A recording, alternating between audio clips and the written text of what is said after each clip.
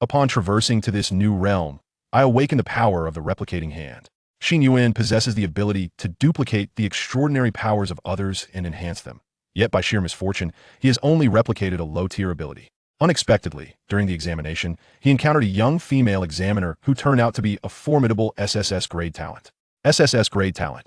Ice Age replication successful. Has reached the pinnacle, unable to evolve further. Consequently, from that moment onward, D-grade talent, seeker of existence replication successful, evolved into S-grade voice of all things. One extraordinary ability after another converged within him, and soon, a divine being descended, bringing devastation to the world. Yet, he reached out to touch the divine embryo, filled with sacred essence. The replication was initiated. In that instant, the unique aura of divinity manifested upon him. With each step, he ascended to the heavens. A god among mortals. Hey, I merely possess a few more skills.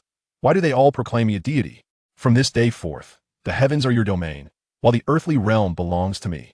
Chapter 1. The Online Goddess at the College Entrance Examination Site. The college entrance examination commences. All candidates, please ascend the stage in an orderly fashion. At the sound of the examiner's authoritative call, Xin Yuan felt a knot tighten in his heart as he sat below. Observing the excited youths around him, their eyes shimmering with ambition and dreams, he couldn't help but sigh. It's like pushing a duck onto the stage. Isn't going up supposed to be a colossal embarrassment? Xin Yuan sat below, idly fiddling with his hands, muttering to himself. He had already been in this realm for a full week. During this time, he realized that, overall, this world bore little difference from the one he once knew, the most significant distinction being that some individuals possess superpowers. The current assessment for superhumans is akin to the college entrance examination of his former world, holding immense importance. Travelers often possess a golden finger system, and he is no exception. However, replicating hand system. Upon physical contact, there is a chance to duplicate the talents of other superhumans and enhance them to a certain extent. It sounds incredibly impressive, evoking a sense of being the chosen one. Yet, a dilemma arises. Impressive skills come with cooldowns, and this particular skill can only be utilized once a day with a notably low success rate. Having been here for a week, he has been attempting to forge connections with various individuals, striving to replicate their abilities, but to date, he has succeeded only once. Ability, energy chain, rating, E. Description, can condense internal energy into a bundle and project it outward like a chain. This is the sole ability he has successfully replicated, and through Xin Yuan's own enhancements, its power has ascended to a formidable D grade. Specifically, he can now simultaneously wield 7 or 8 energy chains to fight on his behalf, creating quite a spectacle. Lifting his gaze towards the assessment arena, he observes numerous candidates striving to impress the examiners with their prowess. Watching the immense fireballs and the colossal, ethereal, beastly figures, Xin Yuan's lips twitch in response. This examination venue appears to be extraordinary. Those who can grace its presence possess remarkable talents and formidable, promising abilities. In comparison to them, Xin Yuan feels as if he has donned a garb of lowly wares at a high society banquet. Goodness, what is this inexplicable sense of inferiority? While he is lost in such thoughts, his phone, which has been tightly gripping, suddenly vibrates. Upon unlocking the screen, he discovers a message from a friend. Yogurt Stick. Hee, how are things on your end? Is it about to begin? Good luck. This individual is a friend he made while playing online games over the past 7 days. Yogurt Stick is her online alias, seemingly a girl, and currently the only contact on Xin Yuan's phone. Having traversed into this unfamiliar world, devoid of acquaintances, Xin Yuan often engages in conversations with this unseen online friend. After all, communicating through the internet offers a semblance of safety and alleviates the awkwardness of his social anxiety. After some contemplation, Xin Yuan replies, "Not much, it's about to start. I have a feeling my abilities are the weakest here. I'm basically out of luck." Moments later, a response arrives. "Yogurt Stick, it's all right. Although energy chains are not of a high grade, your ability is a variant, isn't it? It differs from ordinary energy chains, and perceptive examiners will surely recognize its worth." Following a series of comforting words, she accompanies her message with a rather amusing emoticon, suggesting she is a quirky and spirited young lady. Variants aren't particularly useful. The examiner will undoubtedly remark that they are merely energy chains, and even if they possess some unique variations, their potential is still limited. Better to return home and farm. Sighing, Xin Yuan indulges in a touch of self-deprecating humor. "Yogurt Stick, don't be disheartened.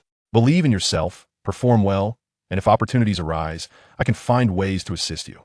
Yogurt Stick, I have matters to attend to here, so I won't chat any longer." Glancing at the message from her once more, Xin Yuan smiles and shuts off his phone. Regardless, he must make an attempt. After all, passing this assessment would grant him entry into a prestigious academy, where all expenses would be covered. Having traversed into this realm without substantial funds, if he were to wait a year for another examination, he might find himself subsisting on nothing but the cold winds of the northwest. The sun blazed high in the sky, radiating intense heat. Each candidate exuberantly showcased their youth in the expansive arena. Yet, beneath this scorching sun, one area stood out as particularly incongruous.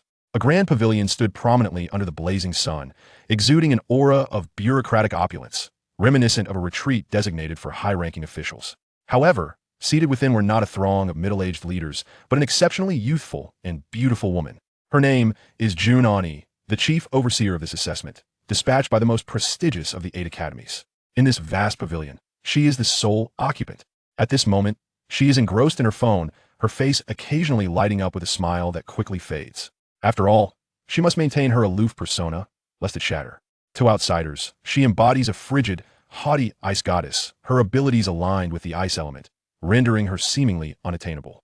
This trepidation she harbored towards her, while it spared her from numerous troubles in daily life, rendered her existence profoundly solitary. In truth, her disposition was not as reclusive and unapproachable as it appeared. Therefore, during her leisure moments, she clandestinely engaged in gaming to unwind, her online teammates remaining oblivious to her identity, allowing her a modicum of freedom.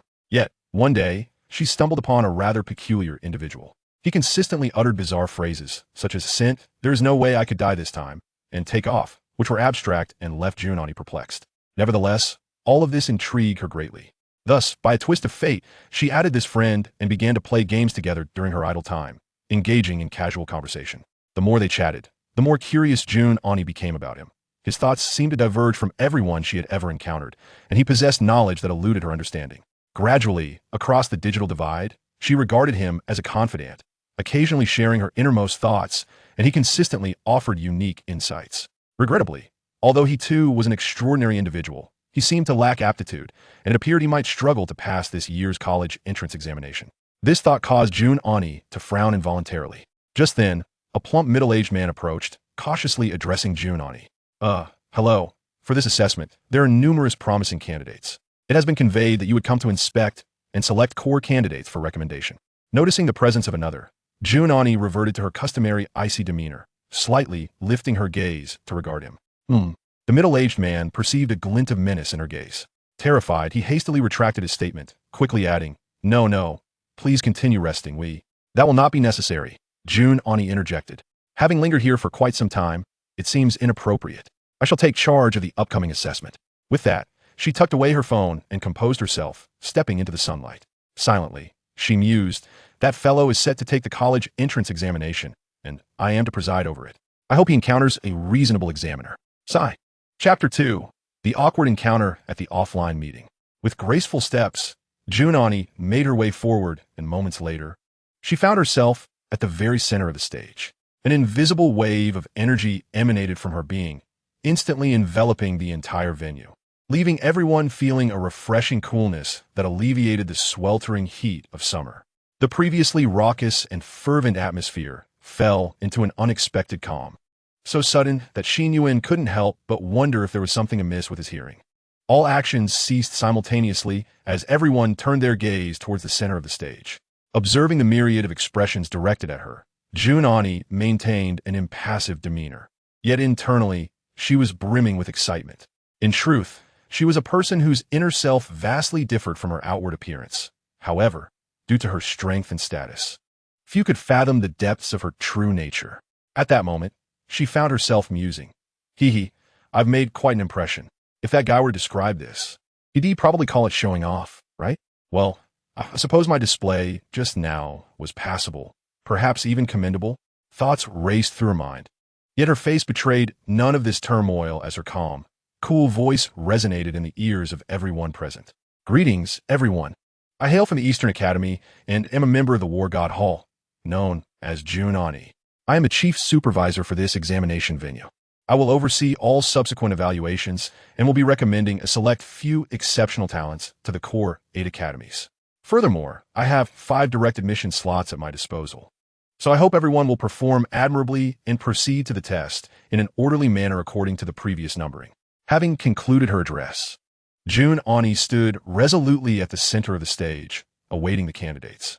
As her words faded the examination area erupted into a cacophony even louder than before, with numerous candidates swiftly surrounding the evaluation platform, eagerly anticipating the opportunity to showcase their abilities. This examination venue was among the elite assessment zones, and all who arrived here were far from ordinary students. In terms of superhuman abilities, they were all top tier. While they might not yet be familiar with the name Jun Ani, they certainly understood the weight it carried. The 8 Superhuman Academies. Such a name was undeniably tempting.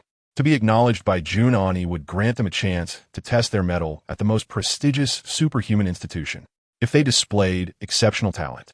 Jun Ani indeed held the power to offer them direct admission. All candidates brimmed with confidence, their spirits high as they readied themselves to demonstrate their prowess. Except for one individual, the sole underperformer in the crowd, Xin Yuan, who sat in a shaded corner, staring blankly at Jun Ani's haughty figure on stage. His mind fixated on a single word, doomed. Originally, there were 5 testing platforms in the venue. His gaze flitted among the 5 main examiners, desperately seeking one who appeared amiable enough to allow him to muddle through. Suddenly, a woman, a prominent figure, arrived and commandeered the proceedings entirely. Such a unique presence would surely be stringent and exacting. How could his so-called energy chain possibly pass muster? It seemed impossible. One after another, prodigious talents ascended to the stage, radiating fervor as they showcased their unique abilities before Jun Ani. Each candidate wore a mask of excitement, hoping not only for a chance at direct admission, but also to impress such an ethereal beauty. Yet, given Jun Ani's unparalleled talent and discerning eye, the abilities displayed by these prodigies were merely average. She remained oblivious to their fervent gazes, diligently fulfilling her duties. Finally, Xin Yuan approached the testing platform with an unflinching demeanor, feeling as though he was merely going through the motions. Having heard Jun Ani's stringent evaluations of the other candidates, he had already resigned himself to the notion that he was merely there to fulfill a formality. Observing the manner in which he approached, Jun Ani's brow furrowed slightly. The previous candidates had all aimed to leave a favorable impression, walking with an air of confidence. Yet here stood this individual, seemingly lackluster, glancing about as if he were perusing a market. However, she refrained from commenting and simply asked, "Please introduce your ability and its current development status." Xin Yuan nodded, adopting a nonchalant posture as he replied, "Greetings, leader. My ability is the energy chain, which I have yet to develop." With his heart already resigned to failure, he had no intention of performing well. He merely sought to exit the stage with minimal embarrassment. What? Jun Ani was taken aback, momentarily believing she had misheard. The energy chain? The talent level seemed rather meager. And what was with the pride in admitting it was undeveloped? Was this individual devoid of any sense of shame? Moreover, wasn't this ability similar to that of someone she knew? Lost in thought, she was abruptly interrupted by Xin Yuan's voice. "My energy chain is a variant. I can control multiple chains simultaneously, and the attack range is relatively extensive." As he spoke, he summoned 5 or 6 energy strands to orbit around him. Jun Ani's mind was still preoccupied with her online acquaintance, and she instinctively replied, "Even if the energy chain possesses some unique variations, its potential remains limited." "You should wait." Realization struck her suddenly. The words she had just spoken sounded eerily familiar. Hadn't that online friend mentioned something similar? Furthermore, that individual also wielded the energy chain, with similar variations. In an instant, Jun Ani's mouth fell open, her pupils dilating in shock as she gazed at the uniquely behaving man before her. No way. Could this be their first offline meeting? "Wait, what is your name?" she inquired. "Huh?" Xin Yuan, perplexed, had initially intended to exit the stage, but reluctantly answered, "Xin Yuan." Jun Ani thought to herself in frustration, "Damn it, this is useless. I never asked for his real name while chatting online. We only used usernames. Should I ask for his online alias? Would that be too odd? What to do? Xin Yuan stood on the stage, utterly bewildered. Was this woman unwell? Her expression fluctuated wildly as she scrutinized him, yet she remained silent. What was her intention? If he was going to pass, she could at least provide some clarity. Standing there was utterly humiliating. Little did he know, however, that at that moment, everyone present was equally perplexed. Candidates whispered among themselves, "Why is the goddess so fixated on this underachiever?" The supervising leader thought, "Whatever happens, don't let anything go awry." June Ani was mentally frozen. Chapter 3. A Life from Europe and Africa, SSS Class Talent Successfully Copied. Cough cough. Realizing she had momentarily lost composure, June Ani cleared her throat softly and restored her previous tranquil expression. After much contemplation, I finally spoke. The abilities of mutants are indeed rare. Therefore, please take your position here for the moment, and we shall make a decision shortly. As I gestured with a delicate hand, I indicated for Xin Yuan to move to a certain spot where two individuals were already standing. This seemingly simple arrangement tightened the hearts of all present, particularly the man and woman stationed there, whose brows furrowed in concern. They were the two individuals with the highest innate abilities from the previous assessments. Although June Ani had not explicitly stated it, many in attendance tacitly acknowledged that this was a designated area for candidates with guaranteed admission. The crowd soon turned their gazes toward Xin Yuan. Him? What gives him the right? With an E-grade ability, even with a mutation, he could never reach the level of guaranteed admission. This is nothing short of blatant favoritism. In an instant, all eyes were on Xin Yuan, filled with disdain, hostility, and a myriad of other sentiments. Xin Yuan himself was taken aback. He had not anticipated such a turn of events, that he had not been outright eliminated. A glimmer of hope was certainly a positive development. Without further hesitation, he pondered briefly before tentatively extending his hand toward June Ani, saying, "Thank you for this opportunity." Simultaneously, the power of replication was activated. He had yet to utilize today's copying opportunity, and considering June Ani's stature as a prominent figure, Xin Yuan decided to test his luck with her. Although the success rate was exceedingly low, and he surmised that the higher the level of talent, the lower the chances of success, he thought, what if? However, this gesture genuinely astonished everyone present. June Ani stood frozen, staring at the outstretched hand, her mind a whirlwind of confusion. This person had audacity unparalleled. Since her earliest memories, no unfamiliar male had ever dared to initiate conversation, let alone engage in direct physical contact. As the leaders of the academy exchanged glances, contemplating whether to intervene in Xin Yuan's audacious act, they were acutely aware of June Ani's esteemed status. Who was this bold newcomer, acting so recklessly? Meanwhile, the male students in the audience stared wide-eyed at Xin Yuan, as if he were a deity. After all, to brazenly undertake what everyone else desired yet feared required considerable courage.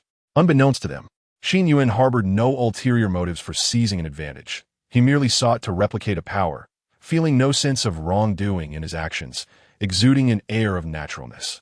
Then, an event occurred that left everyone utterly astounded. June Ani, head bowed, revealed no emotion, yet her arm gently lifted, her small hand softly clasping Xin Yuan's. In that instant, it seemed as though Xin Yuan heard countless hearts shattering. Yet, he had no time to dwell on the thoughts of those around him, for the familiar notification of replication failed did not echo in his mind as usual. Instead, it was replaced by a magnificent proclamation: replication successful, acquiring SSS-level talent. Ice Age. Automatically enhancing talent. Talent level at its peak, unable to be elevated. Attempting to break through limitations, breakthrough failed. A cascade of messages resounded in his mind. After a brief moment of astonishment, a wave of elation surged within him. Had he truly succeeded? The level was astonishingly high. Could he finally experience the thrill of being a life-risking dog? Moreover, the woman before him possessed an SSS-level talent. Had he encountered a prodigy from another realm so effortlessly? His luck seemed boundless. Surely it would not come at the cost of his lifespan.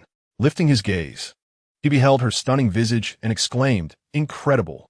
June Ani's hand was firmly held by Xin Yuan, and in her moment of blankness, his words jolted her back to reality. Subtly withdrawing her hand, she nodded, her posture slightly rigid. After all, she was quite flustered, unsure how her hand had come to move on its own. Her mind a complete void.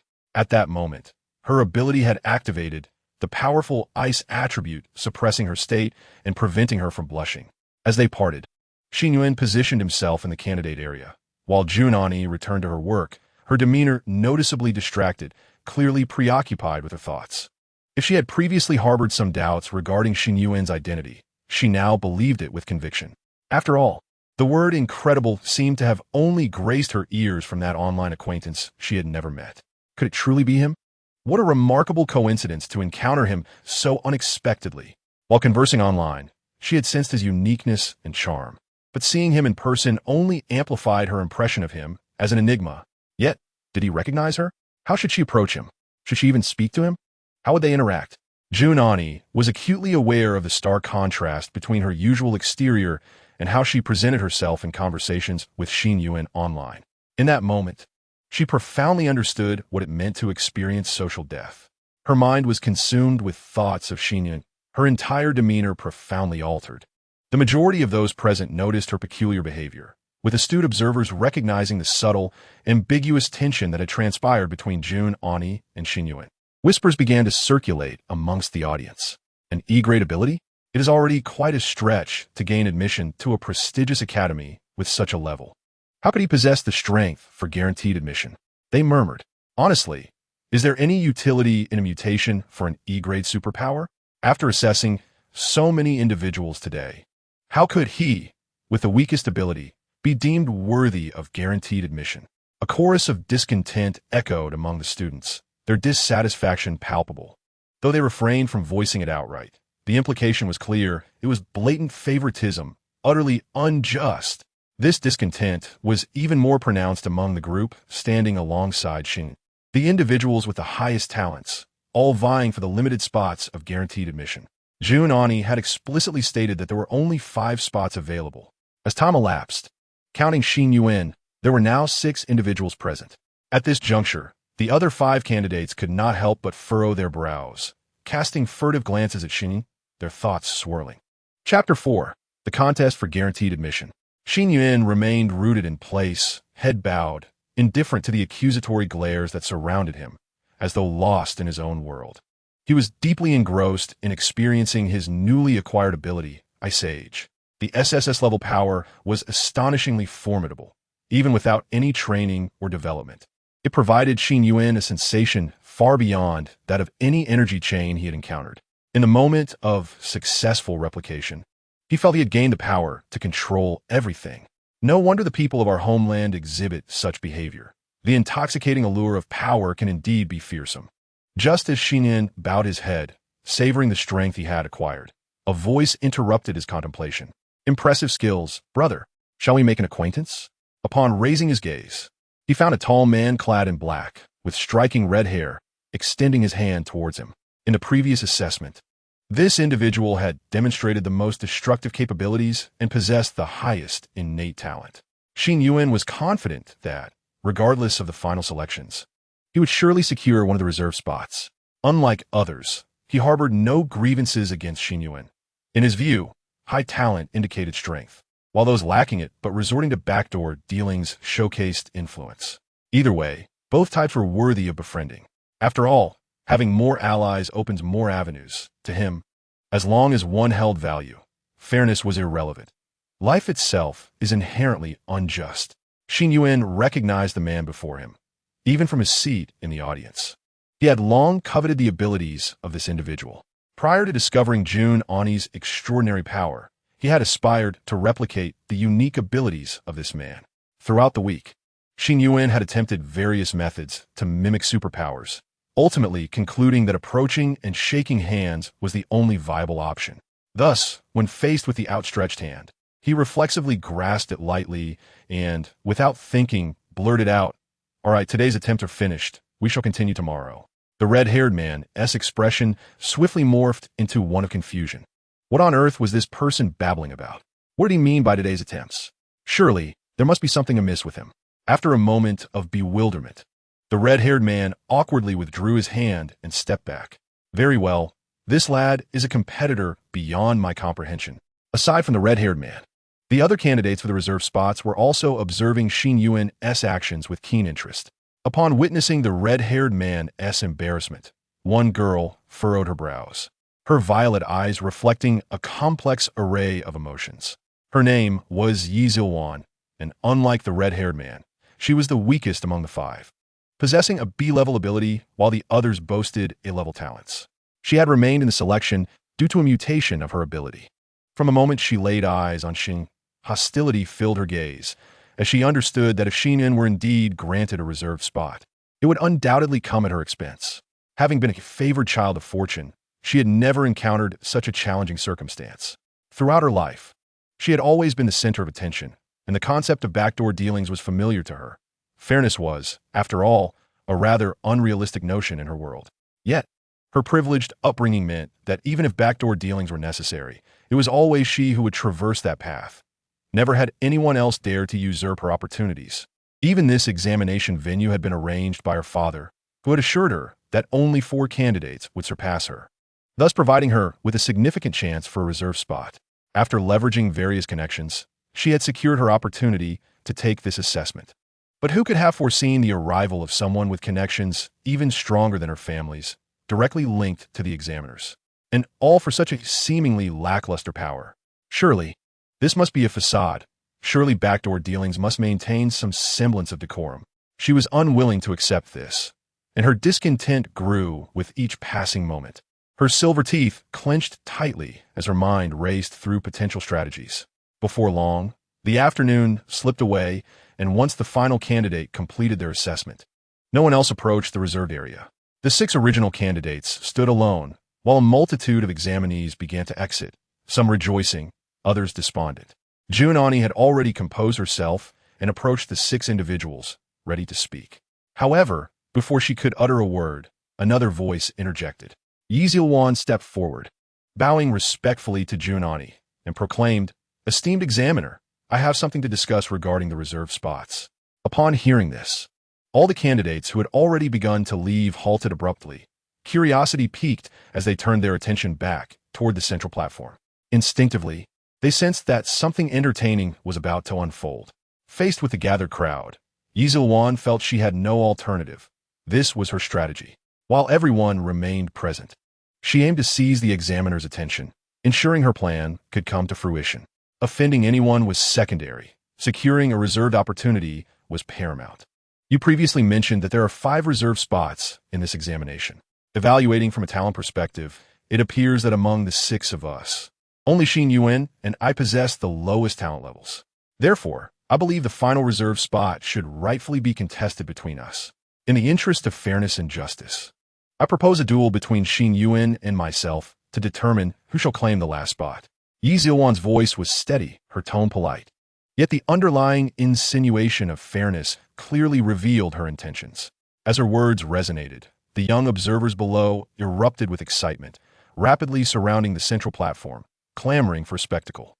Junani, upon hearing this, finally realized her actions had been misconstrued. She had retained Xin Yuan not with the intention of reserving a spot for him. She was acutely aware that an E-level talent could never meet the requirements for reservation. Her intention was solely to facilitate a conversation with him post-assessment, wishing to offer any resources within her means to assist him in entering the academy as an ordinary student. After all, there were indeed cases of low-level talents who had achieved remarkable success through sheer determination. However, it was evident that Xin Yuan had misinterpreted the situation, leading to the current chaos. Young people, after all, thrive on excitement, and Xin Yuan's words had set the scene ablaze, with whistles and jeers erupting from the crowd, rendering even the supervising teachers unable to restore order. Bravo, fair maiden. The prowess of superhumans must ultimately be gauged through combat. Let us witness a clash of skills. Show him what you're made of. Hey, you dare not accept the challenge? Don't shy away. Face it head on. If you can't muster the courage, then just step aside. Listening to the cacophony below, Junani's brow furrowed, a twinge of guilt surfacing within her. Her failure to clarify her intentions beforehand had resulted in this misunderstanding, undoubtedly causing Xin Yuan considerable distress. The myriad voices from the crowd clearly expressed discontent toward Xin Yuan, yet he had done nothing to warrant such vitriol. This scorn was entirely unwarranted. In that moment, Junani felt her face grow warm, and she hesitated to meet Xin Yuan's gaze. Just as she pondered how to defuse this debacle, a languid voice broke through, leaving her momentarily stunned. I have no objections. Shall we commence the duel now? Xin Yuan remarked nonchalantly, appearing utterly unfazed. Chapter 5, E-level overwhelming B-level. The entire venue was taken aback. Having just acquired such formidable power, Xin Yuan himself felt uncertain, unaware of his true capabilities. Having spent over a week in this world, Xin Yuan had long since adjusted his mindset. As a superhuman, engaging in combat with others was an inevitability. Although the identity of the superhuman's adversaries remained unclear, he prepared himself mentally for the challenges ahead. It was fortuitous that someone was willing to step forward and train with him, allowing him to become familiar with his abilities at a quicker pace. Furthermore, it was inconceivable to back down when a woman had openly issued a challenge, especially with so many witnesses present. Upon uttering these words, the surrounding cacophony of noise momentarily quieted, as onlookers were taken aback by his audacity. The next moment, however, uproarious laughter erupted from the crowd, albeit this time, the malice that had previously accompanied their mockery had considerably diminished.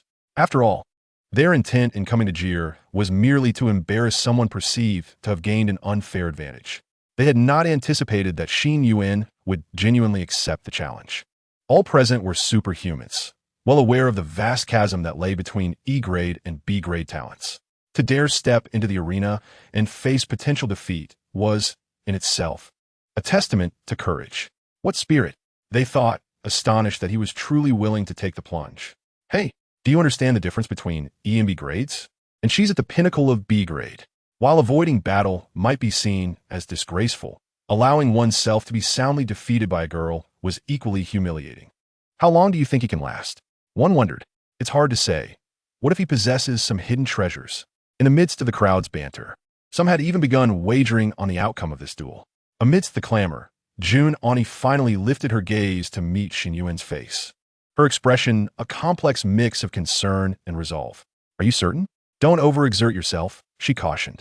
Xin Yuan nodded, signaling his seriousness. Upon hearing this, June Ani sighed softly, refraining from further discouragement. She was not oblivious to the nuances of human nature. She understood that in such a scenario, no amount of explanation would suffice. To withdraw now would be detrimental to Xin Yuan's dignity. She resolved to step in and assist him if the tide of battle turned against him. Meanwhile, Xin Yuan had already positioned herself at the opposite end of the testing platform, her demeanor relaxed and her eyes sparkling with evident delight. To her, her scheme had succeeded, securing a spot for herself through her own efforts. In an instant, the assessment stage transformed into a battleground, each contender taking their stance, awaiting the signal from June Ani, who was temporarily acting as the referee. At this moment, Xin Yuan raised an eyebrow, seemingly struck by a thought, and addressed June Ani in the center. If I struggle to control the power of my abilities, I hope you can intervene promptly. Without hesitation, June Ani nodded. Certainly, the duel will be contained, and I will be ready to protect you at any moment. Standing at the opposite end, Xin Yuan was now fully prepared for battle, also chiming in, rest assured, Xin Yuan, we bear no grudges, and I will exercise restraint in my strikes. Xin Yuan was taken aback by their words, but opted not to clarify. His intention was merely to express that his newly acquired SSS grade ability might be challenging to control, fearing unintended consequences.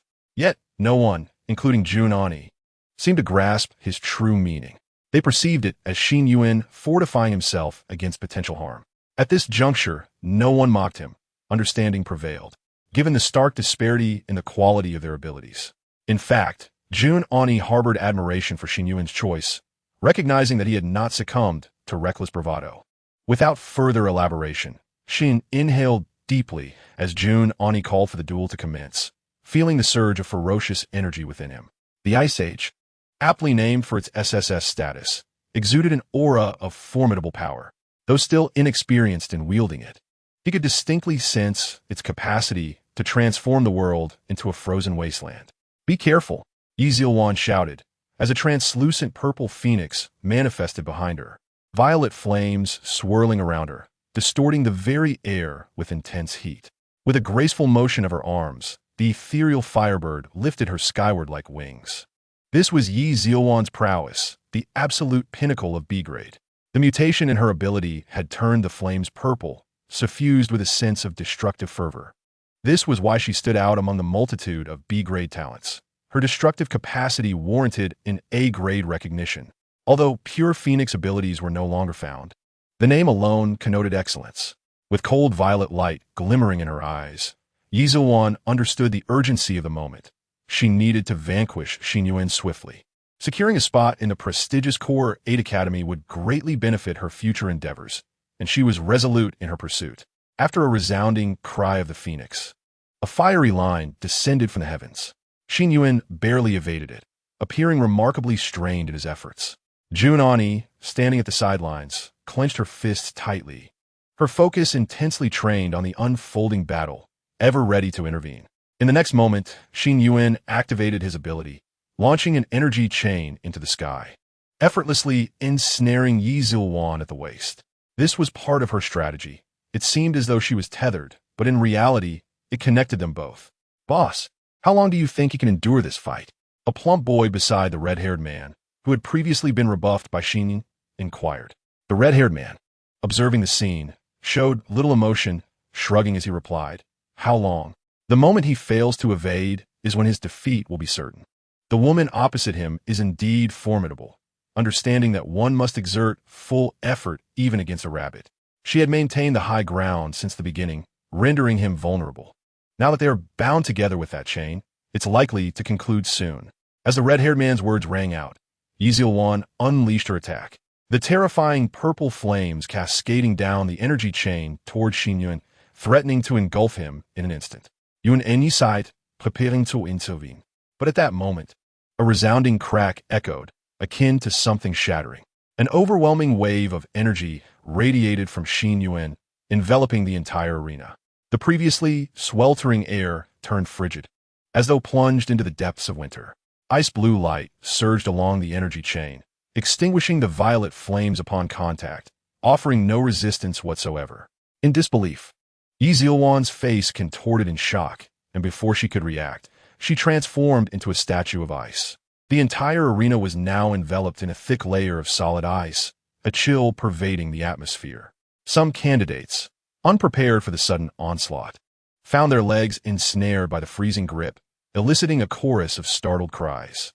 The events transpired in the blink of an eye, leaving many contestants bewildered, unable to comprehend what had just occurred. The red-haired man, who had previously proclaimed the competition would soon conclude, now stood with pupils shrunk to pinpricks, mouth agape, rendered speechless. Upon the stage, Xin Yuan's raised right hand was similarly encased in ice, the frigid tendrils creeping up his arm and neck to envelop half of his face in a shimmering, icy veneer, resembling a delicate blue glass mask. He exhaled slowly, releasing a plume of white frost. "I sincerely apologize. I did mention that my control might not be impeccable." Chapter 6. Confirmation of reserved quotas, a well-deserved victory. Standing at the periphery, Jun Ani lifted her left foot, poised to leap into action, yet hesitated, caught in a moment of indecision. She had intended to rush to Xin Yuan's aid, but the unforeseen calamity rendered her momentarily paralyzed. For reasons unbeknownst to her, the frost seemed oddly familiar, as if it mirrored her own abilities. Energy chains, along with a variant of ice attributes. It reminded her of the time she had awakened her powers, inadvertently freezing a family elder, nearly causing permanent damage due to the extreme cold. Seeing that Xin Yuan was unharmed, Jun Ani lowered her foot, a smile unexpectedly gracing her features. "Thank goodness he's all right." Wait, had she forgotten something? Suddenly jolted from a reverie, she looked up to behold an enormous bird-shaped ice sculpture suspended in the air, tethered to the ice pillar like a kite. Oh no, the girl is still frozen. Xin Yuan dared not drop her. What if she shattered upon impact? While he was uncertain about the laws of this world, he was reasonably sure that murder was still a crime. Jun Ani, initially convinced that Xin Yuan was at a distinct disadvantage, had focused solely on his potential injuries, neglecting the plight of Yuan. It was only now that she recognized her oversight, a sense of alarm welling up within her. With a determined stomp, she shattered the pervasive ice covering the arena, scattering it into ethereal blue sparks, liberating the spectators who had been caught in the frigid embrace. She then sprang into action, severing the kite string that Xin Yuan had been holding, rescuing Yuan from her icy prison. Seeing Jun Ani finally take action, Xin Yuan breathed a sigh of relief. Despite the enhancement of his abilities, holding a living person aloft was rather taxing. Rubbing his slightly sore shoulder, he felt a profound satisfaction with his newfound powers. It took several moments for the audience to fully comprehend what had transpired. The initial gasps of disbelief gave way to an eerie silence, as all eyes turned in unison to Xin Yuan. Had he truly emerged victorious? And in such a decisive manner? Hadn't he been accused of using underhanded means? Not a single one of the numerous spectators who had gathered before the colossal stage had anticipated that Xin Yuan would emerge as the ultimate victor. The strange silence rippled through the crowd until, upon reaching a critical threshold, it erupted into a cacophony of astonishment. How'd he win? That was utterly overwhelming. Is he even human? What was all that about underhanded tactics? Is his energy chain variant ice-based? The exclamations filled the air, as no one had expected to witness such an extraordinary spectacle on this night of assessment. The red-haired man swallowed hard, his mind a whirlwind of confusion, unsure of how to respond. At that moment, the plump boy beside him cautiously inquired, "Brother Hong, is this what you meant by it being almost over?" The red-haired man did not wish to answer. His gaze remained fixed on Xin Yuan, calculating whether he could possibly defeat him. He had observed Jun Ani's anxiety when she believed Xin Yuan was in danger and her immediate composure once Yi Zilian was frozen. The disparity in their treatment was stark. In his eyes, Xin Yuan now possessed both strength and connections, an extraordinary presence that was hard to overlook. Xin Yuan stood there, feeling a twinge of ennui. Although the gasps of admiration around him fed into his vanity, he did not wish to remain the center of attention for long. At last, the ice encasing Yi Zilian melted, leaving her dazed on the ground. It was fortunate that Jun Ani was present. Otherwise, she might have faced life-threatening peril that day. After a prolonged moment of recovery, she gradually lifted her head to gaze at Xin, her expression a tumult of fear, shock, confusion, and regret, ultimately dimming into resignation. In that instant, she had felt the chilling breath of death for the first time in her life. She realized she had underestimated him. All her previous confidence and joy had dissolved into bitterness. There was no room for debate. She would not delude herself with excuses of carelessness. She had lost, and that was the undeniable truth. She could only lament her inadequacy, having let down the hopes and efforts of her family, resolutely suppressing her tremors. She stood up and simply stated, "I concede, your reserve quota is well-deserved." With that, she turned away, intending to leave the stage in solitude. Observing her demeanor, Jun Ani spoke up, "Hold on, there was a misunderstanding. I never intended to grant Xin Yuan a reserve quota. I merely wish to keep him around for now. Your talent is commendable, a variant type I have never encountered before. It would be a shame to let you go. I will find a way to secure another reserve spot from the academy. I am certain they will oblige." Although she was not particularly fond of Yi Zilian's cunning and aggressive demeanor, she recognized her potential and felt responsible for the situation. After speaking, she turned her gaze towards Xin Yuan, who was now absently toying with an ice crystal. "Why didn't you reveal such formidable abilities earlier?" Huh? Xin Yuan chuckled awkwardly, responding with a hint of resignation. No, truly, it's still your prowess that shines." Jun Ani raised an eyebrow, momentarily baffled, choosing not to press further. After all, if Xin Yuan were indeed her online acquaintance, his penchant for cryptic remarks could very well be a quirk of his identity. Turning to the gathered candidates below, she proclaimed, "All right, the assessment has concluded. Except for those with reserved spots, I request that everyone else exit promptly." Jun Ani began to oversee the exodus, while the other candidates designated for reserved spots rejoined her on the stage, now standing beside Xin Yuan. However, their gazes had shifted. No longer did they regard him with disdain, but rather with admiration and curiosity. Yi Zilian stood quietly at the edge, her head bowed, exuding an air of dejection that suggested she had endured considerable setbacks. Xin Yuan gazed into the distance at the setting sun, devoid of any inclination to engage in casual conversation with those around him. He was not a loquacious individual. This world felt alien to him, and he was unfamiliar with the people, possessing little to share unless it pertained to the replication of others' abilities. With this thought in mind, he instinctively retrieved his mobile phone from his pocket, contemplating the sole contact displayed on the screen. After a brief moment of reflection, he composed a text message and sent it forth. "I have passed my assessment and unexpectedly secured a recommendation slot. Some events have transpired, and my abilities have undergone a mutation." In the distance, Jun Ani was conversing with the head of the examination venue when she suddenly felt her phone vibrate. Glancing at the screen, she couldn't help but raise an eyebrow. It seemed she had confirmed it. Indeed, it was him. Chapter 7. The Distinction of Treatment. Sour Milk Stick? I knew you would succeed. Awesome. What kind of mutation is it? Although Jun Ani was aware that the person she was chatting with was Xin Yuan and understood that his so-called mutation pertained to ice abilities, she was not yet prepared to reveal her true identity to him. She feared that her contrasting persona might frighten him away. Thus, for the time being, she opted to feign ignorance and asked a question, though she herself was uncertain about the reason for her cautiousness. Perhaps she simply did not wish to lose a friend with whom she could communicate normally.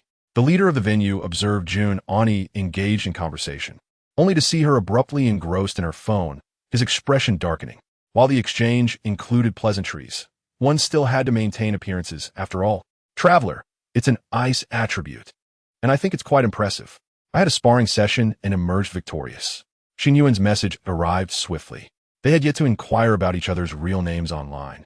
Communicating solely through their usernames, Xin Yuan had chosen Traveler for himself, while Jun Ani went by Sour Milk Stick.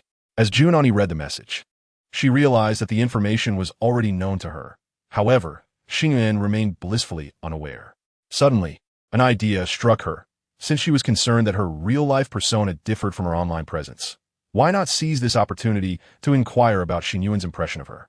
Without hesitation, she began to craft a message to Xin Yuan, her demeanor towards the venue's leader growing increasingly nonchalant as she formulated her thoughts. Sour Milk Stick. That's great. Your examiner seems quite discerning to award you a recommendation slot. Sour Milk Stick. What do you think of your examiner? Are they a decent person? After typing these few words, Jun Ani sighed, feeling an inexplicable wave of nervousness wash over her, akin to the thrill of clandestine endeavors. The leader beside her, accustomed to wielding authority, was taken aback by her behavior. He was used to subordinates flattering him, but here he was faced with someone who seemed indifferent to his presence. Engrossed in her phone, yet he dared not display arrogance towards Jun Ani. He had to continue with the formalities, resigned to the situation. Moreover, he was perplexed by her erratic demeanor. Was something significant happening that warranted her distraction? Soon, Xin Yuan's reply arrived, and Jun Ani eagerly glanced at her screen. Traveler, she's all right, but I can tell she's formidable. Do superpowered individuals retain their youth as their abilities enhance? The examiner seems quite young despite not knowing her age. Yun Eni? With a sudden crash, an icy aura enveloped Jun Ani, the air around her transforming from the sweltering summer heat to a frigid chill, plummeting rapidly to sub-zero temperatures as ice crystals began to form in the atmosphere. Xin Yuan had unwittingly struck a nerve, causing her to lose control of her emotions. Here she was, intending to ask about his impression of her, and yet, in his eyes, she appeared to be an elderly woman. Her eruption mirrored Xin Yuan's earlier outburst. The only difference being her extensive training allowed her to maintain a greater degree of control over her abilities. Otherwise, the surroundings would not merely experience a sudden drop in temperature. With her power, freezing an entire region would have been well within her capabilities. While her lack of control was not catastrophic, the leader beside her was thoroughly alarmed. What had transpired? Had he said something wrong? The portly leader, accustomed to official jargon, had been quickening his speech, sensing Jun Ani's disinterest, yet he had never anticipated that she would erupt so suddenly. His slightly overweight figure trembled in the cold, leaving him uncertain about how to proceed. What's going on? Hearing someone speak, Jun Ani whipped her head up, her eyes radiating an intense, murderous aura as she fixed her gaze on the leader and declared, I'm fine. Continue speaking quickly. The 6 individuals at the testing station noticed the commotion, glancing curiously in their direction. Xin Yuan, however, had little interest in the gossip. He was not one to revel in such drama. Yet, he found himself puzzled as to why his conversation with the woman online had taken a sudden turn, leaving her seemingly unresponsive. Finally, as the dust settled, in the twilight glow of the setting sun, Jun Ani stood once more before the 6 individuals, her demeanor noticeably askew. Aside from Xin Yuan, who appeared unfazed, the others quickly recognized that the examiner was exhibiting signs of agitation, occasionally casting fierce glances at Xin Yuan. Unfortunately, only Xin Yuan remained oblivious to the subtle hints of her displeasure, leaving the others bewildered. My dedicated aircraft will arrive tomorrow. At this time tomorrow afternoon. Remember to gather here punctually. Tonight, you may briefly update your families. There is no need to bring anything, as the Academy will provide everything you require. You have all secured recommendation opportunities, bypassing the cumbersome procedures of signing contracts and interviews. However, in a few days, there will be a comprehensive assessment for all recommended candidates. Leaders from the core, 8 academies, and various superpower organizations will be present, so make sure to perform well. It will be beneficial. Though she was seething with frustration, Juanani's mind remained clear as she conveyed all necessary information to the 6 students, allowing them to depart. Upon hearing that they could leave, Xin Yuan wasted no time, eager to return home and indulge in video games. Meanwhile, the previously red-haired individual had rekindled their intentions to be appointed as an examiner in such a place. One can be assured that the individual is no ordinary person. It is imperative to find a way to establish rapport quickly. Thus, the red-haired student hastened forward and addressed Juanani with a smile. "Greetings. There is nothing pressing at home, but I have some inquiries concerning my abilities that I would like to discuss with you." At that moment, Juanani was observing the cheerful departure of Xin Yuan, feeling a hint of annoyance. Upon hearing the student's words, she turned her head, gazing curiously at the red-haired figure, and inquired, "Who are you?" The student, taken aback, stammered, My name is Chi Hong, and I am one of the students who received a direct admission. Let us postpone this discussion. I am solely responsible for the assessments today and will not engage with students." Juanani replied curtly, turning away to call out to the already distant figure of Xin Yuan. "Xin Yuan, please wait. I have some matters regarding your abilities that I need to discuss with you." Chi Hong, bewildered, thought to himself, "Is the act over? What do you mean by treating people differently?" Chapter 8. The Black Card from a Wealthy Patron, which may not bode well. Upon hearing the voice, Xin Yuan instinctively halted, internally lamenting. All he wished was to return home to play games and rest, then prepare to pack his things and leave. After all, since his arrival, apart from basic living necessities, he possessed nearly nothing. He had already depleted his last funds on meals over the past few days and was currently penniless. He didn't even know who owned the place he was staying, as he had never encountered the landlord. Therefore, having secured a spot through direct admission, his only concern was how to escape the burdensome rent. Turning around to face Juanani, who approached him, he forced a smile and said, "Is there something you need? I'm in a hurry to get back." Juanani observed his demeanor with a mix of amusement and exasperation. Though others typically hesitated to approach her, when given the opportunity, they would eagerly initiate conversation. Unlike the man before her, who appeared keen to evade her presence. "Why the rush? I wish to inform you about some pertinent matters," Juanani continued. "I want to return and play games," Xin Yuan replied honestly, feeling no need to conceal the truth from someone who was not one of his former school teachers. Juanani, taken aback by his response, felt a wave of incredulity wash over her. Why could he express such peculiar thoughts with such conviction? Although she had gleaned some understanding of Xin Yuan's character from online interactions, she still found herself slightly exasperated. However, this feeling quickly dissipated as she recalled that Xin Yuan had always played games alongside her. "So, he is eager to play games with me?" The thought sparked an unexpected sense of joy within her. She composed herself, softening her tone. "I won't take up too much of your time. Is there nothing else pressing? Are your family members anxious?" Xin Yuan shrugged. "Not really. I don't have any family or friends." "What?" Yuan Enyi exclaimed, taking aback. "Are you an orphan?" Why is that a reason for scolding me?" Xin Yuan replied. "I generally don't play Yasuo." Juanani immediately recognized her faux pas and quickly covered her mouth, muttering an apology. "It's nothing," Xin Yuan mused. His situation was difficult to articulate, so he vaguely stated, "No need to apologize. In this world, I am indeed an orphan, though perhaps not in the way you might envision."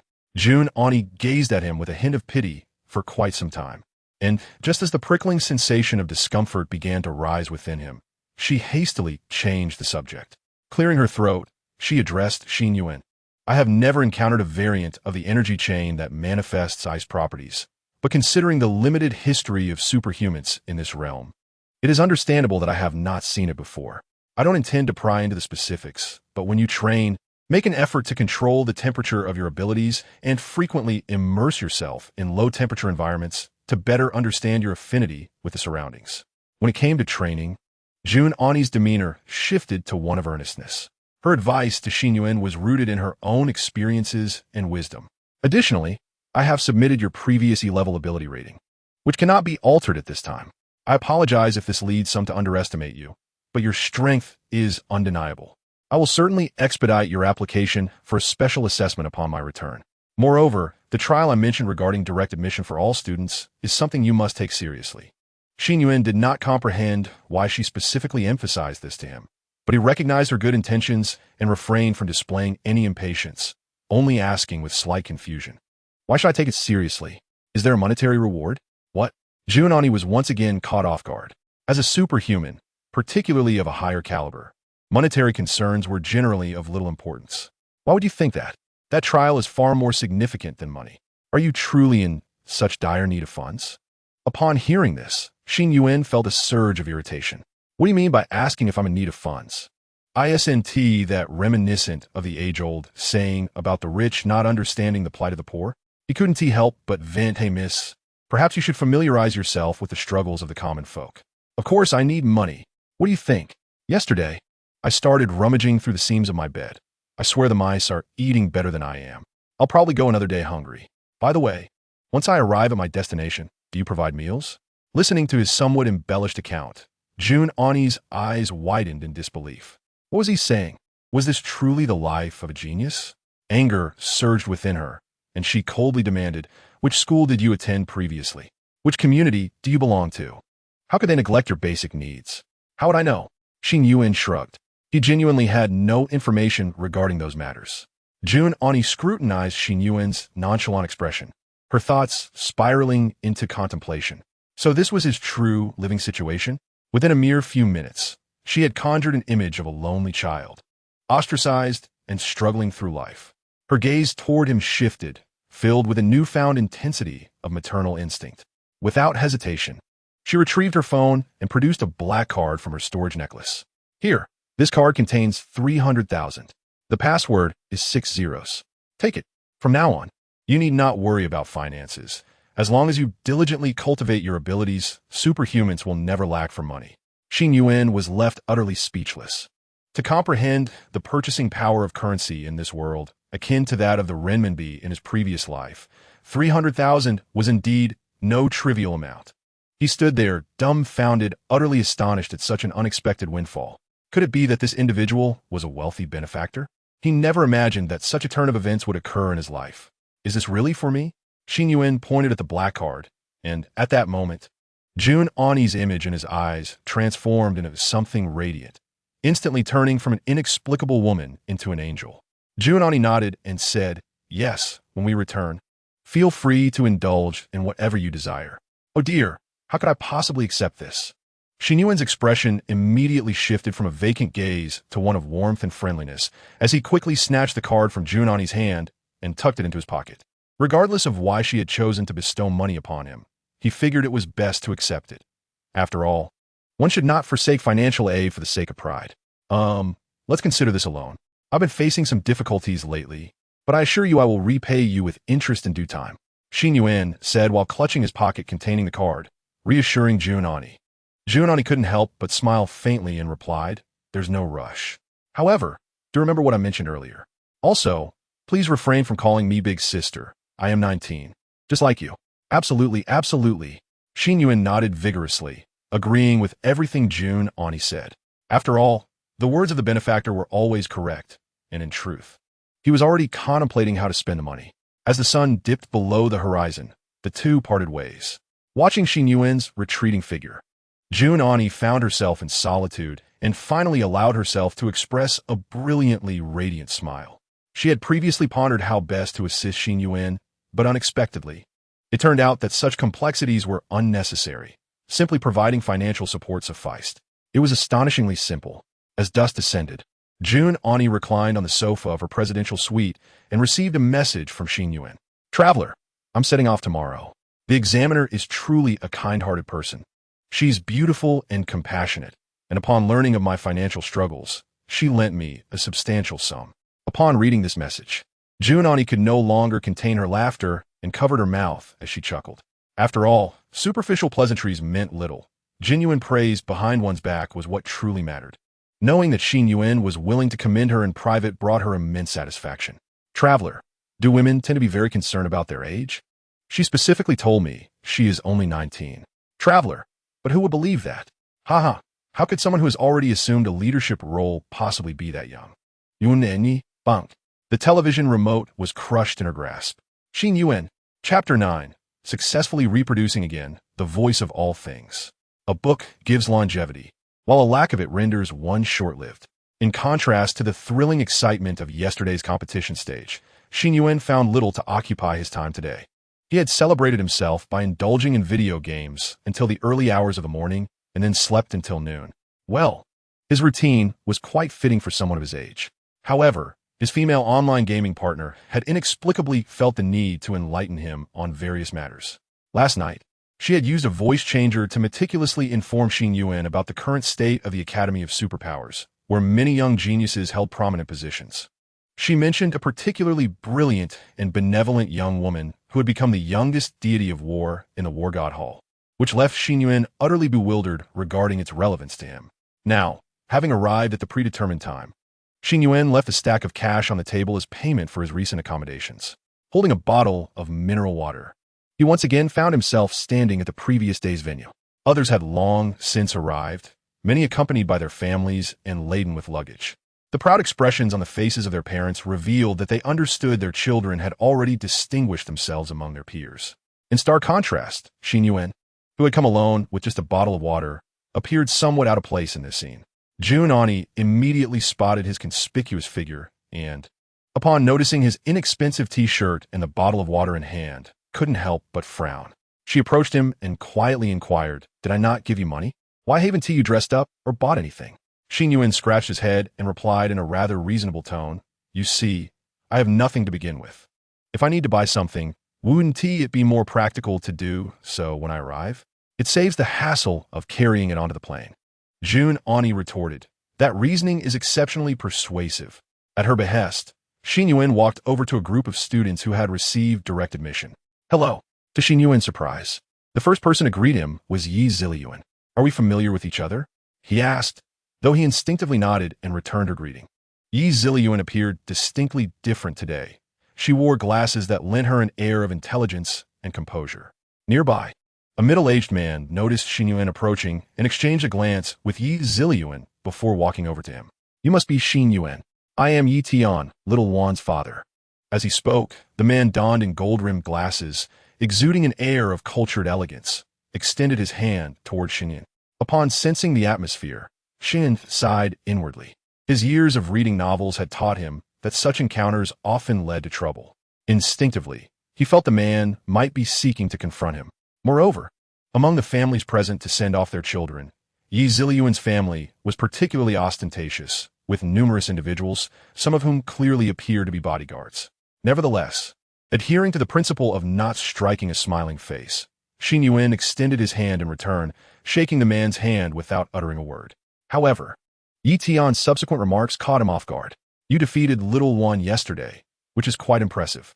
But remember, young people often do not know one another without conflict. I hope you can coexist harmoniously without harboring any grudges." The anticipated confrontation did not materialize. Tian maintained a pleasant demeanor, speaking with great propriety. Regardless of his true intentions, someone who had built such a vast enterprise certainly knew how to present themselves flawlessly. As their hands parted, Xin Yuan quickly nodded and said, "Of course, I harbor no feelings of animosity. By the way, are you a superpower user as well?" Tian paused, taken aback by Xin Yuan's sudden question. After a moment's reflection, he responded with a smile, "I am, but my level is quite low. I possess a D-grade talent. Little Juan's abilities are largely inherited from her mother." Upon hearing this, Xin Yuan's eyes brightened. D-grade? That is quite good. He had contemplated this matter upon returning home.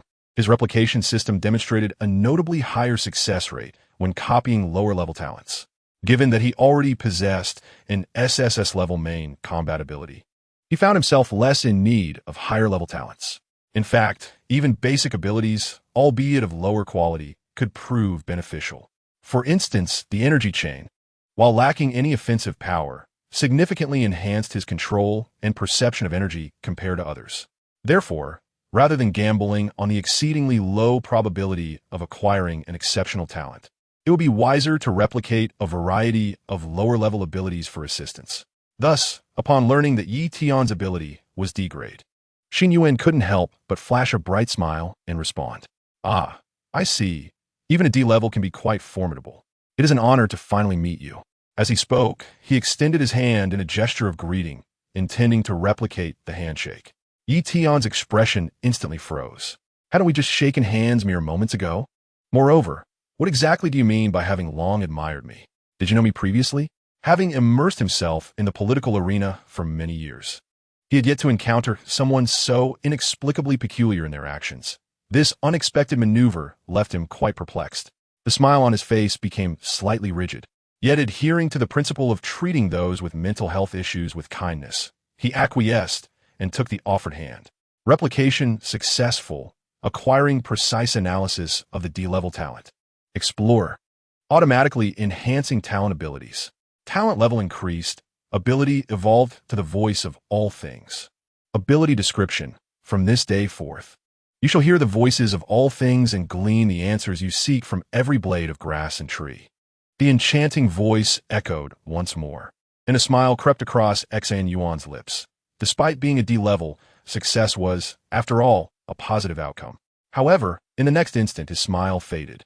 Without any deliberate control, the ability activated passively, plunging him into a cacophony akin to a nightclub filled with speakers as overwhelming noise began to torment his senses.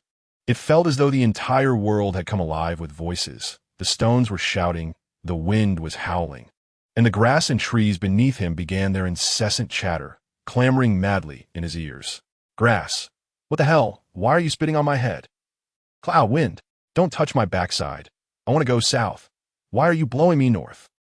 South wind. The north wind lost a bet with me yesterday. Today is my shift, so I'll do what I please. What are you going to do about it? Tree. That dog just urinated on my foot. How annoying. It seems to be a stray from somewhere else. I've never seen it before. It's not local. A cacophony of bizarre voices converged, sending Xin Yuan's temples throbbing, as the sudden mental onslaught quickly escalated to a splitting headache. His complexion turned ghastly pale as he let out a low growl, his left hand clutching his head in agony, while his right hand gripped Yi Tian's even tighter. Sinking to the ground, onlookers, including Yi Yuan, were left bewildered. Junani, Yi Tian, what on earth is happening? Am I being scammed? I haven't done anything. Chapter 10, I cannot articulate it clearly, but seems my ability may have undergone a mutation. Yi Tian's face contorted in confusion. Initially, he had intended to simply exchange a few words, hoping his daughter wouldn't make enemies before even starting school. But was there something amiss with the individual before him? He attempted to subtly withdraw his hand, but it was evident that the other party's grip only tightened, as if enduring some form of torment. Suddenly, a figure appeared before him, as if teleporting. Junani, witnessing the commotion from afar, rushed over, concerned. Are you all right? He asked, crouching beside Xin Yuan with a hint of urgency, disregarding any need for discretion, and grasped Xin Yuan's wrist. Sensing the pulse and energy coursing within, he sought to ascertain if there was any disruption in his abilities. However, upon closer inspection, he found nothing amiss. He lifted his gaze to Yi Tian. I haven't done anything. My abilities lack any combat potential. He has been the one holding my hand. Yi Tian quickly raised his hand, gesturing to Junani, indicating that he truly felt wronged. Moreover, after years of navigating through life, he had developed a keen ability to judge character.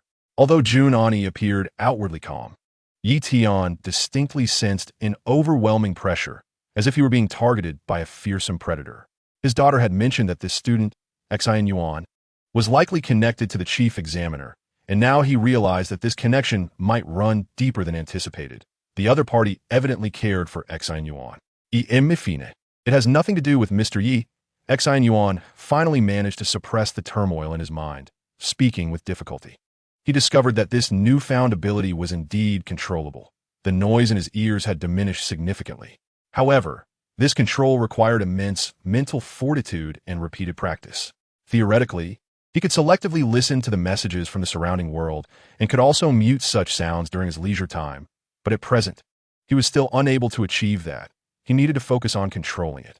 After a long moment of recuperation, he finally stood up, feeling somewhat dizzy, though the cacophony had lessened substantially. Despite the sounds manifesting directly in his mind, he couldn't help but rub his ears. I apologize. I lost my composure momentarily. Xin Yuan released Yi Tian's hand and continued. May I inquire about the specifics of your abilities? Observing the cold sweat on his forehead, Yi Tian realized that the young man had indeed experienced a momentary mishap and was not attempting to deceive him, which brought him some relief. After a moment of contemplation, he replied, in fact, I used to be a police officer. While my abilities lack combat prowess, their nature is quite suited for solving cases. Simply put, my eyes can swiftly analyze every detail of a crime scene, connecting even the smallest clues to reconstruct potential information. This was not a secret, and thus Yi Tian spoke without reservation. What? Upon hearing this, Xin Yuan was momentarily taken aback, but it was Junani who could not contain his astonishment. What sort of ability is that? How can it possibly be classified as merely D-level? Such a talent is undeniably valuable. At this, Yi Tian couldn't help but smile wryly. When my abilities awakened, it was entirely new power, and I specifically reported it to the United Nations for capability assessment. However, information can be exceedingly convoluted and may not always yield useful analyses. Moreover, it consumes an extraordinary amount of mental energy.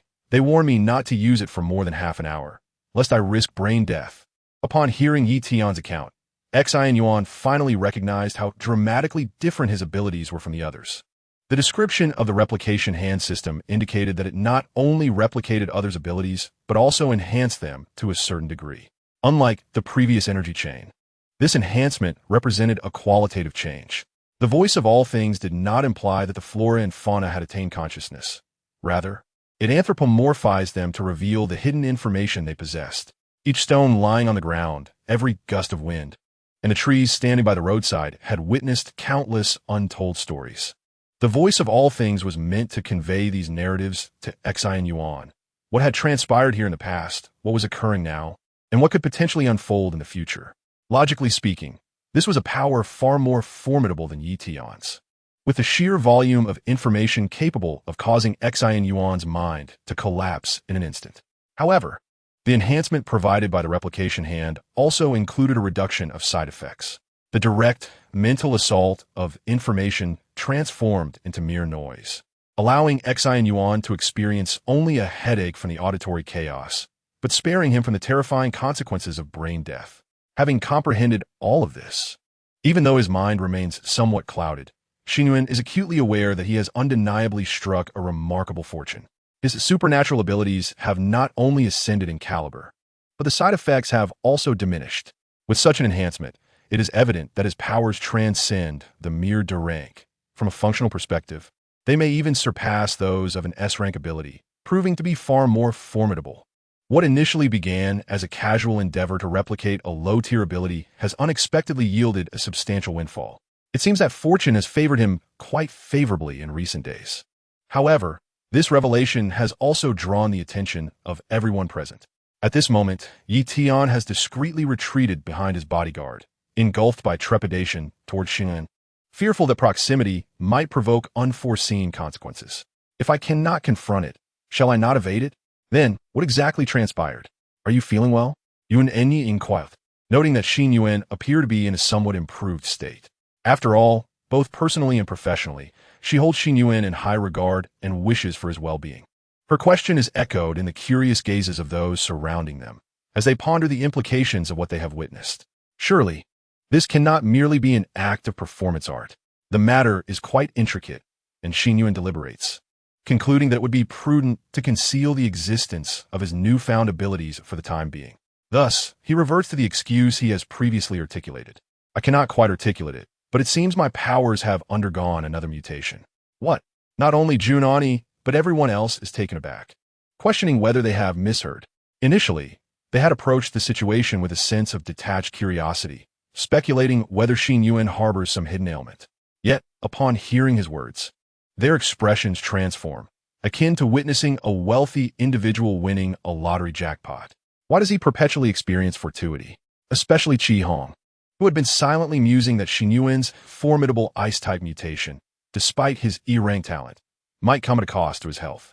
Yet, it appears that not only has he incurred no penalty, but he has also mutated once more? Are you serious? Yuan Enyi passes for clarity. Xin Yuan remained silent, slowly closing his eyes and raising his right hand, attuning himself to the gentle caress of the wind. He must concentrate, dismissing all distractions, to validate this extraordinary ability. Chapter 11. He is undoubtedly a prodigious talent, yet his brilliance has yet to shine forth. With his eyes shut, Xin Yuan solemnly attunes to his surroundings. The wind shall provide me with answers. The rain shall provide me with answers. Every blade of grass and every tree shall furnish me with answers. Come fort. Let me hear your voices. Tree, damn, that dog's urine was pungent. The scent lingers still. Stone, indeed, my friend, it splattered quite a bit on me. Wind, I saw it heading west. I shall guide you to confront it. Xin Yuan, damn it. This ability, when mismanaged, makes it exceedingly challenging to extract useful information. And that dog, which has appeared several times, is somewhat stealing the spotlight. As time passes, his brow furrows deeper as he endeavors to filter out these inconsequential tidbits and focus on his own inquiries. Finally, amidst the perplexity of those around him, Xin Yuan keeps his eyes firmly shut but speaks. The current wind direction is southeast. This cryptic utterance leaves the eagerly anticipating crowd in a state of bewilderment, unsure of its significance. However, shortly thereafter, Xin Yuan's voice resounds once more. In approximately 37 seconds, the wind will shift, changing to due south. Junani is momentarily taken aback, but quickly regains her composure, closing her eyes tightly, tilting her head slightly upwards, and allowing her arms to hang naturally at her sides. Without any command, all the psychics present instinctively mimic her actions with remarkable uniformity. Psychics, particularly those of higher caliber, possess physical attributes and perceptual acuity that far exceed those of ordinary individuals. The wind surrounding them may frequently undergo subtle variations, imperceptible to the unaided senses unless weather conditions are severe. Particularly now, many of the accompanying family members are ordinary people without any abilities, and they might not even perceive the absence of wind. However, most psychics can, especially when they concentrate. Thus, on the expansive playground, an extraordinary scene unfolds. In the midst of a gathering, Xin Yuan stands at the center, eyes closed, right hand raised high, fingers delicately swaying as if caressing something ethereal. Surrounding him, all the psychics likewise close their eyes, immersed in sensation. Meanwhile, the ordinary onlookers observe this spectacle, reminiscent of a ritual, marveling in silence, despite their lack of understanding. No one dares to disrupt the tranquility. Conversations and movements cease spontaneously, and every individual remains utterly still, fearful of shattering the enigmatic atmosphere. It is as though all have entered a meditative state. Even observers hesitate to retrieve their phones for fear that such a minor act might disturb the serenity. The silence is palpable, broken only by the intermittent sound of Xin Yuan's voice. After 1 minute and 35 seconds, the wind direction will revert to southeast.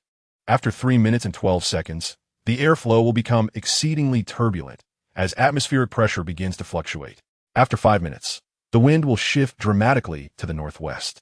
In this hushed playground, every utterance from Xin Yuan is soft, addressing trivial matters, yet each word resonates like a hammer upon the hearts of the psychics.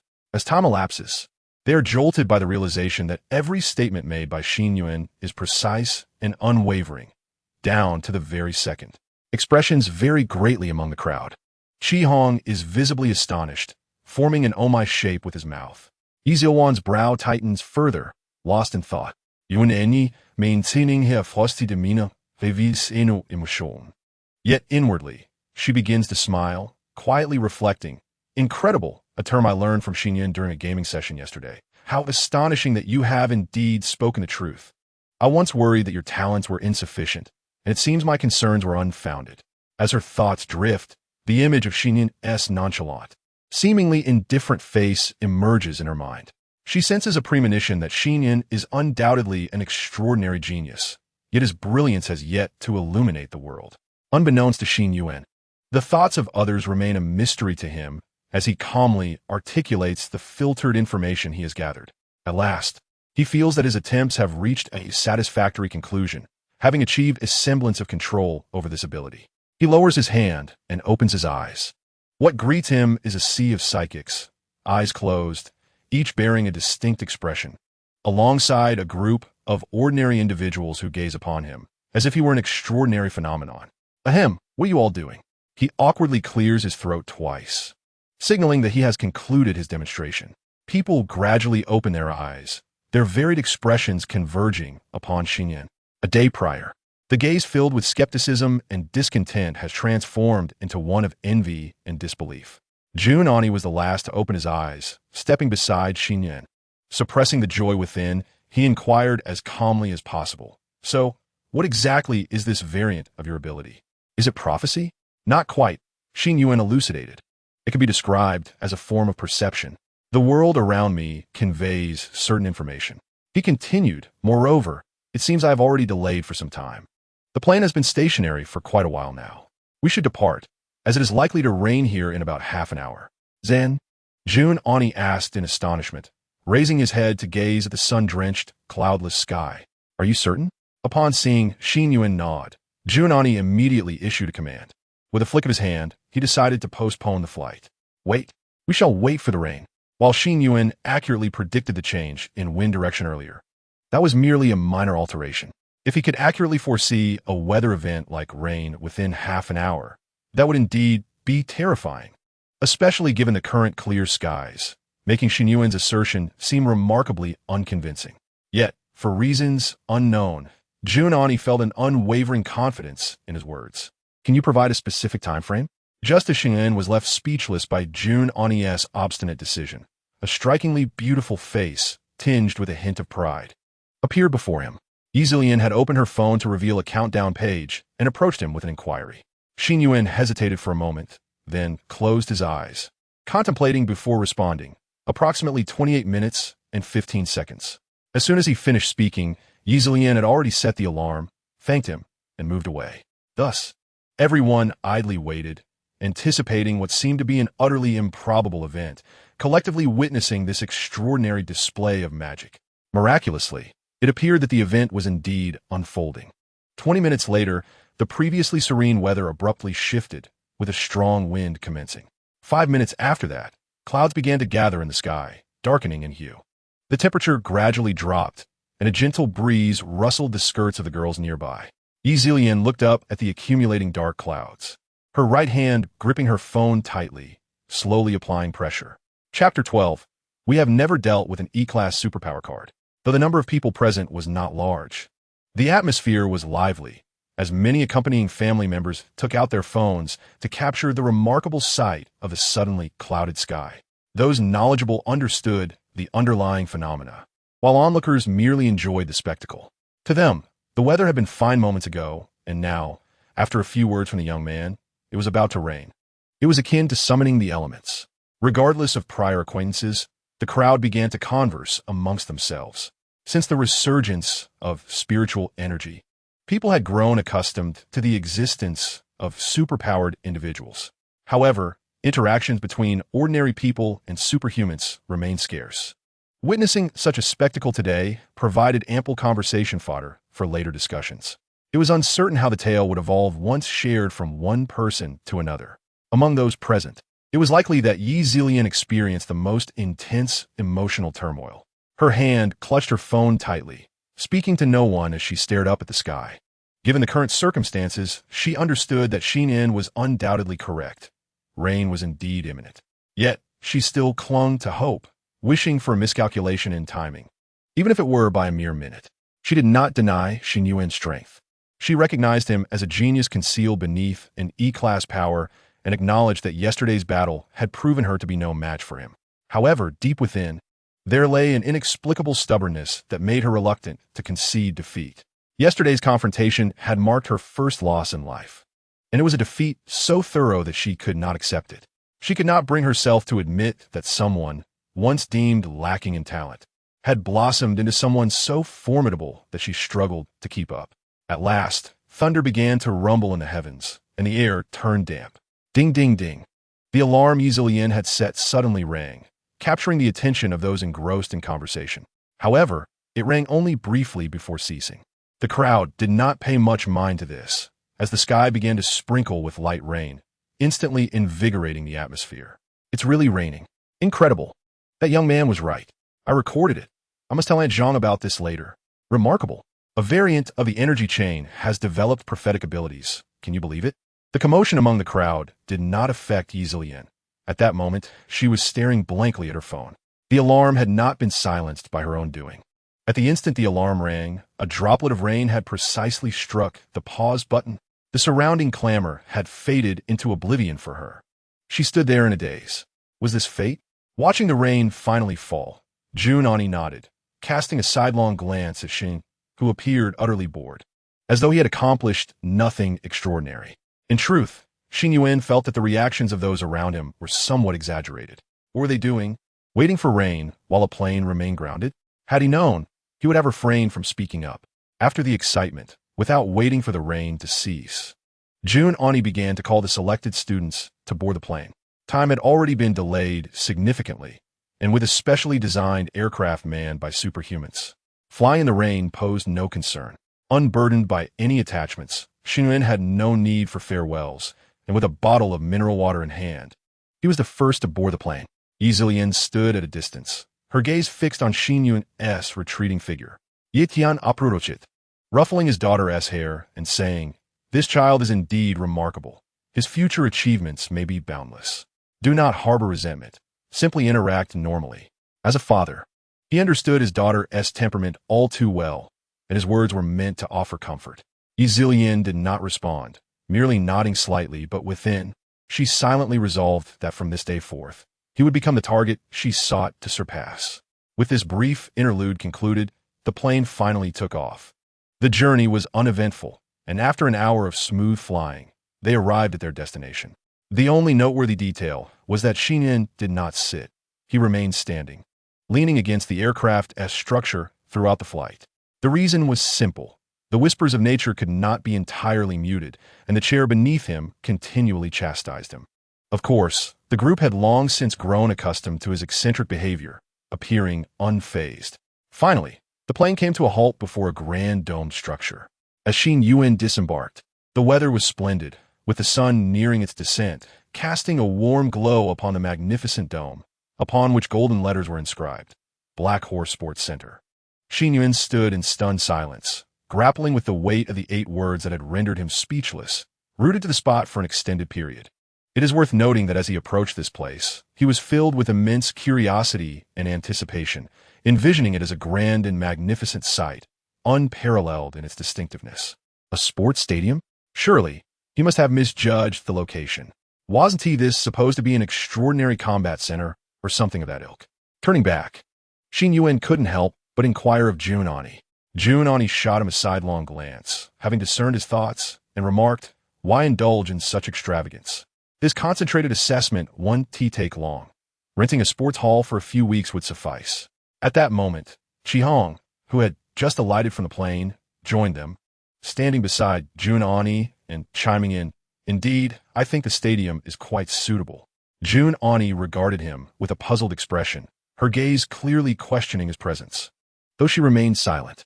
"I see I'm unnecessary," Chi-Hong muttered. All of them stood firmly with their luggage as 2 staff members approached. One held a stack of clothing, while the other carried several registration cards.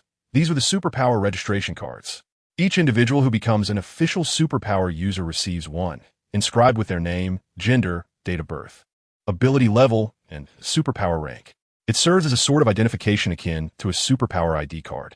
However, for newcomers like Xin Yuan and his peers, who had yet to undergo formal combat assessment, they lacked a superpower rank. The issuance of superpower cards, despite their lack of rank, signified the officials' confidence in their potential and future, a mark of honor and genius. The 6 students present bore expressions of evident joy, although the elation of the other 5 stemmed from the honor, while Xin Yuan's delight was due to the fine quality of the clothing, which he received for free. However, once the items were distributed, Ani's demeanor shifted slightly as she looked up at the 2 staff members and queried, "Why is there one less superpower card? What about Xin Yuan's? We have no precedent for issuing a superpower card for an E-level talent in advance, so we sought to confirm with you first," one staff member replied, bowing slightly, his tone exceedingly formal. Chapter 13. Has a child been abducted? Are there traffickers in another world? Ani regarded the guards silently for a few seconds. As beads of cold sweat began to form on their foreheads, she turned back to Xin Yuan and said calmly, "Xin, please demonstrate." At this moment, Ani felt a surge of anger that perhaps surpassed Xin Yuan's. It was intolerable to see Xin Yuan, possessing such remarkable talent, continuously regarded merely as an E-level. As his mentor, she found it utterly unacceptable. Therefore, she opted for a straightforward approach, letting facts speak for themselves. Xin Yuan was taken aback, not expecting the focus to shift so directly onto him. Even he, despite his naivety, could sense that his examiner seemed quite optimistic about him, treating him with considerable kindness. This was understandable, as he had experienced similar favoritism from teachers towards high-achieving students in his former schooling. Yet, why was this female examiner so eager to showcase him? This felt rather off. He had an inexplicable sense that he was being compelled to perform, as if she were taking undue credit for his endeavors. His initial intention had been to lay low and adopt a guise of humility, but now he found himself inadvertently on a path of ostentation. Nevertheless, he did not refuse. Taking a deep breath, he raised his hand towards the enormous fountain in the artificial river behind the stadium. At a distance of several hundred meters, with a mere gesture, he instantly froze the soaring water column of the fountain. The ice blossomed and reformed into a magnificent sculpture, resembling a bird poised to take flight from afar. The staff members? Staring at the distant ice sculpture, the two attendants rubbed their eyes, frozen in disbelief. The one responsible for distributing the superpower cards hastily lowered his head, fumbling through his storage ring in a flurry. After an anxious search, he finally located the relevant page in his booklet. Lifting his gaze to compare with Xin Yuan's face, then back down to the booklet, he repeated this several times. No, this is the same person. However, the information pre-printed in the booklet clearly stated, Xin, ability energy chain, talent level, note, has mutations. Confirming this, he glanced back at the monumental ice sculpture, utterly flabbergasted. What does this have to do with the energy chain? Awakens. Observing the staff member's expression of despair, she relished the moment and said, enough of this. The information transmitted in that booklet is erroneous. Xin Yuan's ability has undergone a highly unusual mutation. He will certainly require a re-evaluation soon. As for you, you needn't concern yourself with the details. Just swiftly return and arrange for another card. Oh, right away. The staff member dashed off, glancing back occasionally at the ice sculpture created by Xin Yuan. To be fair, it was indeed impressive. Observing the astonished and incredulous expressions of the staff, Chi-Hong and the others could scarcely contain their laughter, their eyes glinting with a sense of schadenfreude. After all, over the past couple of days, they had been witnesses to Xin Yuan's transformation, watching as a seemingly E-level talent morphed into a genius capable of surpassing them. The shock and disparity were quite uncomfortable, yet seeing Xin Yuan now bestow that discomfort upon others somehow eased their own feelings. Examiner, my ability control is still quite rudimentary. Once frozen, I cannot unfreeze it. Xin Yuan pointed helplessly at the distant ice sculpture, addressing Jun Ani. A minor issue, practice will resolve it, she replied nonchalantly, not even glancing in his direction, as she snapped her fingers. Instantly, the distant ice sculpture transformed back into flowing water, cascading down like a suspended waterfall into the moat below. Witnessing Jun Ani's effortless display of power, Xin Yuan felt a jolt of surprise. This woman was remarkably formidable. Although he had emulated her ability, he recognized that, in terms of true strength, he still lagged considerably behind her. Also, please refrain from calling me examiner. You are all about to commence your studies. Simply call me senpai or use my name. As Jun Ani began to speak again, her phone suddenly rang. The moment the distinctive ringtone echoed, her expression shifted to one of sternness. Instantly, everyone could sense her previously cool demeanor transform into an aura of lethal seriousness. Hello? What? Are you certain? How dare they at this time? 2 children? Yes, understood. I'll lead the way to resolve this. After swiftly ending the call, she turned to the staff member and instructed, as soon as the superpowered card returns, you swiftly escort them to their accommodations. I have some matters to attend to. Witnessing the sudden transformation in the attitude of the staff into one of brisk efficiency, they eagerly nodded in agreement. Jun Ani turned back to continue. You all follow him back to your residence and rest for now. If there's nothing urgent, do not venture out. Although she spoke to them, her gaze was fixed on Xin Yuan. After receiving an affirmative response, she wasted no time and transformed into a streak of light, rushing into the gymnasium. Moments later, Xin Yuan reclined on a large bed. Retrieving his phone, he was uncertain of what had transpired earlier. Jun Ani appeared quite anxious. However, it was not his responsibility to ponder, and given Jun Ani's prowess, she would likely handle the situation without issue. He located the sole contact on his phone, Yogurt Stick, and casually sent out a game invitation. Yet this time, for reasons unknown, Yogurt Stick did not respond for quite a while. Perhaps they were preoccupied, Xin Yuan mused, and began playing the game. Just as he entered the game interface, a message arrived. Yogurt Stick. I have something to attend to. I won't be speaking for a while. Yogurt Stick, by the way, I've heard that there was a problem at your assessment location. Yogurt Stick, 2 children have been abducted. The identity of the kidnappers is quite dangerous. Be cautious. And if there's nothing pressing, just play on your phone and refrain from wandering about. What? Xin Yuan stared at the message, momentarily bewildered. In a world brimming with superpowers, kidnappers still existed? This wretched industry had not been eradicated here? He quickly replied, Traveler, how do you know about this? Are you involved in law enforcement? Traveler, who are they? In this day and age with superpowers, tracking down kidnappers should be relatively simple, right? However, after sending the messages, they vanished into silence. Yogurt Stick seemed to be preoccupied with urgent matters, offering no further responses. Gazing at the unresponsive phone and the game that had commenced, Xin Yuan could not help but glance out the window. The night had fallen, devoid of moonlight or stars, enveloping the surroundings in a somber darkness. Why on earth did I have to encounter such a predicament? Chapter 14. The entire world is my eyes before a colossal mirror. Xin Yuan adjusted his collar, taking several deep breaths. He was clad in a combat uniform distributed earlier that day, a superpowered card pinned to his chest signifying his identity. The attire he had previously worn was now discarded in the washing machine after being drenched in rain and subjected to the rigors of travel. One could only wonder if those responsible were aware of the situation. While tidying his clothing, he muttered to himself, recalling the scene of Jun Ani answering the phone. From the fragments of conversation, Xin Yuan surmised that what Jun Ani was about to handle was indeed this matter. To be clear, what caliber of strength does Jun Ani possess? For her to take this matter seriously, it was likely that the adversaries were not mere common kidnappers. Although Xin Yuan felt confident in his capabilities, rationally speaking, he harbored some doubts. What if he were to find himself outmatched? Honestly, if his only power was the Ice Age, he would likely disregard such issues. However, he also possessed the voice of all things. Even if others remained oblivious, he was acutely aware of the extraordinary nature of his ability. Claiming he could stand against over 100 Sherlock Holmes was not an exaggeration. Now, 2 clear paths lay before him. First, venture out and utilize the voice of all things to locate the children, with his prowess, as long as they were nearby. He was confident he could find them. Second, remain and play the game. After all, this was not his responsibility.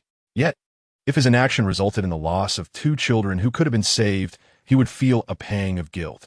Furthermore, in his youth, he had despised kidnappers.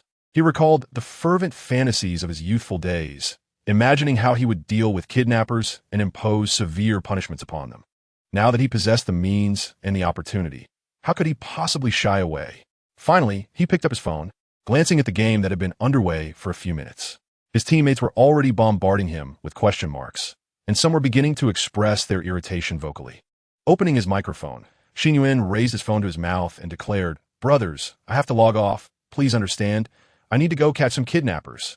After speaking, he reluctantly tossed his phone onto the bed, fearing the loss of the hard-earned points he had just accumulated. "Please don't report me. Please don't ban my account. Sigh. Once I rescue those 2 children, their parents will surely owe me their gratitude. Though, to be honest, as long as they don't try to exploit me, that would suffice." Muttering to himself, Xin Yuan donned his combat uniform and raced down the stairs. Calming his emotions, he gazed at the pitch-black street and the dim lights, then closed his eyes. At such moments, vision seemed superfluous. He needed to focus all his attention on his hearing. The dormant ability was about to awaken once more. Voice of all things, activate. Kidnappers, is it? The entire world is my eyes. In an instant, a cacophony of sounds flooded Xin Yuan's ears, causing him to furrow his brow. Concentrating on the information he sought, he adeptly captured snippets of useful data. Stone. A few people in black and red clothing stepped on me several times. I can't recall how many exactly. Marble steps? I don't know. Don't ask me. In the tranquil night, enveloped in silence, a young man with tightly shut eyes stood still for a prolonged moment, slowly taking a step forward. Xin Yuan's forehead was taut with veins bulging. Searching for people was unlike gauging the wind, as the plethora of information to consider was overwhelming, consuming immense energy. Just a few minutes had passed, yet it felt more exhausting than completing 4 or 5 sets of math problems during high school. Fortunately, he had indeed pinpointed a direction. In the pitch-black environment, with his eyes closed, he moved forward with purpose, as if he had activated infrared vision, confidently navigating his path. Along the way, he deftly avoided all obstacles. Should anyone be nearby, they would be astonished by his remarkable luck. Following a rather peculiar trajectory, Xin Yuan strode resolutely onward. At this moment, he felt unusually calm, entirely focused on the present, devoid of any tension. Upon commencing his search, he realized that the information left behind by the adversaries was alarmingly scant. It was evident they had come prepared. He now fully understood that unless there was another superhuman with similar abilities, conventional methods would never suffice to locate the target. He also recognized that, at present, he had no teammates and could only rely on himself. This night was destined to be a battle that belonged solely to him. On the other side, several figures swiftly darted through the air, quickly converging at a single point.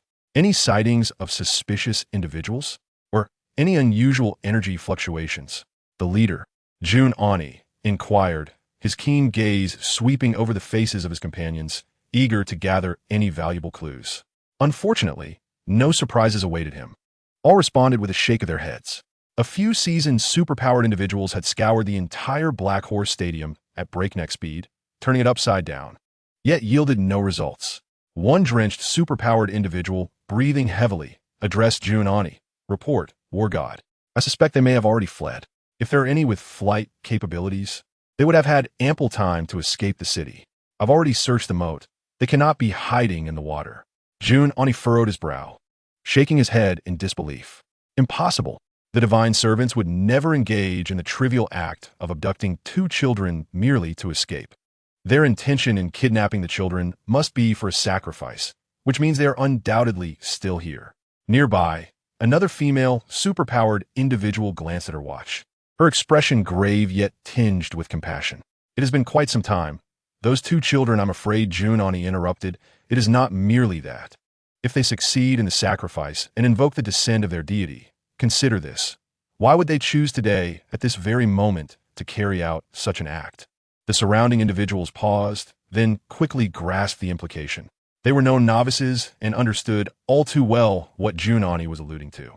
In unison, they turned their gazes towards the temporary student dormitories surrounding the Black Horse Stadium. There resided the most gifted and exceptional talents of this year, selected from various regions. Each one of them was an invaluable asset. Although they possessed remarkable abilities, they lacked systematic training and combat experience. They were even unaware of the true nature of the threats facing superpowered individuals. The awakening of spiritual energy and the emergence of superpowered beings have been publicly acknowledged decades ago, yet certain truths remained undisclosed to the public. These prodigies were far from mentally prepared. Jun Ani clenched his jaw, acutely aware of the true objective behind these actions: to eradicate the seedlings of potential. They would not wish for the world to witness the emergence of individuals like themselves again. Chapter 15. The numbers have fallen. The signals have been severed. Can we afford not a strike? Listening to Jun Ani's words, everyone grasped the gravity of the situation. The suddenness and strangeness of this occurrence were beyond comprehension. Under normal circumstances, there would have been no signs whatsoever. Yet, how could they possibly elude their search?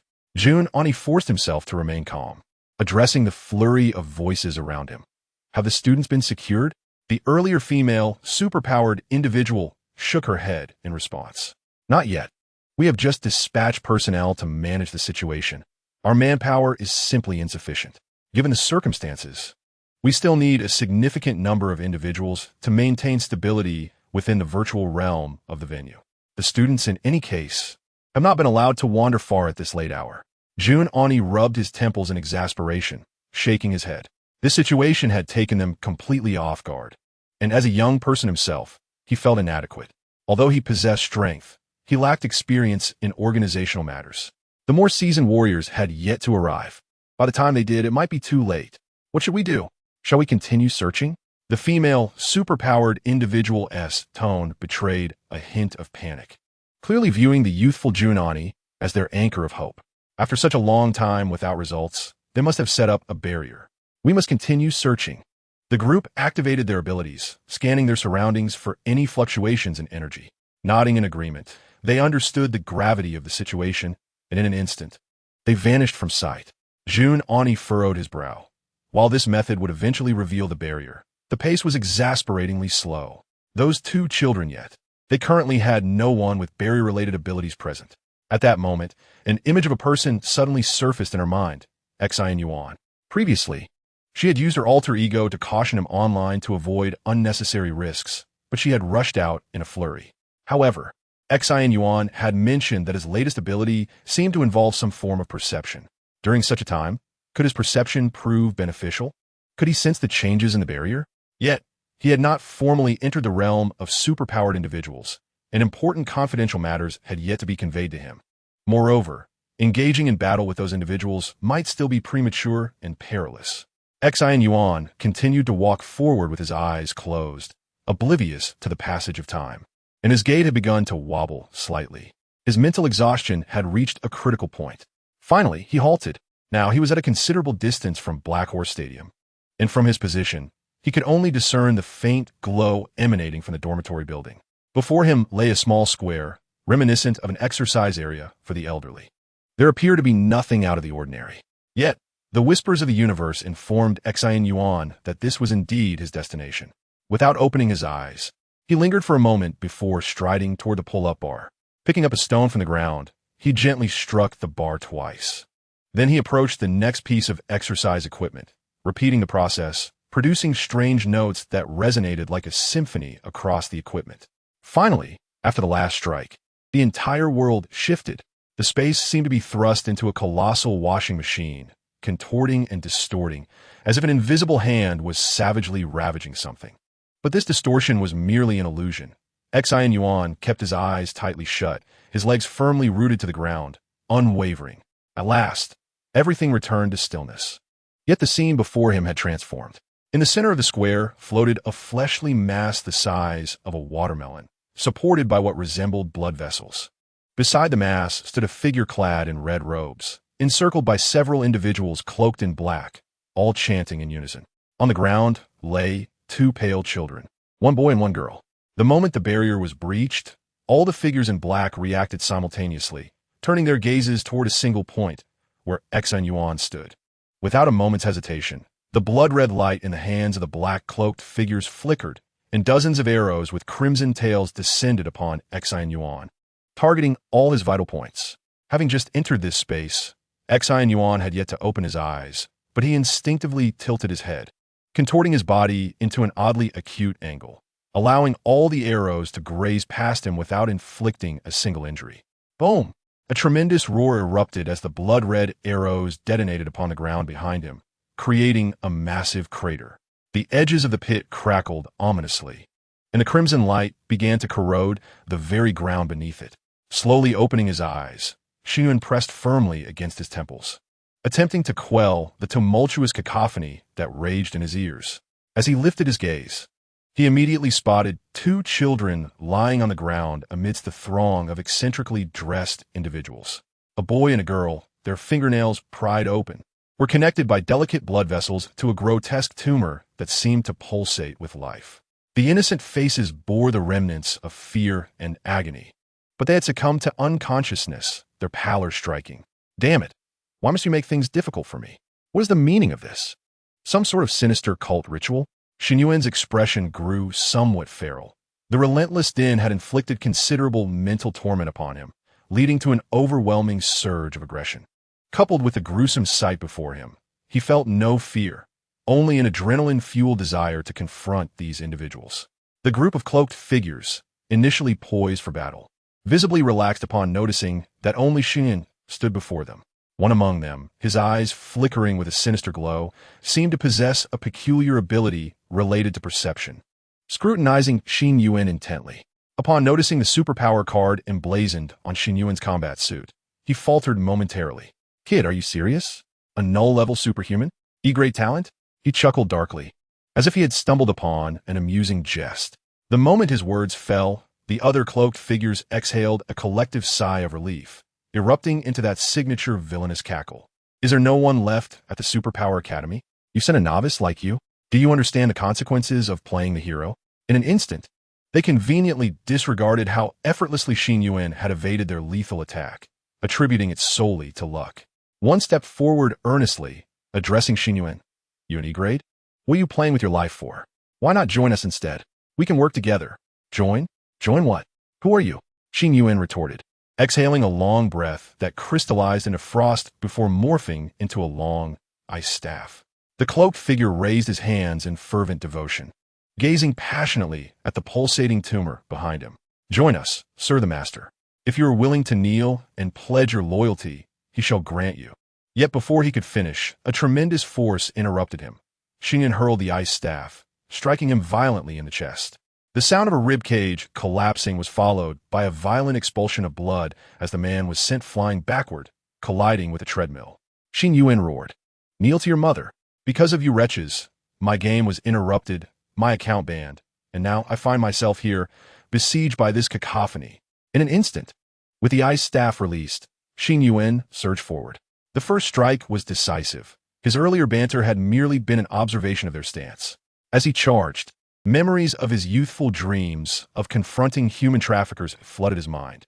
Before they could fully react, he was upon them, gripping the ice staff once more, swinging it forcefully against another cloaked figure's head. Xin Yuan had never studied martial arts. This blow was pure brute force, yet it proved remarkably effective. Upon impact, an icy chill enveloped the target's head, freezing it into a solid sphere before exploding like an ice watermelon. This marked Xin Yuan's first kill. His eyes were devoid of warmth. His heart steeled against sentiment, a state of mind facilitated by the very servants before him. Initially, he had felt disoriented and weak upon arriving. But as blood-red arrows rained down, severing his escape routes, the cacophony in his mind reached a fever pitch, warning him to be cautious. In that moment, his body seemed to move on instinct, responding to the world's warnings. By the time his conscious mind caught up, the arrows had detonated behind him. A cold sweat broke out, yet clarity washed over him. He realized he had danced with death and recognized the gravity of the battle before him, a stark contrast to his earlier skirmish with Yuan. For these individuals were unflinching in their intent to kill. Thus, he held nothing back, disregarding any potential legal repercussions. His safety took precedence above all else. With no hesitation, he, a novice unaccustomed to serious combat, dispatched 2 divine servants in an instant. Of course, his adversaries were not to be underestimated. As they regrouped, the remaining figures encircled him, their crimson energy crackling ominously, preparing to strike en masse. The terror of life and death loomed large. The most potent forge for a person's character. As a new student yet to undergo training, Xin Yuan was thrust into a fight for survival. This dire circumstance awakened his latent potential and showcased his combat prowess. Real-world experience far more valuable than a month spent in the academy's training grounds. For instance, without prior instruction or conscious thought, he instinctively crafted a rudimentary yet robust armor of ice around himself, wielding the staff once more to thrust towards the tumor. When cornered, the best defense is a bold offense. Though he had no understanding of who they were, their ritualistic fervor suggested they valued the grotesque entity. Sure enough, his bold maneuver broke their encirclement, redirecting their collective assault towards him amidst a cacophony of shouts. "How dare you, filthy peasant! You desecrate the sacred guardian's womb." The cloaked figures leapt into action, with 2 even placing themselves squarely in front of the tumor, their fervor suggesting a devotion that rivaled that of a son protecting his father. This decisive strike shattered their formation, achieving an outcome far beyond Xin Yuan's expectations. He remained acutely aware of his initial purpose, swiftly retrieving the 2 children from the ground. Without regard for gentleness, he yanked them forcefully, severing the blood vessels connecting their fingers, blood splattering in the aftermath. Though the 2 children had lost consciousness, the impact still elicited a few pained murmurs from their lips, their faces contorting in agony. After a series of swift maneuvers, Xin Yuan distanced himself from the others, finally allowing him the chance to solemnly gaze at the 2 small figures. Their expressions were grotesquely twisted, their complexions ashen, clearly indicative of having suffered significant blood loss. There were no other visible wounds, save for the nails of their 10 fingers, all of which had been pried off. Such injuries were horrifying to behold, inducing a visceral pain merely by looking at them. Xin Yuan could not ascertain whether the children had fainted from excessive blood loss or from the pain itself. However, judging by their appearance, it seemed they were still alive. He utilized his abilities to encase their fingers in ice, performing a rudimentary form of hemostasis, and temporarily set them aside. The two children who had been providing blood were now taken away, and the once vivid crimson mass had noticeably dimmed, its pulsating rhythm akin to a heartbeat becoming feeble. "Bastard! How dare you? Return the sacrifices!" One of the cloaked figures bellowed, conjuring a blood-red blade that lunged toward Xin Yuan. He remained rooted in place, raising his left hand abruptly to confront the oncoming assailant. In an instant, frost enveloped the area. A harsh pallor blanketed the ground, transforming the space before Xin Yuan into a realm of ice and snow. Moments ago, he had refrained from deploying his wide-reaching freezing abilities for fear of harming the children. But the situation had changed.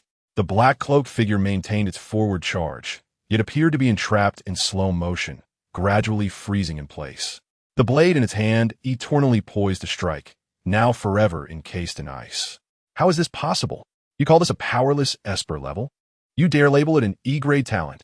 The opposing white-cloaked figure spat venomously at his companions, then turned to face Xin Yuan. "Kid, you're stronger than I anticipated. But do you comprehend what you are desecrating?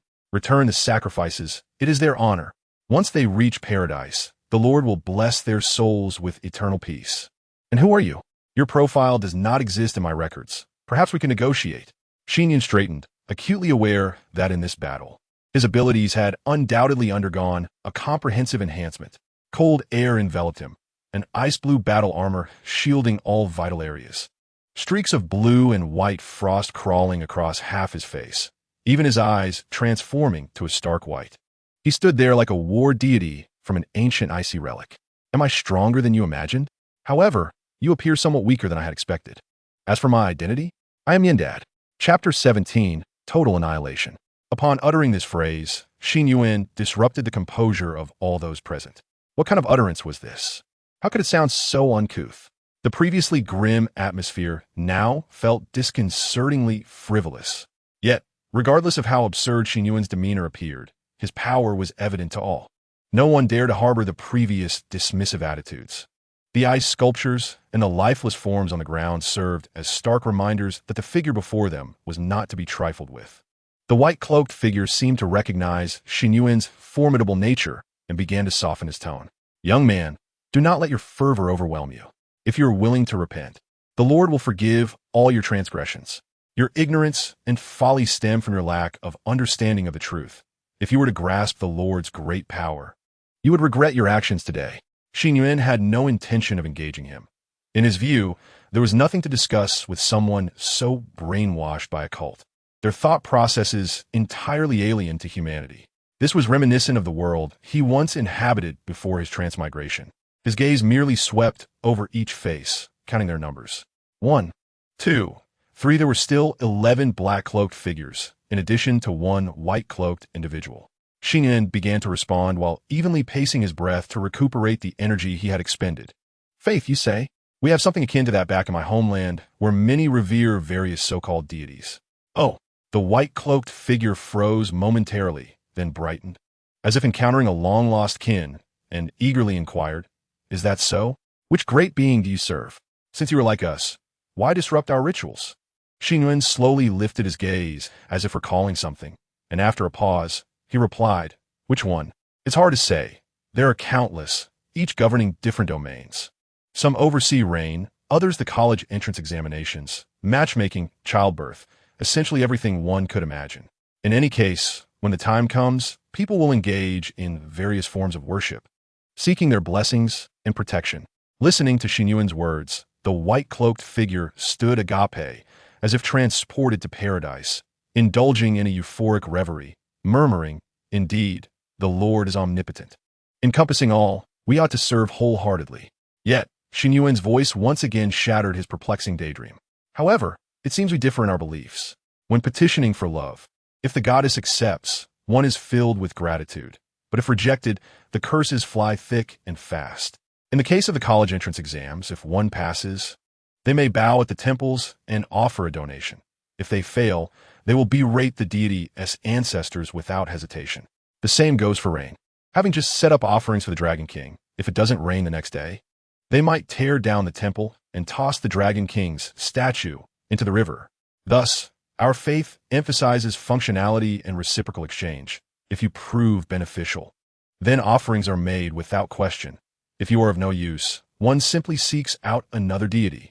As Xin Yuan recounted this lengthy narrative, the white-cloaked figure appeared utterly stunned. In that moment, he felt as though his worldview had collapsed, his eyes bulging in disbelief as he fixed his gaze on Xin Yuan. Why you? How can you be so irreverent? You! Cough, cough, cough. At this point, he was so enraged he could barely articulate a coherent response, a violent cough erupting from him, even causing blood to spew forth.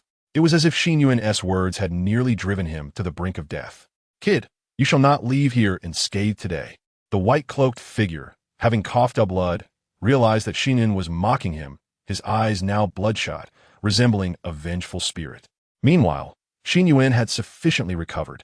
He thrust his hands forward, a fierce chill emanating from his being, surging forth like a flowing glacier. Leave? How naive you are! He thundered, unleashing his abilities without reservation.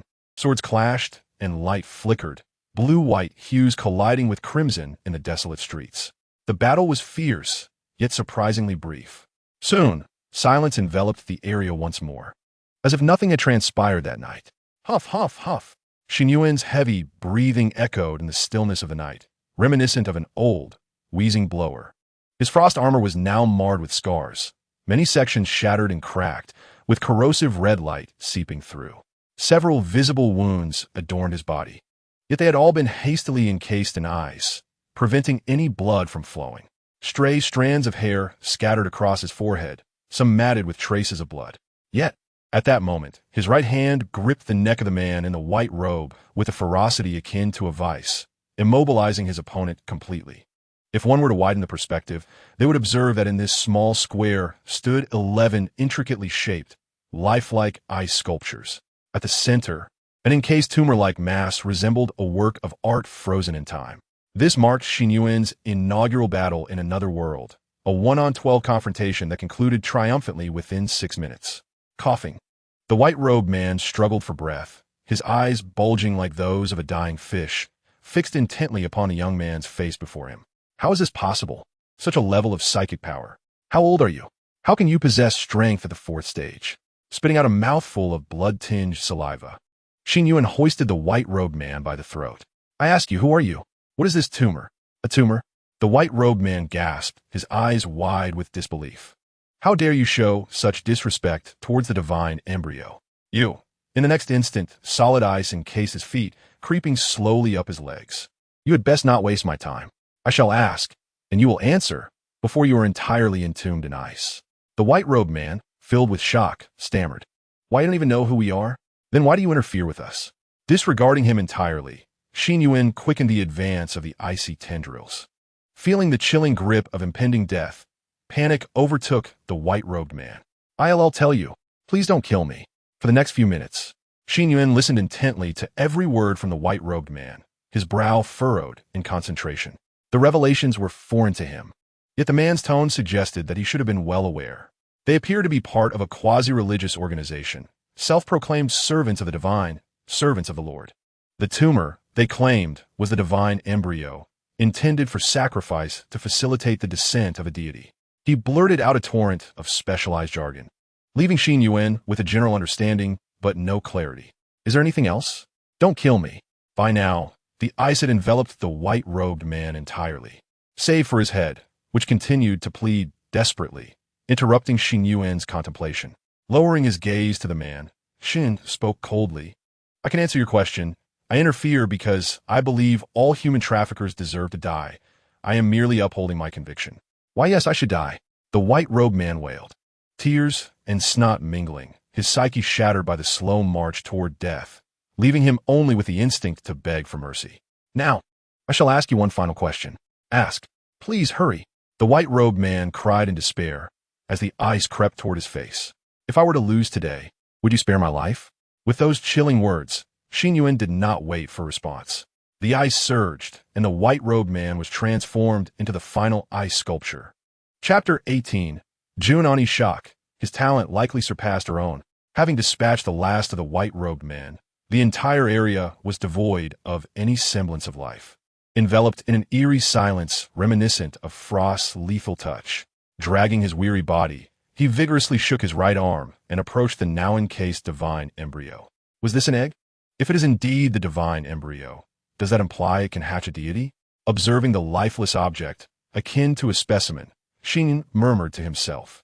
Based on the information provided by the white-robed man, he surmised that the official psychic authorities seemed to be concealing something from the public.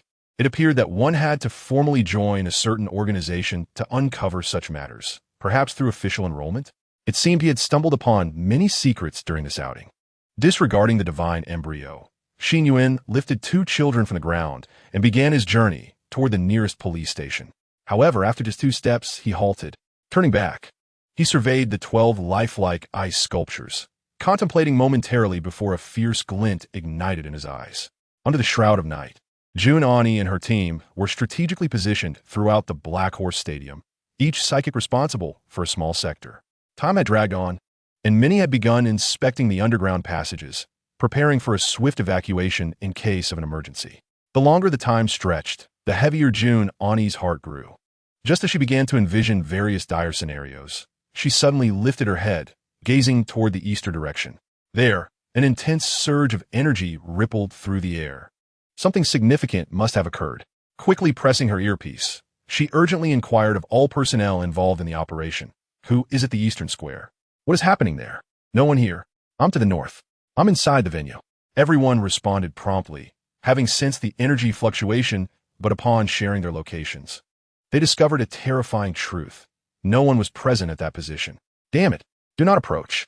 Return to the stadium and prepare for evacuation. Newanimewithoverpoweredmaincharacter cursed vehemently before cutting off the communication and darting toward the source of the energy akin to a cheetah in pursuit. She recalled that it was a small fitness square, highly visible and unobstructed. Surely someone had already surveyed it. No one was in that direction, yet a violent energy disturbance had erupted. Could it be that the descent of a deity had succeeded? At this critical juncture, that would indeed be the worst possible news. She prepared herself. If the descent had truly succeeded, she would have to momentarily hold off the opponent, buying time for evacuation. She had never fought a deity before and was uncertain of her capabilities. Upon arrival, however, her once unyielding momentum faltered. Stopping abruptly, her lips parted slightly, her delicate fingers instinctively covering her mouth in disbelief at the scene before her. The square appeared to belong to another realm. The ground was blanketed in frost, a stark, piercing ice enveloping everything within her line of sight, as flora and fauna seemed to have been thrust into an ice age, icicles hanging from trees and fitness equipment. Why did this resemble her own handiwork? Yet, she knew full well this was not her doing. Who could have? Wait, this ability? Xin Yuan. June Ani exclaimed in disbelief, pulling out her phone to check Xin Yuan's last 2 messages. Had he, upon learning of the situation, ventured out to rescue those 2 children? Raising her gaze once more, the most striking sight was the massive egg encased in ice at the center of the square. Was that the divine embryo? Upon seeing it, June Ani's expression tightened, and she hurried forward. But as she took a step, her foot stumbled over something. Huh? An ice block? After casually kicking it, June Ani was suddenly startled to discover that it was, in fact, a hand encased in ice. Shock coursed through her as she surveyed her surroundings, revealing a scattering of shattered ice, each fragment resembling a severed limb. It was evident that these were the remnants of individuals frozen into ice sculptures, subsequently shattered to pieces. Judging by the attire of these fragments, they clearly belonged to a group of divine servants, along with a priest clad in white robes. Given the divine embryo before her, it was unmistakably the site of a divine descent ritual. The once ferocious and fervent divine servants now lay scattered as mere shards of ice. How ruthless! June Ani gazed upon the debris, unable to suppress her astonishment, yet admiring the execution of such a feat. The image of Xin Yuan, usually languid and indifferent to everything, surfaced in her mind, prompting an involuntary smile.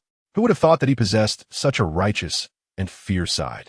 It seems your character is far more complex than it appears. Moreover, how remarkable to have attained such strength already. If this was indeed the work of Xin Yuan, she would have to reassess his innate talent. Her own beginnings were merely a few years earlier. If he had begun receiving top-tier resources at the age of 14 like herself, he might very well usurp some of her records for being the youngest. His talent might even surpass her own. Yet, inexplicably, upon entertaining this thought, Junani felt no trace of jealousy. Instead, a profound sense of comfort and joy enveloped her, the smile on her face becoming increasingly uncontrollable. Just as she was quietly clenching her fists, an array of sounds from figures landing behind her snapped her back to reality. Instantly, the warmth of her smile vanished, replaced by a cold demeanor. She turned to face several equally astonished superhumans, and witnessing their shocked expressions filled her with an inexplicable sense of pride as she spoke. "Didn't I instruct you not to come? Why did you disregard my orders?" A masked female superhuman surveyed the area, realizing that the crisis had likely been averted, and breathed a sigh of relief, saying, "How could we allow you to face danger alone?" A burly man with a dark complexion laughed heartily, adding, "Indeed, while your strength is unparalleled, you're also the youngest among us. Your life is far more precious. We must be the ones to perish before you." Junani's expression remained unchanged, but warmth blossomed within her heart as she shook her head, replying, "Every life holds great importance."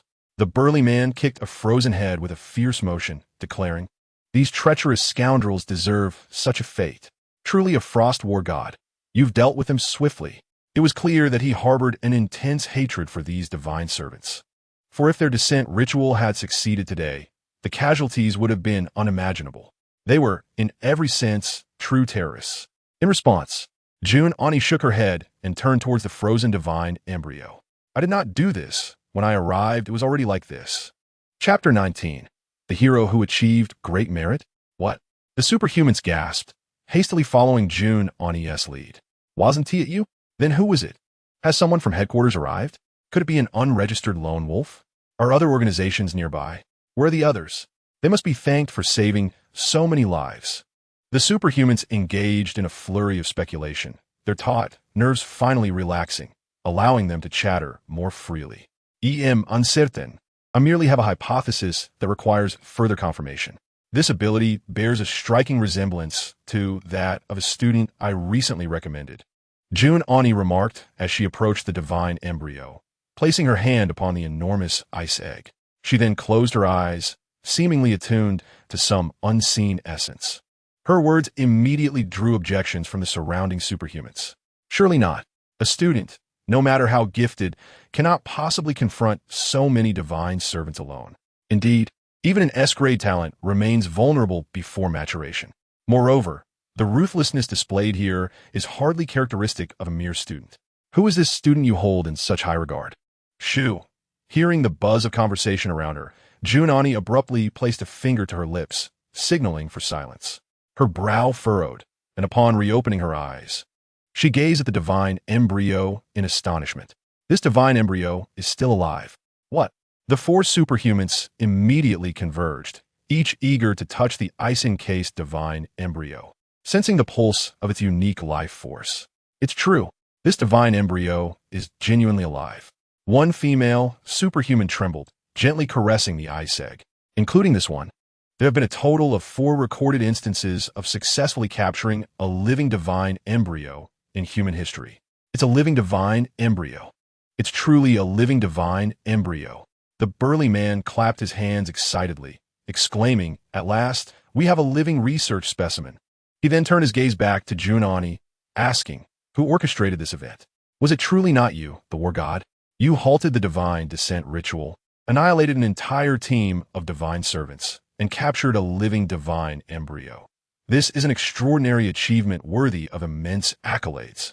Junani lowered her hand and replied, "Indeed, it is a significant accomplishment, though I am unaware of how it transpired. Furthermore, if my assumptions are correct, he may not even realize the magnitude of his actions." Hearing Junani's vague comments, the others exchanged puzzled glances, sensing that she seemed quite certain of who was responsible for this feat. Enough speculation. Let us clear the battlefield and find a way to repair nearby surveillance equipment. Once we ascertain who is behind this, they must receive their due recognition and rewards. Dingling. Just as Junani finished speaking, the masked woman's phone rang. After listening for a moment, she looked up at the group and said, The personnel from the South Road police station reported that they have found 2 unconscious children at the entrance. They seem to be the missing ones. Junani was taken aback, quickly turning to say, Muzi, come with me. The rest of you, secure the battlefield and stabilize the energy of the divine embryo in preparation for its transfer. The Muzi she mentioned was the masked woman, whose abilities had minor healing effects. If the children were in critical condition, she could provide temporary aid. Watching the 2 swiftly depart, the burly man scratched his head and remarked, This situation seems rather peculiar. Why do I get the feeling that when she, Junani, spoke about her recommended student, her tone changed? Another individual chimed in, I'm not sure, but I still can't believe that an unregistered student could achieve such feats. To defeat so many divine servants alone, they would have to possess strength equivalent to the 4th realm. I'm only in the 3rd realm. The final female, superhuman, shot the 2 a disapproving glance, continuing to tidy up the battlefield while saying, Are you both foolish? I wonder if you have noticed, but today marks the first time I have seen Annie smile. Her tone of voice so gentle, akin to that of a lovesick maiden. In truth, the burdens she carries are far too heavy for someone merely 19 years of age. Indeed, it is about time she saw companionship. Upon hearing this, the 3 exchanged glances in astonishment. Jun and Muzi moved swiftly, arriving at their destination in no time. Upon arrival, they beheld a woman, crumpled and weeping beneath the yellow glow of the police station's lights, surrounded by officers. My child, you must not come to harm. If anything happens, how shall I endure? It was evident that the woman's eyes were swollen from crying. Her voice barely a whisper. Madam, please calm yourself. Your children have lost considerable blood, but the bleeding has been controlled and there are no further issues. They are not in mortal danger. An ambulance is en route. Please do not distress yourself further. Though the words were meant to reassure, how could she not worry? She had seen her son and daughter with their fingernails pried off, and the sight tore her heart. They were so young, and she could only imagine the pain and despair they must have felt. Beside her stood a robust man, his head bowed like a child caught in wrongdoing. His eyes reddened, unable to utter a word. Are my children well? Junani approached and inquired softly. The man, upon noticing the arrival of the extraordinary beings, hoarsely asked, Did you say my children? Junani was taken aback, unable to process the question before the man suddenly leaned forward. Collapsing to his knees with a resounding thud, his forehead striking the ground, blood appearing almost instantaneously. This man, for the sake of his children, knelt before one who was likely 20 years his junior. Thank you for saving my children. Junani, witnessing the man kneeling before her, quickly stepped aside, feeling unworthy of such reverence, a deep sense of guilt welling within her. Before arriving here, her mind had been filled with grand notions of duty and the potential catastrophic consequences of divine intervention, fretting over the immense losses it could entail. Yet, she had overlooked a crucial truth. The lives of those 2 children were equally priceless, embodying the hopes of an entire family. In her arrogance, she had focused solely on the adverse impacts of this divine descent, while Xin Yuan merely wished to save 2 innocent lives. Gulme, quickly, let me see. Please stand up. Your children were not saved by us. We are undeserving of such gratitude. Standing beside him, Junani gently raised her hand, channeling pure energy to lift the man from the ground. Muzi, who had accompanied her, did not pause, directly entering the police station. Junani gestured towards her retreating figure, explaining, Her ability is of the plant attribute. Though we cannot assist further, as your children must go to the hospital for a blood transfusion, her presence ensures their lives are not in jeopardy. Recognizing the extraordinary abilities of the 2 before him, the man felt a wave of relief wash over him, knowing his children were safe. Once his emotions had settled, he choked out, Who was the benefactor that saved my children? I wish to meet him face to face. And who abducted my children? Junani hesitated, unsure of how to respond. While she surmised it was Xin Yuan, she could not disclose this at the moment. The hero who saved your children is someone we are still searching for. He may be reluctant to reveal his identity. Furthermore, the terrorists who took your children have received their due punishment. As she spoke, Junani leaned closer, whispering in a tone meant only for him.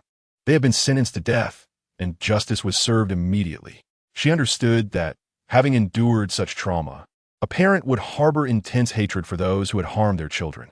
Thus, although her words may not have been entirely suitable, she chose to speak them to alleviate his distress. Upon hearing her words, the man gazed blankly at the door for a long moment before finally speaking. Terrorists? I wonder how my benefactor managed to rescue my children and whether he suffered any injuries. The man's unintentional remark caused Jun and Yi's body to stiffen. This thought reminded her that, despite his extraordinary talent, Xin Yuan was still merely a student. And it was implausible that he had emerged unscathed from a confrontation with numerous divine servants. If he were only slightly injured, that would be one thing, but if he were seriously hurt? With this thought, her heart raced in turmoil. After exchanging a few more words, she entrusted the aftermath to Mu Zi and hurried back. Yogurt Stick, what are you doing? Are you asleep? Want to play some games? She pulled out her phone, hastily sending a message to Xin Yuan under her online persona. However, it was already past 2 in the morning. This was hardly a typical conversation for an ordinary netizen. And ultimately, she received no reply from him. Her pace quickened. Ugh, honestly it still hurts a bit. Back at his residence, Xin Yuan found that all the other residents in the building had long since retired for the night, with only his window aglow. His combat attire was too damaged to wear, and his previously washed clothes were still damp, leaving him no choice but to wrap himself in a white towel. Seated on the sofa, while munching on cherries. Though he bore several wounds, none were severe, and the bleeding had stopped. However, for some reason, the pain was becoming increasingly pronounced. This shouldn't be happening. Has my pain sensitivity heightened? The discomfort coursing through him was relentless, causing Xin Yuan to grimace. As a man, he had thought such minor injuries were inconsequential. He had not anticipated their severity. Suddenly, a knock echoed through the silence. Xin Yuan's expression shifted to one of alarm as he quickly rose to his feet. He had no acquaintances in this place. Who could possibly be visiting at such an hour? He called out cautiously, "Who is it? What business do you have at this late hour?" "I am Jun and E." A familiar voice responded from outside the door. Peering through the crack, he confirmed it was indeed her, and he felt a measure of relief. She bore him no ill will. "Is there something you need? It's late, and I'm not dressed. Open the door quickly. I have something important to discuss with you." Jun and Yi's tone brooked no argument, suggesting that should he delay, she might force her way in. Reluctantly, Xin Yuan opened the door a crack, revealing just half of his head. "I truly am not dressed. Must we discuss this now?" he complained. Noticing the evident fatigue etched on his face, Jun and Yi asked, her expression a mix of concern and complexity. "Did you do this?" Xin Yuan quickly shook his head. No, but I haven't even revealed what it is." "All right, let's set that aside for now. Let me in." As she spoke, Jun and Yi grasped the doorknob, attempting to push her way inside. However, this sudden movement tugged at the wound on Xin Yuan's shoulder, causing him to involuntarily draw in a sharp breath.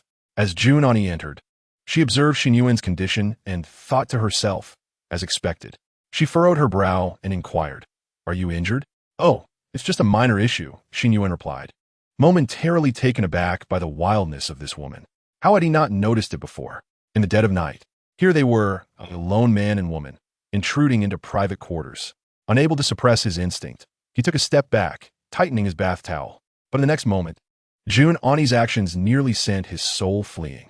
She grasped his bath towel with both hands, attempting to pull it away, her voice tinged with impatience. "Don't move. Hurry and let me see." Xin Yuan exclaimed, "What? Are you out of your mind?" He quickly wrenched himself free from her grip, stepping back in shock. "I can't believe this. You must be drunk or something. What are you doing?" "Don't call me big sister. I've told you I'm practically the same age as you," she retorted sharply. "Is that really the point here?" As Xin Yuan continued to retreat, he protested, "Harassment is harassment, even if it's a woman towards a man. There are plenty of people living in this building, and if you come any closer, I will call for help. Mind your reputation." Jun and Yi frowned, advancing further and closing the door behind her. "Go ahead and call for help. I'm not joking. Show me your wound. Injuries caused by the blood energy of a divine servant need immediate attention, or they will only worsen. You must be in increasing pain now, and soon will start to itch. You've never encountered this before, so you cannot afford to delay." Upon hearing this, Xin Yuan froze, finally grasping the gravity of the situation. He let out a sigh of relief. "Is that so? Well, it does seem to be a bit worse. Hey, when did I become so alluring to the opposite sex?" He mused. Yun and Yi realized that once the misunderstanding was cleared, this man immediately reverted to his frivolous demeanor. "Come, let me see," she insisted. "No," Xin Yuan blurted out instinctively. Jun and Yi raised an eyebrow. "What? Chapter 21. I only have one contact in my phone. Ultimately, after prolonged negotiation and compromise, Xin Yuan agreed to remove his bath towel. Though he covered his lower half with a blanket, exposing his upper body for Jun Ani to examine his injuries. The moment the towel was removed, Jun Ani instinctively leaned back slightly. The numerous intertwining lacerations on his skin were clearly the result of the divine servant's blood energy. Although they were merely superficial wounds and had not damaged any underlying tissues, they appeared rather horrifying. Wait a moment. I don't recall my injuries being this severe. Why do they seem so troublesome now? Xin Yuan reclined on the bed, astonished by his own condition, speaking to himself in disbelief. It's quite normal. The blood energy of a divine servant has corrosive effects. You may look fine now, but your wounds are indeed being gradually eroded. If I had tea come over tonight, you would likely have awakened in agony by morning, Jun Ani replied, her demeanor calm, as if she had witnessed such scenes before. If there was any shift in her composure, it was a slight blush creeping to her cheeks. After all, in her previous flustered concern, she had realized that this was perhaps the first time she found herself alone in a room with a man of her age, particularly by the bedside, with him nearly bare. Such an encounter would have been unimaginable in the past. The dim yellow lighting of the room only intensified the atmosphere, lending it an air of subtle intimacy. For a few seconds, Jun Ani's mind went blank. Ahem, I shall begin now, she declared, her gaze fixed on Xin Yuan's robust, masculine torso. Unable to suppress her embarrassment, she coughed awkwardly and gently placed her fingers on his wounds. A tender energy flickered at her fingertips, beginning to counteract the remnants of the sanguine energy within the wounds. With each gentle motion, a peculiar sensation of both pain and itchiness surged from the wounds, followed by a wave of delightful tingling. Xin Yuan found it impossible to discern whether this sensation was a result of her healing touch or simply the effect of being gently caressed by a beautiful woman. Unable to contain himself, he let out a breathy moan, quickly clamping his mouth shut to stifle it. Hearing that sound, Jun Ani's hand trembled slightly, her own face reddening as she struggled to maintain composure. An awkward silence enveloped the room, thick with an almost tangible tension. Ultimately, it was Jun Ani who broke the silence. If you feel the urge to call out, you needn't hold back. It's normal for a first-timer. Xin Yuan, blushing furiously, hastily redirected the conversation. What exactly are these divine servants, and what is their blood energy? Is it an ability? Why does it seem like everyone possesses it? Jun Ani shook her head. You'll learn about that soon enough. The organization of superhumans keeps many secrets from the public, including matters concerning divine servants and evil gods. Typically, such incidents are covered up with various excuses, like terrorist attacks. As for blood energy, it's hard to explain. It doesn't entirely qualify as a superpower. You haven't undergone training yet, but once you formally enroll, you'll learn to heal yourself. Generally speaking, only those who officially become superhumans and engage in combat would be privy to such knowledge. It was unexpected that he had ventured out on his own today. As Jun Ani delicately traced her fingers over each of Xin Yuan's wounds, dispelling the corrosive energy within, she continued softly, right now, it's just the two of us here. If those who secretly admired you knew about this scene, they would likely be left speechless. After all, the newly accepted students have yet to discover that you are in the presence of the 8th war god of the War God Palace, the youngest war god, and one of only 2 female war gods. If anyone were to witness the youngest female war god tenderly healing a wound by their bedside, many would be willing to sacrifice years of their life just for the chance. By the way, you've been a bit reckless. Why did you run off alone without informing me or anyone else? Yun any certainly questioned. Xin Yuan shook his head helplessly. I had no choice. I don't have your contact information. It's quite late, and as a matter of fact, I currently only have one person's contact saved on my phone. At this revelation, Jun Ani's hands froze, turning to look at him in astonishment. You only have one contact in your phone? How is that possible? Don't you have? Oh right, you mentioned being an orphan. Xin Yuan thought to himself that this woman seemed to struggle with her words. Yet, only having one contact seemed rather exaggerated. Jun Ani mumbled softly to herself, her eyes sparkling with an inexplicable light, for she understood that the sole contact in his phone was none other than herself. This meant that the man she had found inexplicably intriguing online had only communicated with her during this entire time. Was he truly this solitary?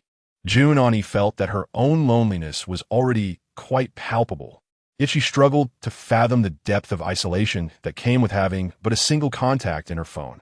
Yet, this could also imply that he must hold her in significant regard, or perhaps it's merely a reflection of his yearning for something akin to companionship. Her imagination spiraled further, rendering her motionless, akin to a statue. Xin Yuan's subsequent voice jolted her back to reality. "Hey, are you all right?" "Oh, it's nothing," Junani replied, her voice tinged with anxiety. "I was just thinking, perhaps I should add your contact information as well? Given your position, which I suspect is quite esteemed, it would be prudent to report to you first should any issues arise," Xin Yuan suggested. Junani responded, but the thing is, you already have my contact details." What was she to do? Her mind raced, ultimately fabricating an excuse that she had left her phone behind today and thus was unable to add anyone. Their conversation lulled back into silence, and half an hour passed. Xin Yuan's upper body wounds had been adequately treated. "Why do you instinctively deny responsibility for this? You have no idea how monumental your contribution has been. The accolades and rewards you are due will be plentiful, and you will undoubtedly emerge as a figure of admiration," she remarked. Xin, reclining upon the bed and nearing slumber, mumbled in a haze, expressing thoughts that felt raw and unguarded. "Rewards? If there are any, just hand them over directly. The more money, the better. I've earned it for my significant contributions. As for honors or heroics, such titles are unnecessary. Being labeled a hero can be a burden I do not wish to bear. Once bestowed with the title of good person, others will impose unwarranted responsibilities upon you, acting as though they are your due.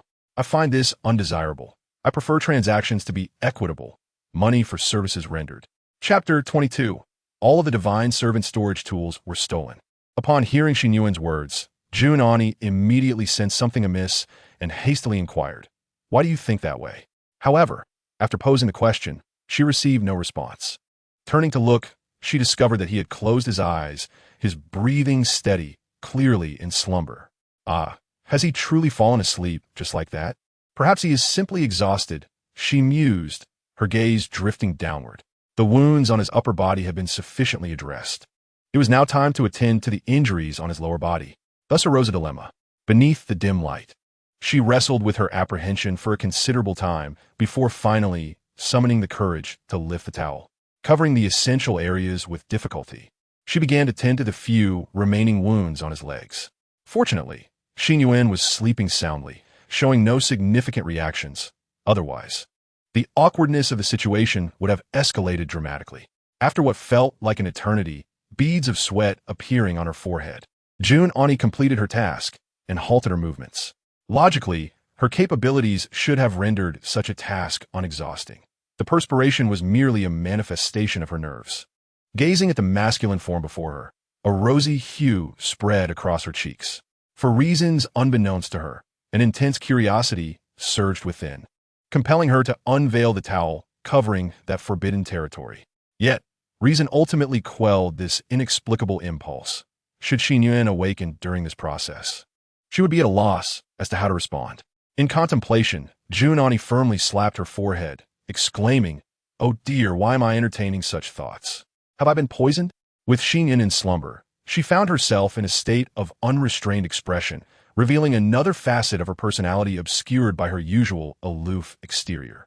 In this moment, she resembled the essence of her alter ego, the yogurt stick.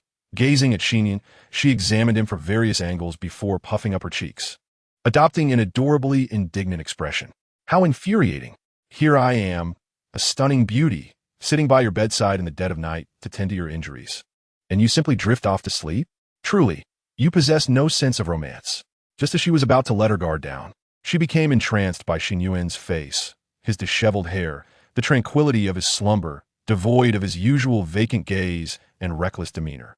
A hint of drool at the corner of his mouth rendered him unexpectedly endearing.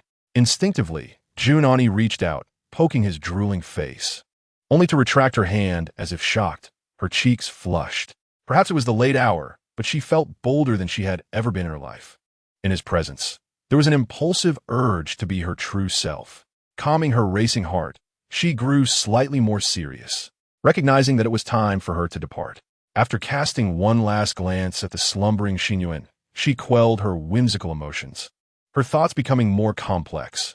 You claim to desire rewards, to seek wealth, and to eschew the mantle of a good person, believing it to be fraught with complications. Yet, when you chose to venture out alone, you remained oblivious to the potential benefits, even questioning your ability to contend with others. So, why do you hold such beliefs? Is it loneliness, a distrust of humanity, or something else entirely? After a few moments of contemplation, she ultimately shook her head, deciding to refrain from delving too deeply into the psyche of this enigmatic individual. As she exited, she casually picked up the severely damaged combat suit, intending to dispose of it. After all, it was beyond repair, and she could simply procure a new one for him later. However, upon lifting it, she immediately sensed an unusual weight, accompanied by a clanging sound. Frowning, she shook it vigorously, causing several metallic trinkets to tumble out. Upon closer inspection, she noted the engraved angelic figures and intricate patterns adorning them, unmistakably artifacts of the divine. It dawned on her that the divine servants, transformed into mere fragments by Xin Yuan, had their storage tools thoroughly scavenged by him. Given the quantity, it appeared that not a single one was missing. Yuan sighed in exasperation. "I am truly at a loss for words." Glancing at Xin Yuan's less than dignified sleeping posture, her lips twitched involuntarily. "You truly are something else." A few minutes later, she exited Xin Yuan's room and descended the stairs, her expression once again adopting an icy, composed demeanor reminiscent of the Frost War god she often portrayed. She promptly dialed a number. "Has the battlefield been cleared? Report to headquarters immediately and request the restoration of the relevant surveillance footage. Additionally, summarize the overall situation. I will notify the Academy and the Human Alliance afterward. Once that mysterious individual is located, all due rewards must be distributed accordingly." After ending the call, Yuan glanced back at the darkened building. "Rest assured, the benefits you deserve will undoubtedly come to you in due time." The following day, as the sun ascended to its zenith, the radiant light flooded the entire room, ultimately rousing Xin Yuan from his slumber, which had been disturbed by the glaring sunlight. Lying beneath the covers in a state of confusion for a moment, he gradually recalled the events of the previous night. In a moment of urgency, he swiftly turned over and sat upright, scanning his surroundings, only to find that Yuan had already vanished. To his astonishment, the numerous intersecting wounds on his body had remarkably healed to a considerable extent, with many reduced to mere red marks. Draping a garment over himself, he rose to his feet and cast a sidelong glance at a ring resting on the coffee table, accompanied by a note beside it. The handwriting was unmistakably feminine, indicating it was a message left by Yuan.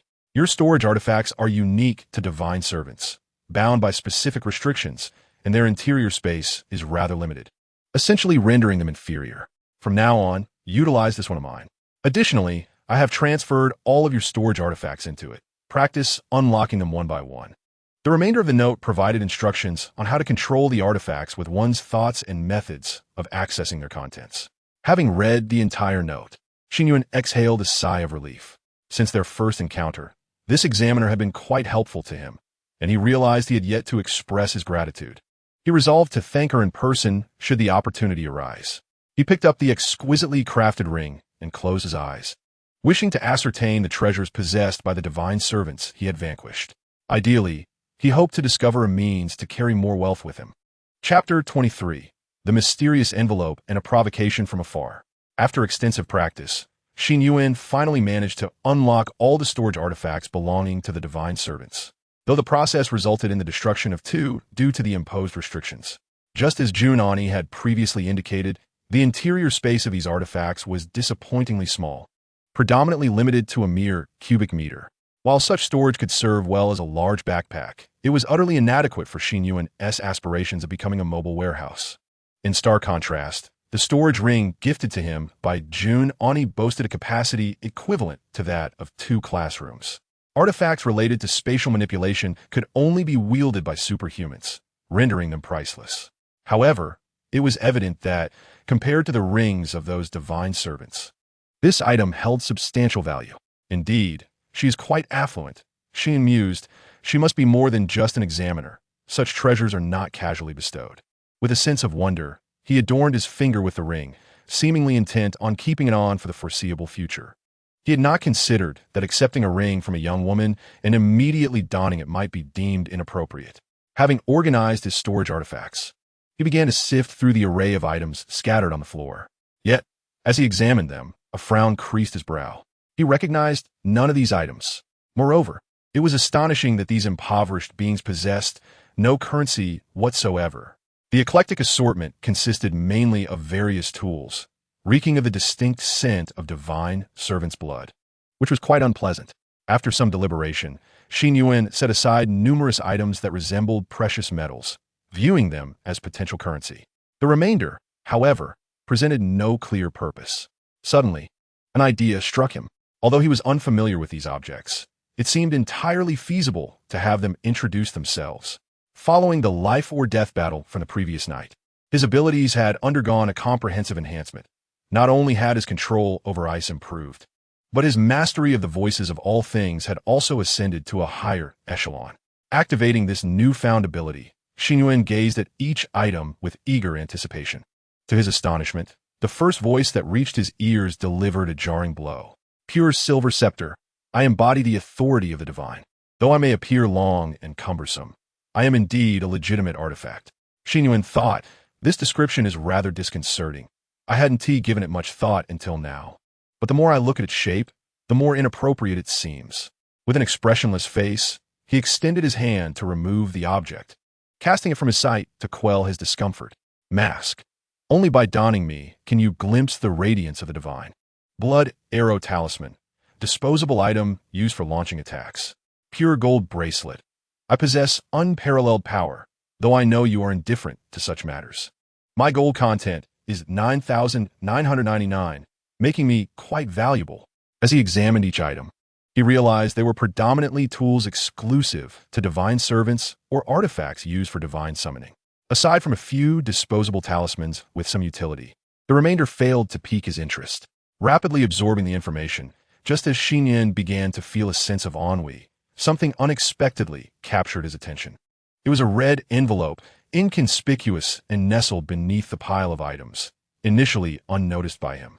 Divine Summoning Envelope contained specific details regarding this operation, the great name of the master, and the action route provided by an internal spy. Note, this operation is of utmost importance, representing a direct dialogue between the master and the mortal realm, and must not falter. Xin Yuan, with a serious demeanor, retrieved the envelope after clearing away the surrounding items. Upon hearing this description, he was certain that his ability to perceive the voices of all things had indeed been activated correctly.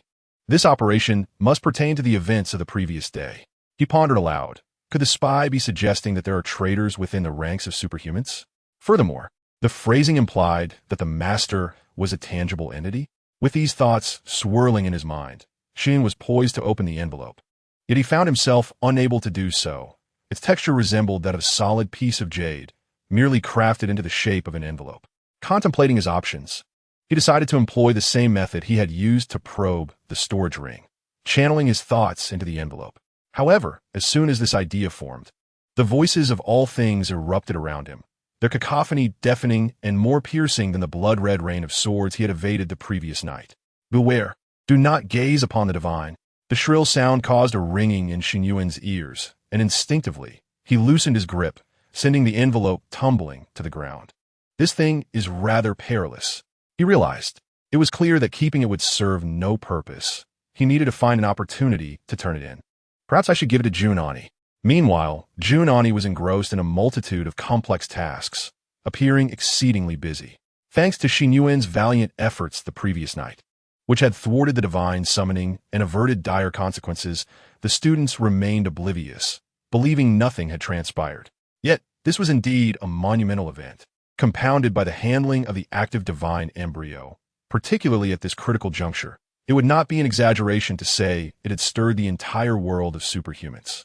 Thus, as a high-ranking official, Junani was required to report to various parties and engage in discussions regarding the matter.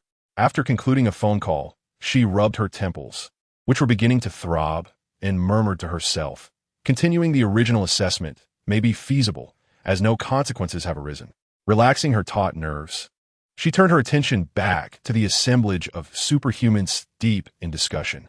The divine descent yesterday was undeniably perilous, manifesting without any forewarning, an occurrence both uncanny and disconcerting. Despite our unwavering vigilance, the strangeness of it all was palpable, particularly given that it was a barrier of a non-energy nature. Unless one could discern the appropriate method to dismantle it, breaching such a barrier was utterly impossible. Indeed, one cannot help but commend that nameless hero from last night, who not only identified the barrier, but also vanquished the divine servants. Truly a masterful feat. Moreover, this individual exhibited remarkable nobility, completing such a grand endeavor before departing without a trace. A true paragon of humility and valor. As she listened to the fervent discussions of those around her, Junon couldn't help but chuckle inwardly and shake her head. It was difficult to fathom the expressions on their faces when they discovered that the heroic deeds of the previous night were accomplished by a mere E-rank talent who hadn't even enrolled yet. She found herself rather anticipating their reactions. At that moment, her phone rang once more. Assuming it was another inquiry from related personnel, she answered without glancing at the screen. However, her expression soon shifted to one of mild exasperation. Chapter 24. The Jealousy of Li Qian. The voice on the other end was one she was not particularly eager to hear. "Oh, our youthful and beautiful war goddess. How astonishing it is that you answered my call so promptly. I am utterly flabbergasted." The tone dripped with sarcasm. "I heard you requested an additional guarantee slot from the Academy. What a remarkable feat." I was astounded, pondering what rare genius could possibly catch your eye.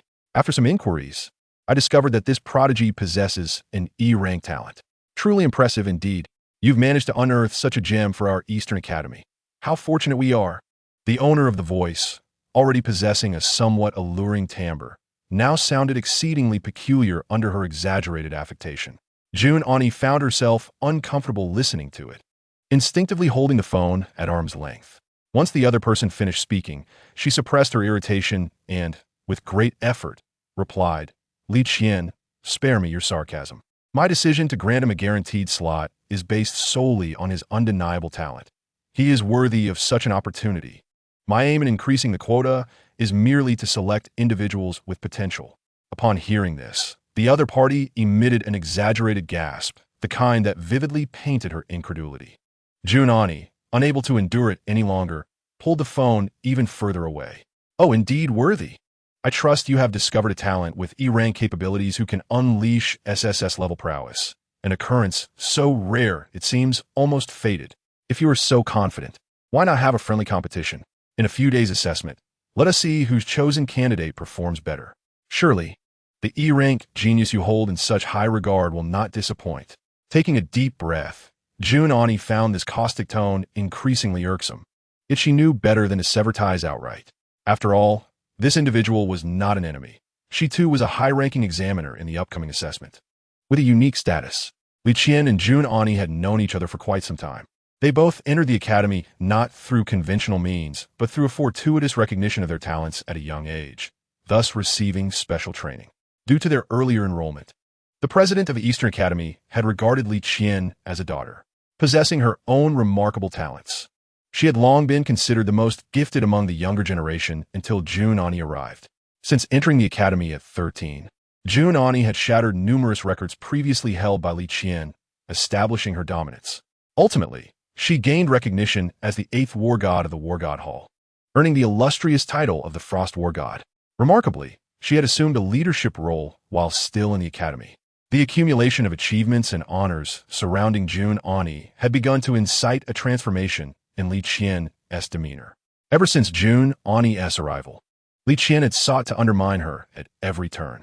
This latest incident, where Junon granted a guaranteed slot to an E-rank talent, prompted Li Qian to call almost immediately. "I have no desire to compete with you. The students' performances are their own to manage, not a means for rivalry. Moreover, do not refer to me as your esteemed self. I am 5 years your junior." With that, Junon resolved to disregard the conversation and abruptly hung up. Rubbing her eyes, now weary, she decided to return to her rest. Recently, matters had been rather overwhelming. The surveillance from the Divine Descent incident was still being restored, and the upcoming assessment loomed ahead. She had reported Xin Yuan as a key contributor to the incident, yet the officials appeared skeptical, necessitating further verification. With her plate already full, this troublesome woman had chosen to provoke her once more. On the other end of the line, after having the call abruptly disconnected, Li Qian gripped her phone tightly, her previously affected demeanor now frozen on her face. For a fleeting moment, She found herself devoid of coherent thought, her well-prepared barbs lodged in her throat. With only one phrase echoing repeatedly in her mind, "I am 5 years younger than you." Perhaps influenced by her time spent with Xin Yuan, Junani had developed an acute awareness of what words could sting most. After delivering her retort, she ended the call and blocked Li Qian, leaving her utterly flustered. You insufferable wench." Ugh. After attempting to call several times without success, Li Qian tugged at her hair, her anger rendering her incoherent. She clenched her fists and abruptly turned to face the 5 individuals who had been rendered speechless by her outburst. These were the 5 students Li Qian had recruited for guaranteed slots. Observing Li Qian's frantic demeanor, they wore expressions of bewilderment, their faces clearly reflecting a sentiment of, "I don't understand, but I am profoundly shocked. You all must perform excellently in the upcoming collective assessment. Surely, you can't possibly be outshone by an E-rank individual?" The group stared at Li Qian, frozen in fear, unsure of how to respond. "Did you hear me?" Li Qian shouted once more. "Oh, yes, yes," they stammered, visibly startled, nodding vigorously in response. These young people, having yet to enroll, found themselves unwittingly embroiled in this inexplicable conflict, their expressions a mix of confusion and dismay. "All right, remember the assessment format I shared with you. Prepare diligently." After catching her breath, Li Qian managed to quell her jealousy and anger, adding, "By the way, do not discuss this with anyone else." After all, revealing assessment content to students was inherently against regulations, but in her desire to best Junani, she felt compelled to overlook such formalities. Time sped by, and soon 2 days had elapsed. Unable to locate Junani, Xin Yuan held onto the letter without delivering it to anyone. He had not forgotten his own abilities, yet the high talent levels among the superhumans here rendered his chances of successful replication exceedingly slim. During this period, he sought out Qi Hong on 2 occasions to attempt to exploit opportunities, persistently approaching him for a handshake despite the other's expression of indifference. However, it was evident that fortune could not be consistently favorable. The laws of probability are unyielding, and both attempts ended in failure. Consequently, his remaining endeavors consisted of daily gaming and savoring life, devoid of any inclination to prepare for assessments. One could say he had settled into a rather stable state of complacency. Naturally, he was not entirely neglectful of his abilities. The activation of the voice of all things merely required him to adopt a passive role, while during the Ice Age, he practiced along the artificial river during his evening strolls after dinner. In a world where previously everyone seemed to operate like headless flies, he was astonished to find that, upon traversing into this realm, the lives of the superpowered individuals were strikingly similar. Here, those diligently honing their abilities in preparation for assessments bore a remarkable resemblance to students cramming for final exams. The days of indulgence soon passed, and today he finally awaited the highly anticipated comprehensive assessment, with the exception of Xin Yuan. Chapter 25. When everyone else is abnormal. Being normal is a sin. In the perfectly circular hall gathered were all the candidates selected this year, approximately 100 in total. The hall was equipped with an array of facilities, with numerous metallic platforms at the center, adorned with exquisite vessels filled with an assortment of fruits and delicacies, as well as seemingly luxurious beverages. Surrounding the hall were various decorations that imparted an air of sophistication, resembling an upscale buffet. However, the atmosphere within the hall was oddly tense. Small clusters of people conversed in hushed tones, and overall, there was a profound silence. Everyone cast furtive glances at those nearby, maintaining a facade of calm while feeling inwardly anxious.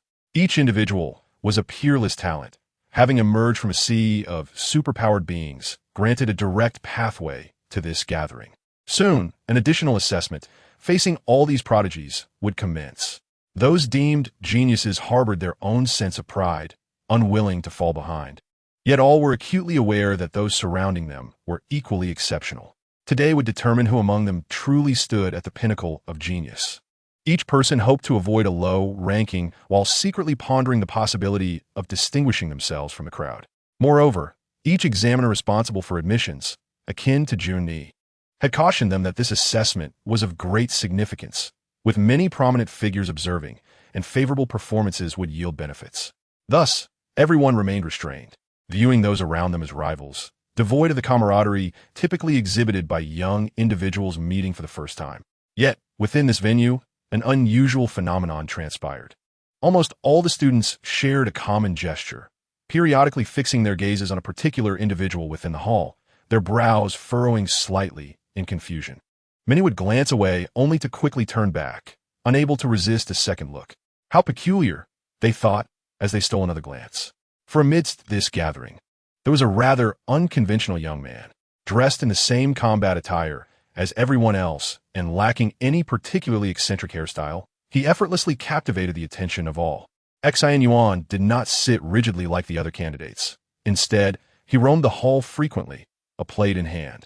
To him, the abundance of exquisite food and drink, coupled with the lavish decorations, clearly signified an invitation for relaxation and indulgence.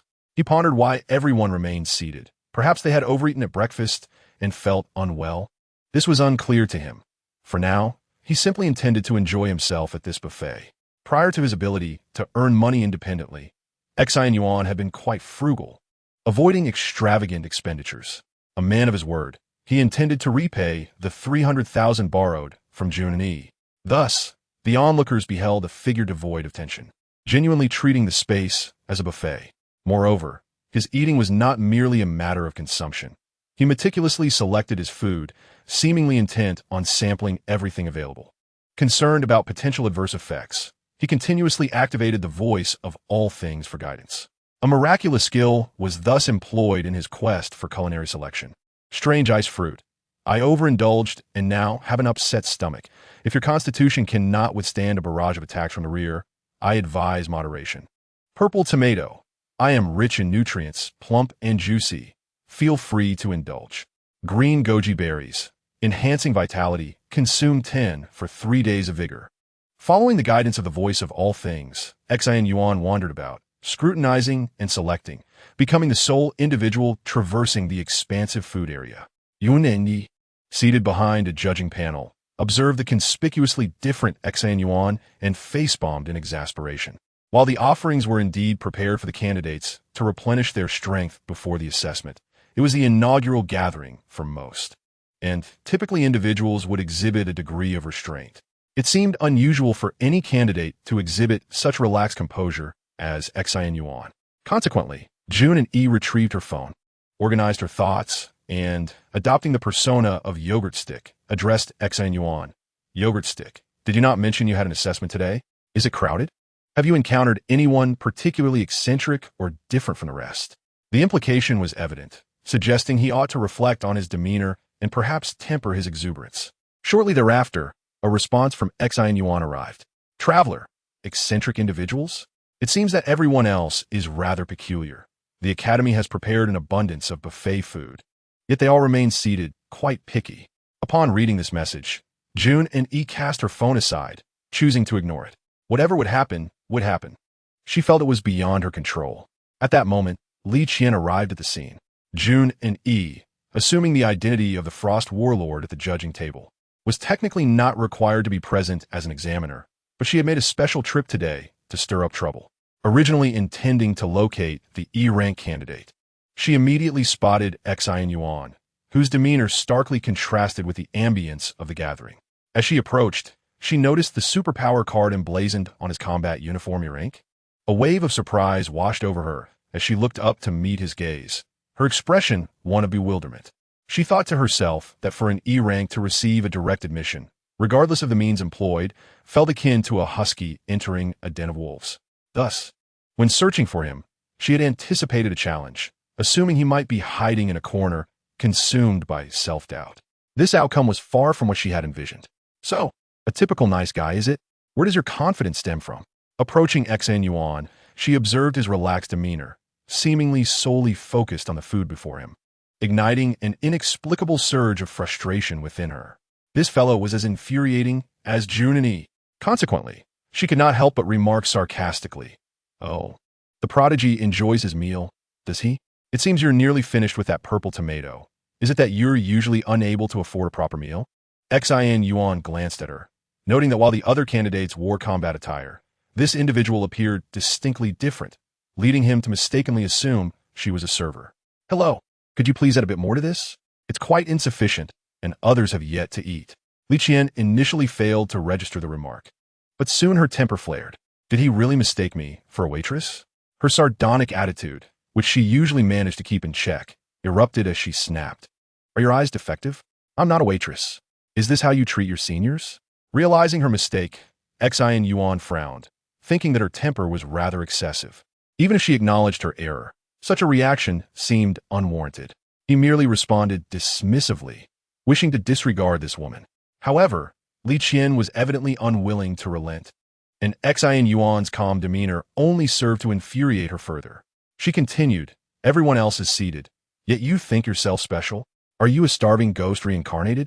Xin Yuan was equally displeased, and, disregarding her status or connection to the faculty, frowned and retorted, what is the issue?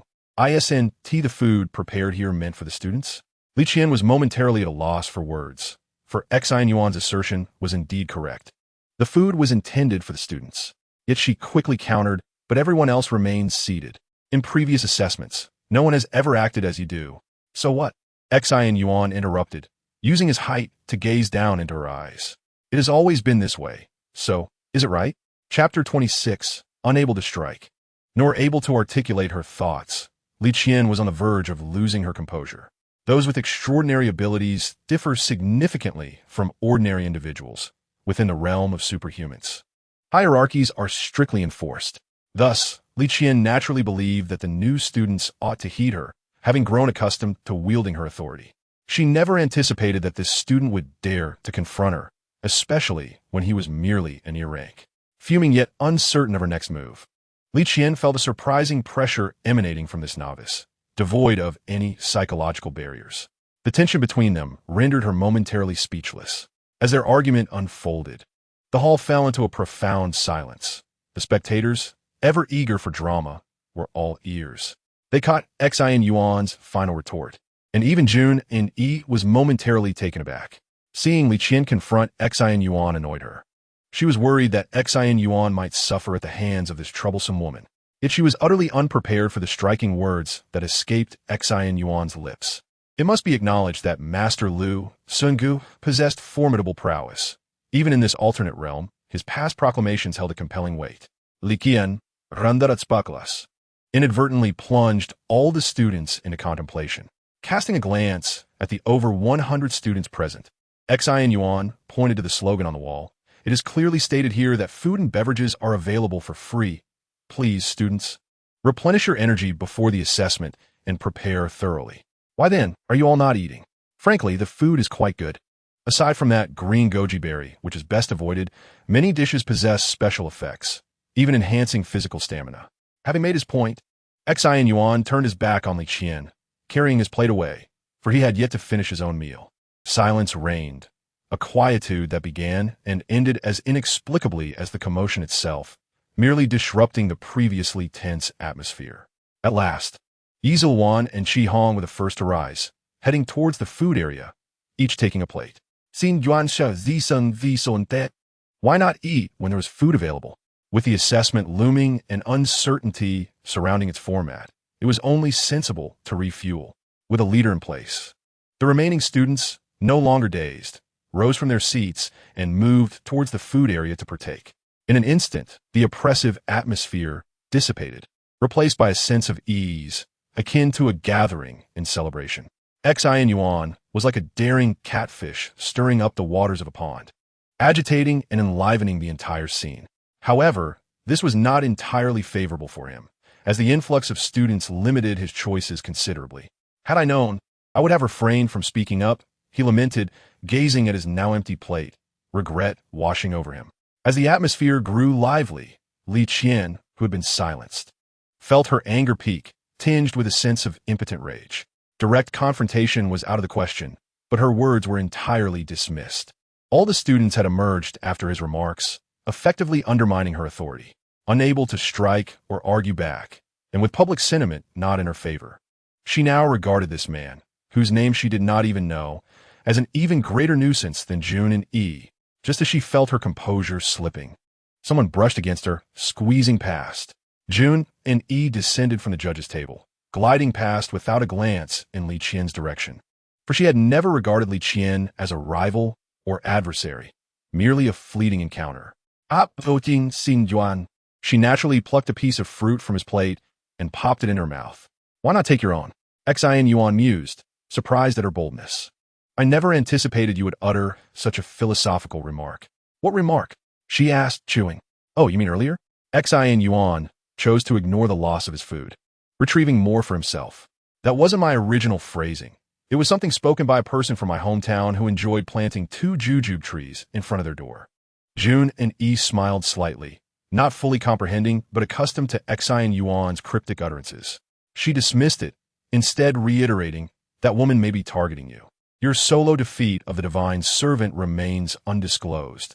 In the eyes of the public, you are still merely an E rank. This assessment is your chance to silence them all. Remember to perform well and be cautious of those around you, she advised pointedly. Xin Yuan nodded. June and E had repeated her cautions so often recently that her words had become second nature to him. He certainly wouldn't be as careless as he seemed. However, if someone truly dislikes you, no action you take will silence them, he replied. So, there is no need to dwell on it. Of course, I'll strive for a commendable result in this assessment. Their exchange continued, casual yet relaxed, for Xin Yuan had unwavering confidence in his abilities. In June, and E possessed even greater faith in him. Meanwhile, Li Qian, lost in the crowd and unnoticed, glared at the pair, her expression twisted in displeasure. Senior, this E-rank fellow truly lacks decorum. He seems to have weaseled his way in purely through his tongue, remarked a nearby male student, trying to ingratiate himself. He is a student recommended by Li Qian, primarily seeking to ingratiate himself with her, while he also harbors a certain disdain for E-rank superpowered individuals. The close relationship between the E-rank judges, Xin Yuan and Jun Ani, only heightens his jealousy, prompting him to seek out Li Qian. After much effort, Li Qian finally hears a voice in agreement with her, and she turns sharply, venting her frustration. I've never seen Jun Ani so close with anyone else. This man must either be a relative of hers or a mere gigolo. Ah, yes, I feel the same way, the boy interjects, lacking any independent thought. Agreeing with her without hesitation, Li Qian's eyes darted around, and she leaned in closer to the boy's ear, whispering, Lu Peng, remember this when I speak later. Chapter 27. The strange understanding between an old man and a young boy. With a resounding mechanical clang, the sci-fi-like lift gate gradually opened, revealing a throng of figures at the entrance. It is said that this sports arena, having hosted similar assessment activities annually, had invested heavily in constructing such a door purely for the sake of ostentation. At the forefront stood an elderly man with a head of white hair, slightly plump, resembling Santa Claus.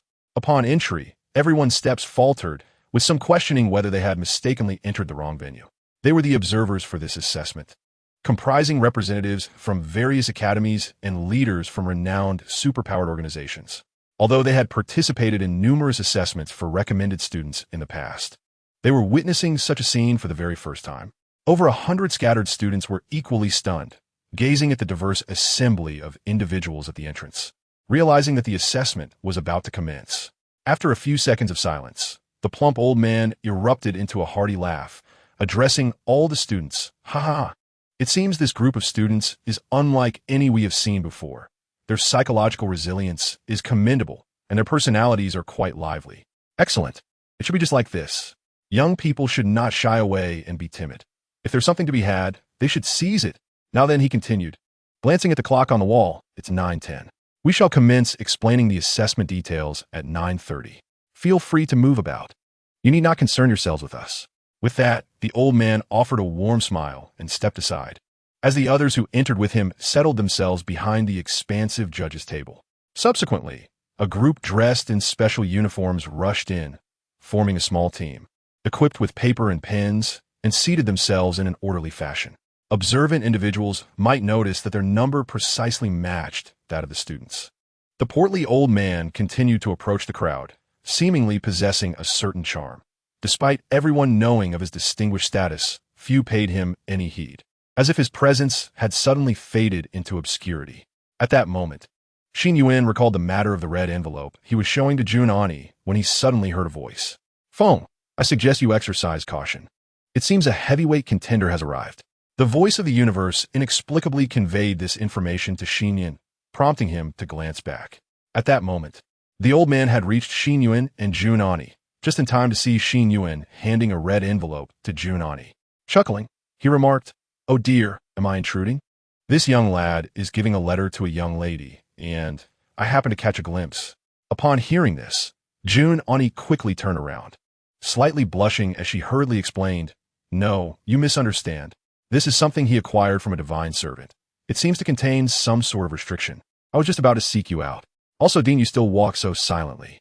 As she spoke, Junani directly handed the red envelope to the chubby old man. He accepted it, but did not examine it immediately. Instead, he was astonished, looking intently at Xin Yuan, or rather, the two were locking eyes. The old man clearly understood that this child had turned to face him before he had even spoken, and the expression on his face indicated that it was not merely a coincidental glance, but a deliberate one. "Did you realize I was coming?" The plump old man, momentarily neglecting the envelope, gazed at Xin Yuan with keen interest. "It wasn't me. It was Feng who sensed it," Xin Yuan replied, shaking his head. The old man's response left him momentarily at a loss for words, before bursting into hearty laughter. "Young man, you are quite intriguing. I like you." He then turned to Junani and remarked, "So, this is the E-rank special talent you recommended? Not bad. You have a discerning eye." He waved the envelope in his hand, adding, "And this is also his." "Yes, it pertains to the matter from a couple of days ago," Junani interjected. The old man nodded, then closed his eyes to sense the red envelope in his grasp, maintaining the kind smile on his face, as if it were the natural state of his features, devoid of any other change. Soon, he opened his eyes and inquired of Xin Yuan, "Have you investigated it?" "No." Xin Yuan answered honestly, "I intended to, but my intuition advised against it." "Excellent. You possess keen intuition. This restriction is not something you can handle yet." As he spoke, the old man flicked his fingers, causing the red envelope to vanish from his hand, completely disregarding any further discussion about it. Afterward, Xin Yuan and the old man exchanged another glance, both simultaneously harboring a singular thought. In perfect synchrony, they extended their hands toward each other. "Xin Yuan, greetings. It is an honor to meet you." "Old man, child, have you been faring well lately?" This remarkably harmonious scene left Junani beside them utterly dumbfounded, standing there, bewildered by the odd exchange between the elder and the youth. Without further ado, they both became serious for a moment, their hands clasping together. Replication successful. Acquired C-rank talent. Presence erasure technique. Automatically enhancing talent. Talent level successfully upgraded. Stealth, enabling one to diminish their aura and presence at will, making it difficult for others to detect them. Xin Yuan, of course, had a clear aim, hoping to test his luck and see if he could replicate the talent. Although he succeeded, he was most astonished by the talent's level. The person before him appeared to be a significant figure, undoubtedly of considerable status and power. Yet their talent level was only C rank. This seemed incongruous. Xin Yuan lifted his gaze, astonished and perplexed, staring at the elderly man. Meanwhile, the latter's handshake was evidently not without ulterior motives. Although his expression showed little change, he was clearly sensing something. The more he sensed, the more confused he became, his mind swirling with questions, mirroring Xin Yuan's own expression. The two gazed at each other, filled with mutual bewilderment, their expressions strikingly similar, if not for their age difference. One might think they were merely gazing into a mirror. "Haha, splendid, splendid, splendid." The old man released Xin Yuan's hand first, nodding enthusiastically, not uttering another word, signaling to Junani that they should discuss something privately as they moved away. 20 minutes swiftly passed, leaving the hall nearly empty as everyone returned to their seats. None were starving, after all. It was hardly reasonable to linger until the last moment like gluttons at a buffet. In fact, the food area had been largely deserted for the last 5 minutes. Even Xin Yuan departed early, his sole intention being to partake in a meal rather than to capture anyone's attention. As the time approached, several judges seated at the front exchanged glances, ultimately leading to the rotund elder stepping forward. His face still bore a genial smile, his eyes narrowed to slits, rendering his wrinkles such that they obscured his sight. He clapped his hands and proclaimed, "All right, time's up. Greetings, students. I am M.O. Chingu, but you may refer to me as Dean M.O., or simply Old M.O. if you prefer. Now, allow me to elucidate the particulars of this assessment. Chapter 28. The rule is that there are no rules. Was the identity of that old man? Were his capabilities? Seizing the moment while the elder began his explanation, Xin Yuan hastily squeezed himself beside Jun Ani and inquired. He is the dean of the Eastern Academy. No one is precisely aware of his capabilities, as the responsibilities of a dean are manifold. Jun Ani replied in a hushed tone as he noticed Xin Yuan leaning in. He quickly added, "You should focus on listening. What is the point of discussing this now?" Cough. Ghoul. Ha. Mo Chingu stood at the podium, clearing his throat. Though I may begin with a few trivial remarks. I kindly ask for your silence and refrain from whispering amongst yourselves. Hearing this, Jun Ani cast a sharp glance at Xin Yuan, clearly indicating that the remark was directed at them. Xin Yuan chose not to respond, merely shrugging his shoulders, even in this otherworldly realm. Opening speeches by leaders often commence with a plethora of superfluous information. For instance, Mo Chingu was currently delivering a series of platitudes. We must exert ourselves vigorously, steadfastly advance, and consistently maintain our momentum. In essence, it was akin to the opening remarks typically presented by a principal at a school ceremony, outlining the purpose and direction of the forthcoming activities. However, this lengthy and tedious discourse did not persist for long, and he soon commenced the formal explanation of the rules. First and foremost, the assessment involves 126 students who will jointly enter an artificial secret realm to engage in a hunting endeavor devoid of regulations. The criteria for ranking is exceedingly straightforward, to the extent that it seems almost foolish to explain. Retrieve the divine cores from within the secret realm within the designated time frame for scoring evaluation, with higher scores resulting in better placements. It is noteworthy that those with a greater accumulation of points will receive substantial rewards, which will significantly benefit their future admissions. Yet, this assessment is far from as simple as it sounds. To begin with, there are no maps within the secret realm.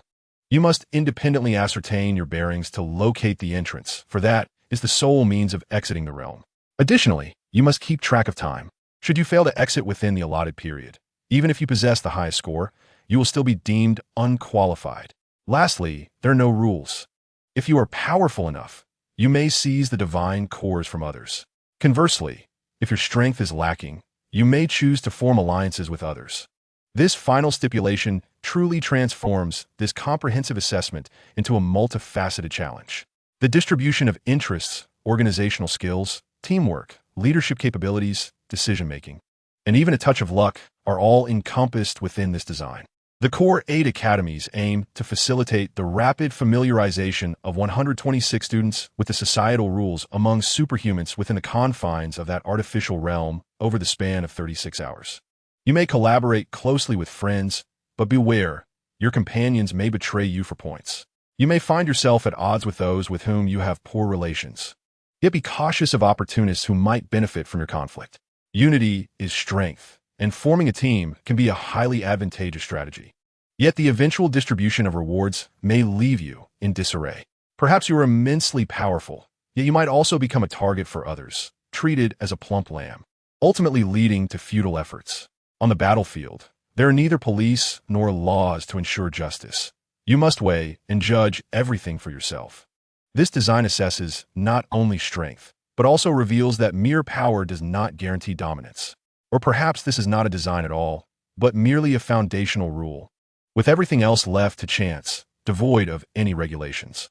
However, the essence of this lack of rules is its core, as this world is inherently devoid of regulations. Superhumans have never been sheltered seedlings within an ivory tower. All present were astute individuals, and upon hearing Mo Chingu's words, they fell silent, their brows furrowed in contemplation. Some began to survey their surroundings, pondering whether they should seek companions, while others exuded an air of arrogance, refusing to even glance at their peers, evidently resolved to act alone. Observing the myriad expressions on each face, Mo Chingu maintained a smile and lightly nodded. All right, the rules are as simple as that. Now, does anyone have any questions? After a brief silence, a student stepped forward to inquire. Dynamo, may I ask what exactly is a divine core? Oh, that. You can understand it as the loot dropped from the creatures you will encounter in the secret realm, Mo Chingu replied. You mentioned that this is an artificial virtual realm. Are the creatures within real? Will they inflict harm upon us? Indeed they will. Everything is entirely authentic, Mo Chingu elucidated. However, you are all vital human resources. You will not be allowed to perish within. If you sustain life-threatening injuries, you will be teleported out immediately, though such an outcome will undoubtedly result in a low score. Once the questions concluded, a brief silence enveloped the room. Mo Chingu surveyed the crowd, and just as he believed there were no further inquiries and intended to announce the commencement of the hunting expedition, another student boldly interjected. Lu Peng raised his hand and spoke. Dean, you mentioned we can bring weapons. How can we ensure fairness in combat? Mo Chingu's expression remained unchanged, but internally. He sensed something amiss in the tone of the question. His seasoned intuition indicated that this line of inquiry was out of the ordinary. As anticipated, Li Qian, positioned at the edge of the judging panel, spoke up. I believe such concerns are reasonable. After all, there's never been a precedent for E-level personnel standing here. So worrying about fairness is only natural. Have you no shame? Junan exclaimed, astonished. She had never expected Li Qian to be so reckless and tone-deaf as to press this issue in such a setting.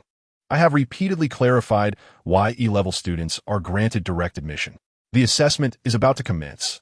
Will you not see for yourself whether he is qualified? Junani's assertion was entirely valid. Among the numerous senior judges present, there may have been some doubts regarding Xin Yuan's status, but at this juncture, it was inconceivable for anyone to raise such concerns. After all, the assessment was about to begin, and one's abilities would soon become evident. The distinction of E-level was not of paramount importance. Moreover, Li Qian, by virtue of her role, had no authority to voice such objections. Consequently, many high-ranking officials cast disapproving glances at Li Qian. Nevertheless, Li Qian pressed on, having already resolved to harm herself in the process of attacking another. Of course, it cannot be so simple, for I suspect you are aiding him in cheating. Chapter 29. The Cheating Scandal, Groundless Accusations. Li Qian pointed an accusatory finger at Yun. Her gaze shifting to Xinin, her heart ablaze with jealousy, disregarding her own dignity. However, upon observing Xin Yuan's expression, she quickly fell into disappointment. The emotions she had hoped for, anger, fear, trepidation, or grievance, were conspicuously absent from his countenance. Xin Yuan appeared only bewildered, gazing at Li Qian as if she were a prodigy. With an exasperated shrug, he spoke. Yet the conversation did not veer towards any accusations of cheating, nor did he offer any explanations. He merely expressed his confusion. Why am I suddenly being targeted? Is it just because I mistook you for a waitress? It's hardly a grave matter. Your attire indeed bears a resemblance. What? Li Qian was taken aback, wondering if this fellow was somewhat lacking in focus, still fixated on the waitress comment amidst the current gravity of the situation. But as realization dawned, her fury surged. Who looks like a waitress? How am I dressed like one? Well, you certainly do. Your outfit is quite distinct from the others, looking rather neat. And you appear older, clearly resembling a service staff. Older? Have you taken a proper look? This is a standardized examiner's uniform. It bears no resemblance at all. Li Qian, fuming and clutching her collar, was abruptly halted mid-rant as a sudden shift in her gaze indicated a change in her inclination to continue. Wait, was there something amiss in the direction this conversation had taken? She was accusing him of cheating. How had they spiraled into a discussion about her attire, resembling that of a waitress? This guy was insufferable. She had been led astray. From the judging panel, a towering figure, a robust man standing at nearly 6.5 feet, scrutinized the scene, frowning as he addressed Li Qian. In such a serious context, if you suspect cheating, focus on the pertinent points. Spare us your usual irrelevant side jobs. Do you take this as a farce? Hearing his words, Li Qian felt a surge of indignation rising in her chest, as if something were lodged against her heart, threatening to make her spit blood. What was this? Was her status as a waitress being firmly established? Yet, she was acutely aware of who this imposing man was, the titan of the war god hall. Although he and Junani were both war gods, they were not entirely alike, and she dared not speak out of turn before him, opting instead for silence. Taking a deep breath, she swiftly attempted to recalibrate her mindset, reorienting her thoughts back to the topic at hand. She was beginning to realize that this E-class contestant named Xin Yuan was somewhat peculiar. His words had effortlessly led her off course, disrupting her rhythm. Could this perhaps be a manifestation of his extraordinary ability? After a few moments of adjustment, Li Qian directed her attention away from Xin Yuan and addressed the panel of judges. According to the report from Junani, It has been indicated that his E-class abilities have undergone an exceptionally rare mutation, acquiring ice attributes of a notably high level. Upon arriving here, he reportedly showcased this to the staff responsible for card issuance. However, during those two instances, Junani was also present. Hence, I believe that this is not something he achieved independently. Rather, it is Junani aiding him in cheating. At her words, a commotion erupted among the crowd of students, who began to murmur amongst themselves. In truth, this disturbance was also part of Li Qian's design. She had previously instructed a few of her arranged students, including Lu Peng, to disperse throughout the crowd and incite suspicion. After all, people tend to be blind followers. Once someone takes the lead, others will follow suit. Moreover, there were plenty among the crowd who looked down upon those with lower-level talents, naturally amplifying their voices. At the very least, I cannot accompany anyone into this assessment, nor do I have any motive to assist anyone in cheating. Junani felt somewhat at a loss for words in light of such baseless accusations. After all, Xin Yuan's abilities bore a striking resemblance to hers, and his methods were reminiscent of her own from years past. But perhaps you might provide him with some tools of your own abilities to assist him in passing? I did not. Moreover, I possess no capability to create such superpower tools. Junani exclaimed in exasperation. Who knows? Perhaps you would suddenly acquire the skill? Who can truly say, given your prodigious talent? Li Qian seized the opportunity to press her advantage. For the first time, she felt a sense of triumph in her confrontation with Junani, filling her with a refreshing sense of exhilaration. Meanwhile, the crowd, spurred on by a group of instigators, began to murmur with growing intensity. This cannot be. If that were the case, it would spell disaster. How could he possibly compete with an examiner? What should we do? An investigation is warranted. Xin Yuan remained an indifferent observer, his gaze sweeping over the faces of those speaking, committing their features to memory, yet he refrained from uttering a word. Historically, proving one's innocence has always been a formidable challenge, and he refused to squander his breath. Therefore, I propose an immediate search to uncover any potential contraband. Li Qian declared, her demeanor slightly smug. At that moment, Junani's face darkened with anger. She realized that Li Qian was not genuinely concerned about cheating, but was merely seeking to provoke. This is unacceptable. This is sheer humiliation. You have no evidence. As she spoke, Xin Yuan gently placed a hand on Junani's shoulder, stepping forward to stand before her. Thank you for your willingness to speak on my behalf. But matters such as this will forever remain tangled. Turning to Mo Chingu, he continued, I must say, Dinamo, you seem to enjoy the spectacle. Do you not intend to offer any commentary? Throughout Li Qian's outburst, Mo Chingu's expression had remained unchanged, the wrinkles of amusement on his face entirely obscuring his eyes, rendering his thoughts inscrutable. I have scanned him. He bears no issues. After a brief silence, Mo Chingu's laughter rang out. Then he addressed Li Qian. As for the matter of storage rings, that is also easily resolved. With a casual gesture, a transparent wristband simultaneously manifested on the wrists of all 126 students present. Initially, we intended to implement a reform. This is a temporarily created energy wristband designed to better ensure your safety. Should you sustain severe injuries, you may use the wristband to request an exit. Just now, I added a storage function. Anything you wish to bring inside can be placed here, and it will automatically reject any prohibited items. Xin Yuan glanced at the band on his wrist, recognizing that Mo Chingu's casual display of power was a testament to his formidable capabilities. His abilities were undoubtedly far from simple. Upon hearing the seemingly benevolent elder speak, Li Qian retreated, her eyes glinting with triumph. Her objectives had been achieved. She had overshadowed Junani and simultaneously planted the seeds of disdain toward Xin Yuan in the minds of the students. Even if Xin Yuan were a genius, as long as Lu Peng and the others followed her instructions, he would not perform well. Chapter 30. I hope he can be first. With Li Qian stepping aside, no one else emerged to speak, and the assessment was set to commence. The gaze of Mo Chingu and the other high-ranking officials shifted away from Xin Yuan and Li Qian as the secret realm was activated. Several bald men stepped forward, arms outstretched, reciting incantations as if performing a ritual. A second later, a beam of light shot forth from each person's brow, converging at a specific point in the air. Subsequently, a ghastly green door slowly creaked open before all present. Alternatively, one might assert that it is not a door at all, but rather an object akin to a quagmire, its color evoking a profound sense of revulsion.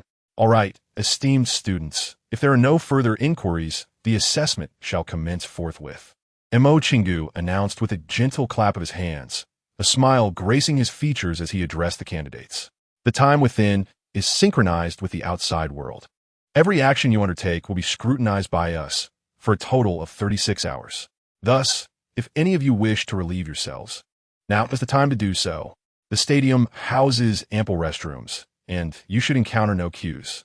Of course, should you choose to disrobe and relieve yourselves under the gaze of the multitude, we shall not intervene. As superpowered individuals, enduring 36 hours without food, water, or restroom breaks should not pose a significant challenge for you. Alternatively, should you find yourselves incapacitated by sudden gastrointestinal distress and wish to abandon the assessment, that is entirely your prerogative. Maintaining that Santa Claus-like visage, he delivered his remarks with an air of levity before gesturing for everyone to proceed. The assessment commenced immediately, leaving no time for the participants to prepare, a display of decisiveness that was quite striking.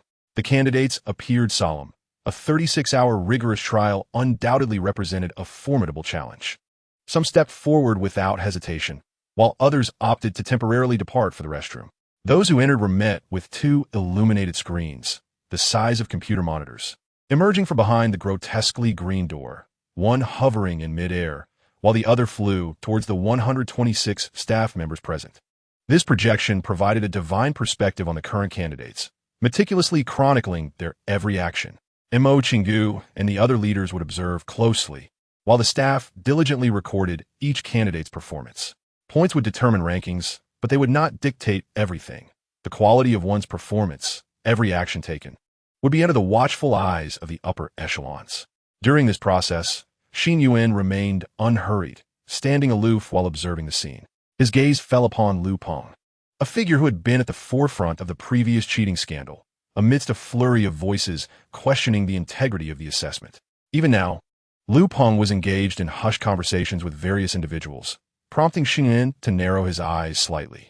Finally, as the candidates trickled in, only a handful, including Xin Yuan, remained outside.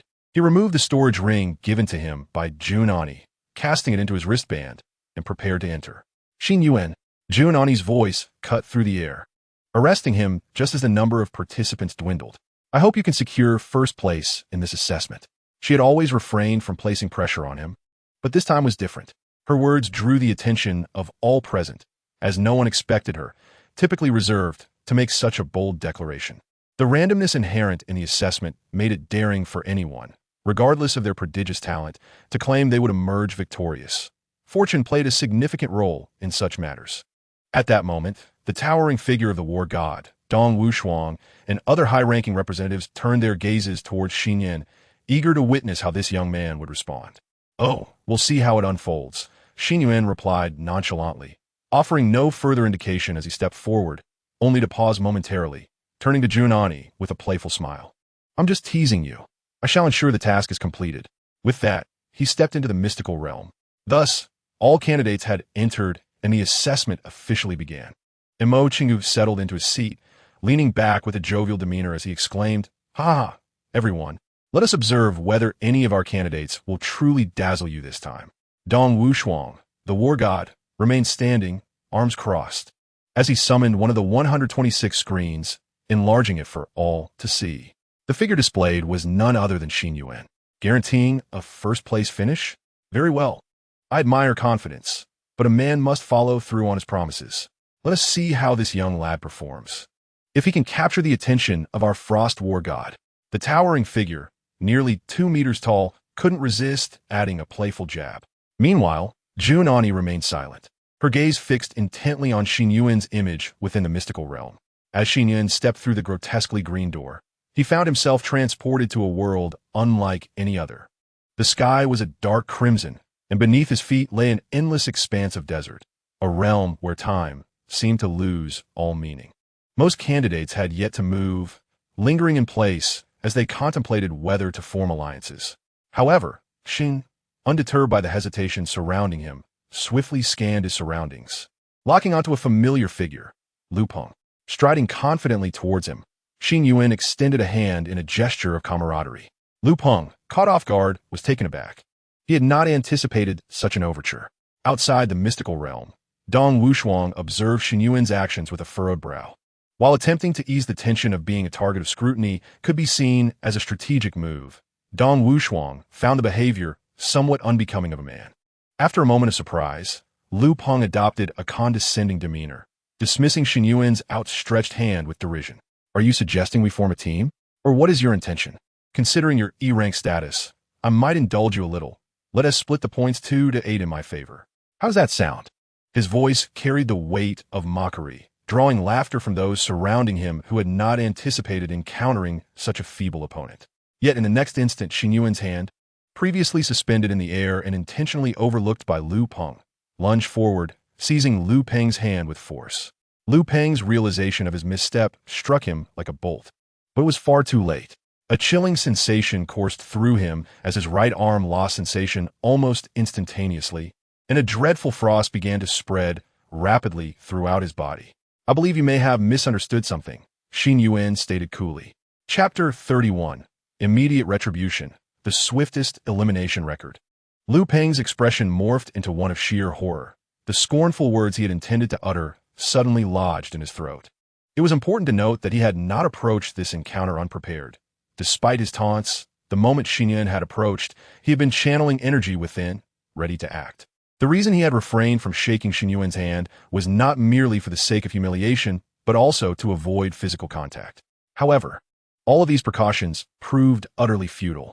A violet luminescence enveloped him, his own abilities reaching their zenith as they clashed against Xin Yuan's pale, ice-infused energy. Yet, the more he struggled, the more his expression contorted in abject disbelief. As he confronted an undeniable reality, it became evident to him that no matter the amount of energy he exerted, the speed at which the frost spread remained utterly unchanged. Unyielding and devoid of any room for negotiation, it relentlessly consumed his very being. This was a disparity in quality, an absolute chasm of superiority. Yet, he possessed an A-level talent. How could he be so thoroughly overpowered, even if his opponent were of S rank? This should not have been the outcome. You, Lu Peng exclaimed, his gaze locking onto Xin Yuan's chilling eyes, shock evident in his voice. What is your talent level? I am E rank, as you all know, Xin Yuan replied with a casual shrug, his right hand seemingly fused to the spot, immovable. No matter how fiercely Lu Peng's energy surged, it dissipated instantly upon reaching Xin Yuan. Anger filled Lu Peng's mind, but it swiftly transformed into dread as he realized that should this continue, death was the only inevitable conclusion. At his age, he had little understanding of life and death. In a panic, he resorted to desperate measures, kicking at Xin Yuan with his still unfrozen feet like a child. Yet, Xin Yuan was already encased in a layer of frosty armor, rendering Lu Peng's efforts utterly futile. What are you doing? Lu Peng shouted in a frenzy. Save your strength. Once I close in, I have the ability to freeze you in an instant, but I refrain from doing so you need not fear excessively. Xin Yuan continued to emit his cold aura with meticulous consistency. This place is safe from death. However, as that corpulent old man mentioned, when faced with a lethal threat, one will be automatically transported away. Thus, I am merely testing to see to what extent my freezing can lead to death. Meanwhile, outside, Mo Chingu observed in real time. So, it's Director Mo in front and the fat old man behind. Huh? Do you have any idea that I am watching? This person plays one way in front and another behind. Have you figured that out? Listening to Xin Yuan's calm voice, Lu Peng felt as if he were plunging into an icy abyss. His body was not the only thing feeling cold. His heart was equally frigid. Although he knew he would not die, the terror of witnessing his own demise was an experience he had never encountered in his over a decade of life. Moreover, if he were to be transported away now, it would result in his immediate disqualification. He had so many plans, having anticipated the exam's circumstances. He had hoped to shine and soar to great heights. Why must it all end before it even began? Regret overwhelmed him as he lamented his decision to ingratiate himself with Li Qian, targeting this terrifying freak. That gaze of his was one that could only belong to a killer. It was the kind of look that remained unfazed by life and death. What had this fellow been before? He was certainly no student. In his desperate struggle, Lu Peng contemplated numerous thoughts as the frost enveloped him. There was no sensation of pain, only an unending numbness, and his consciousness began to blur. With great effort, he turned a glance at his teammates behind him, who had been instructed to act together against Xin Yuan. Yet now, they were all using their full powers, standing at a distance. Don't, as his awareness faded. The bracelet on his wrist began to flicker wildly, signaling a grave danger to his life. In truth, the ice attribute ability was somewhat merciful. After all, it spared one from intense agony. In this light, perhaps I am a good person. These were the last words he heard before consciousness slipped away, uttered by Xin Yuan. In the next instant, the bracelet erupted, enveloping him in a radiant stream of light, causing him to vanish from spot. The hunting assessment commenced officially 58 seconds after all personnel had entered. Lu Peng, talent level A, disqualified. He shattered the record for the fastest elimination since the inception of this assessment, a feat unmatched by any before him, and likely unmatched in the future. Lu Peng's half-frozen body materialized outside the mirror, laid bare before the judges. The light membrane swiftly penetrated, melting the rigid ice upon him and nurturing his body. Yet, he did not awaken. His heartbeat remained absent. Mo Chingu pointed, casting a gentle golden light over Lu Peng, gradually revitalizing his form. The mechanism of the bracelet's light membrane was designed to shield students from fatal injuries before transporting them out, then swiftly stabilizing their condition. However, Lu Peng's state, being gradually consumed by ice, still left him on the brink of death. Thus, Mo Chingu had no choice but to intervene further. The entire panel of judges, comprising high-ranking, superpowered individuals, fell into a stunned silence, with not a single voice raised. Even those present, whose abilities surpassed Xin Yuan's, were left astonished. Today, Xin Yuan had truly opened their eyes, much like a knife to the rear. Throughout the years of assessment history, nothing of this nature had ever occurred. They were all aware that Xin Yuan had previously been suspected of cheating, drawing everyone's attention. If he were indeed a genius, he would surely respond during the assessment. However, they had not anticipated such a swift and fierce reaction. This fellow bore grudges instantly, without delay. Yet, among the crowd that had previously doubted and slandered him, Lu Peng was not the only one. Could be that? Sigh, this kid is quite vicious. It is fortunate that the secret realm does not lead to death. Mo Chingu shook his head in resignation, the smile on his face shifting slightly.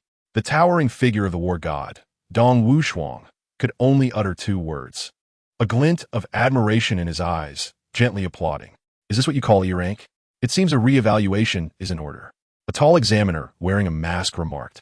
One can only say you are formidable and ruthless, yet lacking in prudence. Making such a strong impression right from the start is not a wise choice. This was the assessment of the vice president of the Southern Academy. While there were no issues with his strength, such conduct would likely prevent him from securing the highest points.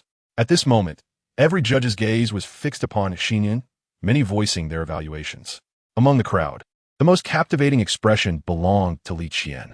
Her previously smug demeanor had yet to fully dissipate when the harsh reality struck her like a slap to the face, rendering her expression frozen at the edge of the judges' panel. This scene utterly disrupted all her designs and was completely beyond her expectations. At this moment, she felt as if she were trapped in a nightmare. Lu Peng, her top pick among the students she had endorsed, was the strongest in combat. She had considered the possibility of Xin Yuan possessing genuine strength, but never had she imagined it would be enough to annihilate Lu Peng in an instant. Was Lu Peng truly so weak? Where had this monster Xin Yuan come from? Gazing at Lu Peng, who lay on the ground as if lifeless, her teeth ground in frustration, her moment of joy had barely lasted 2 minutes before it was shattered. How could he possibly be inferior to that fellow Junani? Useless. A failure who could accomplish nothing but create obstacles.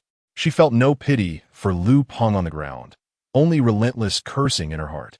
That wretched person must be feeling quite pleased with himself right now. Woon Tihi, with her thoughts racing, she discreetly began to observe Jun Ani from the corner of her eye. However, Jun Ani's expression revealed no hint of triumph, nor even a trace of joy. He simply sat there, his delicate hand propping up his fragrant cheek, quietly gazing upwards. There was no change in his demeanor, no verbal commentary. He was utterly absorbed, as if engrossed in a captivating film, seemingly conveying that this was only to be expected. He had long anticipated that Xin Yuan possessed such prowess, and he was merely awaiting the latter's subsequent performance. Cough, cough. Just as Li Qian felt her teeth itch with irritation, a sudden bout of intense coughing erupted, causing Lu Peng to jolt upright from the ground, bewilderedly surveying his surroundings, as though he had lost his memory. After a moment, he finally recollected the events that had just transpired, vigorously shaking his limbs to regain control of his body before hastily standing up. The judges also took note of him, redirecting their attention towards him. Mo Chingu, adorned with his signature amiable smile, inquired, "Child, you have awakened? Is your health in order?" "I am perfectly fine. I have no issues," Lu Peng quickly responded. "Director Mo, please grant me another opportunity. We have only just entered. The assessment should not have commenced yet, right? I still can perform. I possess the capability. I haven't done anything yet." With his future on the line, Lu Peng was so flustered that he spoke incoherently, desperately wishing to re-enter that secret realm. "That is not permissible. The assessment has already begun. You may observe from here or return to rest. Your assessment has concluded." Mo Chingu replied with a gentle smile, his voice not stern, yet imbued with an undeniable finality. Listening to Mo Chingu's words, Lu Peng's face blanched, rooted to the spot in shock. Suddenly, as if grasping at a lifeline, he turned to Li Qian. "Aguzamineli, senior sister, you must help me. Allow me to continue the assessment. I have only just entered." Li Qian shot him a disdainful glance, completely uninterested in further entanglements with him, and turned her head, stating, "What does this have to do with me? The rules are set. This is your own affair." "But we had agreed beforehand," he protested. "You told me before the assessment that Silence. Li Qian interjected sharply, her eyes narrowing as she cut off Lu Peng's words. "What do you want to say?" "Your assessment has concluded. It cannot be altered." She was genuinely fearful that Lu Peng would utter something inappropriate. "Enough. If you wish to bicker, take it outside." Dong Wushuang interjected, his brow furrowed, putting an end to their exchange. As the god of war, his title epitomized the essence of his character. Even though he initially did not know Xin Yuan, he held Lu Peng and Li Qian's behavior in utter disdain. Eventually, the group quieted down, and Mo Chingu cast a meaningful glance at Li Qian, choosing not to speak further. Within the secret realm, Xin Yuan observed the abrupt disappearance of Lu Peng, raising an eyebrow in intrigue. The protective mechanism of this realm proved to be quite astute. Looking upwards, he mused aloud, almost as if addressing someone. "Does this current state serve as proof that I did not cheat?" Upon completing his statement, he scanned his surroundings, noting that everyone had distanced themselves from him. This included not only those allied with Lu Peng, who sought to conspire against Xin Yuan, but also other nearby students. Xin Yuan's initial display of formidable combat prowess had successfully established his authority, but had, to some extent, also positioned him in opposition to the majority. Few dared to assert that they could surpass Lu Peng's performance, each apprehensive of facing a similar fate of elimination. Consequently, despite Xin Yuan's remarkable display of strength upon entry, none were inclined to form alliances with him. When one is significantly inferior to others, they are scorned and shunned. Conversely, when one is excessively superior, they are viewed with trepidation and avoided. The only way to integrate into a group is to align closely with the majority. This is why the Vice Dean of the Western Academy held such an irrational assessment of Xin Yuan. The wood that stands out in the forest is bound to be felled by the wind. In a scenario where scores are acquired through collective hunting and competition is permitted, being overly conspicuous may not be advantageous. A chill surged forth, the frost armor enveloping his entire being once more, and the ice staff reappeared in Xin Yuan's grasp. Standing firm, he regarded the individuals before him, equally adorned in radiant light and poised for confrontation, readying himself for battle. At this moment, he became acutely aware of the shift in his mindset brought about by his recent encounter with the divine servant. Faced with these students who had yet to experience life and death struggles, he distinctly felt a newfound ease in combat. "Shall we engage now?" Xin Yuan inquired, twirling the ice staff in his hands. The group, having evidently resolved to team up, exchanged glances before swiftly retreating, disappearing from view before long. They chose to concede, opting not to provoke Xin Yuan in the initial phase of the assessment. The others gradually followed suit. Some successfully formed teams while others chose to venture solo. However, it was apparent that no one extended an olive branch to Xin Yuan. Even the relatively amicable Qi Hong merely nodded at Xin Yuan from a distance before departing alone, confident in his own abilities and opting for the path of a lone wolf. Witnessing this scene, The vice dean of the Western Academy furrowed his brow slightly and turned to Dong Wuxuang. Wuxuang, it seems you hold this child in high regard. Shall we place a wager? Chapter 33. The Bet, the Terrifying Challenge Ahead. Dong Wuxuang maintained his arms crossed, slowly turning to face the speaker. Zhongjing, you become vice dean, yet still indulge in wagers? Both men were no longer young, yet they had been friends in the past and maintained a reasonably good rapport. What do you propose to wager? Dong Wuxuang inquired. Let us bet on whether this child can fulfill the grand claims he just made. I wager that he cannot. Zhongjing declared. Indeed, that is quite difficult. Historically, the top performer in assessments has never been the strongest contender. Cunning and luck play pivotal roles, another judge chimed in. Hearing this wager, Dong Wuxuang furrowed his brow slightly before ultimately shaking his head. This wager is inherently unfair for both parties. I shall not bet. How stingy. Zhongjing shrugged, refraining from further commentary. After all, the uncertainty surrounding the top contender was exceedingly high. At that moment, a light voice interjected, adding a twist to their seemingly inconclusive bet. Director Zhong, I shall wager with you. Junani, seated gracefully, tilted her head slightly to regard Zhongjing. Oh, are you serious? The Frost War God is willing to engage in a wager? Yes, I wager that he will attain first place in the assessment, Junani asserted firmly. Is that so?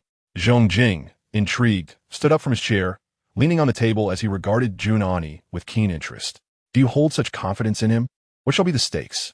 Let you decide the stakes, as long as they are within my means, and do not contravene moral principles, Junani replied. Zhongjing widened his eyes, staring blankly at Junani, and after a long pause, he finally spoke. 126 people. Oh no. Now it's 125. With so many participants, why do you believe he can secure first place? Because he said so. He guaranteed it. Zhongjing scrutinized Junani's profile, amusement dancing in his gaze for quite some time, and he couldn't help but click his tongue in wonder. Initially, he had thought that Junani's defense of Xin Yuan stemmed merely from a sense of responsibility towards his recommended student, wishing to shield the genius from tarnish. Yet now, it seemed their relationship was far more intricate than he had presumed. Did he truly dare to engage in such a wager? Very well, let us wager. All right. With so many witnesses present, we certainly cannot gamble away our entire fortune. Instead, let us wager on a single matter, or rather favor. Whoever loses must agree to assist the other with a request that does not contravene their personal principles. Let us avoid any semantic games. We are not duplicitous individuals. Fair bets must yield to fair losses. Junani's response was succinct, in line with her usual demeanor. Agreed. Their wager captivated the attention of numerous judges, who regarded the unfolding drama with smiles, each a person of stature, refraining from any rowdy outbursts. However, it was apparent to discerning eyes that Junani's protectiveness and confidence in Xin Yuan had surpassed the bounds of ordinary camaraderie. Montauk Kingu chuckled softly, raising a finger as the display of an individual's performance was magnified for all to see. All right, everyone, let us remain composed. We are here to evaluate talent, not to gamble. The younger competitors took heed, and Mo Chingu continued. I believe this child possesses remarkable leadership qualities. After a few brief remarks, he successfully refocused everyone's attention on the mysterious realm before them. The secret realm was exceedingly enigmatic, devoid of any clear exploration methods, leaving the students uncertain of what they were meant to seek. Thus, while 36 hours might appear ample, time was a luxury they could not afford to squander. All were in a frantic rush, desperately attuning themselves to their surroundings, contemplating the potential prey that might emerge. At last, the first individual to encounter a target, indeed, the first group, was revealed. It comprised 3 members who had formed a temporary alliance, standing before a gigantic starfish towering 3 meters high. The starfish radiated a blinding blue light, rendering it nearly impossible to gaze upon, exuding an aura of ancient sanctity. The trio exchanged excited glances, each discerning exhilaration in the other's eyes. Surely, this must be the kind of creature we are meant to hunt. Our luck seems favorable. We've encountered one so swiftly. Let us act quickly. We can discuss how to divide the spoils later, lest others arrive to claim our glory. After exchanging opinions, their abilities surged forth instantaneously. The leader, a robust man, saw his combat suit burst, his right arm expanding to an immense size, appearing as though it could lift mountains. "Let us go. I can't maintain this state for long," he bellowed, his gigantic arm seizing the starfish, gripping it tightly in his palm. Without hesitation, his companions, all of whom had been recommended from the same institution, synchronized their movements. One conjured a spear, while the other wielded a large knife. They leaped into action, attacking the starfish from either side. The starfish seemed ensnared by the colossal hand, utterly immobile, appearing as if it were at their mercy. With no resistance, the spear and knife pierced the creature's body. "Heh!" Chingu chuckled from outside the realm, shaking his head slightly. "It's not that simple." In the next instant, the starfish, which had seemed as soft as tofu beneath their weapons, emitted a blinding burst of light. It was akin to an explosion, flinging the two attackers away, their conjured weapons slipping from their grasp. The spear and knife were slowly absorbed, becoming part of the starfish's energy. As their own weapons were consumed, the two fell to the ground, coughing blood. Yet they were not the most unfortunate. The student whose arm had grown massive let out a howl of agony as his right hand was reduced to a bloody pulp, revealing bone beneath. The seemingly innocuous starfish had deceived them, as had Chingu's benevolent words. The title of hunting action had lulled them into believing this was merely a safe contest of who could capture more prey. In reality, each target they sought to hunt could very well possess powers far exceeding their own. These were simulations of deities artificially created by Chingu and his colleagues. Finding a target so swiftly, was it sheer luck or misfortune? Dong Wuxian remarked, "It appears the situation is quite dire." Another judge subtly shook his head in agreement. Zhong Jing turned to Chingu and said, "To be honest, I see such scenes at every assessment. Sometimes I wonder if you derive pleasure from tormenting the students." Chingu chuckled lightly, but to those familiar with him, his once gentle and benign demeanor now seemed extraordinarily sinister and perilous. "I harbor no intent to demoralize them. I merely wish for them to grasp the reality of their situation sooner rather than later." "What is reality?" he continued. After traversing numerous assessments, basking in the spotlight of admiration, standing out amidst the crowd, and hearing countless praises, they remain mere ants. This is reality. They are ants. We too are ants. Everyone is an ant. What the superpowered must confront are beings vastly superior to themselves. Chapter 34. Terrifying Perception Techniques. Could it be he has awakened the heavenly eye? The superpowered must face entities far stronger than they are. Chingu's voice turned grave, devoid of its usual levity and harmony, resulting in a profound silence that enveloped the room. The expressions of all the judges grew solemn, each lost in recollections of less than pleasant experiences. After several seconds of silence, Zhong Jing spoke again. "After all, they are still children. They have not undergone formal training, nor have they learned how to enhance their abilities, let alone martial techniques or mental fortitude." "What you say carries weight, Zhong Jing," Chingu replied slowly. "Turn to face him. But you are aware that the deities we simulate are not real. Their powers have been diminished to a fraction of their true potential. I have warned them to take this seriously. If their negligence results in injury, it serves as a valuable lesson. Better to learn it now than on the battlefield." At that moment, Chingu shed his previous amiable guise, adopting an exceptionally stern demeanor, his eyes glinting with cold light as he observed the distress of the three students on the screen, devoid of any semblance of pity. Then he turned back to Zhong Jing and inquired, "As for your earlier comment that they are merely children, how old are you this year?" "Huh?" Zhong Jing was momentarily taken aback, unprepared for Chingu's question, unsure of his intent. 37? Perhaps 38? In any case, certainly not yet 40. Having lived merely a few years, do you truly believe yourself to be an adult while regarding others as mere children? In comparison to entities that have floated through the cosmos for millennia, we are all but children, indistinguishable from one another. Chingu spoke to Zhong Jing in an almost admonitory tone before turning away, leaving the onlookers with his retreating silhouette. Here, they're not destined to perish. Injuries can be mended upon their return. However, their fates beyond this moment depend solely on their own fortunes. A palpable silence enveloped the judging panel.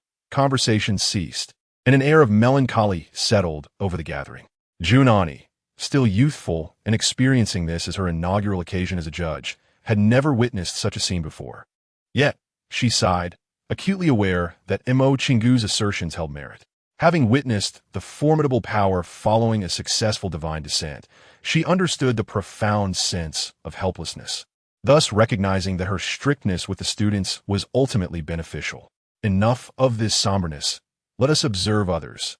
It appears that someone has discovered their target, remarked another Weisstein, attempting to lighten the atmosphere. However, it seemed that Xin Yuan's luck was not in his favor, for he had yet to locate his objective. Moreover, his strategy appeared to be flawed. Within the secret realm, the assembled students had begun to find their targets, devising methods to launch coordinated attacks. Yet, Xin Yuan remained devoid of progress, traversing the boundless desert at remarkable speed, the dark red sky growing increasingly foreboding, threatening to plunge into darkness at any moment. He was relentlessly advancing in a singular direction, occasionally veering, as if propelled by an unseen aim. However, this was of no benefit for navigating the secret realm. The correct approach would involve marking a vast area and then circling within it, exploring by region. Such a strategy is far more efficient for serendipitous searching.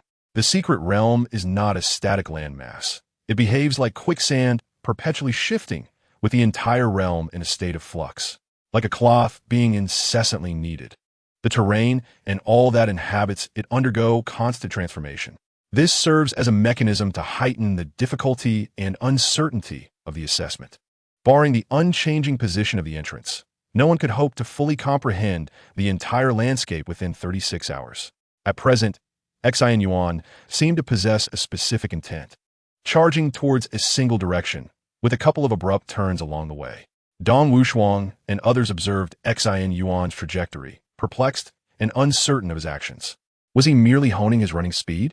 Due to the wager, Zhong Jing had been closely monitoring Xin Yuan's movements. This seemed an egregious waste of time. Running a bit only to suddenly change direction? No. Dong Wuxiang's eyes were fixed on Xin Yuan, scrutinizing his path. His movements suggested he had a particular destination in mind. Each of his turns might correlate with shifts in the secret realm's map. After speaking, he hurriedly called out to one of the bald figures maintaining the secret realm's existence. Old Su, how often does the realm randomly adjust its orientation, and how long until the next change? The bald man, referred to as Old Su, did not turn but replied after hearing the voice, "It changes every 20 minutes. There are 5 minutes until the next adjustment. Assist me in retrieving the macro image of the entire map. That would deplete my mental energy significantly. Upon completion of the assessment, I shall reward you with 3 medium divine cores." Very well. Following this exchange, Old Su gestured into the air, and a massive screen resembling a tactical display materialized before all present. It resembled a satellite map, marked with various terrain zones, yet uniquely adorned with numerous red and blue points of light. The blue points represented the students, while the red ones indicated their targets for this endeavor. At that moment, the map displayed several blue points merging with red ones, indicating students engaged in combat with the virtual deities within the secret realm. Subsequently, Dong Wuxiang magnified one of the blue points, which represented Xin Yuan's trajectory. The other judges began to grasp Dong Wuxiang's intention, yet Zhong Jing, somewhat skeptical, interjected. "Are you suggesting he is directly advancing toward a target? Surely, you jest. Do you believe he possesses the ability to foresee such? Such feats are beyond even him. Who among us could achieve that? Only those specializing in mental prowess could hope to possess such extensive mental perception." Dong Wuxiang remained silent, merely gesturing towards the map's image. At that moment, the slowly moving blue point's trajectory aligned with a glowing red point ahead. Zhong Jing furrowed his brow yet stubbornly insisted, this could merely be luck. Does the ice attribute enhance mental perception? I was unaware. He cast a puzzled glance at Junani, who offered no response. Dong Wuxiang retorted, "Whether it is luck will soon be revealed. If you wish to wager on this, I am more than willing to oblige." Zhong Jing did not engage further, instead fixating on the red point on the map, circling Xin Yuan and the target with his pen. Under the anticipation of numerous gazes, 5 minutes swiftly elapsed. In an instant, the landscape displayed on the map was shattered and reconfigured, disrupting the positions of all blue and red points. Strangely, the students within the secret realm felt no such disturbance. Only the judges were aware of the secret realm's transformation. On the screen, the blue point representing Xin Yuan came to an abrupt halt after the map's upheaval. pausing for 2 seconds before suddenly changing direction towards the previously marked red point. Damn it! Zhong Jing slammed his fists on the table, springing to his feet. How is this possible? Are you serious? Chapter 35. A race for targets in a wealthy Western Academy. Zhong Jing, as the Vice Dean of the Western Academy, disregarded his image entirely, exclaiming in disbelief as he stood. Is this really happening? How is this even achievable? Previous psychics in past assessments never accomplished such feats without training. Hey, old Dong, can you execute this level of tracking? What sorcery is this? Although Dong Wuxian had confidence in Xin Yuan, witnessing him execute such a feat left him equally astonished. He sat there, allowing Zhong Jing to draw attention to himself, refusing to respond directly, instead stating, "This isn't my forte. My abilities lean towards physicality, while mental prowess is old Sue's specialty. Stop deflecting." This young man appears to embody the essence of the psychic realm. He is also endowed with ice attributes, which, hold on, his abilities are energy chains, right? Zhong Jing exclaimed, turning to Junani with fervent excitement. You refer to this as energy chains? Honestly, does your ice attribute enhance mental capabilities? Yun Enyi, observing Song Ting's astonishment, felt a surge of joy. Finally, someone acknowledged the extraordinary talent and potential of Xin Yuan. It seemed that from this moment forth, it would be impossible to dismiss Xin Yuan's E-level abilities. No, this has little to do with the ice attribute. Suppressing her delights, Yun Enyi shook her head. However, I comprehend the rationale behind his remarkable feats. What reason? Zhong Jing inquired with astonishment. Because, just a few days ago, precisely 3 days prior, Xin Yuan confided in me that his abilities had once again mutated. This time, he has evolved a sense of perception, reportedly capable of effortlessly analyzing and acquiring information from his surroundings, and to a certain extent, possessing prophetic abilities, Junani articulated in a calm voice. Not only Zhong Jing, but the other judges also exhibited signs of agitation. Another mutation? Can these supernatural powers really be so capricious? Do they assume his abilities are akin to clay, malleable at will? Does the energy chain harbor such bizarre potential? Unheard of. I have encountered numerous prodigies, some with extraordinary talents, yet none so peculiar as he. Nonetheless, regardless of the disbelief, the results on the map are indisputable. That blue light is steadfastly advancing toward the red dot with great speed. At this moment, Mo Chingu also turned around and asked Junani, is this what transpired a few days ago, that he achieved it in this manner? As Junani nodded, Mo Chingu turned back, his gaze on Xinyan now radiating greater intrigue. What does this matter? Furthermore, old Mo, have you investigated this young man's origins and experiences? Zhong Jing inquired. As for the matter, I shall disclose it all after the assessment concludes. Regarding him, I assure you, his identity poses no issues. Upon receiving Mo Chingu's assurance, Zhong Jing solemnly nodded, as if having made a significant decision, suddenly slamming his palm onto the table and declaring loudly, this individual. We at the Western Academy shall claim him. Let him set the terms. What? The announcement sent shockwaves through the room. The judges were astonished that less than an hour into the assessment, they had already begun to actively vie for him. The other academies were equally displeased, voicing their objections. What do you mean by claiming him? The ink hasn't even dried yet. Zhong Jing, your audacity is remarkable. All 8 academies are present. Do you dare assert that you shall have him? I find this child quite agreeable. Why should he be yours? Listening to the rebuttals, Zhong Jing scoffed disdainfully, nonchalantly settling into his chair, crossing his legs in an ostentatious manner, and boldly proclaiming, simply because our Western Academy possesses wealth and abundant resources. What do you intend to do about it? Upon hearing this, the leaders of the other academies were momentarily silenced. Zhong Jing spoke the truth.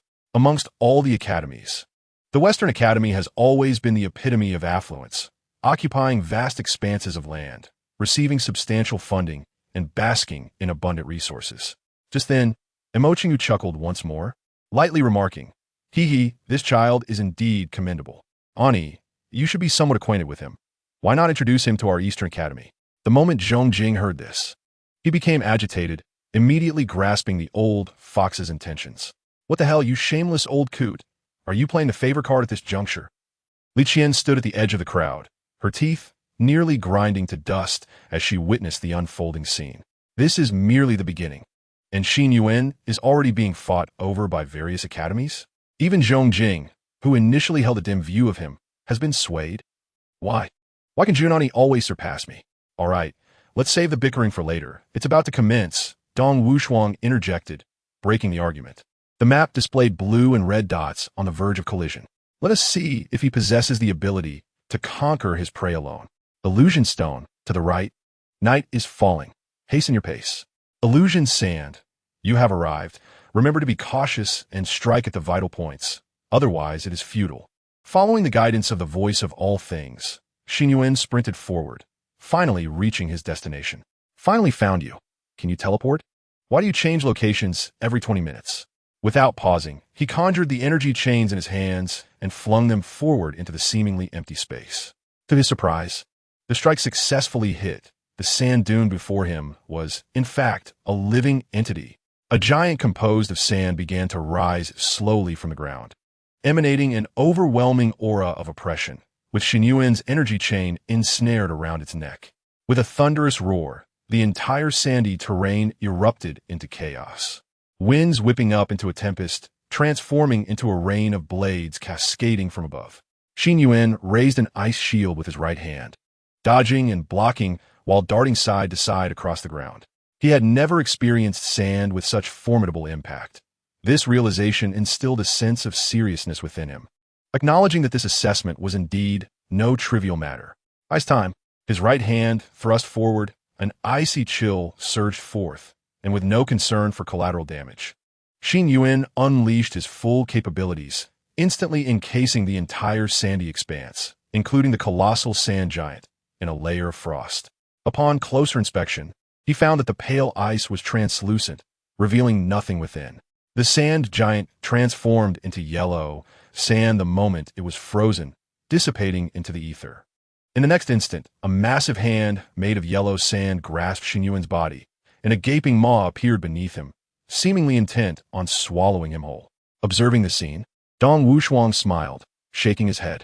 Though you performed admirably, it is not so simple. Let me see if you have any further surprises in store for us. Chapter 36. A sudden turn of events, another record. Xin Yuan remained oblivious to the judge's evaluations of his performance. In truth, he had no time to ponder others' opinions of him. Right behind him loomed the menacing mouth poised to consume him. His ice attributes erupted in a pale shimmer, and countless ice spikes protruded from his body, transforming him into a spiky ice creature. The sudden eruption of ice spikes shattered the grip of the sand giant, and with a mere thought, he summoned an ice pillar from the distance, flinging the energy chain to ensnare it. With a forceful tug, he propelled himself out of the range of danger, landing atop the ice pillar. Now that he had evaded the immediate threat, Xin Yuan turned to face the entity confronting him. He observed the ground twisting as a yellow-hued giant rose once more, appearing even larger than before. With a deafening roar, a sandstorm erupted from its gaping maw, the fierce winds forcing Xin Yuan to squint his eyes into mere slits. This creature, was it truly indestructible? As he contemplated, he scanned the surrounding desert, analyzing his environment. He deduced that this being likely lacked a physical form, but could manipulate the sand within a certain radius to create its own body. Yet within his line of sight, it appeared as if all the sands were writhing and surging, the swirling yellow sand reducing visibility to an abysmally low level. Within mere seconds, the entire world dimmed, leaving Xin Yuan with only the shadow of the giant in view, unable to discern its full form. This is somewhat terrifying. Are all the creatures of this caliber? Who is truly hunting whom here? Surely, the prey cannot refer to the students? Xin Yuan was acutely aware of his own strength among the candidates. He knew he was among the more formidable. However, when assessing the creature's capabilities against Liu Peng's prowess, these entities seemed insurmountable. The others would likely find them impossible to contend with. As he spoke, Xin Yuan did not even glance back, merely tilting his head slightly as several sand thorns whizzed past, brushing against his hair.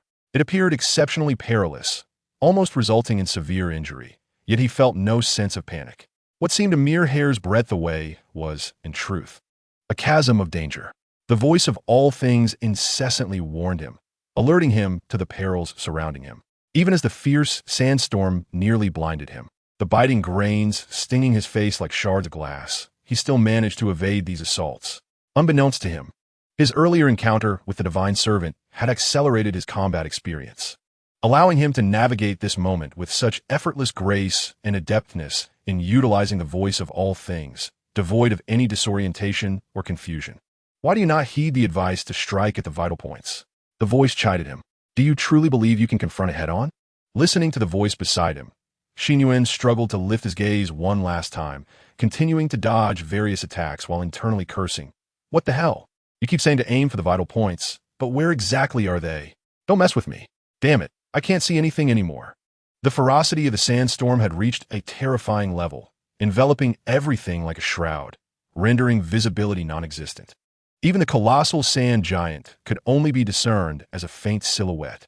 You are performing admirably, remarkably calm, praised Mo Chingu, who had been observing the battle from outside the secret realm. However, the prey within the secret realm does vary in strength, and you happen to be facing one of the most formidable types. His perceptive abilities, akin to having eyes on the back of his head, were enviable. Despite being at a disadvantage, Xin Yuan maintained an impressive composure.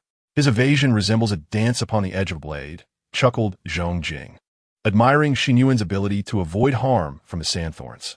This must be a matter of perception. If it were solely based on physical prowess and reflexes, few could achieve such feats in this world. The onlookers pondered how Xin Yuan would extricate himself from this dire predicament. Suddenly, Dong Wuxian, with keen eyes, leaned forward, as if she had spotted something intriguing. Drawing her face closer to the screen, she confirmed her suspicion with astonishment. Has he closed his eyes? Is he truly relying on his perceptive abilities to fight? Indeed, Xin Yuan had decided to shut his eyes, opting to rely on the voice of all things to navigate the battle. Given the intensity of the sandstorm, keeping his eyes open could yield dire consequences. Furthermore, he had already formulated his next course of action. He raised his right index finger, summoning pale, solid ice that erupted from the ground, forming nearly 40-meter-tall ice columns. Subsequently, energy chains activated, encircling him, poised to tether any of the pillars and draw him closer. Utilizing the momentum of the energy chains, Xin Yuan transformed the battlefield into a three-dimensional arena, leaping from one ice column to another like a grand spider, rendering the giant of sand impotent as it swung its colossal fists in futility. Countless ice swords coalesced, piercing the giant's massive form repeatedly, with each strike aimed at a specific spot on its left chest that caused violent convulsions, its vital point. In an instant, the tide of battle shifted. The once dominant sand giant, now reduced to a headless chicken, roared amidst the ice columns, unable to inflict any harm upon Xin Yuan. Holy hell! Can he really discern the deity's weakness? Are these beings so easily dealt with? This must have been discovered through the relentless barrage of ice swords. Otherwise, it implies he can do so in reality. The astonishment Xin evoked in the examiners was profound. Zhong Jing had lost count of how many times he had cursed in disbelief. He even began contemplating what lavish incentives might entice Xin Yuan to join his ranks. In contrast to the shock of others, Mo Chingu merely glanced at his watch, noting the time with a sharp intake of breath. If he manages to kill it now, it could very well be another record. Chapter 37. The remarkably strong newcomer. Could he truly be the best? Ultimately, the anticipated miracle did not unfold, at least not for the sand giant. It was now riddled with wounds from the ice swords, unable to reconstitute itself, appearing feeble, pitiful, and helpless. Witnessing its plight, Xin Yuan resolved to deliver the final blow. With his safety assured, he ceased his acrobatic dance atop the ice columns and descended to the ground. Facing away from the giant, he concentrated all the ice swords above him, coalescing into a massive ice sword. With a resounding crash, the sword descended from the heavens, skewering the giant's head and diagonally piercing its vital point in the left chest, pinning it to the ground.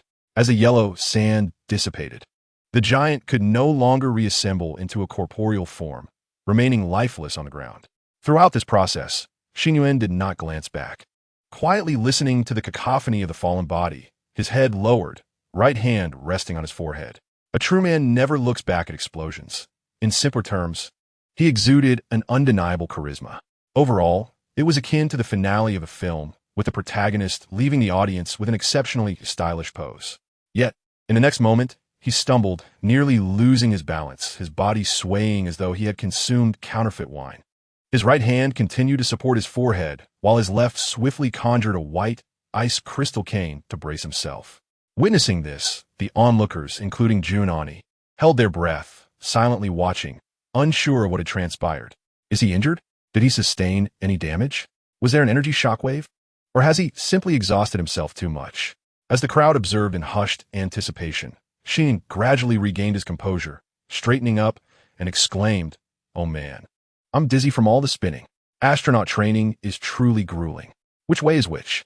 With his cane propelling him, he resembled an elderly man, bewilderedly scanning his surroundings. After a lengthy search, he finally located the fallen target, realizing it was right behind him. The evaluators, initially concerned about his potential injuries, were now left exasperated. Has this kid gone a bit too far? Can he not maintain his composure for more than 3 seconds? Junani watched him sway unsteadily, unable to suppress a chuckle that escaped his lips, only to quickly compose himself, inwardly amused. This fellow, every time he is on the verge of looking handsome, suddenly turns comical. His antics drew the attention of Mo, Chingu, and the others, while Zhong Jing, ever the irreverent one, exchanged knowing glances with Dong Wuxian, casting sly winks in Junani's direction. The implication was unmistakable. These two were undoubtedly entangled in some romantic affair. However, Dong Wuxian paid him no heed, her gaze not even flickering in his direction, as she turned to Mo, Chingu, and inquired, "How much time is left? Have we broken the record?" "We have. This lad is indeed quite swift." Xin Yuan approached the spot where the giant of sand had fallen, coiling the chain around the crystal core lying on the ground.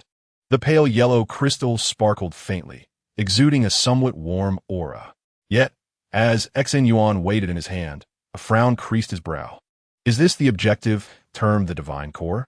But he couldn't shake the feeling that perhaps he was overthinking or misjudging the situation. He sensed a certain resonance between the energy emanating from this object and the divine embryo he had encountered previously.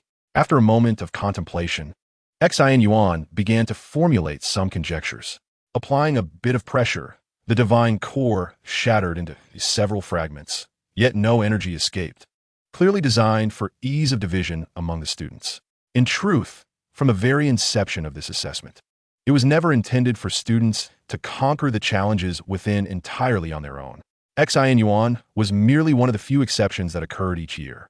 With a flick of his palm, the fragmented divine core was stored within his wristband. Raising his gaze to the sky, he noted that darkness had descended, casting an eerie pall over the vast secret realm. This signified the imminent conclusion of the first 3 hours. The secret realm was not devoid of cycle of day and night. Rather, it was divided into 3 hours of daylight followed by 3 hours of darkness, cycling every 6 hours.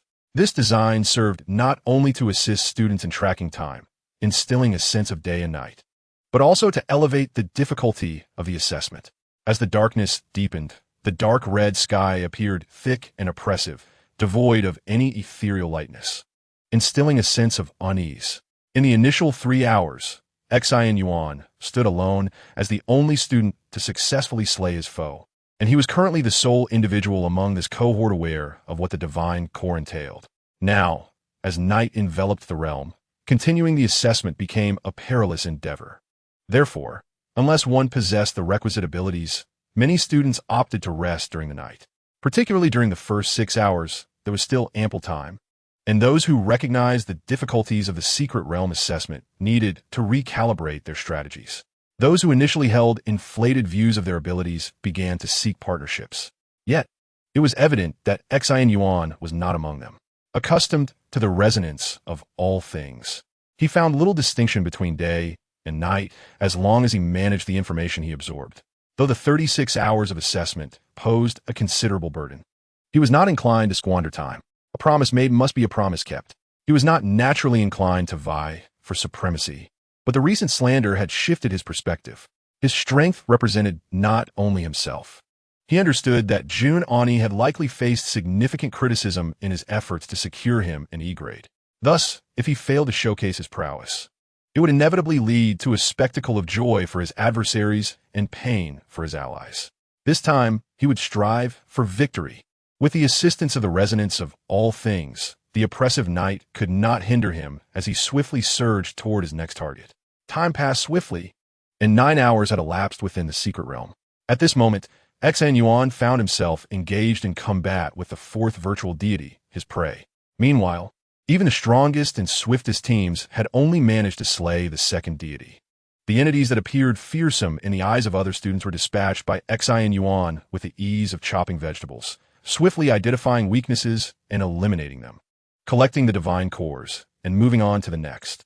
This astounding lead prompted the judges to truly recognize that among this year's newcomers, there existed a prodigy of prodigies. Observing the situation, it seemed highly probable that this lad would indeed claim the first position. Dong Wuxian watched Xin Yuan's performance with satisfaction before turning to Zhong Jing. Hey, your bet with the Frost War God is likely doomed. Ha ha ha. Yet, the seemingly irreverent Zhong Jing did not engage in banter with Dong Wuxian. His expression was grave, elbows resting on the table, fingers interlaced. As his gaze swept across the 126 screens, squinting slightly, he began to speak slowly. I must concede that he is exceptionally strong, categorically so. I have also stated that our academy is intent on securing him. However, I still do not believe he will ultimately claim the top spot. Have you not noticed that he has already attracted attention? Without waiting for others to inquire, Zhong Jing took the initiative to explain. This is a pattern that recurs every year, is it not? In the initial stages of the assessment, everyone exerts their utmost efforts to hunt and collect divine cores. However, our assessment operates on a ranking system. Regardless of how many divine cores one obtains, the students remain oblivious to their standing compared to others. Consequently, suspicion arises, and in the latter stages of the assessment, there emerges a considerable amount of infighting and plundering among students. Of course, this is all part of old MOS eccentric design, presumably to observe the choices students make under such circumstances. As he mentioned this, Zhong Jing took a sip from his cup, casting a sidelong glance at Mo Chingu. To him, such a test of human malice was a rather distasteful affair. However, Mo Chingu remained unperturbed, sitting calmly and listening with a smile as Zhong Jing spoke. Observing him, Zhong Jing merely shrugged and continued, but this time it is different. Xin Yuan's presence has created a severe catfish effect. At the very onset of the assessment, he eliminated Liu Peng before everyone's eyes, conveying a message to the other candidates. This individual is excessively powerful and likely the strongest among them all. Thus, as students hunt for divine cores, they will inevitably recognize the reality that under normal circumstances, no one can surpass this fellow. Consequently, those who consider themselves strong yet feel they cannot compete with Xin Yuan will swiftly realize that conventional methods will not suffice to defeat him, prompting them to begin plundering. Meanwhile, those who doubt their own strength will hasten to seek out allies to avoid being robbed. Furthermore, many will ponder, since that individual poses the greatest threat, why not join forces to eliminate him and seize his divine cores? Additionally, there are those among the students who have previously held a grudge against Xin Yuan, stoking the flames of discord. Hence, I must assert that although the assessment has only just begun, he has already become a target. At this point, Zhong Jing gestured for several screens to be magnified and brought before the judge's eyes. Here, the two groups have merged, intent on commencing their plunder. They are alarmingly close to the location of Xin Yuan, evidently having sensed his presence. This student, seemingly possessing psychic abilities, formed a team from the outset, eschewing combat in favor of tracking, clearly focused on pinpointing Xin Yuan's whereabouts. A series of videos have been magnified and displayed, corroborating Zhong Jing's assertions. The judges fell into a contemplative silence, acutely aware of the validity in Zhong Jing's words. Meanwhile, despite Xin Yuan's performance repeatedly undermining her, Li Qian remained stubbornly in place. Her fists clenched in quiet fury. In her heart, a tempest of joy surged. This was the moment she had been waiting for. She knew Xin Yuan's brilliance would inevitably attract an assault, and she had lingered here, anticipating his downfall. Raising her head, she cast a fierce glance at the figure on the screen, her eyes glimmering with a blend of expectation and animosity. Watching Xin Yuan dominate within the secret realm, swiftly claiming divine cores, she eagerly awaited the moment of his misstep.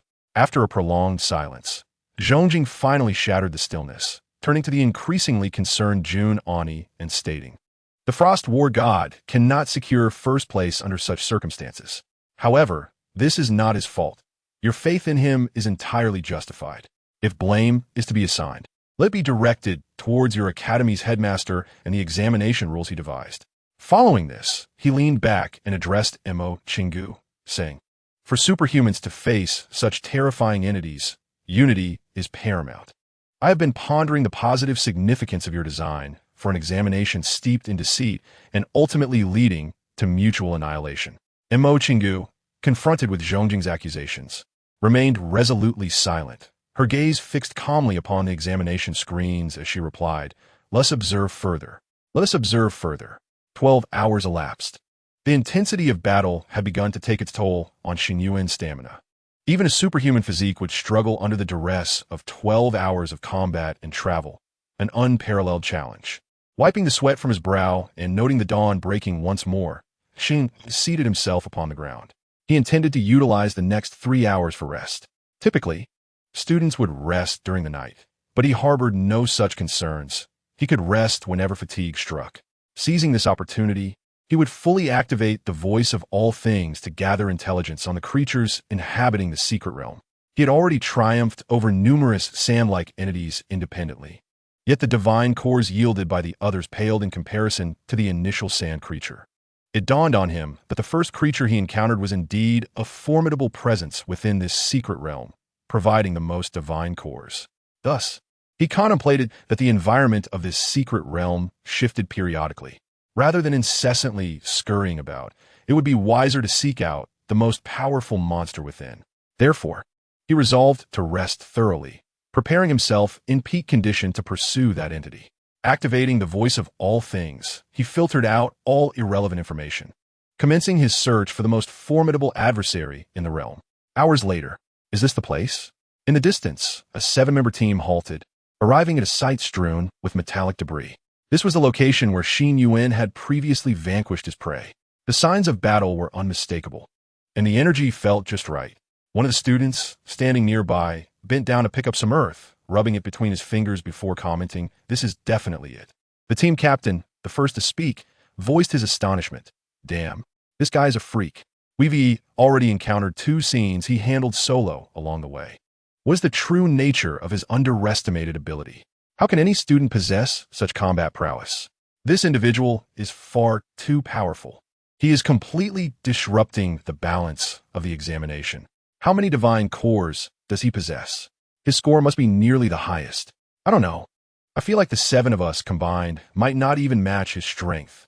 As the team collectively discussed Xin Yuan's prowess in astonishment, a woman with her eyes closed and her index finger pressed against her brow appeared to be deep in thought. After a moment, she suddenly spoke. "He-S moved. He-S on the move." Chapter 39, Water Ghost. Is there something you need? If not, why not find a cell to sit in? The gazes of the 6 others converged on the sole psychic among them. Slowly opening her eyes, she surveyed her teammates and inquired, "What do you think? Should we continue to follow?" The 7-member team fell into a collective silence at this question. After a moment, one of the members tentatively broke the silence, asking, "Should we still try to rob him?"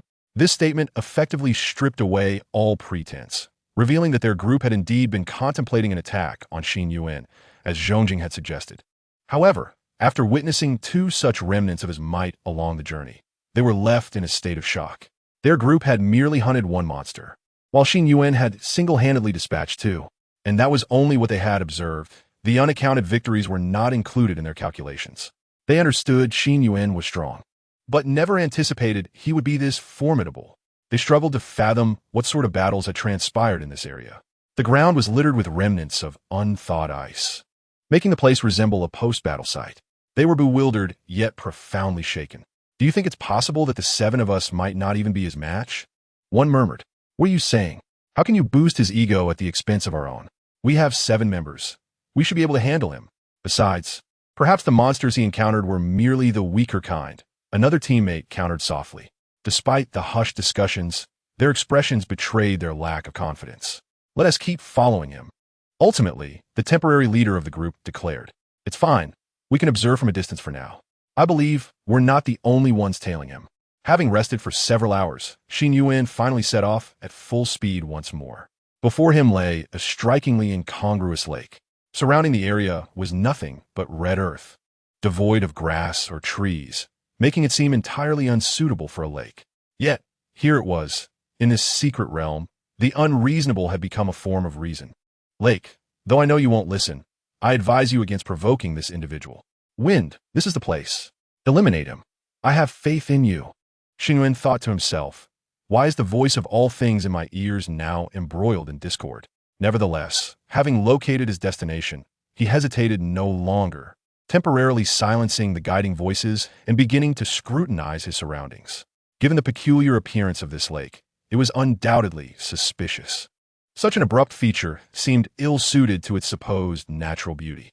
However, does it not resemble the initial sand creature, an aggregate of elemental forces, capable of transforming the lake into a monstrous entity that rises to battle itself? Yet, if it truly mirrors the sand entity, would not the narrative become rather monotonous and uninspired? If this examination were to be transcribed into a volume, such a design would indeed render it a mere water beast. Just as he was lost in these ruminations, the surface of the lake began to stir, and a figure leapt from the water, landing upon the shore. Having undergone a series of intense battles, Xin Yuan's combat instincts were now exceedingly refined. He reacted almost instinctively, springing back as energy chains lashed out ferociously. Snap! Snap! Snap! The three sounds merely signified that Xin Yuan had unleashed 3 chains in one swift motion. Upon closer inspection, he discerned that the figure was humanoid, composed entirely of water, resembling a water spirit. The creature, having just emerged from the river without any apparent intention, was met with Xin Yuan's fierce strike, causing it to stumble. The water spirit turned to face Xin Yuan. Although devoid of facial features, Xin Yuan felt its gaze upon him. Even through its body language, he could perceive its innocence, as it humanely raised its hands in a gesture of confusion. For a moment, Xin Yuan found himself at a loss regarding the nature of this being. Was it truly a monster? It appeared rather weak. At that moment, a voice resonated in his mind, the voice of all things. Water spirit, do you need something? If not, perhaps you should find a cell to sit in. This was the first instance in the secret realm where something that appeared monstrous engaged him in conversation. After a brief contemplation, Xin Yuan replied, I've spent time in a cell before. When playing solo, the enemy often brings out a marksman, effectively locking me down in the early game. Water spirit. The water spirit, unable to comprehend Xin Yuan's words, began to limp away, but suddenly turned back, fixating on the bracelet adorning Xin Yuan's wrist. In the next instant, as if driven by madness, its form exploded into countless fragments, surging toward Xin Yuan before reassembling into a single body, reaching out to seize the bracelet from him. With a swift motion, Xin Yuan's left hand pierced through the water spirit's body, freezing its watery form entirely. Observing the ice sculpture hanging from his hand, Xin gently twisted his neck. I suspected as much. If you're composed of water, I seem to hold a distinct advantage over you. Yet, a chilling droplet slid from the ice sculpture and, instead of sinking into the earth, bounced and re-entered the lake. The next moment, the lake erupted. It was as though a bomb had been thrown into its depths, sending countless droplets flying, each transforming into a water spirit. As if unleashing the gates of hell, thousands of water spirits surged toward Xin Yuan. Holy cow! What the hell? Look over there. In the distance, miles away, a group of individuals tracking Xin Yuan, one of whom radiated a golden light from his eyes, began frantically signaling to his companions as if caught in a seizure. A nearby comrade, growing impatient, remarked, Keep your voice down. We don't possess your abilities. How could we possibly see? Suddenly, his words faltered, his tongue tripping over itself. For he too had seen it.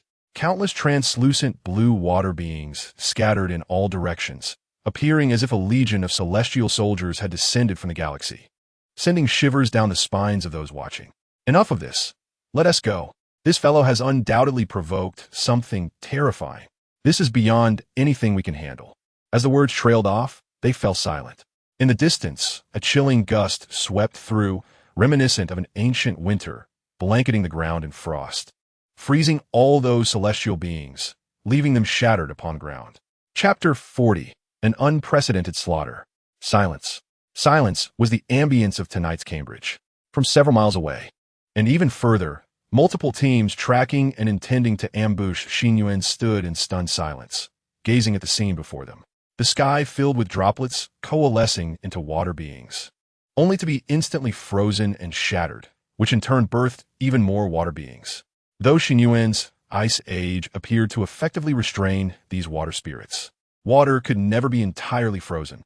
Whether through condensation or seepage, there would always be residual moisture on the icy surface. To truly freeze all the water, one would need to crystallize every water molecule in the surrounding space. Clearly, such a feat was impossible for Xin Yuan at this moment.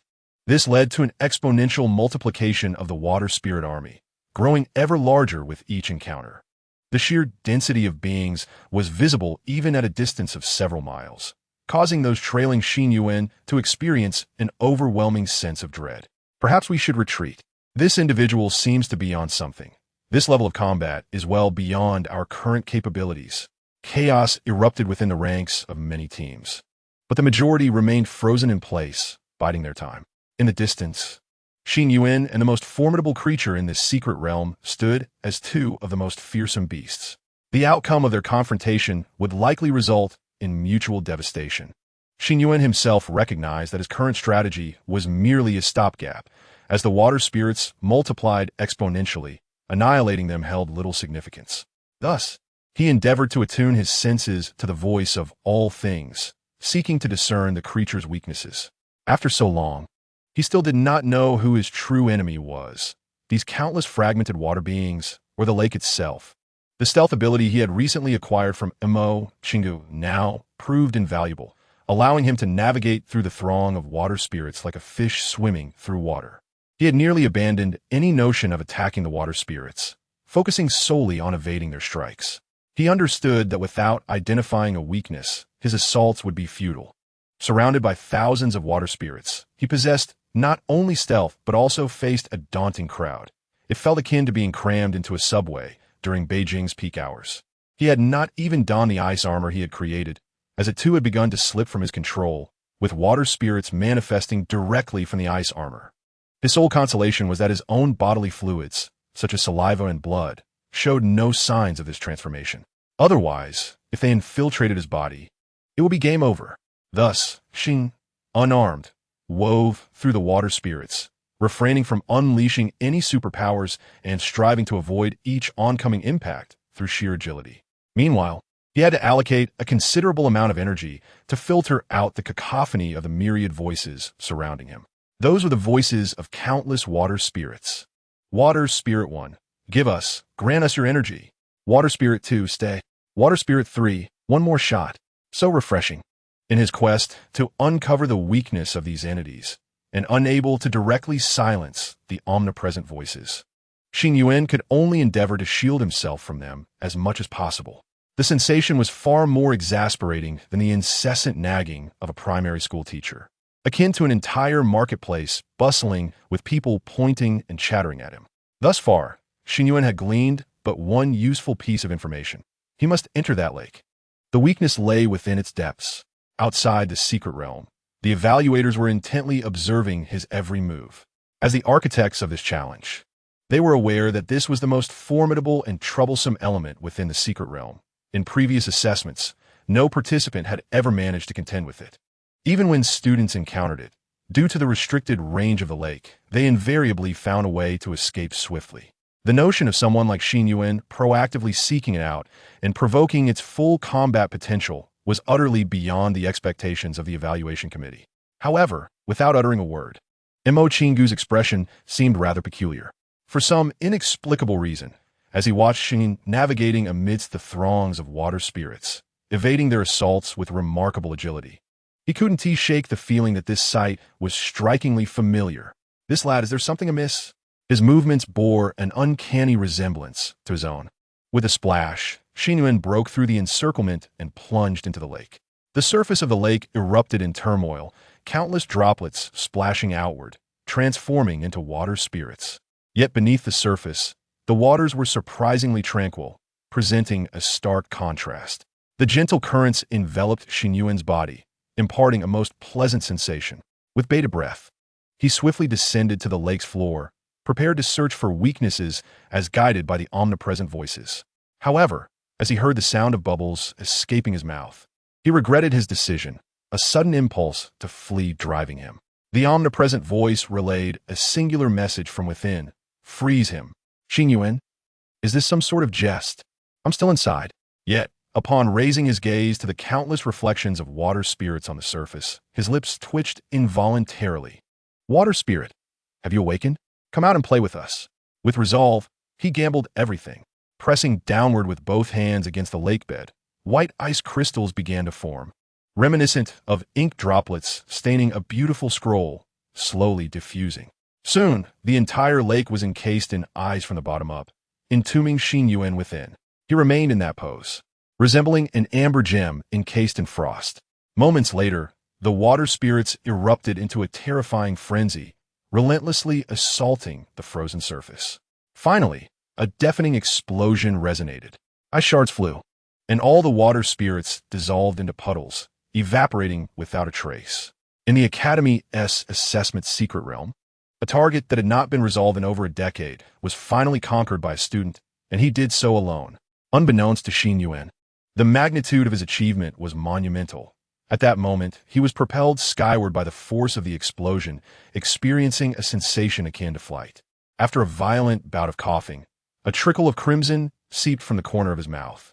Since entering the secret realm, he had been unharmed, and this was his first injury. Remarkable. Outside the secret realm, Zhongjing clasped his hands together, watching Xin Yuan soaring through the air. Yet this secret realm was certainly not a solo performance for him. Chapter 41. The Confrontation, Tiger and Pack of Wolves. Move in.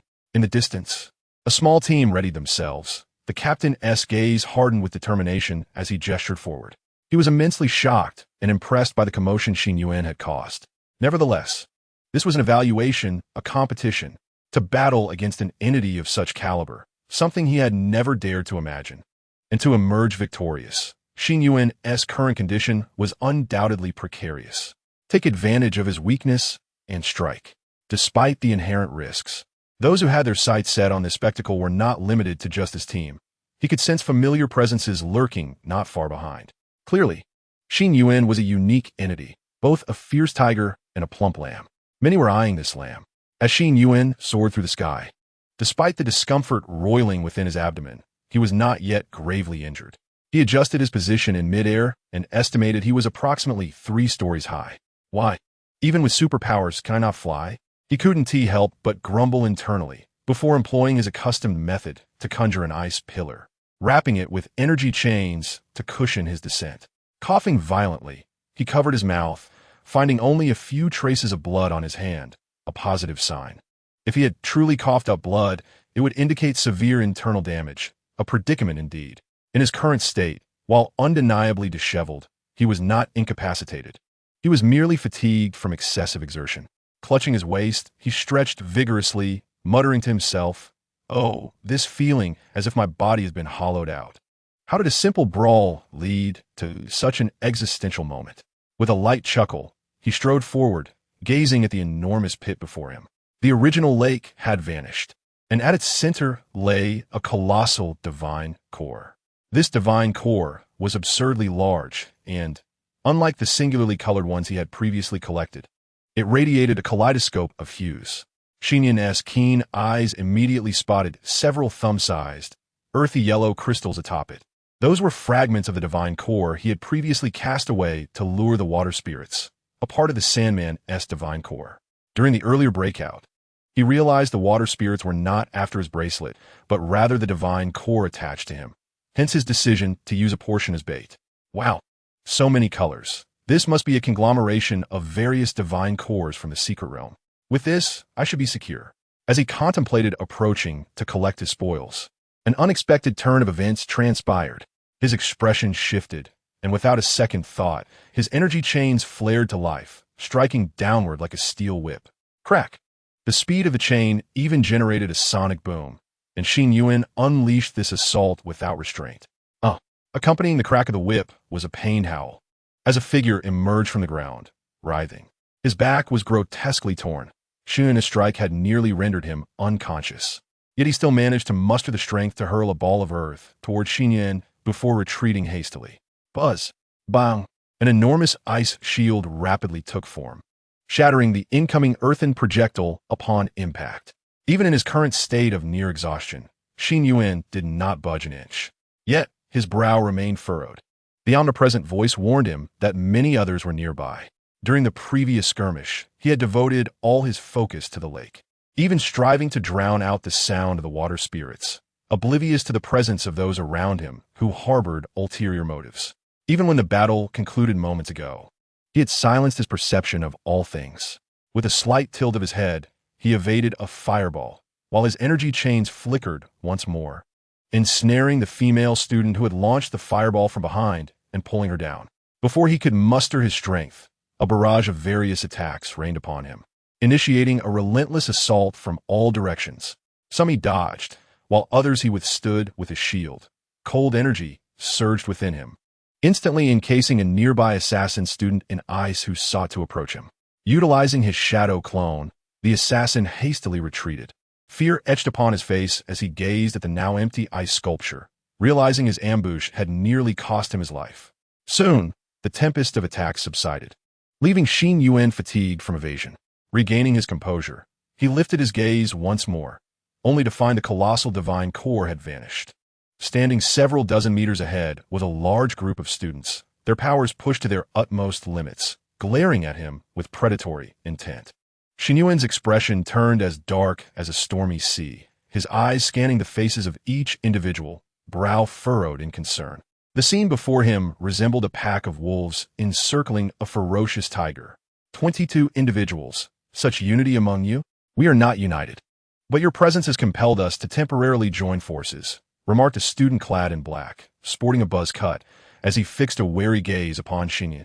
As Xin Yuan scrutinized the faces before him, an absurd realization dawned upon him. Was the competition here characterized by such backstabbing? Was the underlying significance of this assessment not overly sinister? Should this truly represent the educational ethos of the academy? Among the crowd, he recognized a few familiar faces, those who had previously allied with Lu Peng to target him, seeking to reap the rewards through deceit, which he could comprehend. However, his gaze shifted to the unfamiliar faces, prompting him to speak. You individuals, it seems we are not acquainted, nor have we harbored any grievances? No one responded to his inquiry. Silence enveloped the group, their eyes locked onto the encircled Xin Yuan with unwavering intensity. Very well, let us dispense with pleasantries and commence the assault. With that, Xin Yuan ceased his idle chatter, stamping his foot with conviction, causing frost to spread forth. A fearsome frost battle armor enveloping his form. A chilling staff materialized once more in his hand, while 8 energy chains writhed behind him, emanating a terrifying aura. At that moment, the scene resembled him as the ultimate boss within this mystical realm. Yet the 22 students encircling him exchanged no words, instinctively responding in unison. Retreat. They hastily withdrew, scattering in all directions, swiftly vanishing from Xin Yuan's sight. Initially, they had banded together with the intent to eliminate him. However, following their brief encounter, they had come to realize the extent of Xin Yuan's combat prowess. A tiger, even when wounded, remains a tiger, should they engage in a desperate fight. This version of Xin Yuan might indeed outlast them, but many among them would surely be eliminated in the process. Their alliance was born of self-interest, and the bond between them was tenuous. None wished to become a casualty. Therefore, having already pilfered the divine core beyond their expectations, they all made what they deemed the most prudent choice: to cower. No more fighting. Xin Yuan watched as those who had seized his hard-won spoils hastily retreated, slowly sinking down to crouch, his head bowed in a semblance of defeat. Yet, unbeknownst to all, his countenance bore no signs of despair. Instead, it radiated tranquility, as if he were engrossed in profound contemplation. Chapter 42. Breaking the norms has become imperative. Haha. All the judges gazed silently at the seemingly despondent Xin Yuan on the screen when suddenly, a mocking laughter shattered the tense silence. All eyes shifted rightward to the source of the laughter. Li Qian, caught in the gaze of so many powerful figures, quickly stifled her laughter, fearing to utter another sound. Yet, within her heart, she was consumed by uncontainable elation. She had endured an excruciating wait of over 10 hours, while many other judges had taken breaks to dine. But she remained steadfast. Though for a superhuman, enduring hours without sleep is not a significant ordeal, she was not merely sleep-deprived. She bore the torment of anticipation. Watching Yuan break record after record, listening to the accolades from the higher-ups of various academies and organizations, her heart ached with envy. Ultimately, she had lingered here without any official status as a judge, the most devoted of his detractors, eagerly awaiting his downfall. It must be noted that sometimes, the most fervent critics are the most loyal. Regardless of your wealth or poverty, health or illness, fortune or adversity, they will relentlessly pursue you, never forsaking you. Even as she recognized that Xin Yuan's performance was already extraordinary, and that even without securing first place, he would undoubtedly soar to great heights under the scrutiny of so many influential figures. The sight of him being deprived of the hard-earned divine core still brought her a thrill of satisfaction. Observing the furrowed brow of Jun Ani, seated among the judges, her sense of vindication soared even higher. So, you claimed you would undoubtedly secure first place? Yet here we are, and you have not achieved it. Splendid. Zhong Jing watched coldly as Xin Yuan remained motionless on the ground for an extended period, gently clapping his hands before addressing Imo Chingu. Was this your design? Are you satisfied now? The students who had engaged in the theft were not inherently malicious. They might well be good individuals in their daily lives. Yet, under your rules, they had been compelled to resort to treachery to gain an advantage. Xin Yuan was the most exceptionally gifted among this cohort of students. He was intelligent, composed, and immensely powerful. Yet you sought to make such a prodigious talent the target of collective animosity, a thorn in the side of all, allowing the points he labored to earn to be snatched away by others. Among all the judges, Zhong Jing was the most emotionally charged. It was evident that the specific details of this assessment had been devised by Imo Chingu, and Zhong Jing had long harbored dissatisfaction with this design. After expressing his grievances, he noted Imo Chingu's continued silence and could no longer contain himself. He stood up and stepped in front of Imo Chingu, blocking his line of sight. Zhong Jing, calm down, Dong Wuxiang interjected, unable to hold back. Yet Zhong Jing paid him no heed. Bang! He slammed his hand on the table forcefully, causing Imo Chingu to jolt. I am addressing you, Director Imo. We are running an academy, a school, a place for nurturing talent, not a breeding ground for schemers and opportunists. Superhumans must fight side by side in the future, trusting one another with their lives, facing formidable foes together. What is your educational philosophy? What kind of individuals do you wish to cultivate? You aspire to cultivate a cadre of individuals adept in cunning stratagems, perpetually distrustful of those in their midst, resorting to underhanded tactics to secure their own advantage, do you not? As Imo Chingu listened to Zhong Jing's aggressive tone, the smile on his face gradually faded, replaced by a sense of helplessness, and after a prolonged silence, he finally uttered a succinct reply. I also possess my own thoughts. Thoughts? What nonsense! Zhong Jing slammed the table once more, too fatigued to articulate further, as he turned to leave, remarking, This assessment is the most tedious and deplorable instance of internal strife we have ever encountered. Xin Yuan, or rather the other candidates within, may witness a detrimental shift due to this examination's core principles. I shall report to the Human Alliance, advocating for the annulment of this candidate's assessment. If all else fails, we shall meet in the court of the Human Alliance. With that declaration, Zhong Jing's emotions erupted, and the atmosphere plummeted to an icy chill. All present, being prominent figures in their own right, were taken aback by the eruption of such discord. The room fell into a profound silence, with even the sound of breathing rendered conspicuous. Observing the disconcerting scene, Imo Chingu noted that no one held a favorable expression. Ultimately, he relaxed his furrowed brow and let out a long sigh.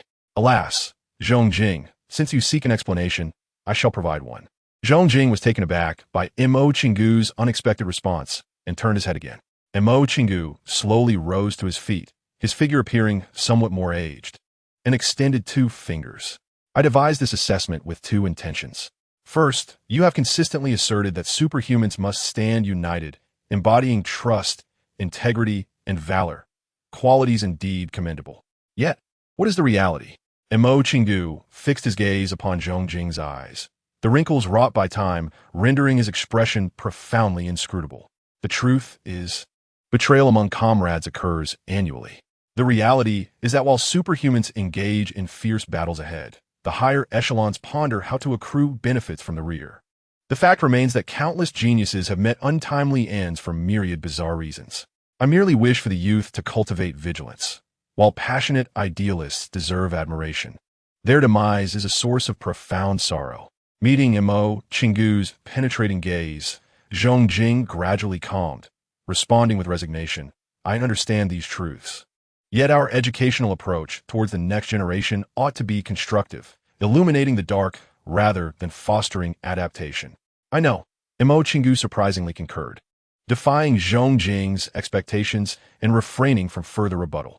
This method bears both advantages and disadvantages. In the long run, it may yield adverse effects. Thus, I harbor a second motive. The time left to us may not suffice for contemplating enduring matters. At this juncture, Mo Chingu's profound gaze shifted toward Xin Yuan's screen, casting a meaningful look at the crouched figure of Xin Yuan. Due to the limitations of my personal capabilities, I may possess a clearer understanding of the deity's terror than any of you or anyone else in this world. I cannot divulge specifics, but I am aware that the disparity in power is utterly unequal. The upper limits of these deities may be astonishingly high, yet we have yet to witness their true might. Superhumans have existed for barely a century, and our ranks are still fraught with various issues, unable even to achieve unity. In the face of such circumstances, conventional approaches may prove inadequate. We require extraordinary circumstances to emerge. Thus, I seek an individual capable of defying norms, shattering conventions, and appending established perceptions to engender a semblance of hope for our future. Breaking from tradition has become imperative. Chapter 43, Blocking the Door. Now, the situation has escalated. These words had never before escaped Mo Chingu's lips. As he spoke, he was no longer the inscrutable old fox, but rather a figure whose forehead glistened with a sheen of cold sweat, as if contemplating something dire. Zhong Jing furrowed his brow, observing him, while those around them regarded him with evident curiosity, as though none had ever witnessed this elder in such a state. Zhong Jing gravely inquired, "Are you anxious?" Mo Chingu remained silent, enveloped in contemplation. "Do you harbor any suspicions? Why not engage in discussion with everyone? Because that topic may be rather taboo, and I am uncertain whether my judgments are correct." Mo Chingu shook his head. Some things, once spoken, regardless of their accuracy or whether others heed them, will invite trouble. For a moment, Zhong Jing found himself at a loss for words. After a lengthy pause, he softened his tone and suggested, "Let us refrain from those matters for now and return to the assessment. What are your expectations for the students? What do you hope for?" "I am not entirely certain," Mo Chingu admitted. "Not certain?" Zhong Jing was taken aback, struggling to comprehend. "You do not know, yet you wish for the students to be aware? Are you dreaming? Beginning to believe in miracles?" "Not so much believing in miracles, but rather anticipating them," Mo Chingu replied. "After all, our world is in dire need of miracles." Finally, Mo Chingu steadied himself, gently resting his hands on the armrest of his chair, a bitter smile gracing his lips as he seemed to find humor in his own predicament. "Ah, if you wish to report me to the Human Alliance, so be it. I remain uncertain of my own righteousness." As he calmed his emotions, the smile returned to his face, restoring his previously nonchalant demeanor. Zhong Jing chose not to pursue the matter further, simply sitting back down in silence. Thus, the heated debate among the higher-ups temporarily concluded in this manner. At that moment, a gentle and composed feminine voice emerged, as if untouched by the earlier quarrel. "He has risen. The situation seems to be manageable." This was Jun Ani's voice, who had remained largely silent during the ideological contention between Zhong Jing and Mo Chingu. She had merely observed Xin, furrowing her brow in concern for the severity of his injuries. At last, relief washed over her. "Ah, this assessment has indeed become troublesome, culminating in such a state. Yet, it is rather intriguing. I have decided, let us proceed with this trial." Rising from his crouched position, Xin Yuan spoke to the vast, desolate expanse before him, seemingly in conversation with himself. By the end, he even burst into laughter, dispelling any semblance of despondency, as if his spirits remained wholly unscathed. leaving the evaluators momentarily stunned. Then, they watched as he began to engage in physical activity right where he stood, performing a series of peculiar poses. Had he lost his mind? Dong Wuxiang speculated with a pained expression. In truth, Xin Yuan was undertaking an unprecedented, top-tier rehabilitation exercise never before witnessed in this world. The second set of the National Middle School Students' Radio Gymnastics. Having crouched with his head bowed, he contemplated his next course of action while simultaneously tending to his own injuries. Lacking medical resources, he employed a rudimentary ice compress, hoping to alleviate his internal injuries, which did not seem severe, and endure the assessment. Now that he stood, he intended to fully mobilize his body to assess his condition. After completing the routine, he felt it was manageable. After assessing his physical condition, Xin Yuan immediately set off, charging swiftly in a singular direction while muttering to himself, "This arduous evaluation truly is a nuisance. Is this a simulation of the underworld?" However, while I may not know how to satisfy everyone, I am quite certain how to ensure that no one is pleased. Observing Xin Yuan's resurgence from previous setbacks, Zhongjing and the others exchanged glances, their brows raised in intrigue, yet entirely oblivious to his intentions. Given the circumstances, there was still ample time. It appeared he had not given up. Was he planning to snatch from others? Or perhaps continue his search for monsters within the hidden realm? Regardless of the answer, Mo Chingu was rather disinterested. Due to prior events, he sat there, somewhat listless.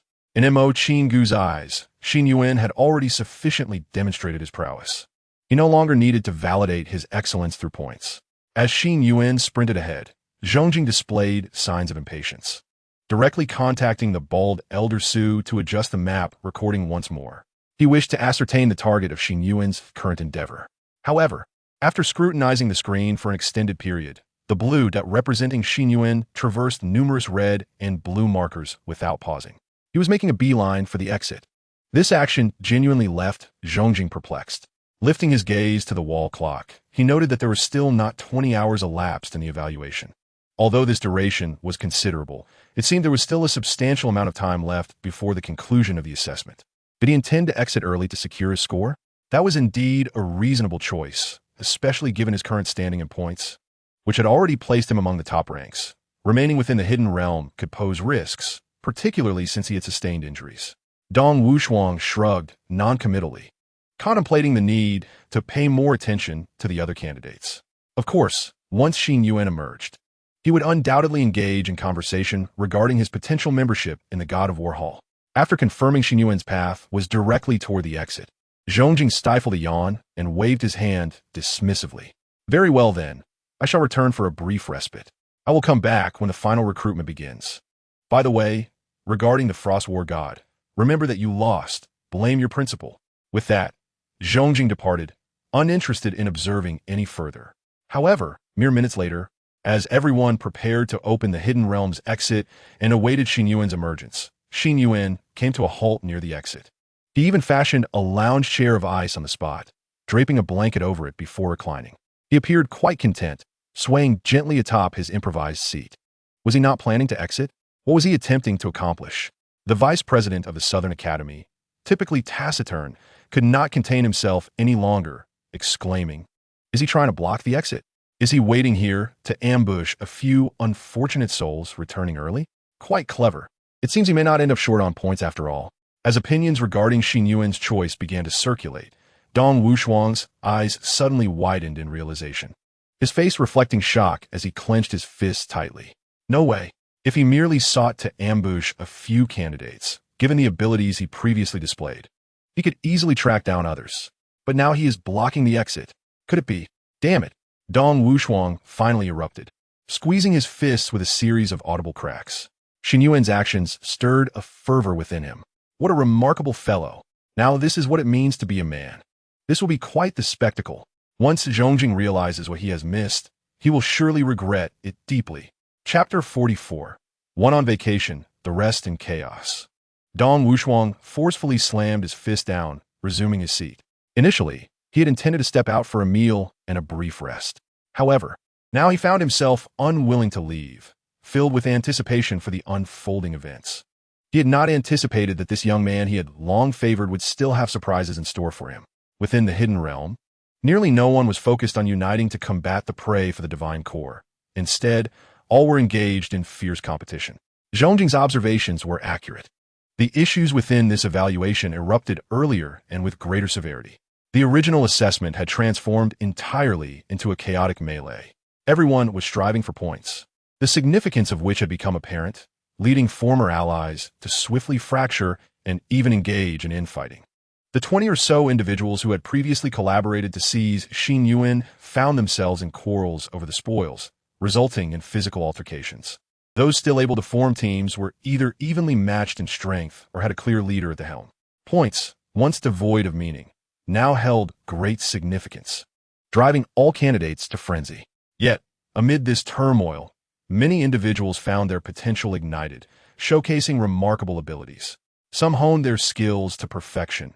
Others exhibited extraordinary leadership. Still, others acted with meticulous caution. Their performances were closely observed by the evaluators, prompting leaders from various academies to ponder whether any students were worthy of an olive branch. 126 staff members responsible for recording were furiously typing away at their keyboards, documenting the performances of their respective candidates as the assessment reached a fever pitch. Of course, one staff member, Lu Peng, found himself in a state of idleness, thoroughly enjoying his paid leisure time. In the 22nd hour, all candidates had become embroiled in this grand melee. The screens displayed scenes of students battling and pursuing one another. Some plotted thefts, while others worried about being robbed. No one could remain uninvolved. However, to assert that this was entirely accurate would be misleading, for one individual's state contrasted sharply with the rest. Xin Yuan sat before the ghastly green gate, rocking in his ice chair. With a flick of his wrist, he retrieved the ring that Jun Ani had previously gifted him from his wristband, extracting a bottle of soda from within, blowing a breath of cold air across the bottle. He chilled it before humming a tune and sipping his soda in delight, as though he were not participating in an examination, but rather vacationing by the sea. In the eyes of all academies, his behavior was utterly absurd. Among the evaluators, the bald special ability users, responsible for maintaining the hidden realm's alterations, stability, and the opening of exits, were particularly a loss for words regarding Xin Yuan's conduct. According to the assessment's regulations, should any candidate appear within 100 meters of the exit, they were obliged to open the passage, facilitating the candidate's ingress and egress.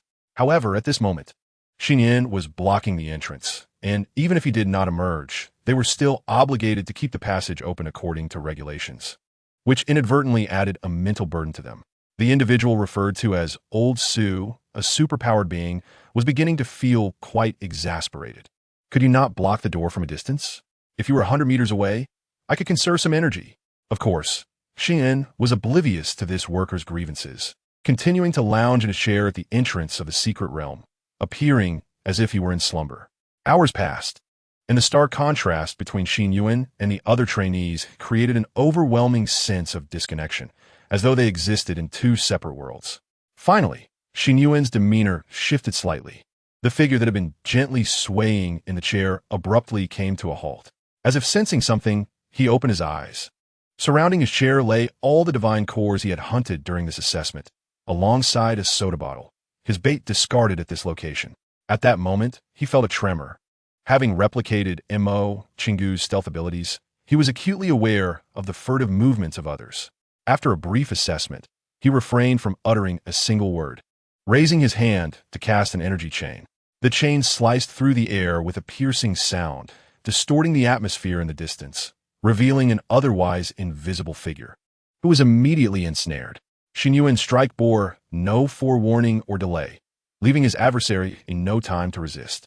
A long howl escaped the captive's lips as a radiant glow emanated from his body, and he forcefully tugged at the chain, attempting to pull Xin Yuan towards him. Xin Yuan furrowed his brow, transitioning from lying down to sitting upright. The energy chain tightened, and the two engaged in a contest of strength. Yet, despite Xin Yuan's seated position, he held the advantage, preventing the other from gaining any ground, as the earth beneath them cracked and began to shift toward Xin Yuan. In the next moment, a figure clad entirely in black armor erupted from the ground, executing a sudden burst of acceleration as if teleporting, arriving before the other figure and cleaving the energy chain asunder. "You go first," the armored figure shouted to his companion. Then, without hesitation, charged toward Xin Yuan like a cannonball. Observing the foe's intent, Xin Yuan raised an eyebrow, rising from his seat and unleashing a powerful palm strike. Boom! His palm struck the black armor's chest, sending forth a chilling shockwave that propelled the shadowy figure back at a speed even greater than his approach. As he flew backward, the cold enveloped him, encasing him in a thick layer of ice upon crashing to the ground, rendering him motionless. Xin Yuan then cast another chain, this time infused with the frigid essence of the Ice Age, ensnaring the other individual and freezing them instantly. A swift elimination. This was sheer annihilation. After such an extended period of rest, coupled with the sugary boost from the soda, Xin Yuan felt invigorated, exhibiting unparalleled combat prowess within this secret realm. He gently pulled the two frozen figures closer, only to discover they were a man and a woman. A smirk crept across his face.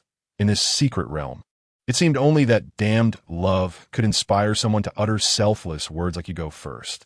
Releasing the ice, encasing their heads, he revealed a warm smile to their astonished, monster-like expressions. "Hello there, it's a pleasure to meet you," he greeted. "Shall we discuss a matter? Would you be willing to part with all the divine cores you possess?" Chapter 45. The most terrifying heist in history. One person robbing everyone. The two individuals on the ground fell silent at Xin Yuan's words. They understood he had come to rob them, yet they never anticipated such an opening remark. "You want to rob us? Is there room for negotiation?" The student in the menacing black armor was secretly gathering his strength, contemplating a way to break free from Xin Yuan's icy restraint while also attempting to stall for time. Negotiate? And if we refuse, what then? Of course, that is also an option. However, in that case, I would proceed to rob you, Xin Yuan replied. The armored man was taken aback, staring at the calm face before him, unsure of what mindset could lead to such a statement. Resigned, he said, "What's the difference?" "There is indeed a difference," Xin Yuan countered. "One is coercion, while the other is voluntary. A voluntary act certainly carries more dignity. Wouldn't you agree?" The armored man was at a loss for words, grappling with the incomprehensible logic of this excessively powerful individual. "All right, brother, stop struggling. I know what you're trying to do." Xin Yuan had already observed the man's subtle movements, and with a firm stamp of his foot, the ice binding him thickened. This action rendered the man completely immobilized. At that moment, he caught sight of the numerous divine cores beneath Xin Yuan's chair, his lips twitching involuntarily. All of these, had he taken them from others? The sheer quantity suggested he had indeed encountered a formidable opponent. Why not acquire divine cores through your own efforts instead of resorting to such tactics? Just then, the girl bound by chains, who had remained silent, lifted her gaze to Xin Yuan. "You've gathered quite a bounty here. I imagine you've robbed quite a few people. Haven't you? To stand idly by while others battle, only to seize the spoils afterward, is truly despicable."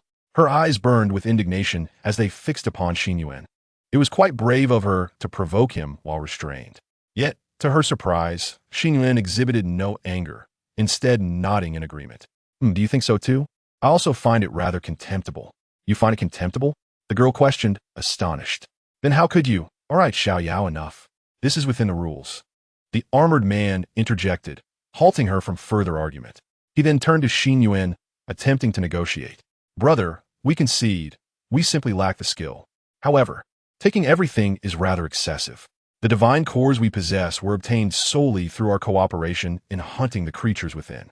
We intended to leave early to avoid conflict with others, wishing to abstain from such strife. Our ranking will naturally not be high, so perhaps you could show us some leniency and allow us to keep one as a toll." The armored man spoke sincerely, resembling a vendor haggling over prices at a market. "That won't do. I can't take just a part of your divine cores. Wouldn't be fair to the others." Xin Yuan responded, appearing somewhat troubled.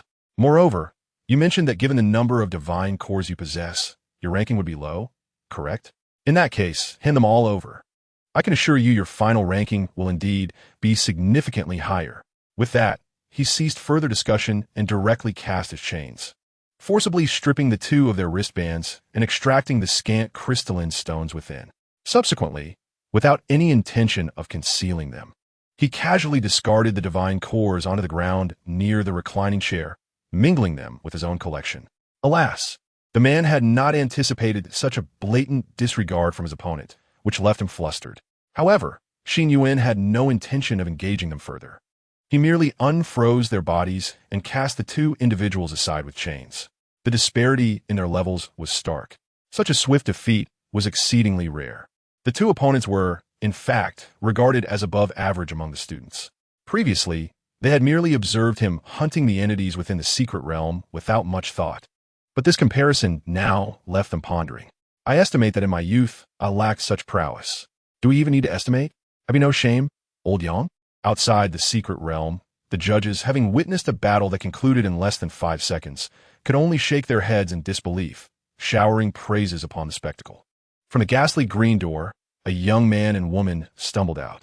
At this moment, they also heard the judges' remarks and lowered their heads in shame, realizing they had become mere background figures to a genius.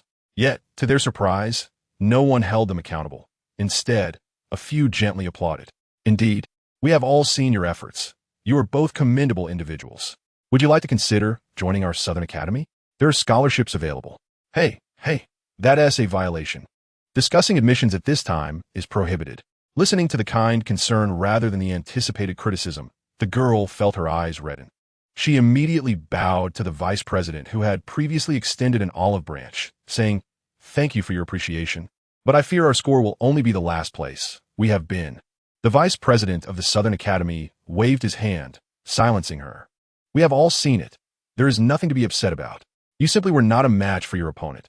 Focus on improving in the future. I ask you, how do you perceive the strength of that young man from earlier?" Upon hearing this question, the young man in black armor forced a smile, stating helplessly, "Very strong. Strong enough to leave me feeling utterly powerless." "Dean, is he truly one of our contemporaries?" At this point, he began to doubt whether Xin Yuan was an actual contestant. However, the vice president of the Southern Academy nodded, affirming Xin Yuan's status as a student. "If you truly believe he is strong, then perhaps you should remain here to observe." "You think you are in last place this time?" "Not necessarily. It is quite possible that your ranking may be tied for second." "Huh?" Both were taken aback, clearly not grasping the meaning of his words. The vice president merely smiled, offering no explanation, and continued to gaze at Xin Yuan's assessment screen. He was aware that something unprecedented was occurring on that screen, an unparalleled plundering, a single individual robbing all others. Chapter 46. The robbed people cheers for the robber. The two glanced around, only to discover that Xin Yuan's screen was the largest, positioned most prominently at the center. This indicated that he was the most favored in the eyes of the judges. At this moment, they still did not comprehend why they might be considered second. Nevertheless, they chose not to leave, finding a place to sit and watch the other contestants. Meanwhile, Imo Gu, who had previously appeared disinterested, was now fully engrossed in the proceedings. As if captivated, even the occasional teasing from Dong Wushuang went unnoticed. He felt that the unconventional individual he had long awaited had finally arrived. After experiencing his first battle, Xin Yuan did not rest. He was ready to engage at any moment. Now, the reclining chair beneath him had transformed, the ice crystallizing and reshaping into a massive seat. Xin Yuan sat like a general before battle, firmly gripping the armrests, patiently awaiting his future challengers. Scattered across the ground were various crystal stones, with the ominous green door behind him exuding an aura that suggested he could single-handedly fend off countless foes. The previous couple was an exception, having exited relatively early. After waiting for over 3 hours, Xin Yuan finally encountered the next challenger. The opponent, having evaded others along the way, was caught off guard at the door by a blockade. He recognized Xin Yuan from the earlier scene, where he had swiftly defeated Lu Peng and realized his own capabilities might fall short, prompting him to consider hiding and observing the situation. However, Xin Yuan had no intention of granting him such an opportunity.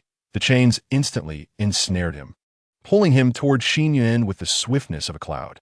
"Brother, leave a line for future encounters. Please, please."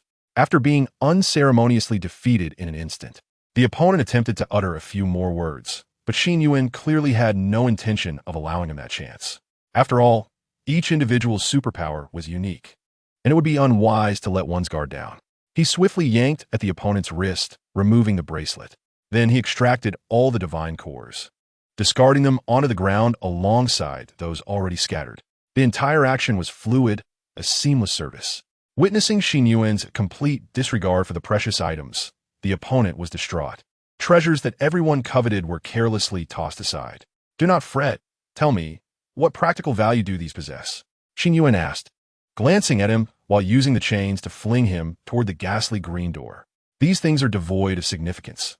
Their value is ascribed by people. Rest assured, there is no need to worry about your ranking. I shall not take your divine course. Before his words had fully escaped his lips, the opponent's form vanished through the ghastly green door. Click! The sound of footsteps landing echoed as he stumbled slightly, finding himself back in the initial assessment hall. Gazing at the somewhat unfamiliar surroundings, he felt as though he had awoken from a dream. After lingering for a moment, the third lucky individual finally accepted reality, wearing an expression of despair. After toiling for countless hours, engaging in a battle of wits and competition with various individuals, he had been eliminated with a score of 0. Hey, you were also robbed by him? A voice suddenly inquired, drawing his attention to the couple seated nearby, each holding a drink, appearing as spectators. You were also robbed? Indeed, they replied in unison. Are you not at all angry, or filled with hatred? What good would anger do? It's simply a matter of lacking skill. We might as well sit down and see who the next unfortunate soul is, and find some amusement in it, the male of the couple remarked. So, I'm the unfortunate soul you speak of, am I? He then took a seat, anticipating the arrival of the next unlucky contender. In the ensuing time, the arrival of unfortunate souls grew increasingly rapid. As the assessment period drew to a close, everyone hastened towards the exit. A handful of superpowered individuals exhibited no resistance against Xin Yuan, with few able to endure for long. Among them, Xin Yuan, upon witnessing Xin Yuan blocking the door, surprisingly opted not to engage in combat. Instead, she tossed all her crystal stones onto the ground, leaving behind a graceful silhouette and uttering 2 statements. Here you go. I am not your match at present, so I shall refrain from fighting. However, one day in the future, I shall challenge you. Initially, the eliminations occurred at intervals of an hour, but soon escalated to mere minutes, as unfortunate souls arrived at the door, only to be thoroughly robbed by Xin Yuan. Before long, dozens had been violently eliminated by him. No one anticipated that their assessment would conclude in such an absurd manner. Meanwhile, the number of divine cores Xin Yuan had amassed reached a staggering quantity, ensuring his position as the top contender in this assessment. Yet, he showed no inclination to relent, making it evident that his actions were unrelated to his ranking. He merely aimed to stir the pot. Seated upon a colossal ice chair, surrounded by a heap of various divine cores, his demeanor resembled that of a dragon nestled atop a treasure trove, awaiting the next valiant challenger. In the midst of this, the previously disheartened participants began to feel a surge of excitement. After all, shared misfortune lessened individual discomfort. They had gleaned from the judges' descriptions that Xin Yuan's intentions were to rob everyone. This assessment was based on accumulating points for ranking, with rewards distributed according to those ranks. If Xin Yuan succeeded in robbing everyone, it would imply that they all ranked second. This revelation transformed the sentiments of those who had harbored grudges against Xin Yuan for undermining their efforts. They found themselves cheering enthusiastically for his exploits, akin to fervent sports fans. No one wished to be constrained by such assessment rules. If not for the rankings, no one desired to engage in underhanded tactics or intrigue against others. If everyone were to share the same rank, truly all being second, who would still care about the divine cores? In the assessment hall, as the students erupted in cheers and applause, the judges refrained from intervening, instead smiling in tacit approval. What should have been a solemn assessment had transformed into a jubilant celebration. An incredibly surreal scene unfolded in the vast hall, as all those who had been robbed united in their cheers for the robber. Chapter 47, Convergence, the final battle, 1 versus 38. With a creaking sound, the ominous green door writhed once more, expelling 2 students. Naturally, they were the most recent victims of Xin Yuan's onslaught, their expressions grim and despondent. They were twins named Yin Yao and Yin Lei, who had initially thrived in the secret realm due to their impeccable coordination and unwavering trust in one another. During the latter stages of the assessment, they had managed to deceive numerous individuals and extort many divine cores. However, they had assumed that their brotherly synergy would secure them a top position, only to find themselves victims of a black market betrayal.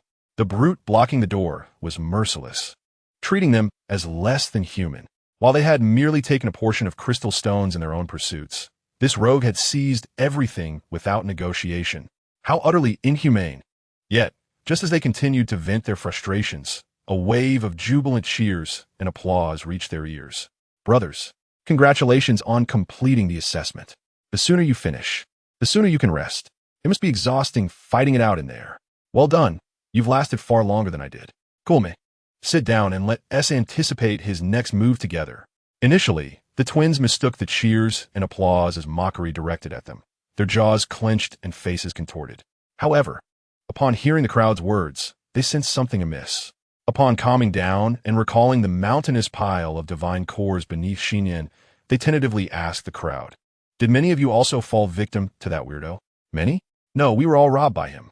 The crowd replied in unison. At that moment, the staff had set up a buffet, and many were indulging in food and drink, appearing quite at ease. Yin Yao and Yin Lei exchanged bewildered glances. What does this mean? Is this a collective surrender? Are they truly unconcerned about their scores for admission? What is happening? The leaders from each academy are still present. As they pondered, they stole sidelong glances at the expressions of the academy leaders, only to find them displaying no signs of disapproval, appearing tacitly approving. At this juncture, the throng of eliminated competitors took the initiative to explain, "It's fine. Haven T, you realized his intentions? He aims to rob everyone, and if successful, he will create history, with us all ranking equally second. Don't you want to see how far he can go?" Yin Yao and Yin Lei were taken aback. Is that even possible? What kind of reasoning is this? After a moment of shock, they swiftly joined the crowd, settling down to enjoy the spectacle. Oldemo, it seems these students are quite dissatisfied with your assessment rules, Dong Wuxianovel remarked, noting the unusual atmosphere of merriment that diverged from previous years. She leaned closer to Mo Chingu's ear and whispered, "Zhongjing makes a valid point." However, to her surprise, Mo Chingu was fixated on the screen as if entranced, not even glancing away. "Sure, I need to watch closely." Dong Wuxianovel chuckled softly, shaking her head. It had been ages since she had witnessed Mo Chingu express such interest and faith in a junior. The last individual he had regarded with such esteem seemed to be Jun Ani. Reflecting on this, she turned her gaze to the girl who had remained silent for quite some time, only to find her engrossed in watching Xin Yuan's performance, a subtle smile gracing her lips. Well then, this lad seems to possess an unusual charm. So far, Xin Yuan had eliminated around 60 to 70 individuals single-handedly. Yet at this moment, the scene on the screen had grown eerily silent, devoid of activity. Unlike before, when someone was expelled every few minutes, the assessment hall now revealed fewer screens, with only those who had yet to emerge remaining. From the screens of the other candidates, it was evident that they were not far from the exit. However, none approached. In fact, their numbers were gradually increasing. Everyone understood what was transpiring, including Xin Yuan himself. They were likely gathering. He should be able to win, right? After all, he has already eliminated so many of us, one student voiced with a hint of uncertainty.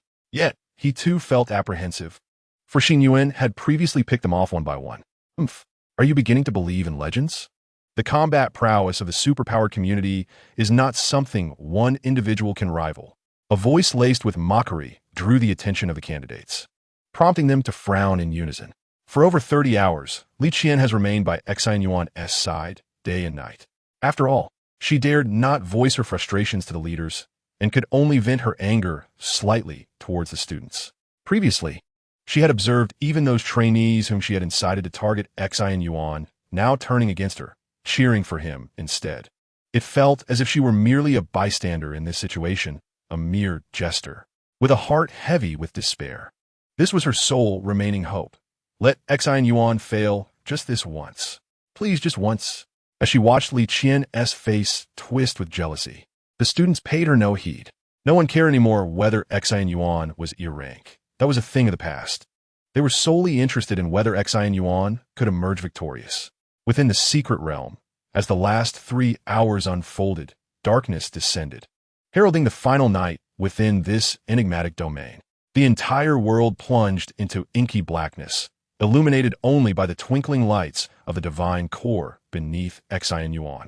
He was aware that a considerable number of people had gathered at a distance, but he refrained from pursuing them. He did not wish for anyone to escape due to a moment of inattention. Finally, as the world enveloped itself in darkness, Xin Yuan made his move. 8 chains held his body aloft, suspending him high in the air. His form was enshrouded in a pale, icy armor, fierce and chilling, while hundreds of ice swords coalesced above him. Grasping a staff of frozen ice in his hand, he appeared to be the last deity within this secret realm. Towering ice mountains rose behind him, blocking the exit of the realm. Xin Yuan then spoke, addressing the vast, dense night before him. Is it time? No more hiding. Come forth. What say you? Shall you confront me together, or shall I come to face you? His words, brimming with audacity, hung in the air, and moments later, distant lights flickered into existence, revealing the glow of unleashed powers. The final coalition of students had assembled, marching toward Xin Yuan in unison. Silence reigned, the atmosphere thick with tension, as both sides engaged in a silent standoff. In this last night, within the secret realm, an exceedingly uneven confrontation was poised to erupt. 1 verses 38. Chapter 48. With my pen, I chronicle the spring and autumn. In the secret realm, there was neither moon nor stars, nor any natural light source, without any individual wielding a flashlight. Illumination was reliant solely on the glow emitted by each person's powers and the divine core, which Xin Yuan had placed upon the ground. The enveloping darkness imbued the impending battle with an air of solemnity and terror, akin to witnessing a horror film. Su Feng, find a way to activate the infrared view. This brightness is insufficient. After a prolonged silence, Emo Chingu suddenly spoke, turning to the bald man. Su Feng, taken aback by this unexpected request, shot him a surprised glance, not anticipating the old fox would voice such a demand. For individuals of their caliber, the current brightness should have sufficed for clear discernment. Emo Chingu's words clearly indicated his desire to scrutinize every detail. Bald Su Feng neither rejected nor responded. In the next instant, the screen transformed into a bizarre half-infrared view, a blend of basic colors enhanced at the edges, allowing the students to perceive every action in sharp detail.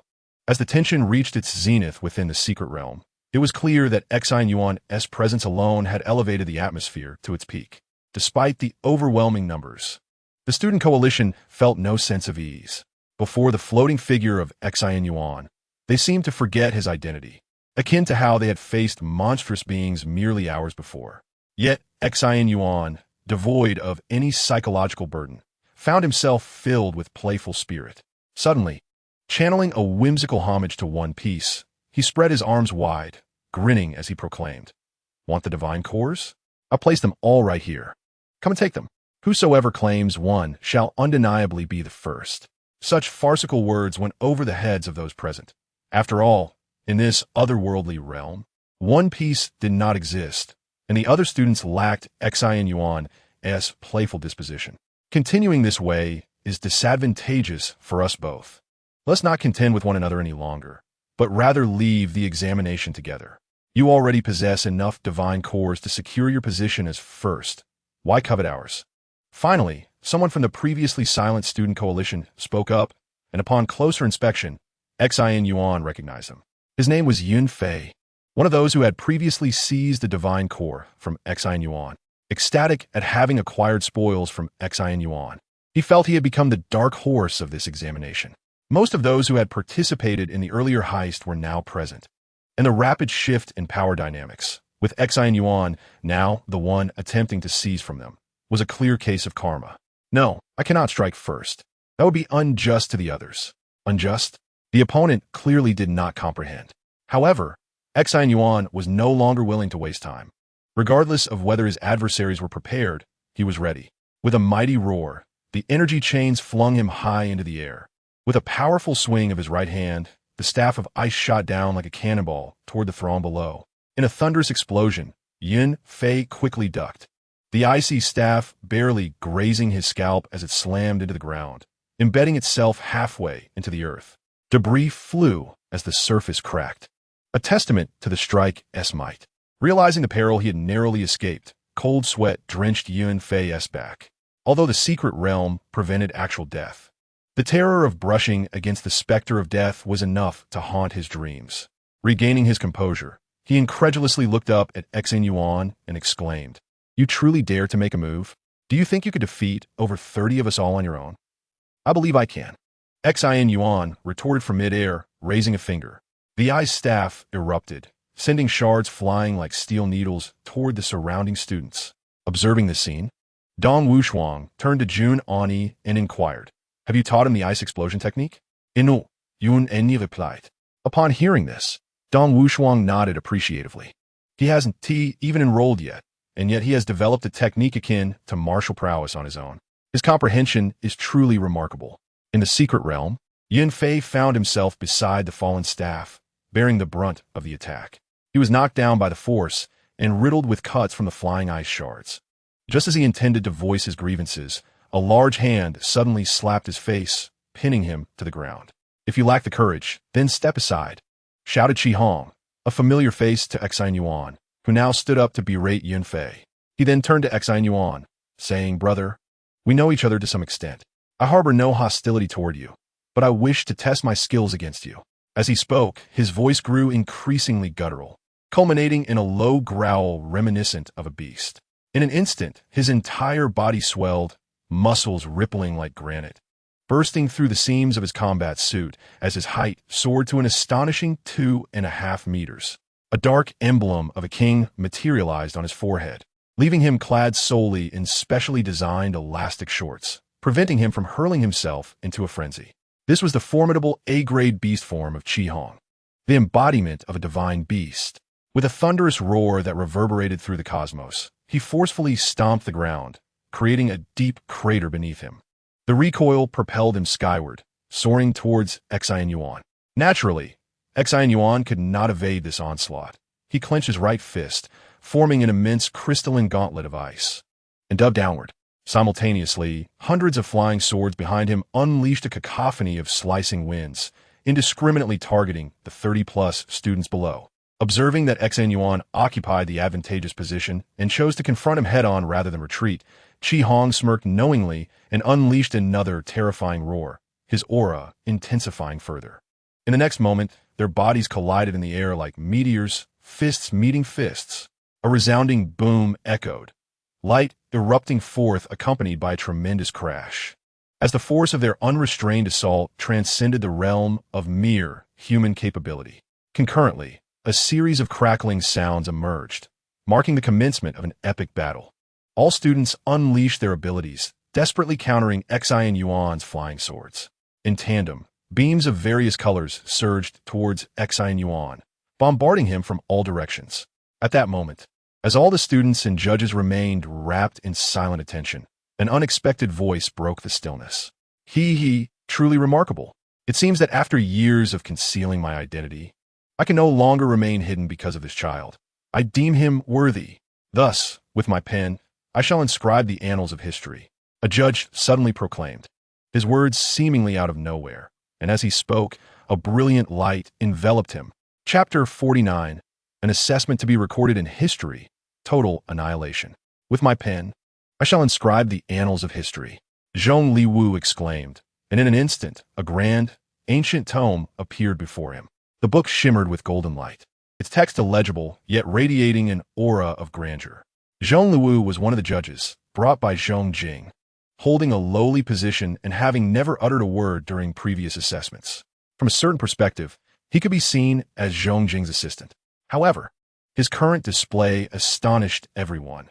Dong Wuxiang and Mo Qinggu gazed at him in shock, as if they were meeting him anew. Zhong Liwu, are you one of the spring and autumn members? Dong Wuxiang's eyes shifted from the screen to the cultured middle-aged man before him, who was now accompanied by an ancient book floating in the air. Does Zhong Jing know? The Spring and Autumn is an organization shrouded in mystery. No one knows the identities of its members, their strongholds, or when it was established. Its members come from various backgrounds. They may be high-ranking individuals in the superpower organization, students, or even lone wanderers.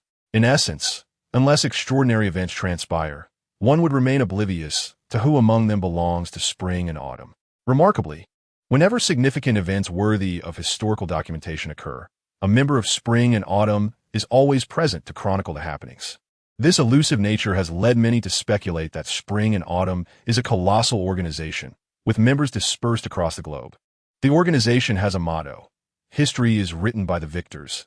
It is a little girl dressed up by anyone, lacking credibility, yet some truths must be recorded. However, generally speaking, even when spring and autumn members do appear, they seldom document history in front of the public, making confirmed members exceedingly rare. Today, Zhong Liwu was evidently unable to conceal his identity any longer, making him an exception. My apologies for not sharing this with you all along. It is my fault for hiding this little secret. I hope you won't mind, he said with a friendly smile directed at Dong Wuxiang, nodding gently. Subsequently, his demeanor shifted to seriousness as he produced an enormous brush, beginning to inscribe on the pages as if recording something momentous. Dong Wuxiang was utterly speechless, overwhelmed by the revelation that his old friend was a member of a mysterious organization. So, does that mean your strength has also been concealed? The writing brush is like a sword. Recording the truth will inevitably invite trouble. Hence the rumor that all members of spring and autumn are unparalleled experts. Zhong Liwu replied with a chuckle. Well then, I shall commence my serious documentation. With that, he fell silent, devoting himself entirely to the task at hand. Dong Wuxiang's mouth hung agape, filled with countless questions he longed to ask, yet they remained lodged in his throat. A mere assessment, even if Xin Yuan was exceptionally talented and rare in a decade, could not possibly provoke a member of spring and autumn. Was this truly considered a momentous event worthy of historical record by Zhong Liwu? How could that be? All right, enough astonishment, the god of war, Montauk Kingu, emerging from his surprise, chuckled lightly. This seemingly mundane assessment was destined to be anything but ordinary. This unexpected interlude, no, this grand diversion, did not impede Xin Yuan's performance. At this moment, he was entangled in fierce combat with 38 students. After the cataclysmic clash with Qi Hong, the two separated, Xin Yuan flying back several meters. His icy gauntlet shattered, and his frost armor riddled with cracks. Meanwhile, Qi Hong plummeted like a meteor, embedding himself deep into the earth. His right hand completely encased in ice, a trickle of blood at the corner of his mouth. Yet this minor injury only fueled his fervor further.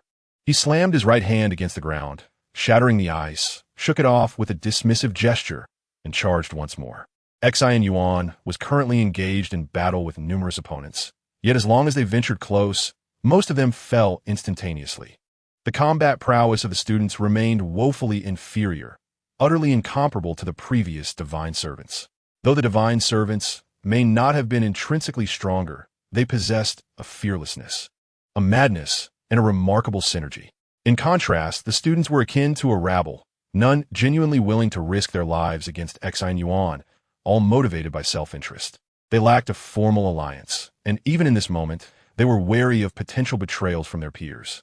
8 ethereal chains of energy, resembling legs, propelled Xin Yuan through the crowd. With each strike, another opponent was sent flying, encased in frost. What was expected to be a contest between wolves and tigers turned out to be a tiger among sheep. Very few possessed combat capabilities worthy of note. Moreover, Xin Yuan was inherently vengeful. Against those who had previously wronged him, he struck with significantly greater force. Take Yin Fei, for instance. He had already been battered and bruised by the energy chains, struggling to stand. Yet Xin Yuan would periodically pass by, delivering a decisive kick to ensure he remained incapacitated. The scene was truly heart-wrenching, provoking sorrow in those who witnessed it. Now, there were even instances of Xin Yuan seizing wristbands and casting them out of the secret realm. Only individuals like Qi Hong, among the elite few, could pose a substantial challenge to Xin Yuan. The colossal figure, towering an imposing 2.5 meters, unleashed a tremor with each charge that reverberated through Xin Yuan. Even clad in armor, he felt as though he had been struck by a vehicle. The frigid embrace of his own ice age was insufficient. The brief encasement could not restrain the monstrous physique of Qi Hong, who effortlessly broke free. To subdue him entirely required unwavering focus, akin to the strategy employed against Liu Peng at the outset. Yet, Xin Yuan found himself unable to spare the attention, relegated to merely repelling Qi Hong with each encounter while addressing the others. Despite Qi Hong's formidable presence, the coalition faced relentless setbacks.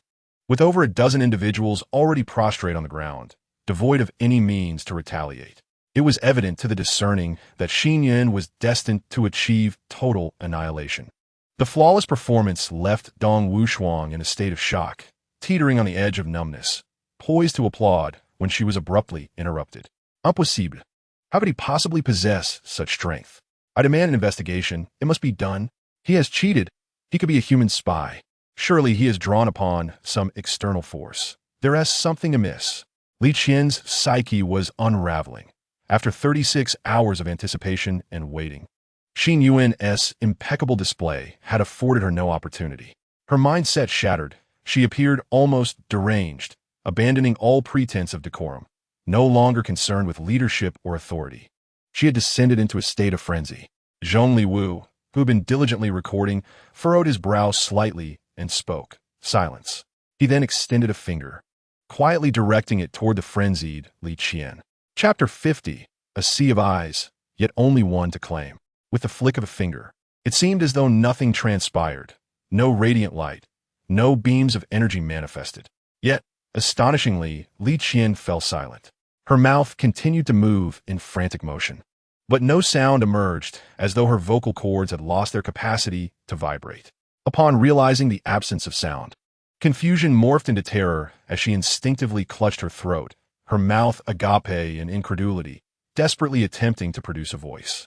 After discovering her efforts futile, her fingers delved deep in her throat, violently probing, eliciting waves of retching. Admittedly, she didn't penetrate deeply before gagging, suggesting a lack of physical conditioning. However, no matter her actions, they proved futile. Zhongli Wu had rendered her mute. The fear in her eyes intensified as she began to frantically clutch her hair, feeling as if the entire world conspired against her over the past 2 days. Enough of this folly.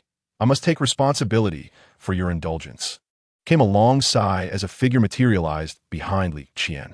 Mo Qinggu gently placed a hand atop her head, enveloping her in a soft, milky luminescence that coaxed her into tranquility, eventually lulling her into slumber. If anyone were to claim favoritism in this scenario, it would be her. Having been brought to the Eastern Academy by Mo Qinggu at a tender age, he had treated her as a daughter for reasons unbeknownst to others. My apologies, esteemed guests. Mo Qinggu bowed slightly, addressing the assembly, yet met only with silence in response. Thus concluded the farce that Li Qian had orchestrated during this assessment, culminating in utter failure. Yet, a thought crossed Mo Qinggu's mind, eliciting a soft sigh. All of Li Qian's ambitions had come to naught, leaving her a laughingstock. Unbeknownst to her, today's debacle had transformed the higher echelons of the superhuman community's perception of her from indifference to disdain, a case of failing to catch the chicken while losing her trousers in the process. By allowing her to sleep, Mo Qinggu was, in fact, offering her protection. After all, witnessing Xin Yuan emerge victorious from the secret realm could very well have driven her to a fit of rage, or worse. Meanwhile, Xin Yuan's battle was nearing its conclusion. There would be no twists, no unexpected turns, only an unadulterated display of overwhelming power. This battle, marked by a stark disparity in numbers, drew to a close with an even more pronounced gap. In the pitch-black night, Xin Yuan stood, with Qi Hong sprawled before him. While scattered around lay all the students who had lost their fighting capabilities. The once mighty Qi Hong had undergone yet another transformation during the skirmish, now nearing 3 meters tall, embodying the very essence of a mythical giant. Yet at this moment he gasped for breath, his chest heaving like a bellows, emitting heavy, labored breaths. He could no longer rise, his body battered and bruised, lying in a shape on the ground. Despite the carnage, he was the last to fall. Among the 30-plus combatants, he had been the fiercest. The few wounds adorning Xin Yuan were nearly all inflicted by him. His combat skills were evidently unmatched by his peers, a testament to countless brawls on the streets. Xin Yuan gazed down at the wounded warrior, finally breaking the silence. You are formidable. Thus, I had no choice but to go all out against you. Qi Hong, still on the ground, struggled to catch his breath before responding. Ha ha ha, you've won. I've lost. You stand tall while I lie here. To say I'm strong is quite the embarrassment, ha ha, in his boisterous laughter. He couldn't help but cough up a few mouthfuls of blood, yet he showed no inclination to restrain himself. Life may be filled with cunning calculations, but to him, combat was pure in essence. From the moment I laid eyes on you, I wondered if I could ever surpass you. It appears that I cannot. By the way, there's something I wish to inquire. Why do you always insist on shaking my hand when we meet? Qi Hong asked. Ah, that is a secret. Xin Yuan replied with a smile. not satisfying Qi Hong's curiosity. With a forceful motion, Qi Hong extracted all the divine cores from his hand, tossing them to Xin Yuan. Take them. You've earned them. Your ambition to seize everything from the others and present it to the judges is truly remarkable. Now I shall rest. I'm not dead. I'm merely exhausted and need to sleep. With that, Qi Hong slowly shut his eyes, his form beginning to shrink and revert to his normal size. Thus, the assessment reached its conclusion. After escorting Qi Hong and the others out of the secret realm, Xin Yuan squatted down, quietly gazing at the flickering lights before him. Those were the entirety of the divine cores collected by 126 students during this assessment. All were gathered here. Countless specks of light coalesced into a vibrant tapestry, a testament to his glory. Xin Yuan sat at the center of this radiant carpet, surveying the divine cores around him. Exhaling softly, these coveted treasures, sought after by countless prodigies, now lay before him like a small mountain. After a brief moment, he stood upright and stretched with vigor, invigorated by the triumph that lay ahead. Having traversed this world for an extended period, it was his inaugural experience of such profound fatigue while engaged in a singular endeavor, enduring a relentless 36 hours devoid of slumber or gaming. All this effort merely to secure a ranking in some assessment. Truly, it was beyond comprehension. Subsequently, under the watchful gaze of all the participants and judges, Xin Yuan executed an unforeseen action. He stooped down and retrieved the smallest shard from the scattered divine cores on the ground, a mere size of a fingernail. Thereafter, he disregarded the multitude of divine cores strewn about and departed the secret realm. He had previously assured his fellow students that he would not seize their divine cores, and he had honored his word. This tiny fragment was a remnant from when he had vanquished the Sandman, earning a portion of the divine core. As he exited, he even nonchalantly kicked aside the divine cores in his path, treating them as mere refuse. With a decisive step, Xin Yuan finally re-entered the realm of reality, his body involuntarily swaying slightly. Immediately, over 100 pairs of eyes converged upon him, all fixated without uttering a word. Xin Yuan glanced around, disregarding the collective gaze, and approached Jun Ani directly, holding the diminutive divine core in hand. He gently tapped the surface of the table with the small, pale yellow crystal. I am first. Chapter 51. Father, from now on, I shall be your dog. Jun Ani regarded the man before her, who had far exceeded expectations and astonished everyone, yet maintained her previously composed demeanor. Throughout those 36 hours, she had predominantly worn this expression. All the emerged candidates were aware of her reputation as the Frost War God from the judges' discussions, and not a single individual dared to initiate conversation. However, after a mere 3 seconds, she could no longer suppress her emotions, allowing her facade to crumble as she broke into a smile and remarked, "Impressive. First place. Yet, it appears your lead over second place isn't particularly substantial." Jun Ani pointed at the fingernail-sized crystal in Xin Yuan's hand, her tone clearly teasing. Xin Yuan shrugged, replying it suffices. After all, it is merely for the ranking. At that moment, Jun Ani unabashedly scrutinized Xin Yuan's face, observing how he had returned to his usual languid and carefree demeanor, devoid of the resoluteness and dominance he had exhibited during their battles in the secret realm. She couldn't help but nod in approval. I did not anticipate your strength. However, I never doubted your position as first. With that, Jun Ani leaned back in her chair, gently applauding, the soft, crisp sound echoing through the silent hall. This applause acted as a catalyst, igniting the entire hall into a frenzy. The onlookers, who had been momentarily stunned by Xin Yuan's emergence with but a small divine core, were awakened by the resounding clapping. All the students began cheering and clapping fervently, as if they had collectively achieved a remarkable victory. First place. We won. E-rank is extraordinary. It seems we never realized that perhaps E-rank is the most formidable talent level. Amazing, the esteemed one indeed did not take our divine cores. He left them all in the secret realm. Thank you, esteemed one, for elevating my rank to second. The very individuals who had previously besieged Xin Yuan were now utterly bewildered, unsure of what had transpired. When did this fellow develop such rapport? Hadn't he been met with hostility upon entering the assessment? Through casual conversations with those nearby, they began to understand the unfolding events. Xin Yuan had employed this extreme tactic to thwart all those who sought to seize from one another, including those who had targeted him, ensuring that everyone received a score of 0 while he claimed first place, resulting in all others being ranked second. Virtually none of the participants had dared to anticipate achieving such a commendable result as second place. Thus, in a certain sense, Xin Yuan had assisted each of them in reaching a position they had scarcely hoped to attain. This audacious act was a provocation against the established rules, showcasing his overwhelming might. The students recognized that Xin Yuan's ire was not solely directed at those who had attempted to pilfer his spoils, but also at the very framework of the assessment itself. If the ambushers like Yin Fei were akin to knives, then the rules represented the unseen hand that wielded those knives. Consequently, every participant felt elated, with no discordant voices to be heard. Even Yin Fei, who bore the remnants of his injuries yet was undergoing treatment, joined in the applause alongside the throng. "All right, everyone, please quiet down," Imo Chingu said, reverting to his amiable demeanor post-assessment. After several calls for silence, the crowd finally subdued. "I understand that during the ordeal in the secret realm, as you eyed one another with suspicion, dragging your weary bodies while contemplating how to outmaneuver and rob one another, you may have uttered some curses regarding the peculiarity of this assessment. I am the originator of this rule, so if you wish to vent your frustrations, feel free to direct them at me." Imo Chingu chuckled, candidly addressing the assembled students. This extreme lack of rules, this survival of the fittest, was intended to challenge you all. Of course, due to certain unforeseen factors this year, we encountered a minor hiccup. Each year, we offer numerous rewards to those who rank highly, but this year, with so many achieving second place, our resources are strained.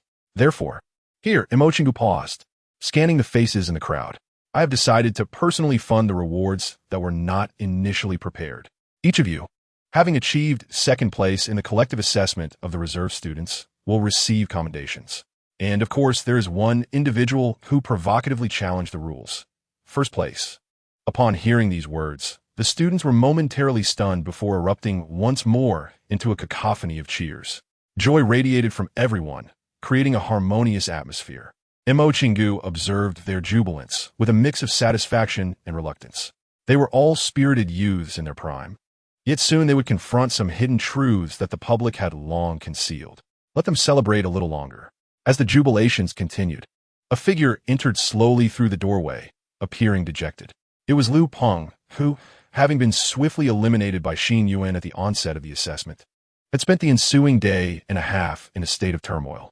He had contemplated numerous scenarios, fixating on the disgrace of being in last place and the likely ridicule he would endure upon enrollment, rendering him incapable of sleep. Had he known, he would have refrained from currying favor with Li Qian. Why provoke that anomaly? Upon entering and witnessing the exuberance of his peers, he felt an even greater weight of sorrow. Suddenly, an acquaintance rushed over to Liu Peng, exclaiming, "Liu Peng, you secured second place. Thanks to Xin Yuan. You owe him an apology, you know? You were initially plotting against him." Liu Peng. What are you saying? How did I come be second? I don't understand." Consequently, the acquaintance elucidated the entire situation to Liu Peng. As he listened, Liu Peng's expression grew increasingly vacant, as though he were adrift in a reverie. Why had he sought to curry favor with Li Qian?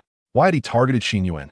Is it not merely in pursuit of a commendable ranking, to secure greater resources and opportunities post-enrollment? Yet, is this a mere figment of one's imagination? Could it be that one's sincerity has touched the heavens? In an astonishing turn of fate, he has become the luckiest individual in the room, having been exempted from the rigorous 36-hour physical and mental assessment, yet receiving all the rewards. At that moment, he stared blankly at Xin Yuan, their gazes colliding in the air. Both were merely young individuals striving for a brighter future. Harboring no animosity, Xin Yuan shrugged, choosing not to engage in conversation. However, to his utter astonishment, Liu Peng then made a move that left him nearly speechless. With a swift stride, Liu Peng dashed to his side, clasping his hands tightly. "Father, I shall be your loyal dog from now on." Chapter 52. Exposure. He actually did kill someone. Xin Yuan? Xin Yuan was utterly stunned. What on earth are you babbling about? Surely, such words are not commendatory. Does it not imply that he is also akin to a dog? Is there something amiss in this person's mind? He hastily wrenched his hand free, unwilling to be grasped. "Please, spare me this nauseating display. Where on earth did you derive such a trait? Are you unwell? Do not hold on to me." Liu Peng, momentarily dazed by the rejection, persistently continued, I truly appreciate you. I shall no longer fawn over that woman. I shall fawn over you instead, my brother." Observing Liu Peng's sudden shift in demeanor, Xin Yuan was genuinely taken aback by his true nature, responding with disdain. "Could you not behave normally? Choose your words with a modicum of care. Refrain from such incessant fawning. It is rather off-putting. If you truly wish to express gratitude, why not bow to me right now? Not a problem." Liu Peng immediately dropped to his knees, but Xin Yuan, employing an energy chain, yanked him back up. "Xin Yuan, I am at a loss." Witnessing this man's display of masochism, he found himself at a loss for words. Truly, one cannot judge a book by its cover. During their initial encounter, he had never perceived such a facet of Liu Peng. How had he sunk to such depths? Honestly, it will be better for you to revert to your former self. I preferred you when you were rebellious and unyielding. After uttering this, Xin Yuan promptly distanced himself and moved to another side. Liu Peng, momentarily bewildered, began to ponder. What does it mean to possess a rebellious spirit? At that moment, Junani approached from the opposite side, standing beside Xin Yuan and inquiring, "How does it feel? Being well received, is it not delightful?" Xin Yuan cast a bemused glance at the beautiful woman beside him, replying, "Is this what you call being well received? Is this the sort of welcome you desire?" As he spoke, he gestured towards Liu Peng, who was practicing emotional control and indeed attempting to embody a rebellious persona. Junani stifled a laugh, replying, "A fervent believer indeed." The two engaged in a light-hearted exchange when suddenly a figure swaggered through the entrance. Zhong Jing had taken a moment to rest and, surveying the surroundings, immediately locked his gaze onto the duo of Xin Yuan and Junani. "Everyone seems quite pleased. What is the occasion?" After every exam, it seems everyone wears an expression of being utterly drained. He called out, striding towards Xin Yuan. "You've emerged. How did you fare? What rank did you achieve? By the way, due to your actions, your Frost War God has conceded a request to me." Xin Yuan stared at the middle-aged man approaching him, completely unfamiliar to him. Feeling perplexed. "Who are you? And who is this Frost War God you speak of?" "Oh, you are unaware?" Zhong Jing pointed at Junani. "She is the newly appointed War God of the War God Temple, the 8th in line, the Frost War God." Taken aback, Xin Yuan instinctively stepped back, surveying Junani in astonishment. "You? The beautiful examiner I encountered that day is actually a female war god?" A hint of blush creeping on her cheeks as she addressed Zhong Jing. "What nonsense are you spouting? There's nothing between us yet. Furthermore, you are mistaken. In our wager, you lost, and he indeed placed first." Subsequently, Junani recounted the events to Zhong Jing, watching as his expression shifted to one of increasing astonishment, a sense of inexplicable pride swelling within her. Zhong Jing stood in stunned silence for a moment before turning and walking directly towards Mo Chingu, dismissing any further discussion on the wager with Junani. "A female war god? What was the nature of your wager?" Just as he began to speak, Mo Chingu's voice resonated throughout the hall. Perhaps wishing to avoid dwelling on trivial matters with Zhong Jing, he promptly initiated the next segment. "All right, students. After some time has passed, you may celebrate in earnest, but now we must proceed to the next phase." After a lengthy interval, the students' excitement had somewhat subsided, and they fell silent, turning their attention to Mo Chingu, awaiting his words. "I know that Xin Yuan's performance in this assessment has surpassed your expectations, as well as ours." He surveyed each student. "Do you wish to understand why you are not his match, and why so many others fail to rival him?" After his statement, he regarded each student, but silence prevailed. What further explanation could there be? He is merely formidable, endowed with high talent. I am aware that many of you may believe that his talent and the extent of his abilities are unparalleled. Indeed, this is true. However, there is another crucial factor that you have overlooked. He possesses combat experience that surpasses all of yours. He is fiercer than any of you, more adept at fighting for his life. The world of superhumans is merciless. Many truths remain concealed from you. However, starting today, you will confront many despairing and painful realities. I hope you are prepared. Now, I shall present a short film to give you a preview.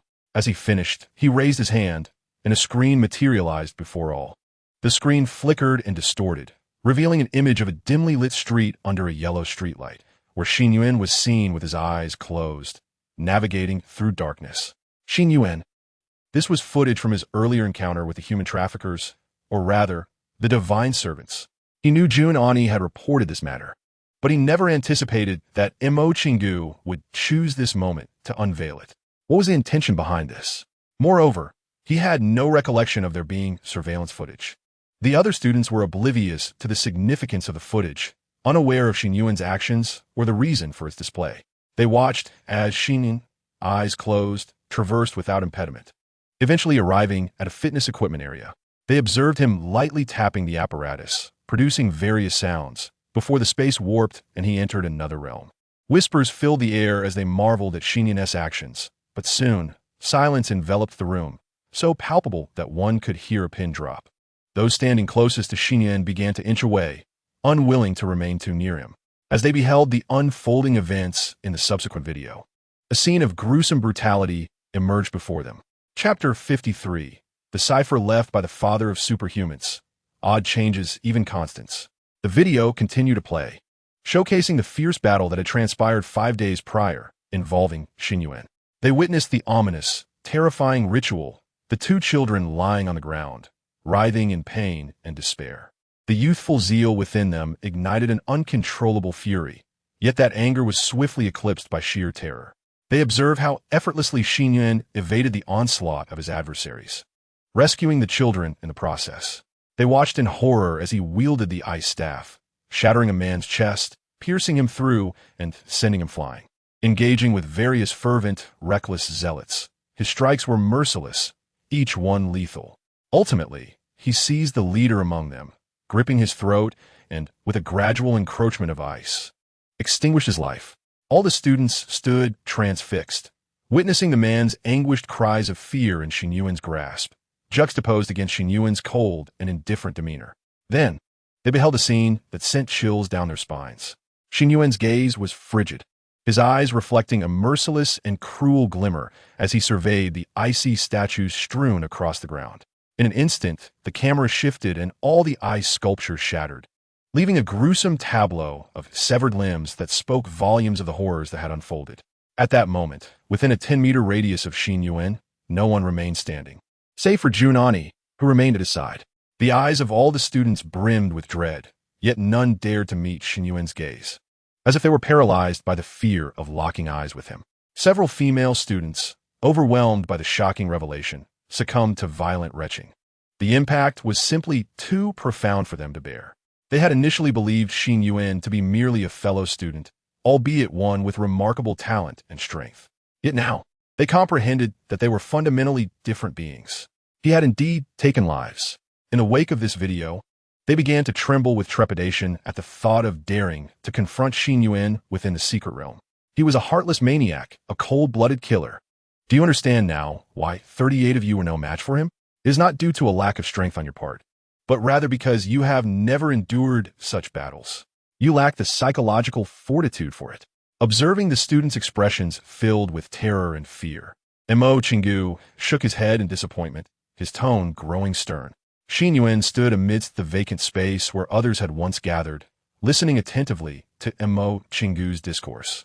His intention had been to conceal this matter as much as possible. If concealment proved impossible, it was preferable to downplay its significance. He was unaware of the world's values or the relevant laws, although the conflict with his adversaries had clearly aimed to end his life. He was ultimately the one who had taken lives. He remained uncertain if he might bear any responsibility for his actions. However, given the current situation, he resigned himself to accept the exposure. It mattered little now. You have all witnessed that Xin Yuan had already stained his hands with blood long before he entered the assessment with you, unless unforeseen circumstances arise. From the moment he entered the evaluation, your defeat was already sealed. What are your thoughts on his actions in ending the lives of these individuals? Yet silence reigned. No one dared to respond. Who would be bold enough to answer? At this juncture, students with weaker mental fortitude began to feel their legs weaken. Very well. If none of you will speak, then I shall. I believe he performed admirably. Upon hearing this, not only the students, but even Xin Yuan himself raised an eyebrow in surprise. What I have stated thus far, including this video, serves as a prelude to the matters I intend to address next. Concerning the truth of the world of superhumans. Lao Su, please disable the shielding stance. At this point, he turned to Lao Su and spoke once more. The next moment, An invisible curtain enveloped all present, causing every student to shudder involuntarily. Welcome, everyone, to the true world of superhumans, the inner world beneath the surface.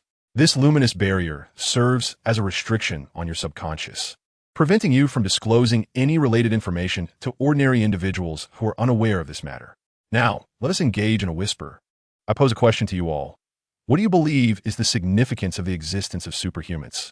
And why does the world strive to vigorously develop them?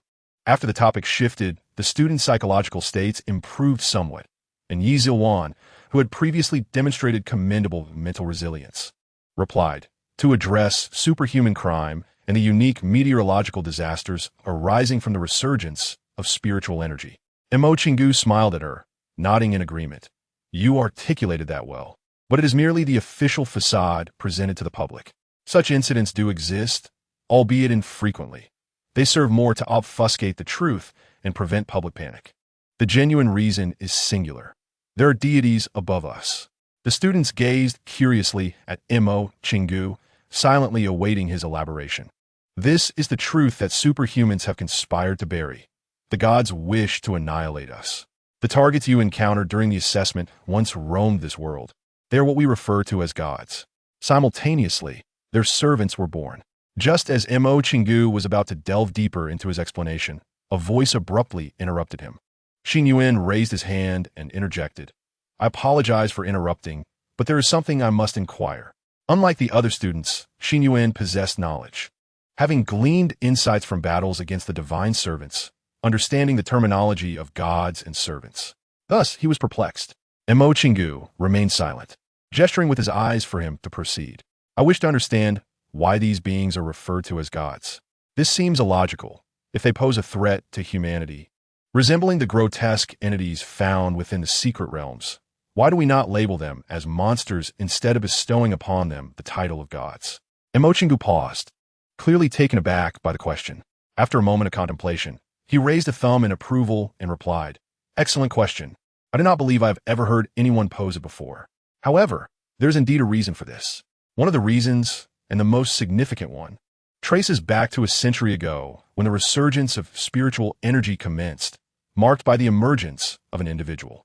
Today, that individual is known as the father of superhumans. The first superhuman among humanity, and a legendary figure. He accomplished countless feats, laying the groundwork for the development of superhumans over the subsequent century.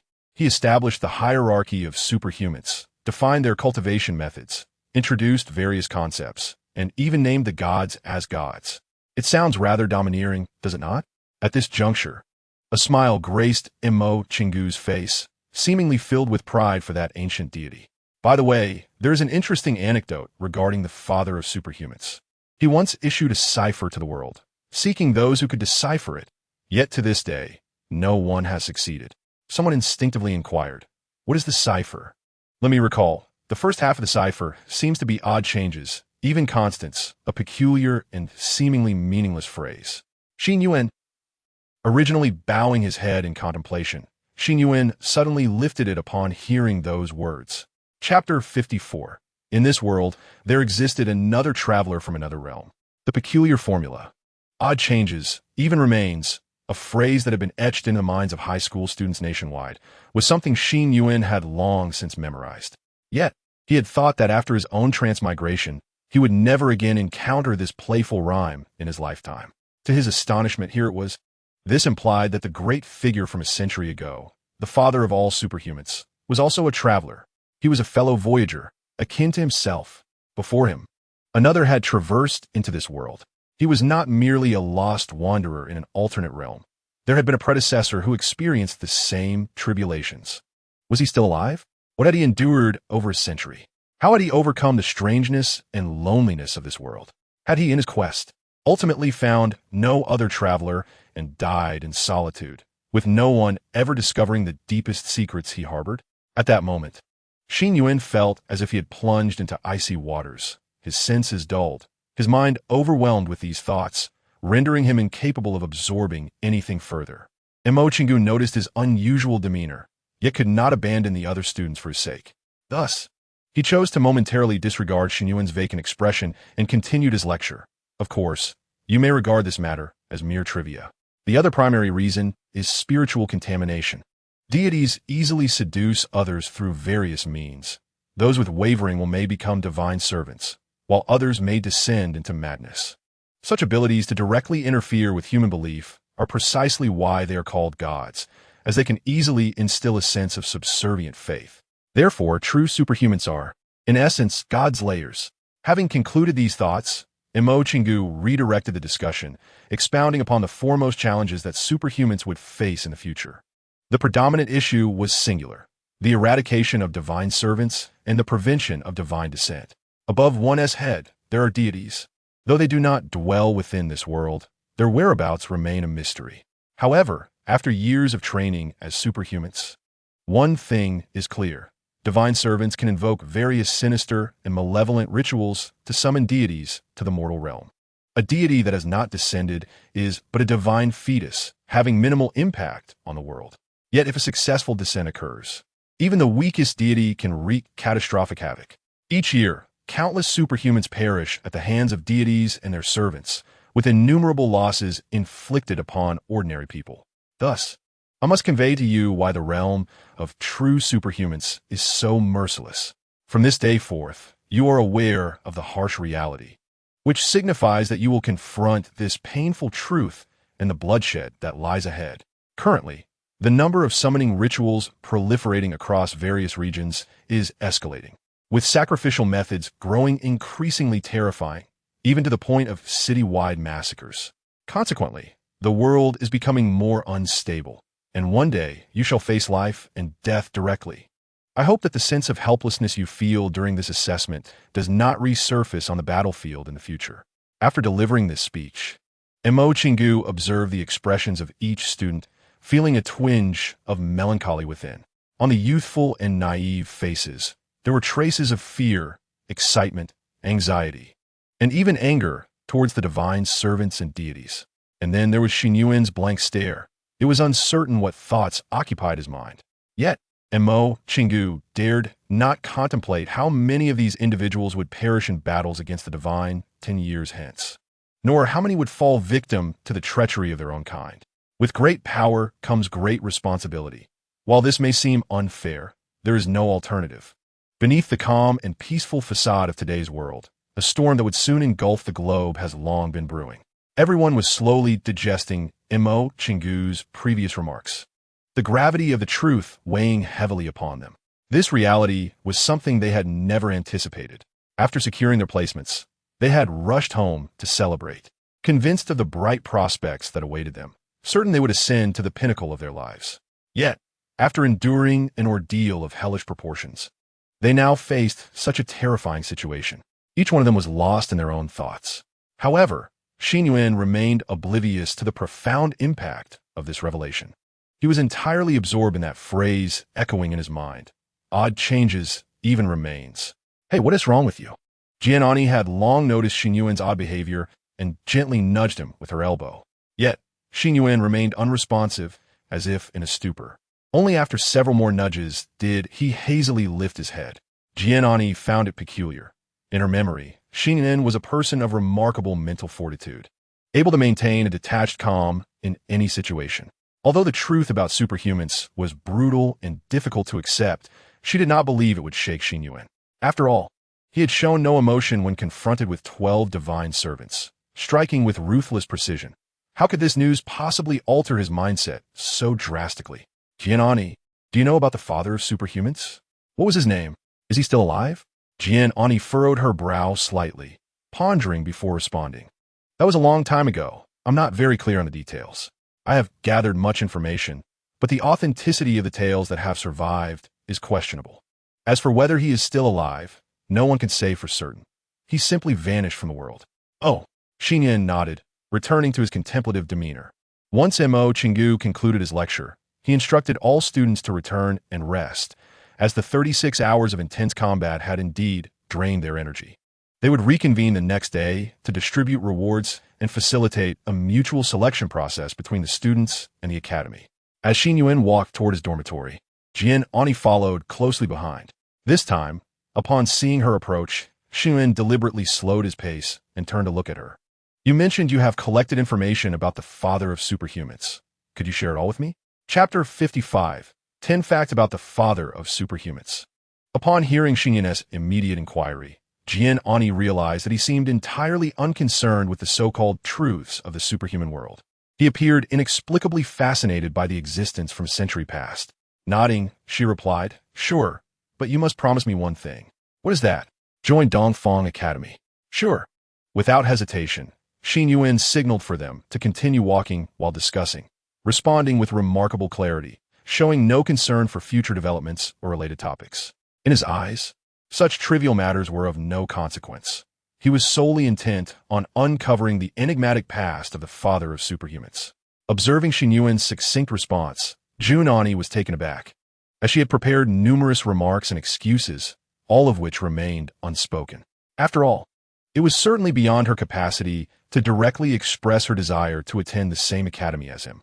Xin Yuan's lack of further inquiry was, in fact, a fortuitous circumstance. The two traversed in silence until Xin Yuan reached the threshold of his apartment. He then opened the door, gesturing with his hand, "Please come in." Jun Ani noted the difference from their previous encounter in a confined space. It was broad daylight, and she felt a hint of bashfulness. After glancing around and seeing no one, she ceased her hesitance and stepped inside. Seating herself on the sofa, she exchanged no pleasantries, for Xin Yuan's eyes, imbued with anticipation, were already upon her. It was evident that he was genuinely keen to learn about the father of superhumans, devoid of any ulterior motives. Inviting a young woman into his abode solely to hear a tale could be deemed almost alarmingly innocent. Understanding his intent, Jun Ani refrained from unnecessary small talk and promptly retrieved her phone to search for information. "Wait a moment, I'll look it up." I was quite intrigued by that illustrious figure myself, and collected a wealth of information about him.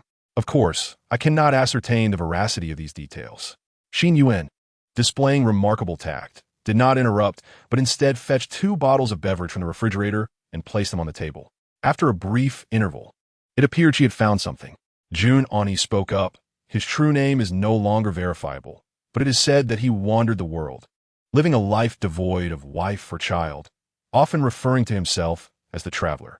At this moment, Jun Ani's pupils dilated, and she hesitated, acutely aware that Xin Yuan's online alias also bore the title of traveler. Was this mere coincidence? What comes next? Xin Yuan inquired eagerly, sensing her pause. It is said that he possessed immense power, being the first superhuman among humanity, likely the strongest, having single-handedly ushered in the era of spiritual revival. Many believe him to be a deity of this world, with some even venerating him as a figure of faith. The most fitting description of him is encapsulated in 10 facts about the traveler, the father of superhumans. Upon reaching this point, Jun Ani suddenly furrowed her brow, her expression shifting to one of perplexity as if she doubted her own reading. She repeatedly scrolled through her phone. Under Xin Yuan's urging, she stiffly continued. First, when the traveler turned 10, he resolved to live independently, prompting his parents to move to another residence. Second, when the traveler visits your home, you become the guest. Third, the traveler never lies. If there is an issue, it is merely a misrepresentation of the facts. Fourth, oxygen is dependent on the traveler for existence. Fifth, in school, teachers must raise their hands to converse with the traveler.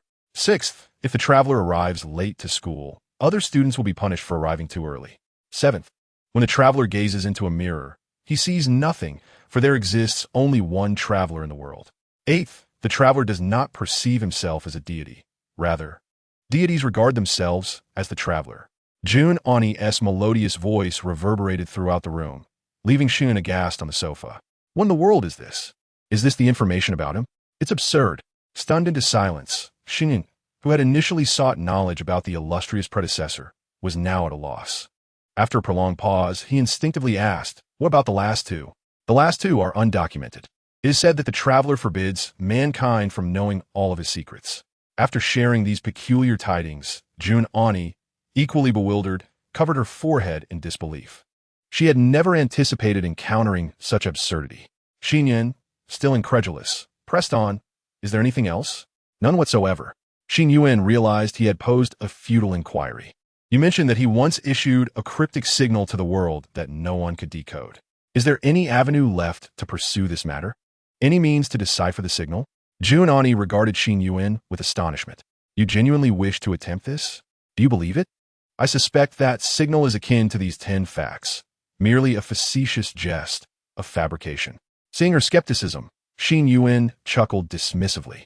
Deep down, he understood that the signal was not the product of mere whimsy. As Xin Yuan fell into a stupor upon learning this information, Juan, feeling a sense of obligation, initiated the conversation. What do you intend to do now? Me? I suppose I'll play some games. It's been 2 days since I last teamed up with my online friends. I wonder if she has been looking for me. Yuan, suddenly recalling her own circumstances, exclaimed, oh no, I almost forgot. I must quickly return to log in and conceal my identity. She hastily rose, declaring, I have matters to attend to. So you enjoy your game. Would you like to join? We can play together, Xin Yuan offered politely. No. Remember your promise to join the Eastern Academy, Juan exclaimed, making a hasty exit. The tranquil day swiftly passed, leading to the moment when the students would autonomously select their academies. While Xin Yuan indulged in gaming, the others were deeply engrossed in weighing the merits and demerits of various academies. Each institution prepared enticing conditions to attract promising candidates during the assessments. It was widely acknowledged that Xin Yuan was the object of fierce competition among all 8 academies. Mo Qinggu maintained his usual demeanor, exuding a sense of gravitas, while Zhong Jing sat confidently, exuding an air of inevitability. Other academies also readied themselves for the forthcoming selections. Chapter 56. The Unusual Mo Qinggu, a Surprise Attack. Amidst this process, an unusual occurrence transpired.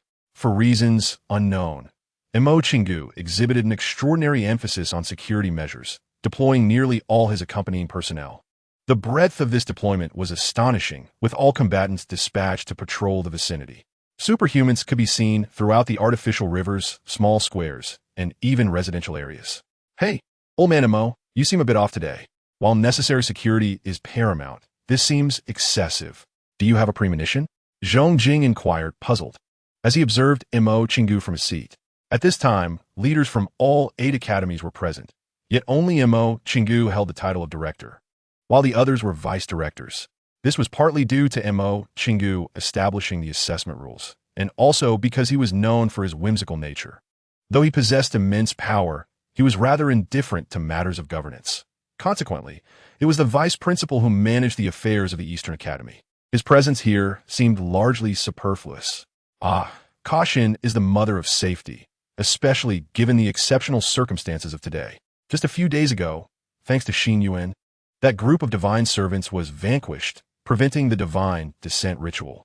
Had we been absent at that moment, the consequences of a deity's arrival would have been unimaginable. Zhongjing nodded in agreement, recognizing the validity of this reasoning. However, he felt somewhat underutilized and remarked, but now we are here, aren't we? Do those youngsters still dare to provoke us? That remains to be seen, replied Mo Qinggu, as several students began to enter the hall. The group immediately adopted a serious demeanor, preparing for the potential influx of students. The selection process for the academy allowed students the liberty to choose any institution they wished to join, a recognition and respect for their innate talents. Each academy's leaders, accompanied by aides, showcased their facilities to attract prospective students. In certain instances, if a student caught the eye of a leader during assessments, the academy would extend various generous offers to entice them. This year, it was evident that the prime candidate for such overtures was none other than Xin Yuan. Just then, Xin Yuan walked into the hall. Upon spotting the familiar languid figure, Zhongjing immediately straightened up, as did the other leaders. Having learned of Xin Yuan's actions the previous day, he felt a pang of regret for not having observed the events unfold. Yet, simultaneously, he was elated, increasingly determined to secure Xin Yuan's allegiance. Although he had lost a bet to Juan, capturing Xin Yuan would render all other matters trivial. Xin Yuan paid little attention to the surrounding students or the aides promoting their respective academies. He strode directly to the leaders. Just as Zhongjing was about to greet him with a smile, Xin Yuan interjected, Hello, Dinamo, I wish to join the Eastern Academy. Excellent. We warmly welcome you. Mo Qinggu stood up, as if he had anticipated this moment. Zhongjing was taken aback, feeling somewhat redundant, observing that the two were about to shake hands. He hastily stood up and exclaimed, Wait. Xin Yuan was startled by the sudden outburst, casting a puzzled glance at the seemingly unserious middle-aged man before him. Listen here, young man. You might not be aware of the rules, but you are unlike the others. You have performed exceptionally well. Typically, each academy offers various generous conditions for you to choose from. For instance, our Western Academy would be delighted to have you. Feel free to negotiate your terms. Zhongjing hurriedly finished speaking, as if fearing Xin Yuan might slip away. Oh, is that so? Thank you, but I have already promised Junani that I would join the Eastern Academy. So rash. Zhongjing nearly bit his tongue at such a reason. Just for a woman? Though, admittedly, she was quite exceptional. His mind raced as he approached Xin Yuan's side.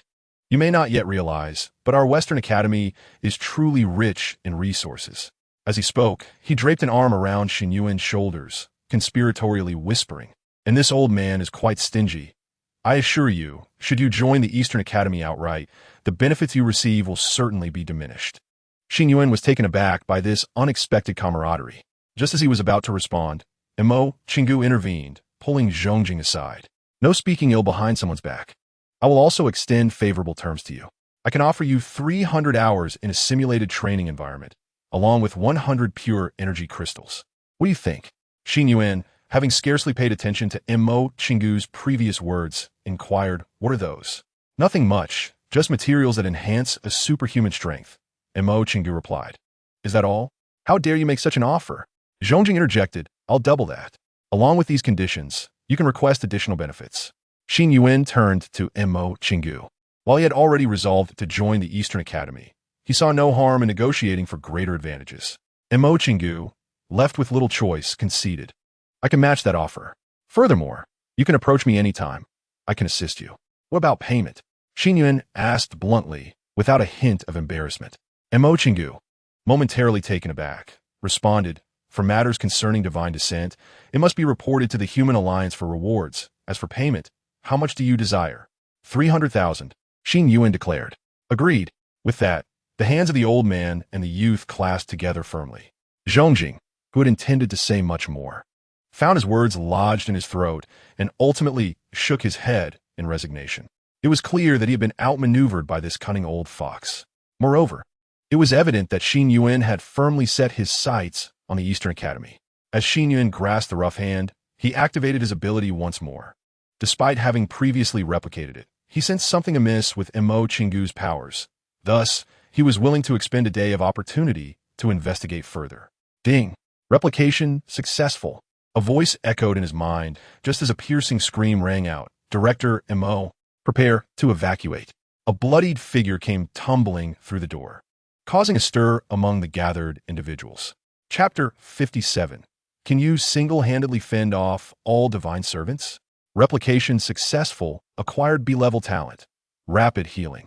Automatically enhancing talent. Talent level elevated, talent evolved. Demigod physique. Rapid self-healing, unaffected by divine presence. Immune to toxins. Indeed, Montauk Kingu harbored secrets. His abilities were not singular. He was an individual with multiple powers. However, Xin Yuan had no time to scrutinize the newfound abilities, as his attention was drawn to the figure that had burst through the entrance. Emo Chingu swiftly released Xin Yuan and dashed to the gravely injured individual, lifting him from the ground. Golden light flickered from his hands, healing the wounds and pulling the individual back from the brink of death. This sudden turn of events left everyone present in stunned silence, halting all activities. The students, bewildered, gazed in horror at the bloodied figure. Zhongjing, along with the newly arrived Junani, rushed forward. Quickly, we must organize the students for evacuation. Divine servants? Do those wretches dare to strike at this moment? They must truly be courting death. Dong Wuxian glimmered with purple light, exuding an overwhelming aura of destruction, reminiscent of a war god's terrifying might. Are there divine embryos this time? How many did they bring? Approximately how many people are there? Emo Chingu's gaze was as frigid as ice, yet he suppressed the murderous intent simmering within, calmly inquiring, how many are there? Many, so many that we cannot even ascertain their numbers. Some of our brothers from the east have perished, and others have yet to return. Dean, we must evacuate the new students immediately. We require the support of formidable allies. Even under Emo Chingu's healing, the man continued to cough blood as he spoke. How could this be? Such a grand display. Where did they emerge from? There were no signs of this in the days prior. Zhongjing suddenly leapt to his feet, his expression laced with concern as he surveyed the bewildered students in the hall. Xin Yuan, upon witnessing this scene, couldn't help but furrow his brow. He was abruptly reminded of the envelope he had submitted earlier. The contents therein seemed to correlate with many of the adversary's plans. Had Mo Chingu arranged for such extensive patrols today because of that? Had he gained insight into the envelope's contents? Yet, this scenario seemed to exceed expectations. Had the divine servants already arrived? Was the situation truly that dire? He recalled that divine servants were typically quite feeble. Xin Yuan frowned and turned to the equally fierce Junani, asking, "What do you think?" With a resigned sigh, Junani replied, "It's different. The ones you encountered before were sacrificial divine servants. Their sole purpose is to conduct divine descent rituals, often at the cost of their own lives. Their combat prowess is not particularly formidable. However, those arriving today are likely many chosen divine servants, each with considerable strength. The scale of their presence and the number of divine embryos remain uncertain." Observing the surrounding chaos that resembled a battlefield, Xin gently closed his eyes, clearing his mind. The voice of all things activated, its reach extending 10 miles around the stadium. In the days prior, Xin Yuan had yet to officially become a superpower student, yet he had been embroiled in various battles. These encounters had honed his abilities, allowing him to intuitively grasp his powers without formal training. Otherwise, his voice of all things would not have encompassed such a vast area or yielded such a wealth of information. Listening intently, he absorbed the relevant details from his surroundings. Familiar with the appearances of divine servants and embryos, he received information with a clear intent, soon achieving a sense of awareness. The flora and fauna surrounding him conveyed a dire message. There were many, and they posed a significant threat. Their numbers exceeded those of the students and leaders present. Humans and divine embryos intermingled within the 10-mile radius of the Hymus Stadium. Numerous sacrificial divine servants were scattered among them, alongside even mightier entities exerting a strong oppressive force upon the atmosphere. The more Xin Yuan listened, the tighter his brow knitted. This situation was undoubtedly grave. Regardless of who they are, I shall eliminate them. You all stay here. Dong Wuxianovel roared, turning to rush outside, his intent unmistakably lethal. Wait. At that moment, Xin Yuan's voice suddenly halted him. The situation is indeed unusual. I sense at least 8 divine embryos. The number of divine servants is absurdly high. There must be hundreds. What? Dong Wuxianovel exclaimed. Are you certain? When did divine beings become so cheap? Not necessarily. There could also be divine projections involved, but even projections would signify a catastrophic level of disaster. Mo Chingu clenched his jaw, speaking with resignation. 8 divine embryos. There's no time to lose. We must set off immediately. Upon hearing the mention of 8 divine embryos, Zhongjing could no longer remain seated. Having witnessed Xin Yuan's assessment during the trial, he trusted Xin Yuan's extraordinary tracking abilities without question, although the area was brimming with powerful individuals. When it came to perception, Xin Yuan was undoubtedly the authority. Let us split into 2 groups. Find a few individuals to lead the students to safety, while the rest will engage. Zhongjing urged with urgency. That's not feasible. Mo Chingu shook his head, his expression pained. Xin Yuan gave me an envelope some time ago, which subtly hinted at certain matters, but I never anticipated this outcome. Moreover, should they take action, the leader will be Ying Qinsheng, our old adversary, with the ability to mark targets. We have all been marked, and we will undoubtedly be pursued by them and the divine beings. In the past, this could divert attention and draw the divine beings away, but this time we cannot afford to protect the students. Instead, we must distance ourselves as much as possible. Mo Chingu half kneeled on the ground, his tone somber. What shall we do? Even if we manage to fend off the potential divine beings and a master like Ying Qinsheng, if the remaining divine servants locate these students, it will be catastrophic. Zhongjing exclaimed, his frustration rendering him almost incoherent, anxiously pacing. He feared that these unripe saplings might perish before they could flourish. The untimely death of a genius is the most heart-wrenching tragedy in this world. Thus, the students could not retreat, they could only hide in the basement. We must leave immediately. Not a single one can stay. Everyone must address the divine embryo situation. However, We need an exception to confront any divine servants that may come our way. This individual must be a newcomer, with no prior contact with the adversaries. Yet, they cannot be entirely inexperienced. They must possess formidable strength, at least at the fourth realm.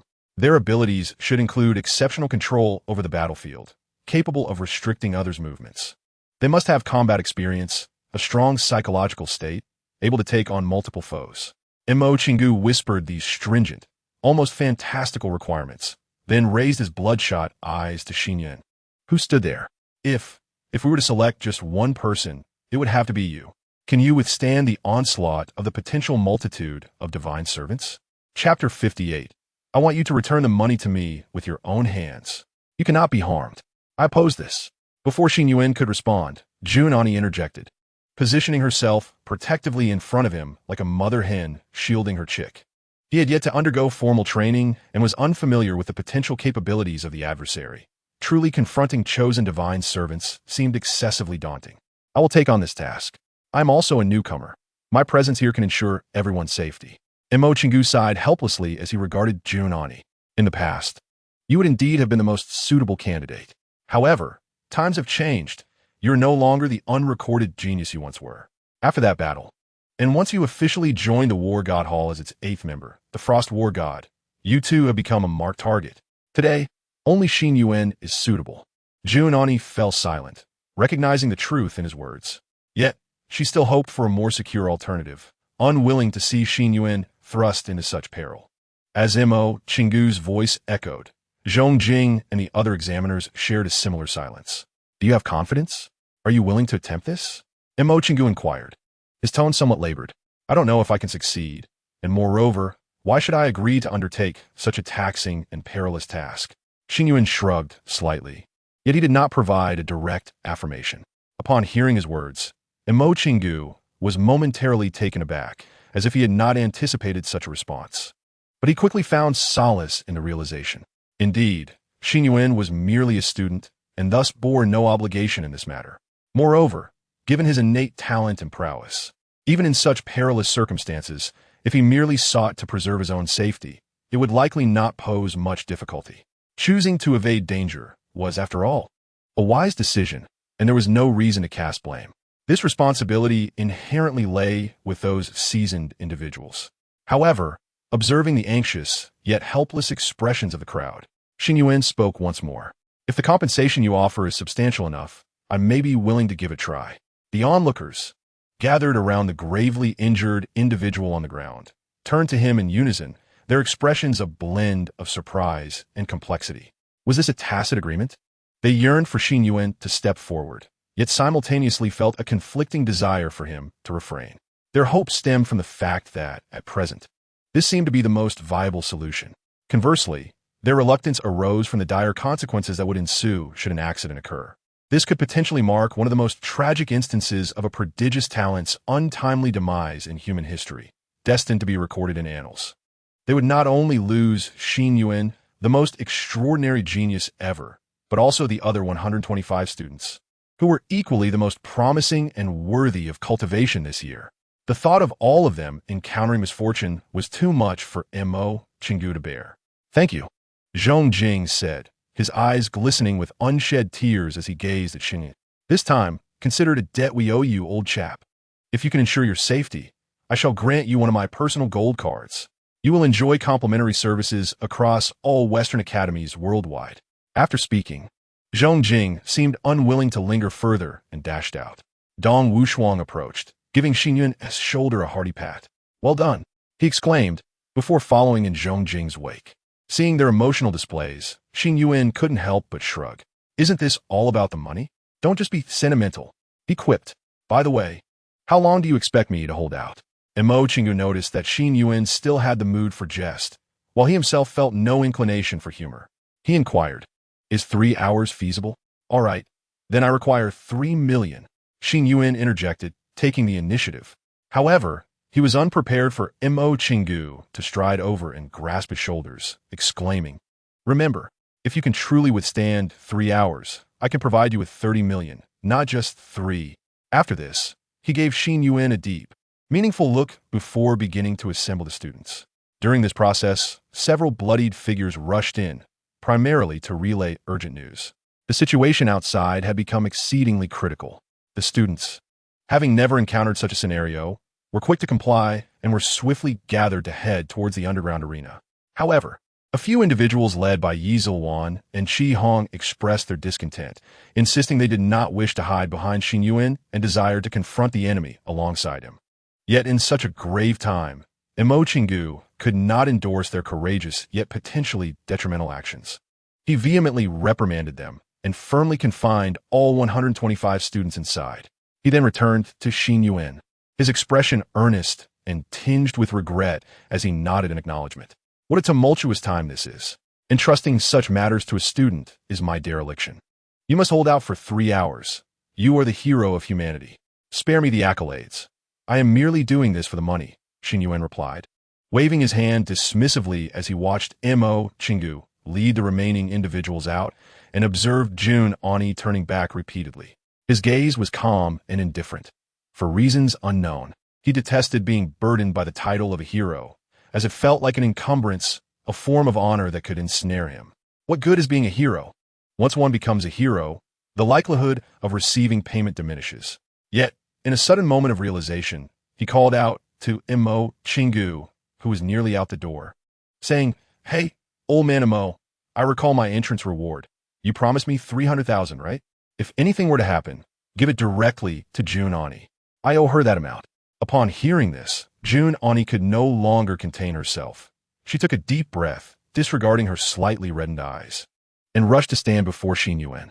Clenching her teeth, she struggled to find her voice, and, after a lengthy pause, finally declared, "No accidents. I will not allow anything to happen to you. You must hand over the money personally. I don't believe anything will happen to me. I was merely speaking hypothetically. I think it prudent to prepare for the worst," he replied. "There will be no worst. If something were to happen, someone will be very heartbroken." Chapter 59. I stand here today, so this path is closed. As for me, I am quite all right. I have no family or friends in this world, just a solitary existence without ties, which is part of why I dare to make such a promise. Xin Yuan replied with a smile. While the danger was indeed real, he did not wish to imbue the atmosphere with a sense of impending tragedy. As for sorrow, who could possibly grieve for me? It seems I'm not particularly well-liked.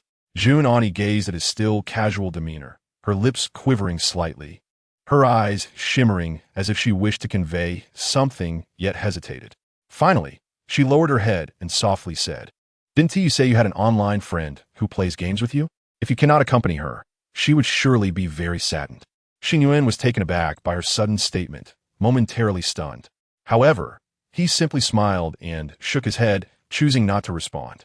"Promise me once more. Assure me you will be safe, just as you guaranteed you would be first during the assessment," Jun Ani insisted, locking her gaze with his, awaiting his reply. Fearing further delay might jeopardize their efforts, Xin Yuan hesitated for a mere 2 seconds before saying, "Fine, I promise. Now hurry and leave. I should be fine here. After all, what you all face seems to be something even more formidable. You're still quite young. Don't take unnecessary risks." Seeing his assurance, Jun Ani nodded fervently. "All right, 3 hours. I promise to return."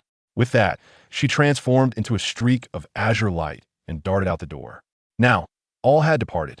The wounded individuals and students were concealed within the underground arena, while Mo Chingu and the others rushed toward the grim battlefield. The entire gymnasium was left desolate, with only Xin Yuan standing there, solitary. Taking several deep breaths, Xin Yuan wandered aimlessly around the arena. Though he feigned indifference, he was acutely aware that he was likely about to face the most arduous battle since his arrival in this world. 3 hours to endure for 3 hours, with a reward of 3 million. What a lucrative position. Where else could one find such an opportunity? If he could withstand it, it would be tantamount to early retirement, alleviating any worries about post-graduation employment. With a stroke of luck, perhaps no one would even come to confront him. Xin Yuan held a basketball in his hands, engaging in a playful monologue as he strolled along. Simultaneously, he began to familiarize himself with the newly acquired abilities from his recent upgrade. In the vast, empty arena, his voice reverberated, echoing endlessly within the enclosed venue. Naturally, The prospect of earning 3 million by simply mixing in for 3 hours was far too good to be true for Xin Yuan. Meanwhile, hundreds, if not thousands, of divine servants were mobilizing. It was difficult to fathom how such a large-scale operation could be orchestrated. Many among them, those not tasked with the descent of the divine, were rushing toward the vicinity of the stadium, their intentions clear: to extinguish the seedlings, to snuff out the nascent talents.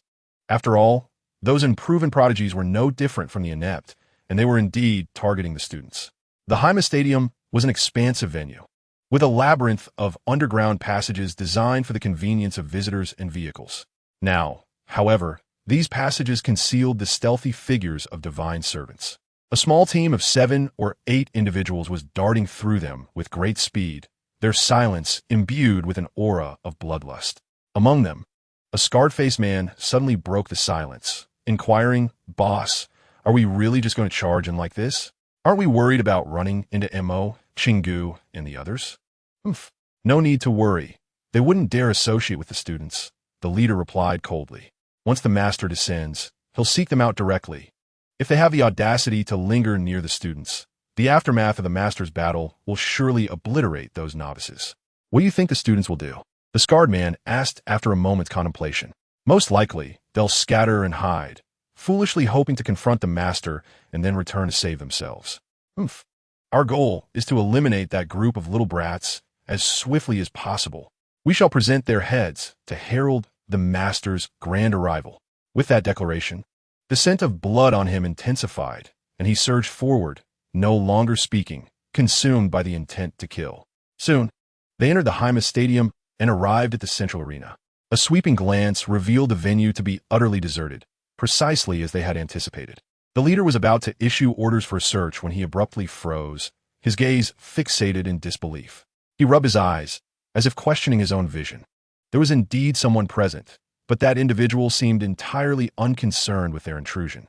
Dressed in a hooded sweatshirt, permitted attire for the day of enrollment, with a black base adorned with golden stripes, the hood obscured his face, lending him an air of mystery.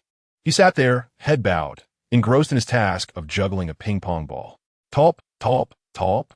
Holding a ping-pong paddle, he repeatedly bounced the yellow ball, its rhythmic sound ringing out with a peculiar clarity in the eerie silence. Witnessing this, the divine servant team quickly regrouped, their demeanor shifting to one of heightened vigilance as they focused their wary gazes upon the seated figure. Something was amiss. There must be a hidden agenda. Who was this person? What was he doing? Were there ambushes lurking nearby?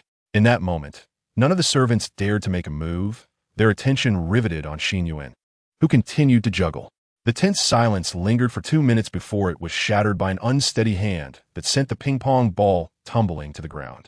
Top, top, top, top. I was so close to 200. What a pity, Xin Yuan remarked as he set down the paddle, removed his hood, and raised his gaze toward the divine servants. "Though it seems unlikely, I sincerely hope you folks are merely here to exercise." The leader of the divine servants, taken aback by the sight of such a young and unfamiliar face, initially hesitated, only to feel a surge of embarrassment for his earlier fear. He bellowed, his voice laced with false bravado. "Enough with the nonsense. Who the hell are you?" "I'm just a student who hasn't officially enrolled yet," Xin Yuan replied. "However, I am aware of your intentions, and unfortunately for you, I'm here to collect what I'm owed. So this path is closed to you."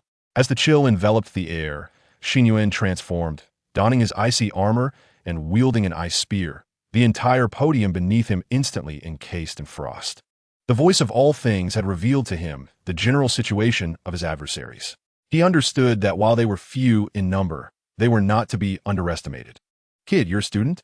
One who isn't enrolled yet this year? Ha ha! You think you can stop us? You're sorely mistaken." The leader scoffed. "Here's the deal. You guide us to find the others, and if we're in a good mood, we might just let you be the last to die. Ha ha ha. If you wish to serve the master, perhaps you'll have a chance." The scarred man and his companions, upon hearing Xin Yuan's candid admission of being an unregistered student, erupted into laughter, their previous trepidation evaporating, replaced by derision. They viewed him as a naive youth, foolishly eager to play the hero, and relished the thought of crushing his spirit after tormenting him. They exchanged taunts back and forth, taking their time, as if toying with a mouse. Xin Yuan observed their antics, unperturbed. He continued to channel energy into his armor, unfazed by their verbal jabs. If he could engage in this exchange for 3 hours, his mission would be accomplished. So he casually remarked, "How much does the master pay you each month? Judging by your lackadaisical attitude, it can't be much, right? How about we just slack off together? After 3 hours, I won't hinder you anymore. Sound good?" Seeing Xin Yuan's face devoid of fear as he rambled on about trivialities, the scarred man and his companions felt a surge of indignation. Money? You dare to sully the master's glory with such a mundane human concept? The leader of the divine servants huffed disdainfully, bringing his hands together to conjure a golden longsword radiating a divine aura. Xin Yuan, though unfamiliar with its nature, sensed instinctively that it was no mere supernatural ability. "Behold, this is the master's gift to me, the most direct manifestation of the master's power, incomparable to your second-rate trinkets," he proclaimed passionately, gazing at the golden sword with fervor. "We are chosen servants of the master, each possessing the strength of the fourth or third realm. And today, you're terribly unfortunate. 3 of us are at the fourth realm. We are the mightiest beneath the divine progeny. And do you even know your own realm? Are you at the null realm, or merely at the first realm?" The leader continued his incessant chatter, attempting to impose psychological pressure on Xin Yuan. Listening to his words, Xin Yuan furrowed his brow. He had yet to receive systematic instruction and was still unclear about how realms were defined. However, he remembered vividly that both Mo, Qinggu, and Junani, as well as the previous group of divine servants he encountered, had expressed astonishment at his formidable strength at the fourth realm. It appeared that there were 3 opponents of comparable prowess before him. With a disdainful curl of his lip, Xin Yuan remarked, "The divine has chosen you wretched misfits. It seems the divine is not all that impressive." This statement incited the wrath of all present, and they unleashed their supernatural abilities in a furious response. "You impudent brat! You seek your own demise. We will ensure your death is far from swift." The leader of the divine servants transformed into a streak of black lightning, brandishing a golden holy sword, and charged at Xin Yuan. In the air, his form rapidly split, creating 8 shadowy figures that surged toward Xin Yuan. Xin Yuan had long been prepared. Tightening his grip, he focused intently on the incoming figures. "Wind, this one seems to carry more weight." The voice of nature whispered rapidly in his ear, revealing that among the 8 figures, only one was the true entity. Swiftly adjusting his stance, he twisted his right hand and thrust forcefully at the upper left shadow, charging toward him.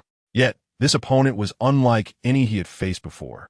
It executed a sharp turn in midair, evading Xin Yuan's strike, while simultaneously bringing down a golden blade upon him. In that instant, Xin Yuan reacted, but his speed was insufficient to evade entirely. Crack! In a heartbeat, ice shards shattered and blood sprayed. A 2-inch gash appeared on the right side of Xin Yuan's face. In their first encounter, he had already been wounded. "Ha! Your perception is quite accurate. Boy, it seems you possess some confidence. However, your speed appears to be lacking," he taunted, slowly turning to reveal a grotesque smile. But that smile quickly froze in place upon witnessing the wound on Xin's face rapidly writhing and healing, as if nothing had ever occurred. A demigod-esque physique, this newly acquired ability bore no offensive capability, but was undeniably a monstrous means of self-preservation. "You," the leader of the divine servants exclaimed in horror, momentarily rendered speechless. "Ice-based superpowers, coupled with the ability to heal? Your speed is commendable, and you carry some confidence. But your damage seems insufficient." Xin Yuan echoed the very words back to him. As soon as he finished speaking, all the chosen divine servants surged forward, abandoning their disdain as they prepared to strike. Ice Age. Xin Yuan had been prepared, unleashing his full energy as terrifying glaciers surged like rivers from his epicenter, engulfing the diminutive figures. What? The chosen divine servants were struck with dread, utterly shocked by Xin Yuan's capacity for such an assault.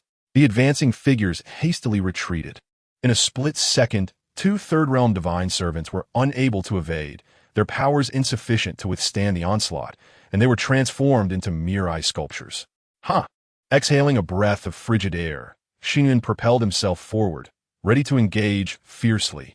The chosen divine servants also pressed forward once more, their golden swords clashing against his pale ice staff, producing a jarring screech of friction.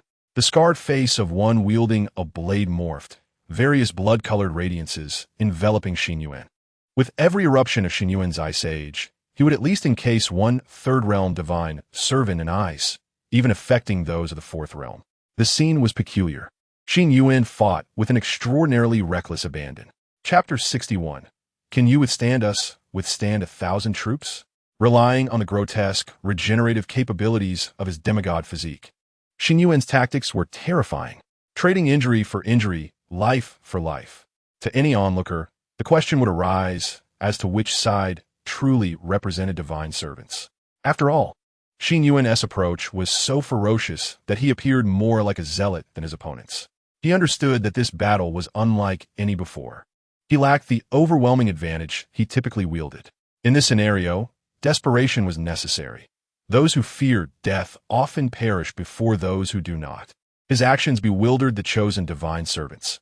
Each clash of weapons and each surge of supernatural force delivered considerable shockwaves to them. Despite the fact that they had all sustained injuries, Xin Yuan, who should have been far worse off, seemed uncannily unscathed, with wounds healing at an astonishing rate. Aside from his tattered clothing, he appeared remarkably unharmed. "Damn it, this kid is a bit unnatural," the scarred face muttered, clutching his right hand, gritting his teeth as he was sent flying, leaving 2 deep grooves in the ground. He had previously risked a strike against Xin Yuan, but now his right arm was fractured. While Xin Yuan's injuries had nearly healed, they began to suspect whether Xin Yuan had lied to them earlier. Is this truly a student? Is this how students fight? Shouldn't schools teach them better? The ferocity of the battle was enough to instill fear even in him. At that moment, a blinding flash of white and gold erupted in the midst of battle, accompanied by 2 furious roars. The leader of the divine servants had thrust his golden sword into Xin's abdomen, blood gushing forth instantaneously. Simultaneously, Xin Yuan's staff transformed into a spear, piercing through the leader's chest. Xin Yuan recognized the urgency. He could not afford to delay, as the commotion might attract more foes, necessitating a swift resolution. Trading injury for life was a highly advantageous choice. Coughing violently, the mortally wounded leader expelled a mouthful of blood, along with fragments of internal organs. "You little brat, who are you?" he managed to rasp before succumbing. Xin Yuan forcefully withdrew the spear. His disheveled hair and tattered attire should have portrayed a state of utter disarray. Yet he appeared ferociously imposing. His gaze seemed to oscillate between 2 extremes, one of casual indifference in everyday life, and the other, akin to a wolf daring to contest with a tiger for its prey. "Me? I am merely a hired hand." In the final 2 seconds before death, the leader of the divine servants let out a cold laugh. "A hired hand? Is it necessary to fight so desperately? Boy, do you think you can withstand us? Withstand 1,000 troops?" With those final words, he closed his eyes and collapsed, instantly transforming into an ice sculpture.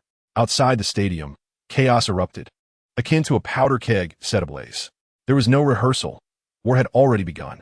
Explosions reverberated everywhere as superhumans and divine servants clashed brazenly under the bright sky. It is worth noting that the Black Horse Stadium was situated merely 10 kilometers from a residential area. Dong Wuxiang and her companions were now in a frenzy. Should the 8 divine embryos falter, the entire city would be turned into a hellscape. Moreover, over at Xin Yuan, they remain in the dark about the situation, compelled to place their trust in him temporarily, hoping the students remain unharmed. In this moment, Jun Ani is exceedingly irritable, slaughtering relentlessly alongside Mo Chingu as they scour for traces of the divine fetus. If, and I stress if, Xin Yuan truly encounters an unforeseen calamity this time, would you hold me accountable? Mo Chingu, accompanying Jun Ani, finds their combined prowess has faced little formidable resistance thus far, maintaining a heavy silence. At last, Mo Chingu breaks the silence. "Yes." Jun Ani responds with an impassive expression and succinct words, his hands wielding a longbow conjured from ice, unleashing deadly arrows with fervor. Mo Chingu's face betrays a hint of bitterness. He understands that Jun Ani's concern for Xin Yuan surpasses that of an ordinary student. He has seldom witnessed Jun Ani so emotionally unhinged. Throughout their journey, Jun Ani's strikes have become noticeably harsher. "Hasten, we must resolve this matter swiftly. I need to return within 3 hours." Jun Ani, still so young, is unaware of the trials he will face in that time. His agitation is palpable. his words lacking the usual politeness and respect. You are also quite young. You are peers. Do not burden yourself excessively. The usually cunning Mo Chingu feels somewhat at a loss, his words lacking conviction. Jun Ani abruptly turns, exclaiming, I began my training at 14, embracing the resources and privileges society bestows. Thus, it is only natural for me to protect the populace and fight valiantly. But Xin Yuan is different. He has never received any special treatment from this world. He hasn't even enrolled yet, nor has he enjoyed the resources afforded to those of his caliber. Surely you do not think he stands forth merely for monetary gain? He is driven by a fierce determination, unwilling to retreat, aware that if he does not step forward, his classmates may perish. If we do not fight, this city may drown in blood, just as he once risked himself to save 2 children. A silence envelopes them for 2 seconds, leaving Mo Chingu uncertain about how to proceed. Moreover, Headmaster, I recall that you received that envelope from Xin Yuan quite some time ago. Did you not? How then did we arrive at such a chaotic situation? At this inquiry, Mo Chingu bows his head in shame, as if struck at a sensitive spot. Feeling exceedingly awkward, I have my reasons, and I shall provide explanations. For now, let us resolve this issue swiftly. I have sensed a presence in this area. I will handle it. We should separate. You go elsewhere and do your utmost to contain today's events. After speaking, Jun Ani dashes away without a backward glance. An hour and 45 minutes pass. The stadium appears deceptively tranquil. Yet, venturing deeper reveals it has transformed into a veritable hell of ice. Thick, solid ice envelopes the entire arena, the pale frost rendering it akin to an epoch of glaciation. On the ground lie numerous ice sculptures, interspersed with blood and severed limbs. At the center of this frigid inferno stands a blood-soaked figure, slowly withdrawing the weapon embedded in his flesh, gasping in agony. Damn, this is the 3rd wave. Earning money is tough. I'm losing out. Chapter 62. The Wrathful Jun Ani. I care not what divine being you are. Perish. Increase the payment. It must be increased. Enduring the pain, Xin Yuan settles upon a large slab of solid ice, feeling the chill beneath him as he gasps for breath. Reflecting on the events, a wave of apprehension washes over him. Were it not for today, as fortunate circumstances, having earlier acquired a demigod's physique from that old man, Mo Chingu, he would surely not have dared to fight so recklessly. Otherwise, he might have faced dire consequences. Currently, though his wounds throb painfully, gratitude to adrenaline prevents him from losing consciousness. As long as he is not instantly killed, the regenerative abilities of the demigod's body will keep him unvanquished. Many believe that human growth and transformation occur gradually. In truth, it can transpire in an instant. Beneath the facade of peace and tranquility in this world lies a tapestry of bloodshed and turmoil. Yet, in merely half a month since entering this realm, Xin Yuan has rapidly assimilated through repeated battles. So much so that he himself fails to notice the shift in his mindset. When facing the divine servants in a life and death struggle, he exhibits no hint of panic. Let us see, just over an hour remains. 3 hours. Surely, you can return in time. If some so-called 5th realm individual shows up, we may not stand a chance. Xin Yuan muses, diverting his attention to alleviate the pain coursing through his body. The gaping wounds are quite alarming.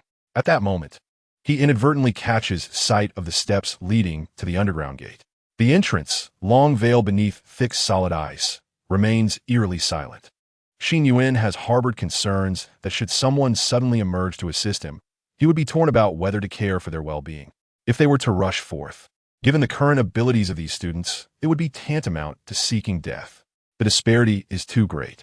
Fortunately, the students worthy of recommendations possess sound judgment and have not engaged in such irrational behavior. Amidst his wandering thoughts, his wounds have mostly healed, and Xin Yuan's voice of all things senses the latest wave of foes. Alas, it seems the final hour will not be easy to endure. With a determined leap, he ascends onto a massive ice throne, surrounded by an array of frost-forged weapons, poised to greet the imminent adversaries. Stretching his body, feeling the state of his being, Xin Yuan suddenly bursts into hearty laughter. Truly, a hero can rise from humble origins, yet not teach the wild horses to cross the Ancien Mountains. Remarkable, it feels almost cinematic. I never imagined I could appear so dashing. Too bad no one is here to witness it, damn. Subsequently, the ice beneath him shifts, propelling his form towards the newly arrived intruders. Boom! In the square near the artificial river, a towering 5-meter giant statue emanates a crimson glow and begins to stir, delivering a powerful punch towards an already severely injured superhuman. Whoosh! The sound of slicing wind fills the air as Jun Oni's figure flits about, his icy greatsword cleaving the giant asunder, rescuing the superhuman. Grasping the superhuman by the collar, he leaps onto a relatively even patch of ground.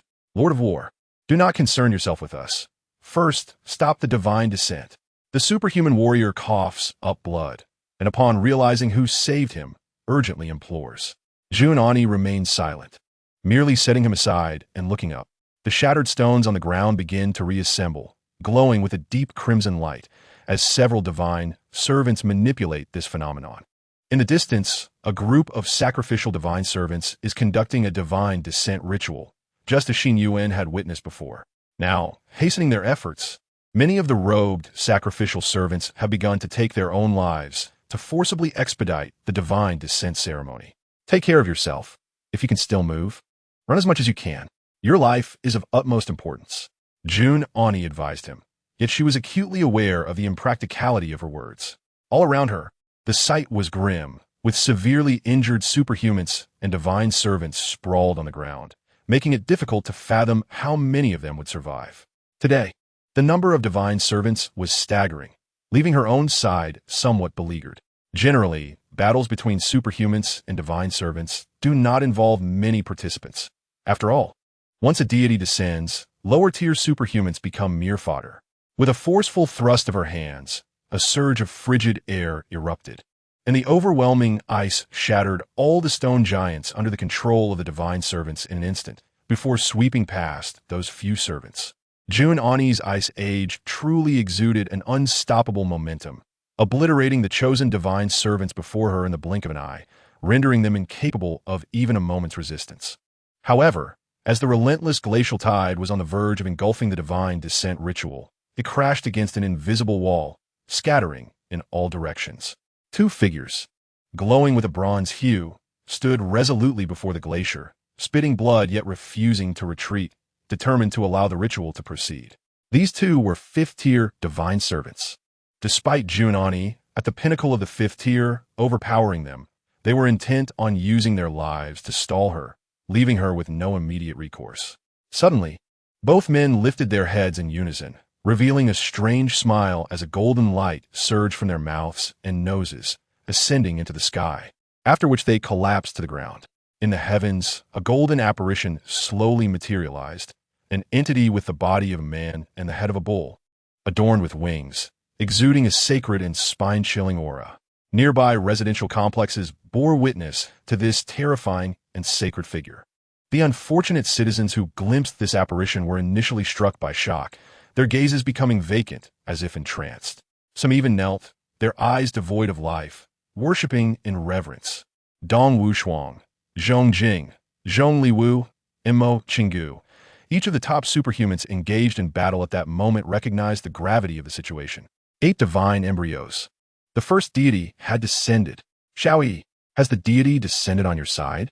Do you require reinforcements? Mo Qinggu's anxious voice crackled through the earpiece, confirming their worst fears had come to fruition. It's fine. It's not a formal descent.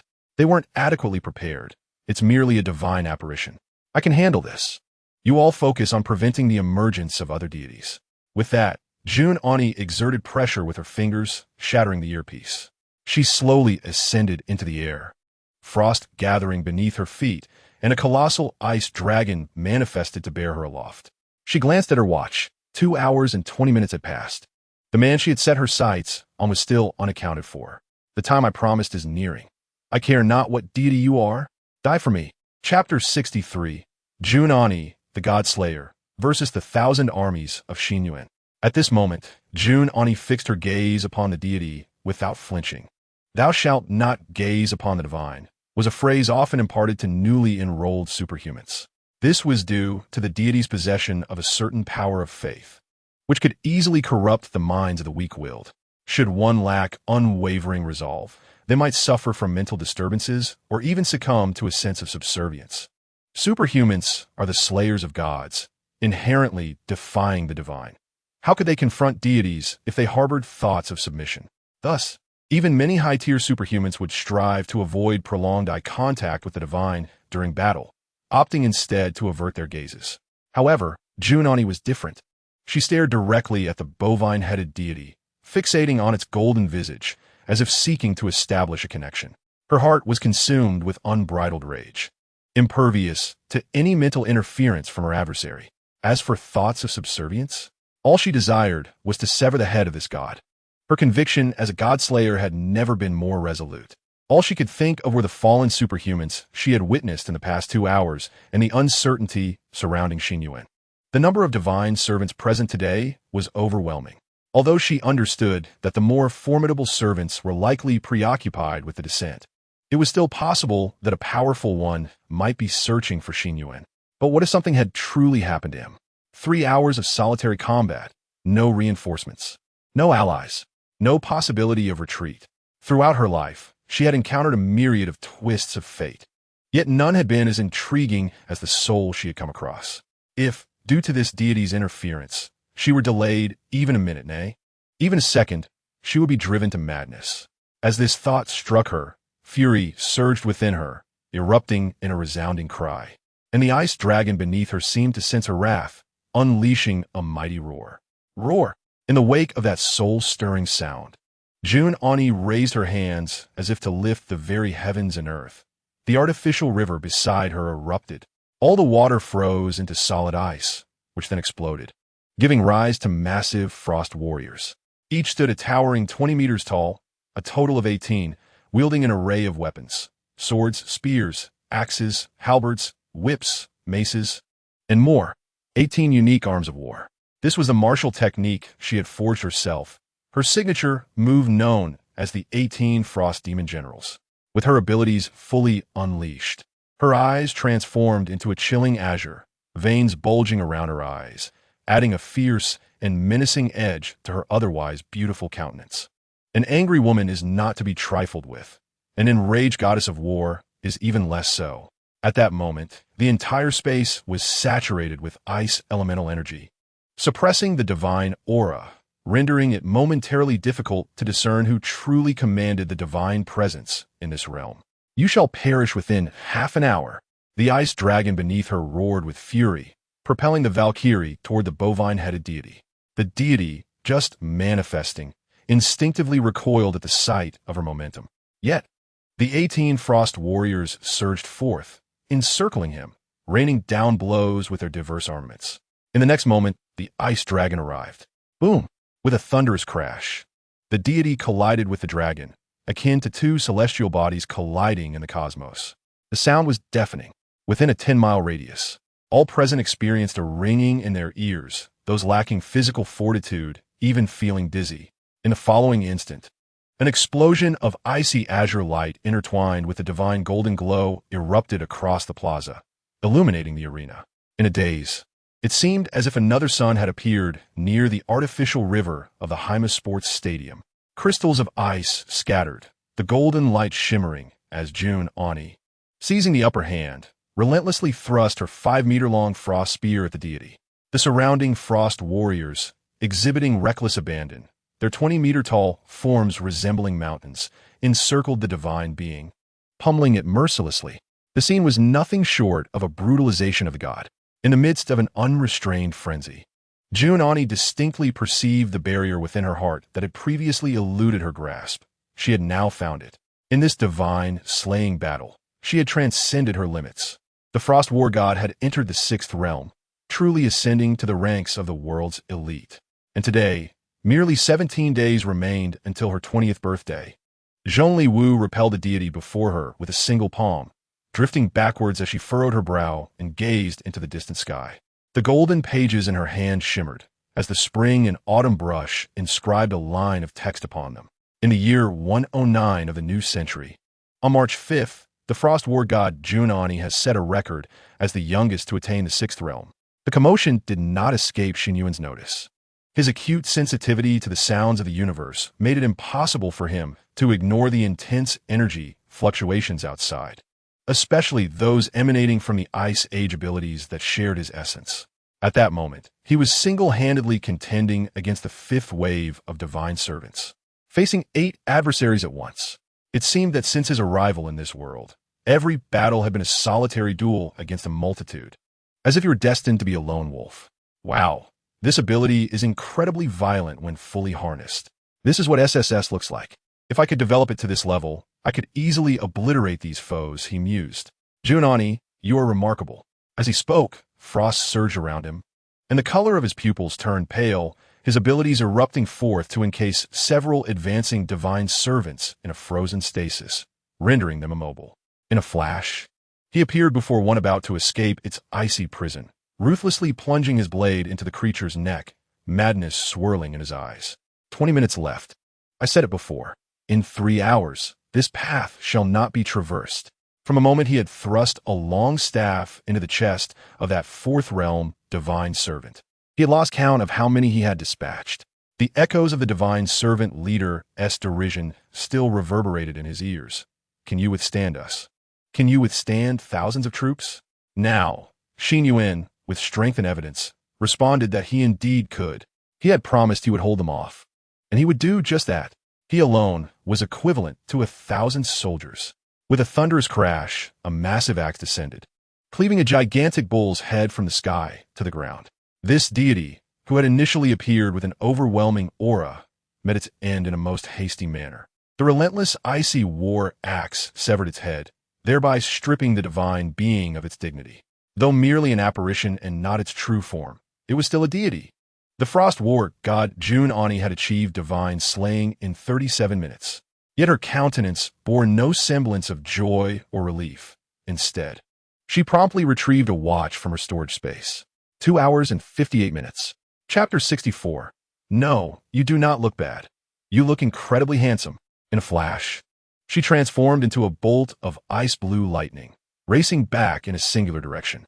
She paid no heed to the divine core on the ground, nor the remnants of energy, treasures worth their weight in gold within the realm of superhumans, as they lay abandoned. In her heart, she had far more pressing matters to attend to. With traces of blood at the corners of her mouth, golden light seared through her pupils, rendering her eyes a striking blue gold, exquisitely beautiful.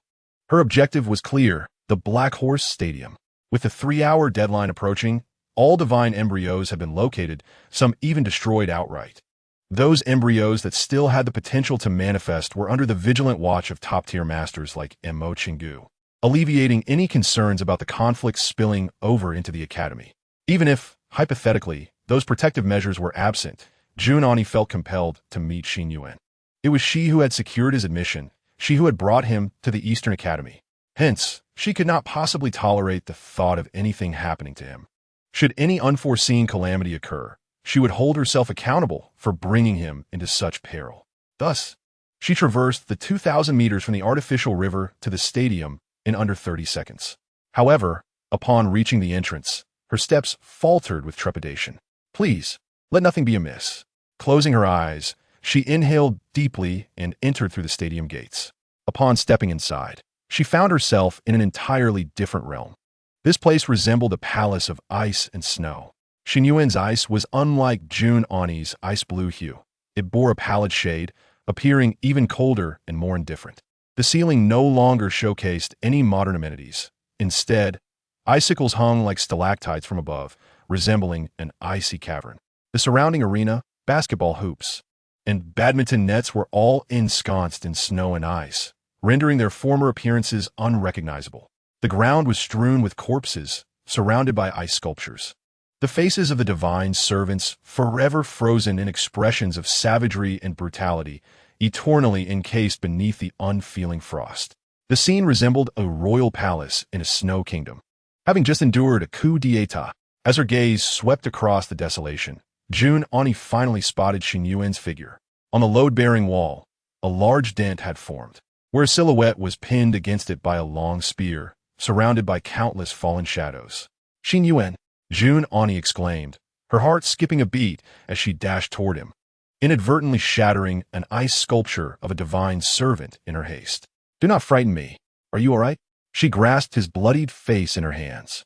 her voice laced with panic, even tinged with tears.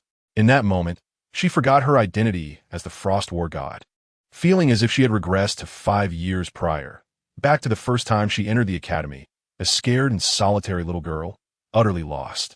Her mind went blank, the worst outcome having transpired, leaving her uncertain of how to proceed. "Don't touch me, it hurts. Is it time?"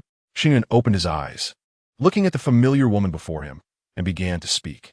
In truth, he was far from harmed. Resting there was merely a result of immense exhaustion, a need to recuperate, not yet nearing death's threshold. Moreover, he had sensed Jun Ani's arrival, allowing him to relax, no longer needing to muster the strength to confront the next wave of formidable foes.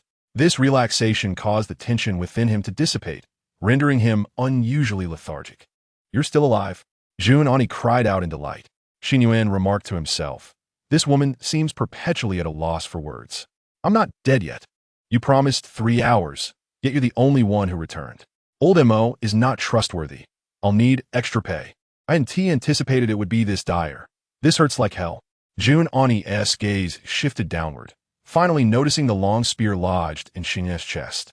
Due to the frost, it no longer bled, but it still shimmered with a golden radiance, clearly a weapon imbued with divine might, continuing to infect the horrific wound. In her eyes, that injury was undoubtedly fatal, and hearing Xin Yuan still had the presence of mind to speak, Jun Ani became frantic. "How can you still joke around? Stay still. I'll go find a superhuman with medical abilities right away." But as she turned to leave, Xin Yuan called out to her. "Enough, be careful. Please help me slowly extract this spear. Just be sure not to injure my heart. What is the situation outside? If it is unfavorable, you should leave first." "I'm actually fine here." Jun Ani turned her head in shock, doubting whether Xin Yuan had lost his mind. "Extract it? Pulling it out directly would cause secondary injury and excessive blood loss. It cannot be removed." Listening to Jun Ani's concern, Xin Yuan raised his hand, touched his nose, and said, "I wonder if you will believe me when I say this, but my ability has mutated again.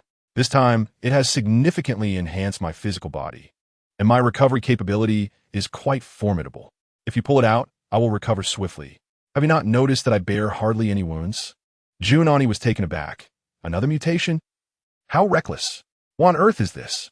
In the future, energy chains will be the strongest ability, easily mutating into an extraordinary function." Approaching Xin Yuan, she focused her gaze and noticed that although his clothes were completely tattered and stained with blood, apart from the penetrating wound at his chest, there were indeed hardly any other injuries. After examining closely, Jun Ani blinked in astonishment. This man was truly a constant source of surprises.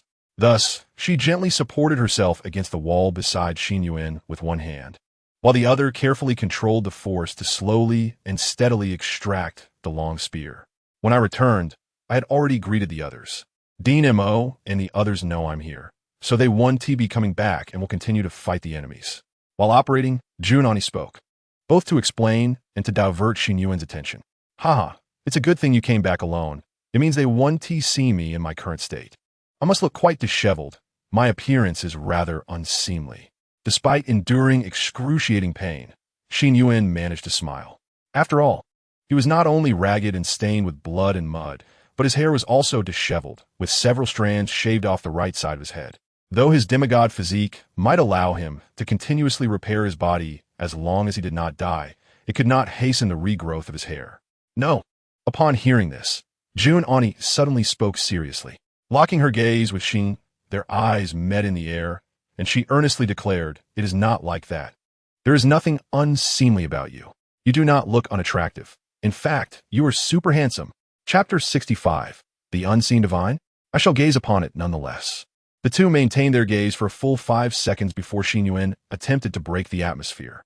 "Hey, don't stop halfway through. It's making me feel quite awkward."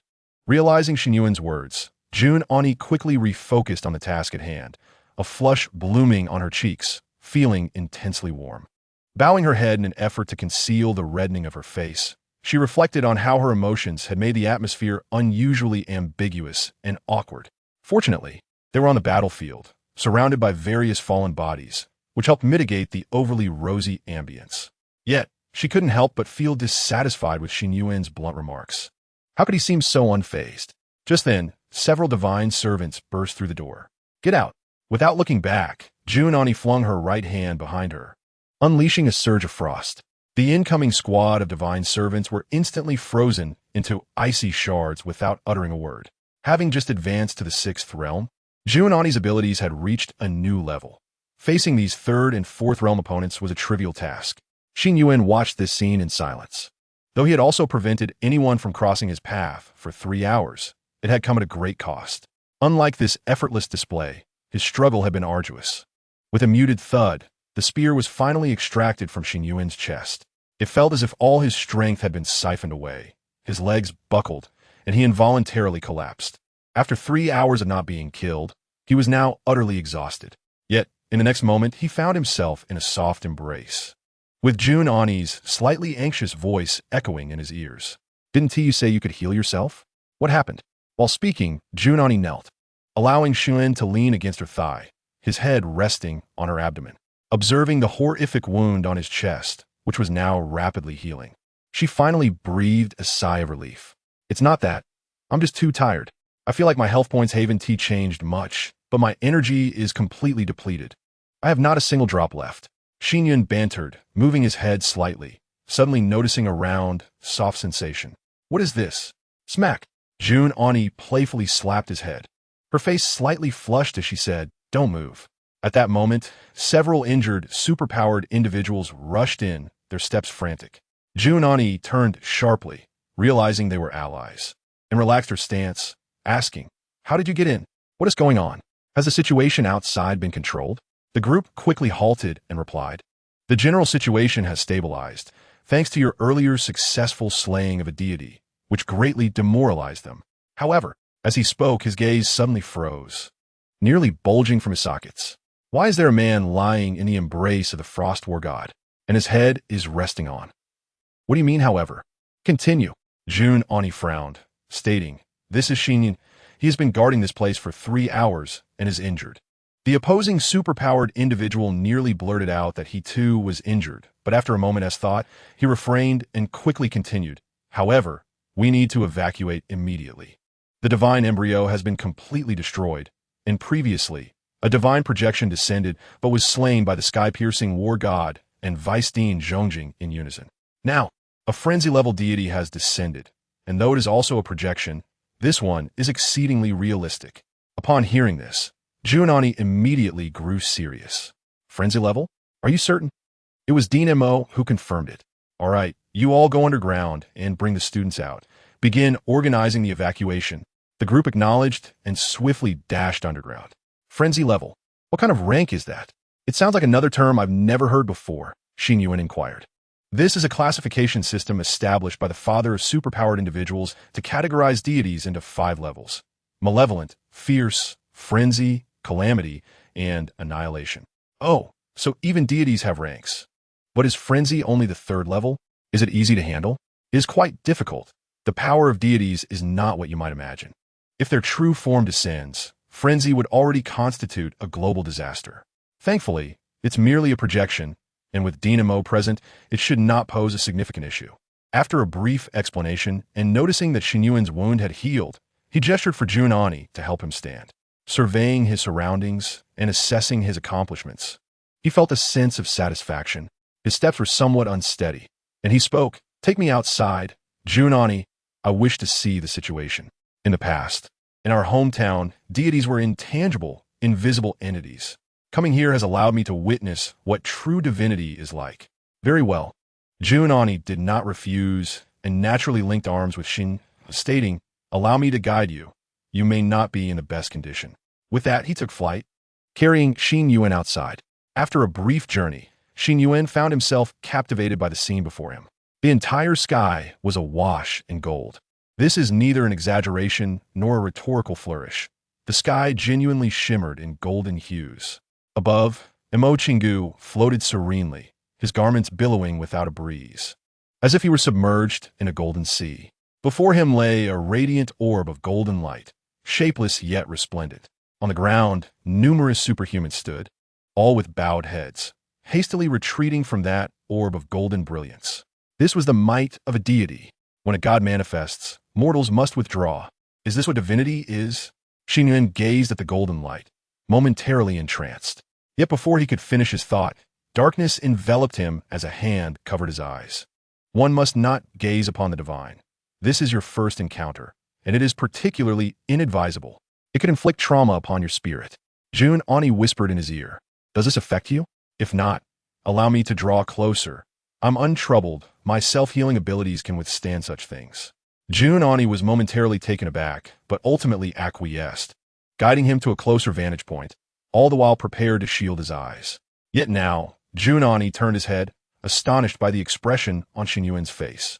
In truth, for many superhumans, the first sighting of a deity is a formidable hurdle. The overwhelming spiritual pollution can swiftly shatter one's invincible heart, casting a shadow that hinders their potential for a lifetime. Even the most resolute prodigies often tremble involuntarily upon their initial encounter, whether it be steadfastness, fear, indignation, or negativity. Such emotions are deemed normal. Yet Xin Yuan exhibited none of these. In his eyes, illuminated by the golden light, there was a tranquil excitement, akin to a fish swimming upstream, brimming with rebellion, as if to declare, one must not gaze upon the divine. I shall do so defiantly.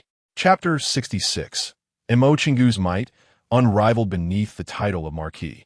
Jun Ani found himself in a state of turmoil, torn between the decision to cover Xin Yuan's eyes.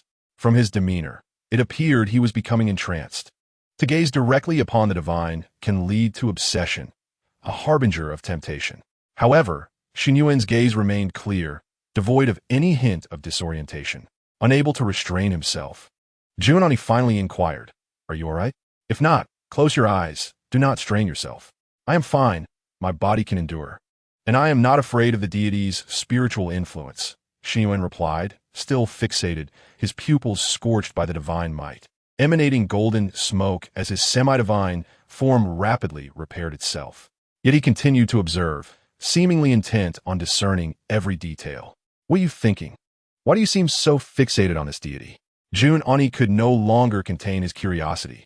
Have you ever experienced a time before the revival of spiritual energy, when there were no superhumans in the world? Xin Yuan countered. Jun Ani rolled his eyes. The revival of spiritual energy occurred a century ago. I am 19. What do you think? Xin Yuan chuckled softly and shook his head. In my homeland, people often revere ethereal beings endowed with immense power. Yet such entities have never manifested in reality. Most exist only as statues, revered and worshipped. But now, such a presence stands before my very eyes. Perhaps you cannot fathom my feelings. At that moment, what shone in Xin Yuan's eyes was an ambition, a youthful rebellion against supreme authority.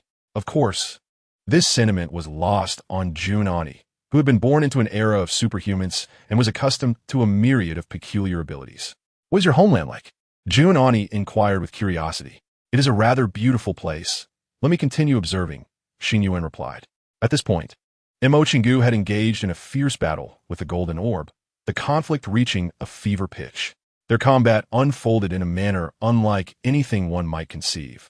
The entire sky had transformed into a golden ocean. With each strike, the golden waves surged as if the very world swayed in response to their clash. Xin Yuan could not discern what abilities Mo Chingu was employing. He merely noted that the old man appeared entirely different from his usual self. His countenance radiated ferocity, his beard standing erect like steel needles, while a colossal shadow loomed behind him, its visage indistinct. With a sweeping gesture, the very fabric of space seemed to roll forward, enveloping the orb of golden light in a tumultuous wave. Each flicker of the golden light caused the ocean of gold to engulf Mo Chingu entirely. At this moment, the scene resembled not a battle between two entities, but rather a cosmic struggle, dividing the heavens and earth into two colliding forces. Xin Yuan found it difficult to fathom the magnitude of energy fluctuations occurring there. However, beneath them, all structures had lost their solidity, twisting and flowing as if they were liquid. This was the true power of divinity. "This is too intense. We must retreat a bit," Jun Ani whispered in Xin Yuan's ear, and without further ado, he swiftly led him away. In fact, just moments ago, Jun Ani had been utilizing his energy field to shield Xin Yuan from the surging energy. Mo Chingu is quite different from usual, isn't he? What level of superhuman is he? Can he handle this alone? Is no one assisting him? Xin Yuan asked, not insisting on staying, understanding that in his current state, he could scarcely withstand the aftermath of the battle, though curiosity lingered in his tone. Yuan lifted his gaze, surveying the clash, and gently shook his head. He should be capable. Even if he isn't, there's little we can do to assist. Do you not find him to be a rather unorthodox individual, with peculiar methods and ideas, utterly unlike a leader? Xin Yuan nodded in agreement. Indeed, your assessment is accurate. He is quite an unconventional person. The day-to-day affairs of the Eastern Academy are managed by the vice president. The reason he holds the position of president is simple. He is powerful.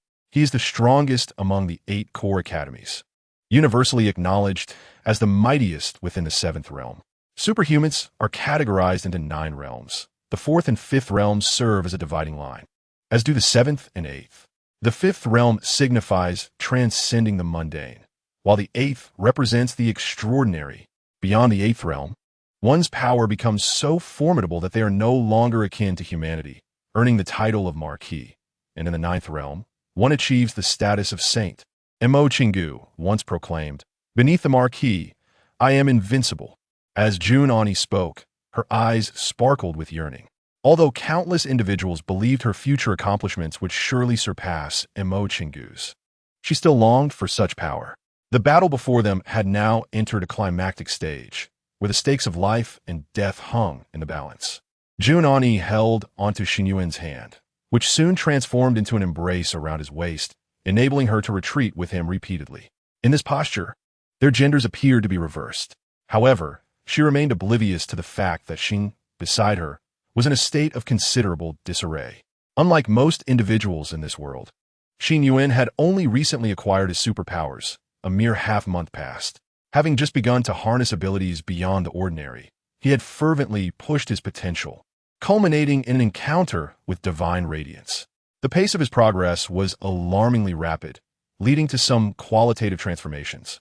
As he gazed into the distance, he suddenly felt a once impenetrable barrier within himself tremble violently. In that instant, he succumbed to unconsciousness. Yuan? He seemed perfectly fine just a moment ago. How could he suddenly have passed out? Upon realizing this phenomenon, she swiftly retreated with Xin Yuan and produced her specialized communication device, urgently shouting into the receiver. "Is there a healer among the superpowered? Hurry to my location, quickly." A few minutes later, someone who had just finished their tasks arrived. Moments later, Zhong Jing, Dong Wushuang, and others gathered around, their expressions grave as they looked at Xin lying on the ground. Zhong Jing crouched down to assess his condition. After a while, he rose, his brow furrowed. "How is he?" Yuan asked anxiously, her heart sinking.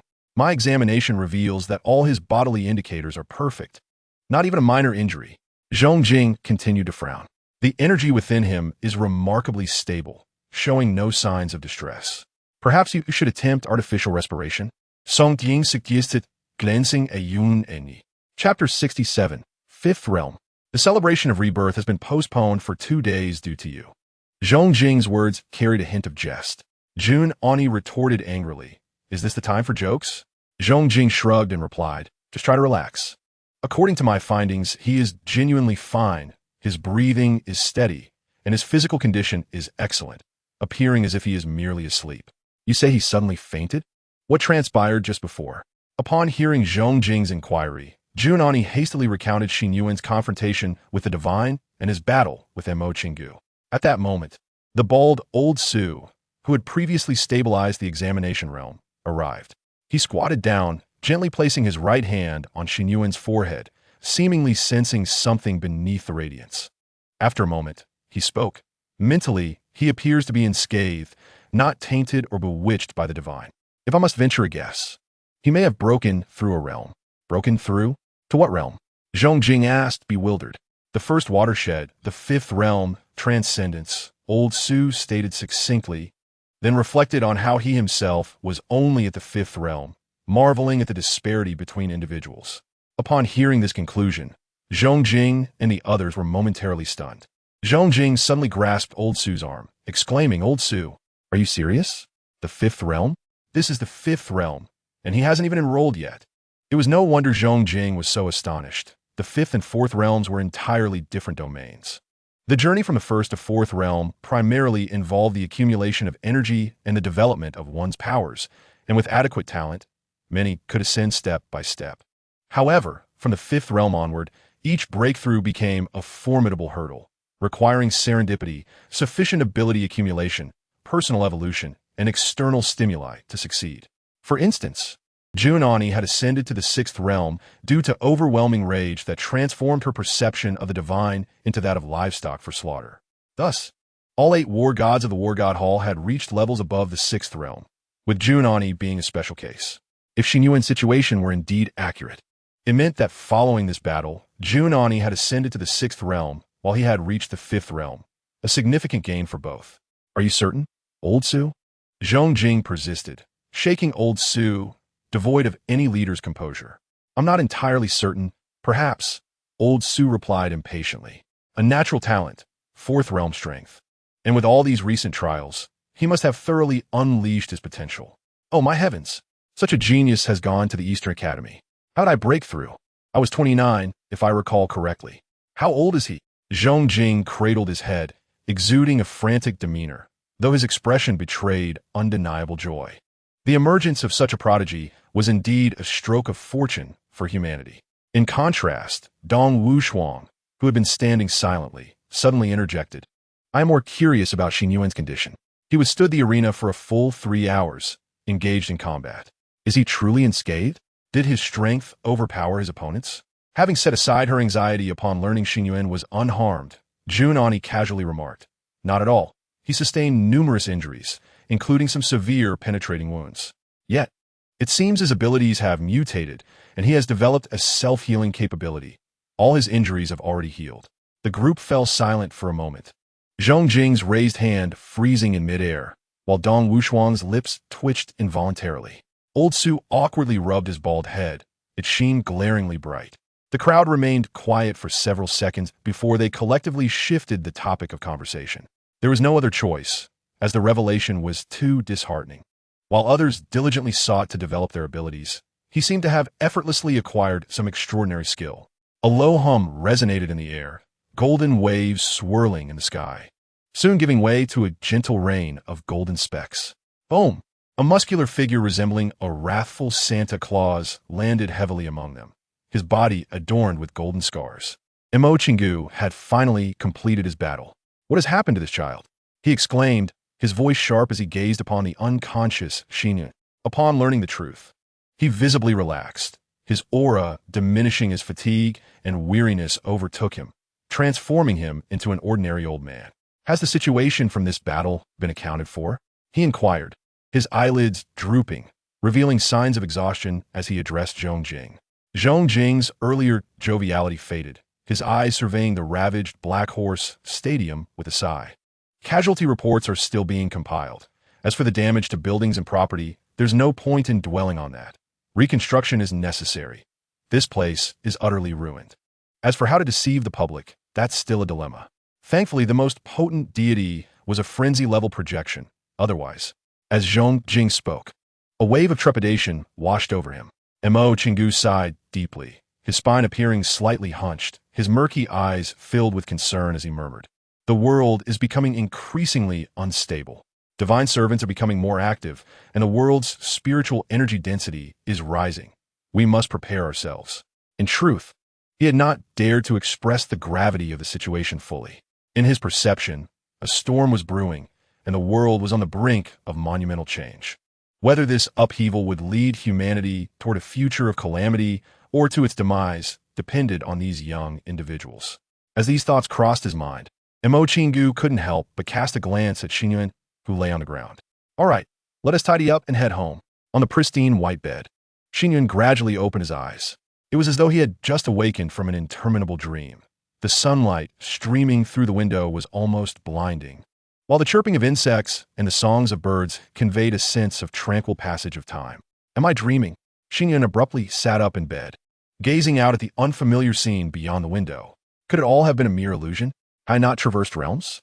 No extraordinary powers, merely a figment of imagination? How splendid! I returned. Just then, the door creaked open.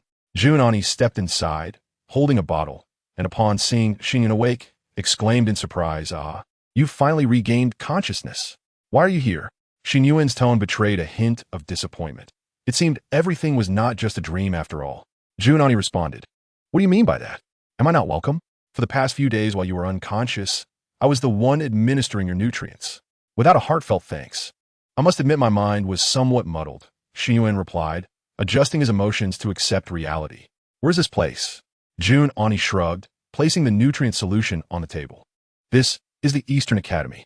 Now that you are awake, the opening ceremony should commence imminently." Then, observing Xin Yuan, Junani revealed a knowing smile. "Do you have any idea how renowned and significant you have become? The opening ceremony was specifically postponed for 2 days just to await your arrival. Your name, Xin Yuan, has become quite the sensation around the academy. Would you like to know how far the rumors have spread?" Chapter 68, The Freshman Leader. The rumors are truly terrifying. Because of my delay? Why was it postponed? I usually try to avoid such ceremonies. Xin Yuan rubbed his slightly throbbing head, sitting up in bed and removing the syringe that had delivered the nutrient solution. As the syringe was extracted, the puncture healed at a visibly rapid pace. Seeing him in good spirits, Junani naturally settled beside him on the bed. After their previous battles and interactions, their relationship had grown considerably closer. Why? Because you are the freshman leader. Moreover, the vice principal is eager to meet you. Thanks to you, this year has been exceptionally fruitful for the Eastern Academy. Over a quarter of the students who were guaranteed admission joined because of you. After all, you could be credited with saving them. Oh, and quite a few young ladies have been wanting to visit you these past few days, but I've managed to keep them at bay to ensure you can rest." At this point, a hint of jealousy tinged Junani's tone, though Xin was oblivious to it. "Freshman leader? What does that entail? Does that mean I have to go?" "Surely not. It would be a waste of time," Xin Yuan retorted. "Not only do you have to attend, but you must also deliver a speech as the leading student to inspire your peers." "What? Is there no way to opt out?" "Absolutely not. Everyone is required to attend. The entire school has been waiting for you. Moreover, your reward will be presented by Principal Mo during the opening ceremony." "All right then," Xin Yuan conceded. In truth, the only motivation for him to agree to participate lay in the reward awaiting him at the ceremony. Quite pragmatic indeed. "You seem utterly unfazed by such an event. Being the freshman leader, the strongest newcomer of the year, doesn't that excite you? What is so appealing about it?" Xin Yuan replied, somewhat incredulously. Taken aback by his response, Junani awkwardly cleared her throat, revealing her own eagerness for attention. "Oh dear, my true self is exposed. By the way, how did I lose consciousness? Was I attacked?" Hastily shifting the topic, Junani relayed the speculations of Lao Su and the others to Xin Yuan. The fifth realm. Xin Yuan sat on the bed, staring blankly at his hands, clenching his fists tightly. "Is there something particularly significant about it? I don't seem to feel anything different." Yun eni shu kia hit. "No, the fifth realm signifies a qualitative transformation. Achieving it without formal admission is quite extraordinary. You have officially entered the realm of high-level perception. And what about you? Did you not attain it initially?" "I was specially recruited and did not require admission. Unlike you," Junani replied matter-of-factly. "All right, enough of that. There are various types of supernatural abilities: energy emission, physical enhancement, mental prowess, and so forth. For those of us with energy emission abilities, a clear manifestation of the fifth realm is the ability to fly." "What? I can fly now? How does one go about doing that?" "This is something that cannot be taught. It is an instinctual action, akin to how you learn to crawl as a child. You must feel it for yourself. Norus.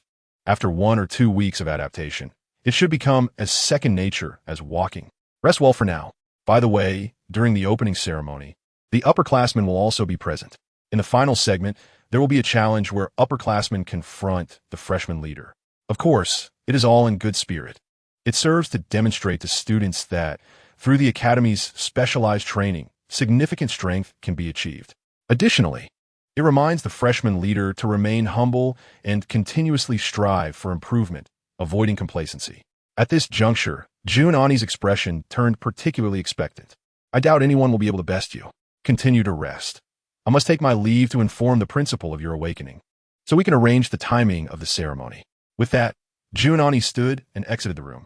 "Thank you for everything these past few days," Xin Yuan called out to her retreating figure, picking up the nutrient solution from the table. He began to attune himself to the surging energy within, eager to discover how to take flight. It was a truly wondrous sensation, controlling energy without releasing it, gently lifting his body upward. Before long, Xin Yuan found himself careening around the room, inadvertently smashing his head against an overhead LED light. It seemed he still had to work on his control.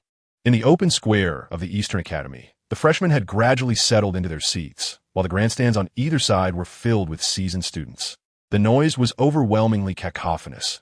Most upperclassmen were present with a singular purpose: to scout for potential romantic interests among the new arrivals. By this time, the ceremony should have commenced. Yet Mo Chingu had already taken his place on the podium, hesitating to announce the beginning, allowing students below to converse freely. Meanwhile, discussions among the freshmen revolved predominantly around Xin Yuan. Have you heard? This year's freshman leader is unlike any before. He is said to be extraordinarily impressive. I overheard during lunch that an E-class mutant has attained S-class abilities, capable of communicating with the cosmos, all-knowing. I also heard that all the guaranteed admissions this time are subordinates of the leader. Many have come seeking to align themselves with him. Rumor has it that he single-handedly faced off against thousands of deities without faltering. I've even heard he might be a god, the reincarnation of the sun manifested among us. It is said that the Eastern Academy is, in fact, his enterprise. In any case, there are all sorts of rumors circulating, and within just a few days, the whispers have reached a terrifying magnitude, with some even claiming that Xin Yuan is an ancient monster who has lived for 1,000 years. However, the Academy itself remains utterly indifferent to such gossip, as the commencement ceremony was already over 10 minutes late. The murmurs among the crowd gradually subsided as they turned their attention to Dean Mo Chingu, observing whether he appeared displeased. Noticing the eager eyes of the students, Mo Chingu smiled and spoke in a resonant voice. Dear students, please remain calm. We have encountered a minor issue. Our new student leader has yet to arrive. At this announcement, the audience erupted in a clamor. Chapter 69. The newcomer of the fifth realm, the unruly Xin Yuan. No one had anticipated that this ceremony, which was evidently a school-wide event, would be delayed due to the absence of a single individual. The new students seemed unfazed, but the returning students were clearly displeased. Wow, daring to be late on the first day. This new student leader certainly has a lot of audacity, one grumbled. Who is this person? If he can't make it, why not start early? This is utterly lacking in decorum, another chimed in. I've heard tales about him. It seems the postponement of this new student ceremony is somehow related to him. I wonder what kind of deity has graced us, remarked a senior from the stands. As many older students engaged in fervent criticism, such is often the case, the seasoned students tend to adopt a condescending attitude toward newcomers. In a shaded area, a few seniors were seated, one of whom spoke calmly. Well, he must possess some talent. During the recent new student assessment, a divine presence appeared, and it is said that he played a significant role. Beside him, a boy clad in flip-flops added, I've heard the tales too. The stories surrounding this lad are quite fantastical, with various versions making it hard to discern the truth. As a new student leader, he must be a genius, and with strength comes pride, as is always the case. Yet, every year, the new student leaders end up with their egos thoroughly deflated during the challenge matches. At this, the flip-flop-wearing boy chuckled, reminiscing about his own arrival, when he believed himself to be invincible, only to face disillusionment. The path we all must tread. Who among us didn't once consider themselves a genius? He mused. So, will you be the one to teach this new student leader a lesson during the final challenge? A classmate laughed in response. All right. Then I shall be the one to give him a lesson. I've been here for 3 years. It would be a bit of a bully, he retorted. Meanwhile, as the students conversed, Mo Chingu felt a pang of anxiety. Was this truly a lack of respect? He recalled that Xin Yuan was not typically one to behave in such a manner. What could have transpired? Using his abilities, he sent a message to Jun Ani. What is happening? Wasn't he supposed to return? Why is he still absent? Jun Ani, seated in a corner of the venue, also sighed in exasperation. She was equally baffled, unable to reach Xin Yuan and unaware of his activities. Just then, a figure suddenly appeared in the distant sky, hurtling towards them at an alarming speed. The atmosphere shifted. All students straightened their expressions, some even rising to their feet. They understood that unless one possessed inherent flying abilities akin to Yi's Island, such capabilities were exclusive to those of the fifth realm or above. The fifth realm was already a rarity in this world, indicative of the caliber of academy instructors or elite combat personnel. However, the figure's flight path was erratic, resembling a zigzag. soaring and diving as if under the influence of inebriation.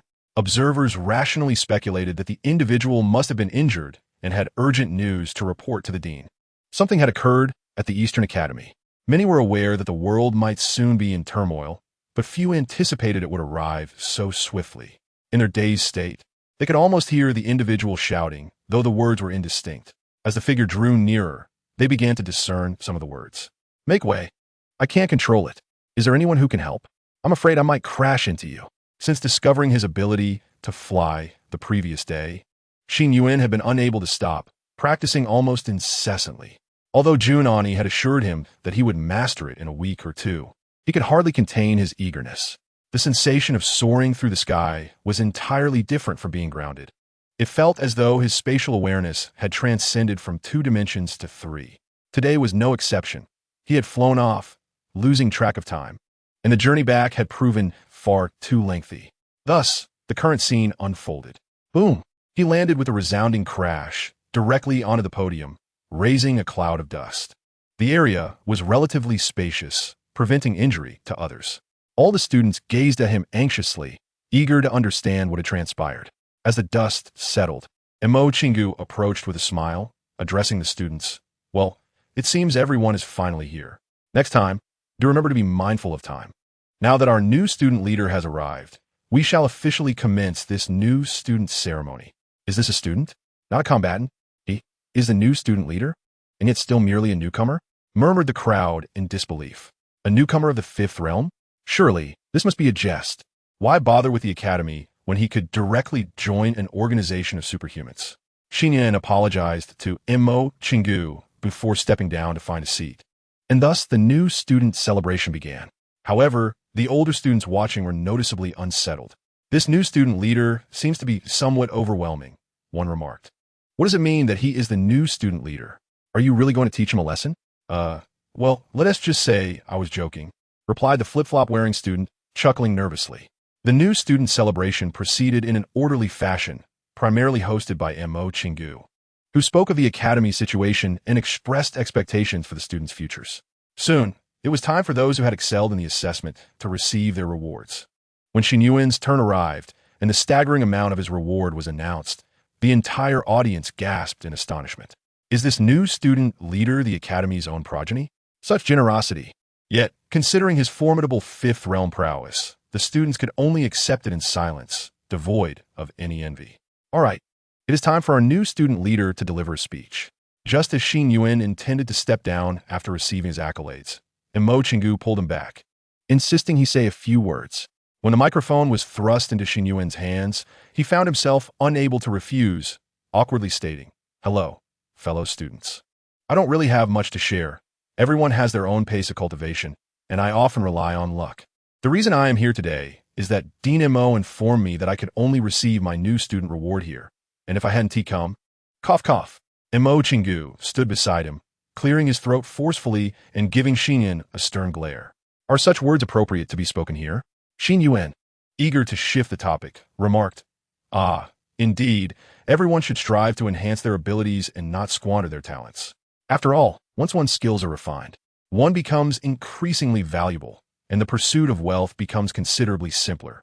Moreover, at that moment, Mo Chingu appeared to suffer from a relentless cough, akin to a severe lung ailment.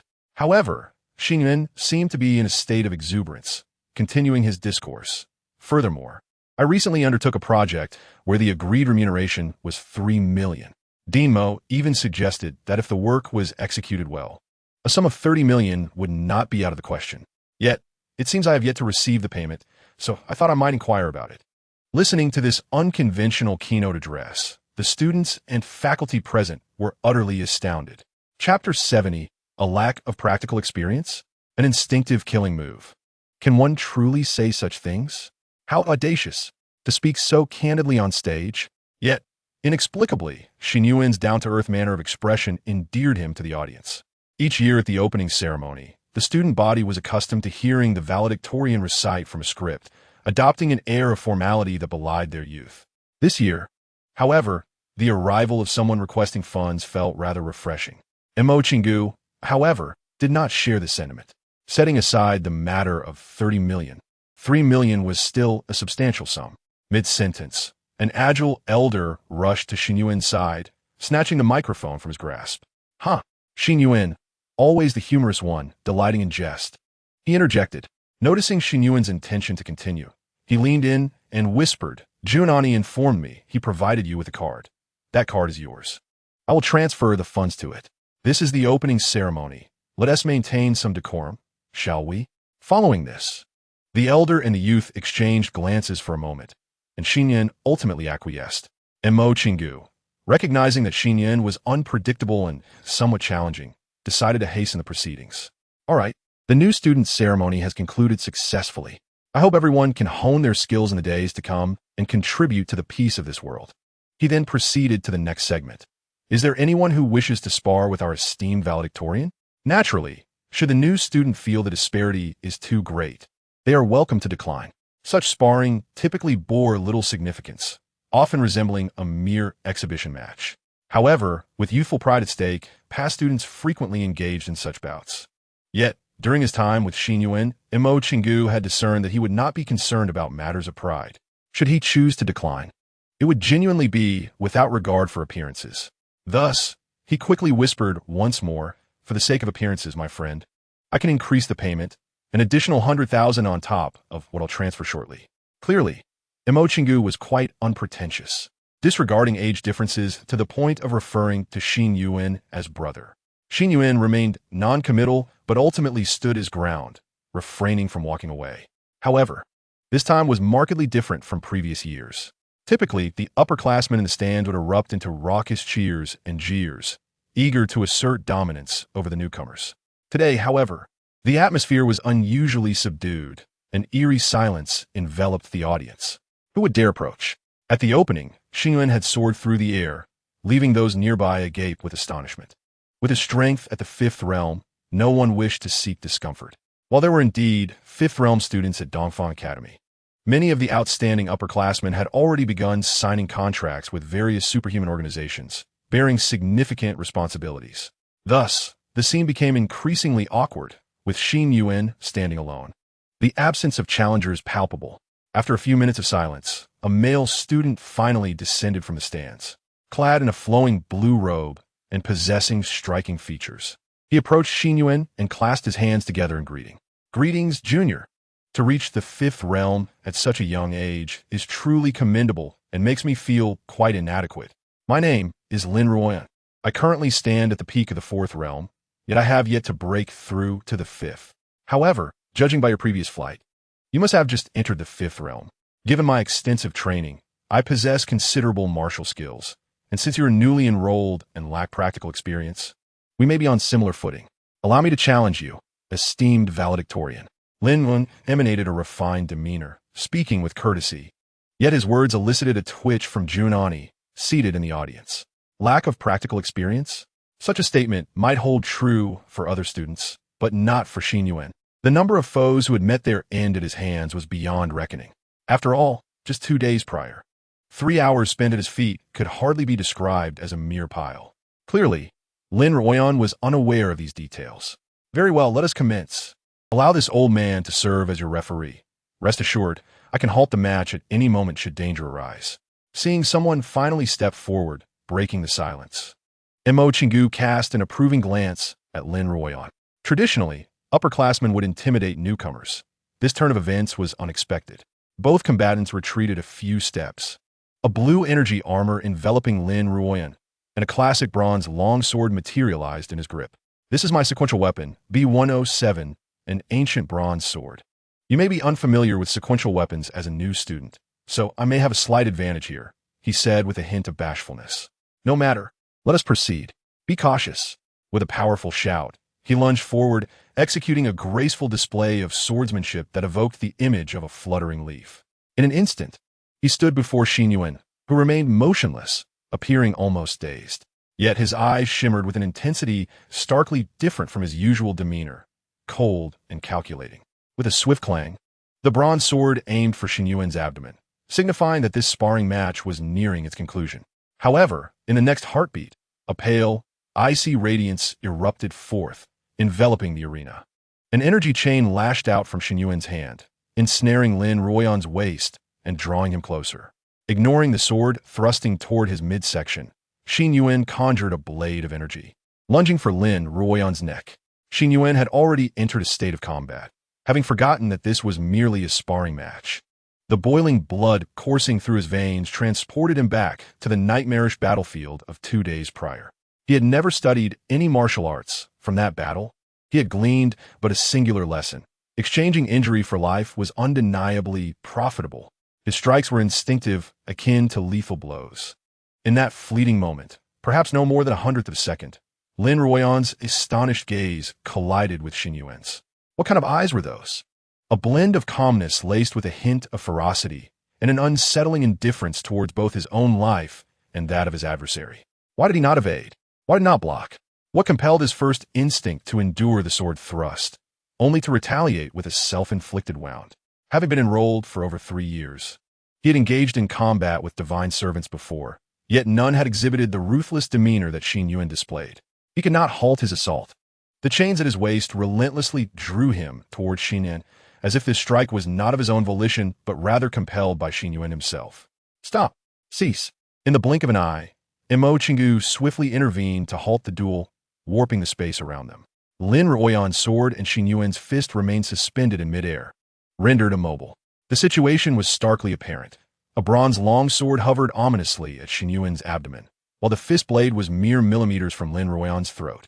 Had Mo Qinggu hesitated for even half a second, blood would have surely spilled, resulting in 1 injury and 1 death.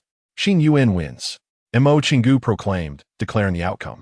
Lin Ruoyan stood rigid on the arena, paralyzed by fear, drenched in cold sweat, his peripheral vision fixated on the fist blade poised near his neck. So close, just a hair's breadth away. Years of arduous training and relentless honing had led him to believe he was growing stronger each day, aspiring to become a guardian of the world. Yet, in that very moment, he realized he was perilously close to death. What a close call! Upon hearing Mo Qinggu's voice, Xin Yuan's eyes gradually regained clarity, returning to their usual demeanor. My apologies, I was caught up in a moment and failed to rein myself in. He withdrew his fist blade and offered Lin Ruoyan a somewhat apologetic smile. It was as if he bore the scars of war. Once he entered a state of battle, he became entirely absorbed, devoid of any notion of sparring. The harrowing experience from those 3 hours of relentless combat had etched itself into his very being. Lin Ruoyan observed as Xin Yuan reverted to his languid, amiable self in the span of a second, feeling a wave of embarrassment wash over him as he forced a smile. It's not that I lack skill. You are truly formidable. After uttering those words, he instinctively retreated a few steps, widening the gap between them, as if proximity to him posed a danger. Seeing Xin Yuan's relaxed demeanor juxtaposed with the cold, feral eyes he had witnessed during the fight, Lin Ruoyan began to suspect that Xin Yuan may suffer from a split personality. A singular thought occupied his mind. This guy was ruthless. He must never provoke him again. Though the battle seemed lengthy, it transpired in a brief instant. To the onlookers below, it appeared that Xin Yuan and Lin Ruoyan exchanged pleasantries before the clash erupted in a flash, concluding almost before they realized what had transpired. Many failed to comprehend the details before the result was announced, leaving them feeling somewhat underwhelmed. They had anticipated a fierce display of supernatural abilities, bursting forth in a dazzling spectacle, yet were instead met with an abrupt conclusion, leaving them slightly disappointed. However, it was evident that some astute observers remained. Among the upperclassmen in the stands, many had clearly witnessed the unfolding drama, and a chill ran down their spines. This guy is the freshman champion? Seriously? What an astonishing, killing intent. Where did Dean Mo find such a monster? Is he even a student? I'd believe you if you said he was a psychopathic killer. Don't provoke him. He's a force to be reckoned with this year. A profound silence enveloped the upperclassmen as they began to etch Xin Yuan's seemingly carefree visage into their memories. He was undoubtedly a cunning predator. As the crowd gradually dispersed, the freshman celebration concluded in a most peculiar manner. The final match had been recorded by numerous students and would soon circulate wildly on the campus forum in the coming days. Xin Yuan, the newly crowned freshman champion, had firmly established his position. At that moment, Qi Hong approached him, engaging in light conversation, and Xin even shook his hand. Of course, Lu Peng, the eccentric, trailed behind. Big brother, you saved me that day. I can't thank you enough. If you ever need anything, just command me. Lu Peng exclaimed, tears streaming down his face. Xin Yuan, I wish you would act a bit more normally, and please refrain from calling me big brother, alright boss? Is there anything I can do for you? Just stay where you feel comfortable. But boss, it's sweltering outside. The only way to cool off is to return to my room and turn on the air conditioning. Then go back to your room. Understood. Boss, do you want me to bring you breakfast tomorrow? Just the usual torture. At that moment, Vice Dean Tang Genie grasped Mo Chingu's sleeve, a grave expression etched upon his face. What is the matter with this child? What has he experienced? He is still so young. How can he harbor such a degree of killing intent? You mentioned he achieved a significant feat just days ago. What was that feat? Mo Chingu hesitated for a few seconds before responding. Due to special circumstances, he was tasked with guarding a location alone and engaged in a 3-hour battle with a divine servant. At least 100 corpses were left in his wake. I never anticipated he could execute it so flawlessly. Upon hearing that outrageous figure, Tang Genie gasped, gritting his teeth. How could this happen? He is still a child. His psychological development, isn't sufficiently mature. How could you allow this? We had no choice. None of us could remain there. There must have been alternative solutions. As they spoke, Mo Chingu suddenly cast a glance towards the crowd of students, swiftly breaking free from Tang Genie's grip. Wait, I need to find someone. I'm worried he may stray down a perilous path. With that, Tang Genie, caught off guard, watched as he vanished from sight, gradually distancing herself from the raucous playground. Yuan found herself beneath the dormitory building, retreating to a dim corner where she clenched her fists. Her right fist pressed forcefully against the wall, drawing blood that she remained oblivious to. While hiding in the basement that day, she had clung to the ceiling, listening to the sounds of Xin Yuan's battle. Today, seated in the front row, she had witnessed his cold gaze dominate the upperclassmen of the Eastern Academy. For reasons unknown, she felt as if she were drifting further from her aspirations. Now, reflecting on her first encounter with Xin Yuan, she was consumed by a sense of anguish. Feeling like a mere clown. What should I do? Why is it so difficult to catch up? How can I possibly surpass him? Despite her fervent desire to surpass him, why did she still require his protection when faced with peril? Ever since the assessment, she had devoted every waking hour, except for 6 hours of sleep and an hour for meals, to honing her abilities and cultivating her skills. Yet, why did the chasm between them seem to widen? Was it truly impossible for a B-level to catch up to such prodigies? After all, she was no ordinary B-level. Moreover, he had once been merely an E-level. With this thought, Yuan struck the wall forcefully, but the pain in her hand paled in comparison to the turmoil and distress in her heart, tears slowly welling in her eyes. At that moment, a voice resonated behind her. Child, what occupies your thoughts? Is your hand in pain? Do not be anxious. Chapter 72. In this world, you are the sole phoenix. Startled by the voice, Yuan felt as though her vulnerability had been exposed to another. Hastily, she wiped her tears and turned around. Upon seeing the somewhat familiar old man with a white beard, she stammered, Dean, hello. What is it? Have you been crying, child? Observing her reddened eyes, Mo Chingu appeared unsurprised. No, I merely had a restless night and woke early for the freshman ceremony. I plan to return and catch up on sleep, Yuan asserted, vigorously rubbing her eyes, refusing to concede. Mo Chingu chose not to press the issue, but countered, your mother, Jiang Yuru, possesses S-level Fire Phoenix abilities and is a peak 6th realm superhuman, currently serving in the Human Alliance. Am I correct? Yuan did not reply, merely lowering her head in tacit acknowledgement. Let me guess, you often look at Xin Yuan and aspire to make him your benchmark for growth? Having spent your childhood with your mother, do you not hope to one day emulate her? Yet, you find yourself struggling to achieve the same? Though those around you proclaim you a genius, you feel the distance to your aspirations is insurmountable. Thus, the harder you strive, the greater the gap seems to grow. In that moment, Mo Chingu resembled a devil capable of seeing into the depths of her soul, his words cutting through Yuan's heart like daggers. She remained silent, her expression inscrutable. No, there's nothing to compare. I'm not feeling well. If you have nothing else, I wish to take my leave, she replied, turning to walk towards the dormitory. However, Mo Chingu seemed unwilling to let her go and continued. Xin Yuan was initially in a level. You believe he should not have qualified for direct admission, yet within a matter of days, he has reached heights you cannot fathom. Your mother SSS level prowess has translated to merely a B-level assessment for you. You must have heard countless times that while you may not match your mother, your talent is still commendable, correct? The recent buzz surrounding Xin Yuan has likely turned your defeat into a source of amusement among many. How does it feel to be protected by someone you wish to surpass?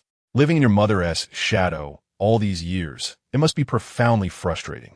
One remark after another, Imo Chingu ultimately pierced through Yi Zilwan's defenses.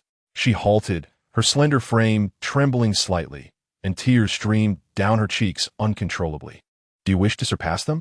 Imo Chingu seized the moment to inquire. I do. What did you say? I said I want to.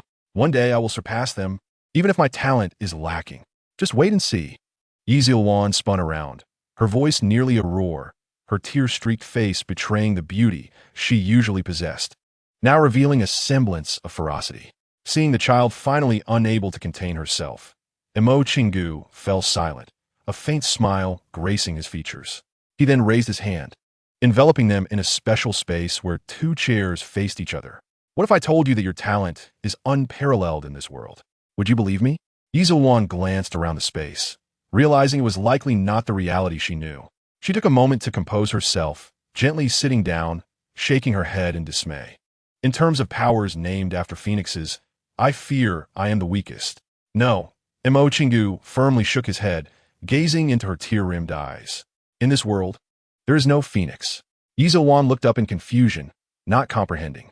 If there is to be one, it is likely you who is the sole embodiment. A phoenix must be reborn through fire. Remember, the heavens have placed you at a lower starting point than others to allow you to pen a tale of remarkable resurgence. Will you trust me? Will you become my disciple, the third in my line of beloved students? Yi Zilwan sat in stunned silence, her mind reeling as if on a roller coaster. She had never anticipated that the dean would approach her with such words. In truth, I have long been aware of you. Your character mirrors that of a little girl I once knew. Who? Yi Zilwan inquired. Li Qian. Presently, when you gaze at Xin Yuan, your expression resembles hers when she looked at Junani. The thirst for power and the unwillingness to yield can spur one forward. Yet sometimes it leads one into the abyss, which is why I hasten to find you today. Li Qian is my second beloved disciple, whom I regard as my daughter. Yet she may have strayed onto a dark path.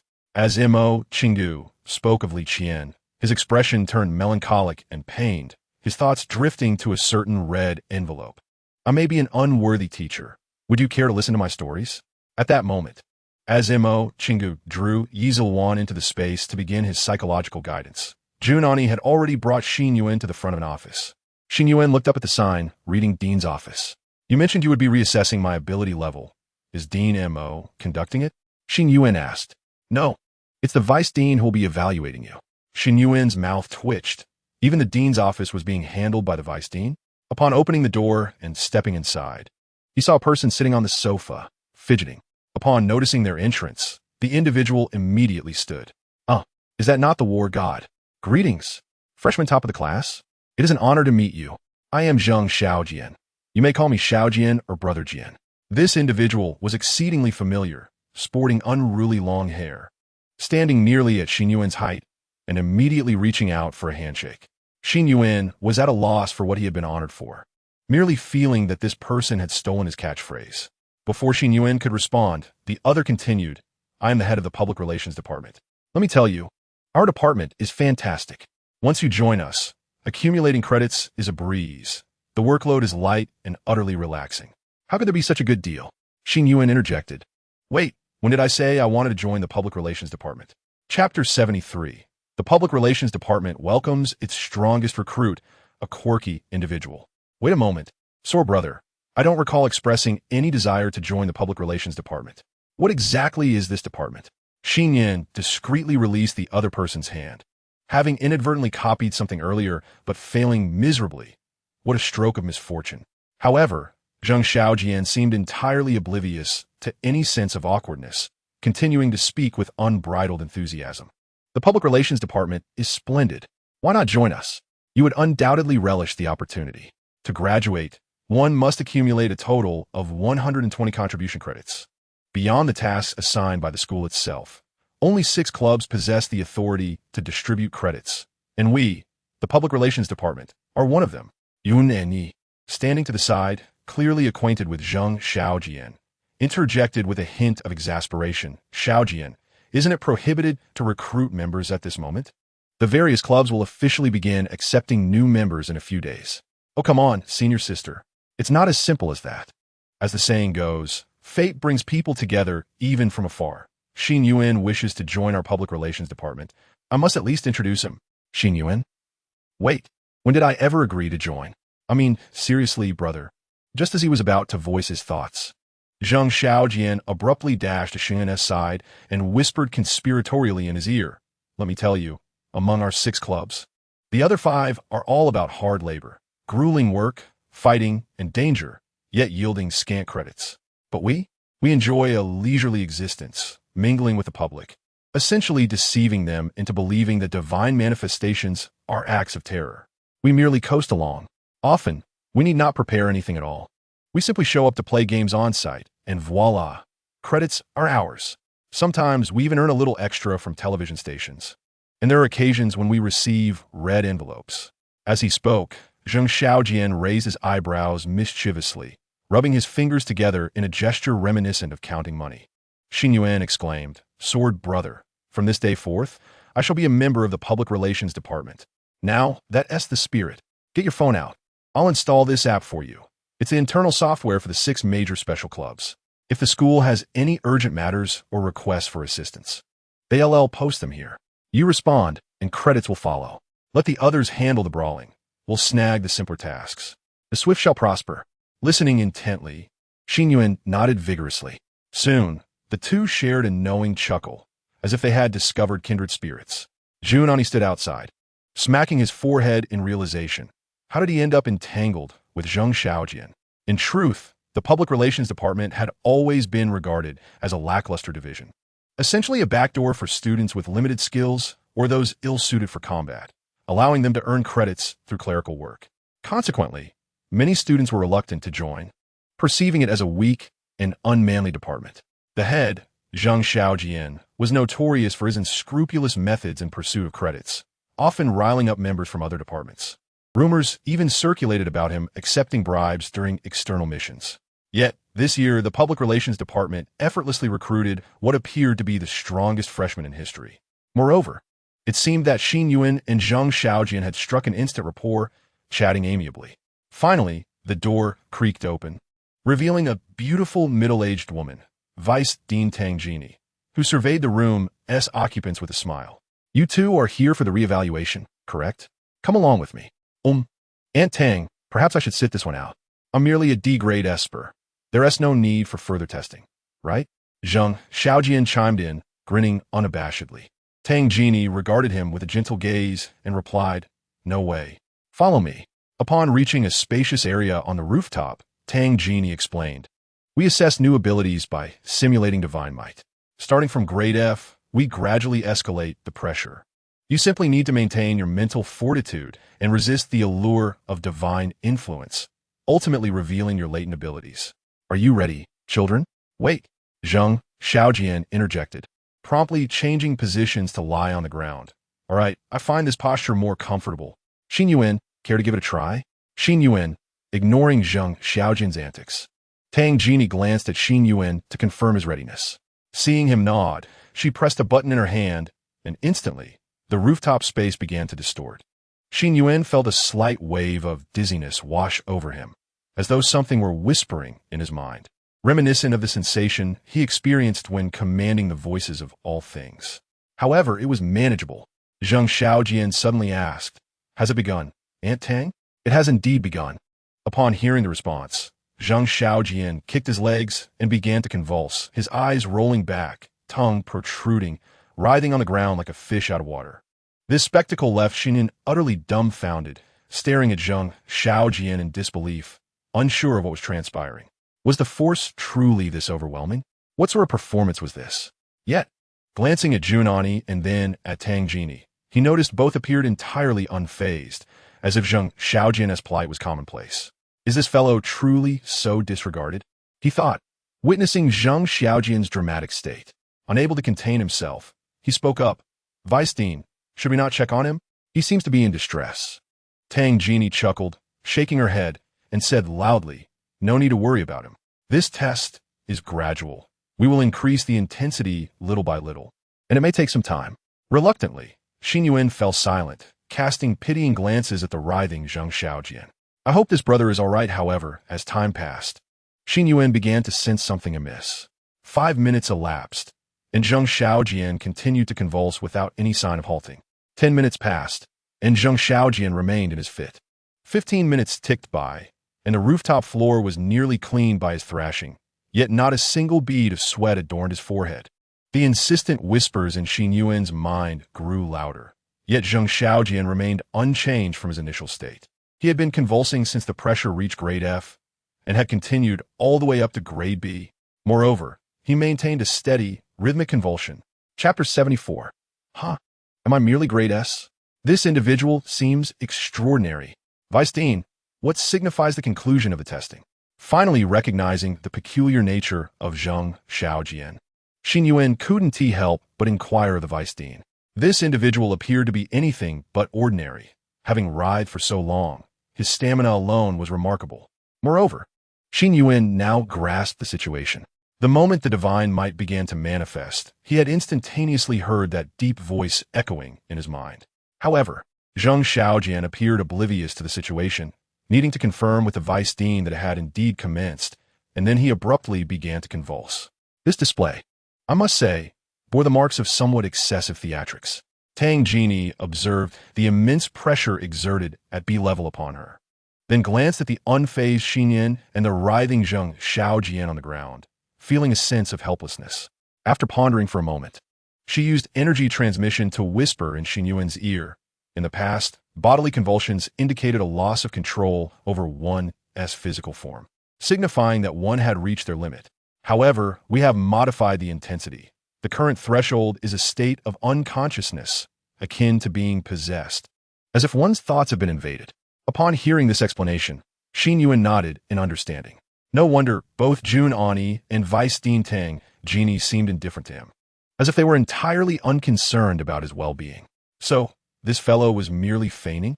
This implied that he must possess considerable talent. Yet, what was the purpose of his charade? Casting a puzzled glance at Zheng Xiaojian, Xin Yuan suddenly realized that he had ceased to convulse. He abruptly stood upright, his posture impeccably straight, his eyes rapidly becoming vacant and hollow. Perhaps by coincidence, he was now facing Tang Jini. After a few seconds of silent contemplation, Tang Jini, unsure of his exact condition, ultimately decided to ensure safety by pushing him away with her energy. She then remarked, "All right, you have now exited the range." No sooner had she spoken than Zheng Xiaojian immediately returned to normal. With a tremor coursing through his body, his gaze regained clarity, as if emerging from a sage-like stupor. Oh my goodness, that was terrifying. I felt as though I were on the brink of departing this world, nearly collapsing mentally. Ontang. I never wish to undergo such a test again. It was utterly horrifying. He continued to exclaim dramatically while brushing off the dirt from his clothing, then turned to the still-standing Xin Yuan, exclaiming in astonishment, "Wow, brother, what a talent you have, managing to endure for so long. It's evident you are far superior to me. The future of humanity relies on geniuses like you. I'm simply not cut out for it." Xin Yuan could now ascertain one thing. This Zheng Xiaojian was undoubtedly extraordinary, though he remained puzzled as to why he was concealing his true abilities. As he pondered, Tang Jini suddenly interjected, "All right, based on this testing, you're provisionally classified as B level, which means your guaranteed time in the simulation training room is no more." "What?" Zheng Xiaojian gasped, immediately starting to wail for mercy. "No, you are taking my life. I don't want to live anymore. I truly only belong to D level. I have no B. I have no B." Observing his dejected demeanor, Xin Yuan raised an eyebrow in confusion, while Junani explained to him what this guarantee entailed. In the Eastern Academy, the usage duration of the simulated training room is an exceedingly precious resource, where superhumans can configure a virtual environment best suited for their training. This duration must be earned through the completion of various tasks or by performing well within the academy, as the simulation rooms are in high demand. To accommodate students with lesser talents, the academy provides fixed hours each month to those below D level, as long as they diligently train and meet established assessment goals. As a form of encouragement, this is referred to as the guarantee. At that moment, Zheng Xiaojian was on the verge of clinging to Tang Jini's leg in tears. However, it was evident that Tang Jini was ignoring him. In truth, she felt exasperated with Zheng Xiaojian, who, despite being a genius, continually engaged in trivial pursuits. Upon learning what the guarantee entailed, Xin Yuan finally understood why he had been pretending. He was momentarily at a loss for words. This individual was indeed quite eccentric. Returning to the matter at hand, after giving a kick to the wailing Zheng Xiaojian, Tang Jini began to seriously assess Xin Yuan's condition. Noticing that the pressure had escalated to A level, Tang Jini gently inquired, "Child, how are you feeling? Can you endure?" Xin Yuan sensed the voice resonating in his mind. Finding it less intense than when he first utilized the voice of all things, and calmly shook his head, indicating he was fine. He replied, "It's nothing. I am quite accustomed to this sensation." However, his words were clearly misinterpreted by Tang Jini. She believed Xin Yuan was referring to his previous battles in the gym, having frequently confronted deities and their servants, thus having mentally prepared for such divine pressure. With this thought, she couldn't help but feel a surge of compassion and comforted him, saying, "Child, you have truly endured too much recently, bearing responsibilities that were never yours. Now that you are at the Eastern Academy, take it easy, grow at your own pace, and disregard the nonsense of that old man and Mo Chingu. Should you encounter any troubling matters, feel free to seek me out." Xin Yuan? What is happening? Why is she suddenly saying these things? It feels a bit strange. Nevertheless, he sensed the goodwill in her words and felt warmth in his heart. Nodding in acknowledgement, Zheng Xiaojian, on the side, curled his lip and remarked sourly, "Why has Aunt Tang never been this kind to me? It's unfair, utterly unfair." Ultimately, the pressure testing device had reached its maximum capacity, yet it was evident that Xin Yuan only had beads of sweat on his forehead, his expression remaining quite normal. Tang Jini nodded with satisfaction and approval, halting the test, and turned to Junani, saying, "His talent matches yours.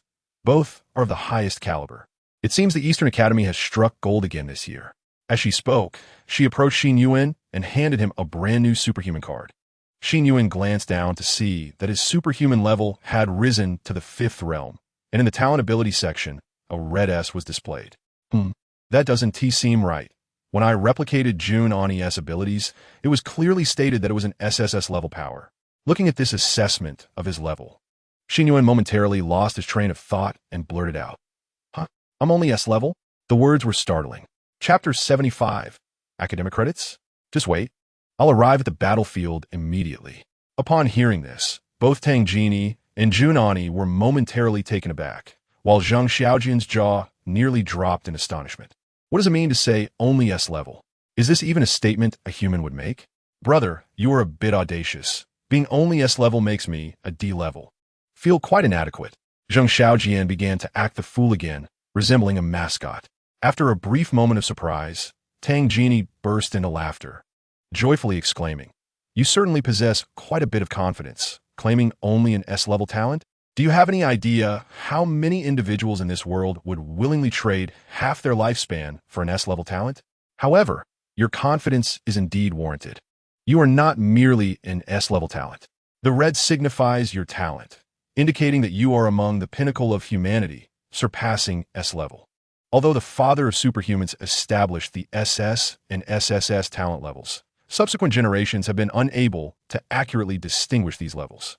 Thus, uniformly, all talents exceeding S level are denoted by the reds." Tang Jini explained with a smile, then as if joking, turned to Xin Yuan and asked, "So what do you think? What do you believe the caliber of your talent should be? Do you possess the confidence to assert that it reaches the SSS level?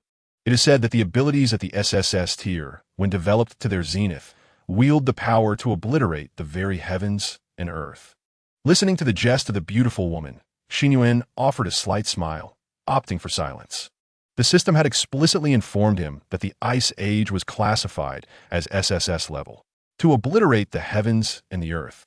It appears that neither he nor Junani has yet to unlock the full potential of such abilities. Upon the conclusion of the testing, everyone, aside from the wailing Zheng Xiaojian, whose face resembled that of a long-faced donkey, was in high spirits. As they departed, Tang Jini, akin to a familial elder, seized Xin Yuan's hand and shared numerous anecdotes, inquiring about various aspects of his life. Unbeknownst to him, She had gleaned much about him from Mo Chingu, and thus this sudden display of warmth and affection left him feeling rather uneasy. Playing games online? A little relaxation is acceptable, but one must never become ensnared in obsession. Engaging frequently with strangers online? I must caution you, the internet is rife with all manner of individuals, many of whom harbor ulterior motives. You must never let your guard down with them. Remember, do not engage in online romances. The waters are deep, and you cannot navigate them. This was the advice Tang Jini imparted to Xin Yuan as he took his leave. Yuan? Standing behind Tang Jini, her fists were tightly clenched. Was this the sensation of being stabbed in the face? Ultimately, Xin Yuan departed alongside Zheng Xiaojian, while Junani remained to attend to some matters with the vice dean. On their way back, Xin Yuan inquired of Zheng Xiaojian. Your talent must be quite impressive, yet you have put yourself in such a predicament merely for a safety net? Zheng Xiaojian's expression shifted dramatically, retorting, what nonsense are you spouting? I only possess a D rank. Do not malign my name. Xin Yuan. Very well. It appears the situation is dire indeed.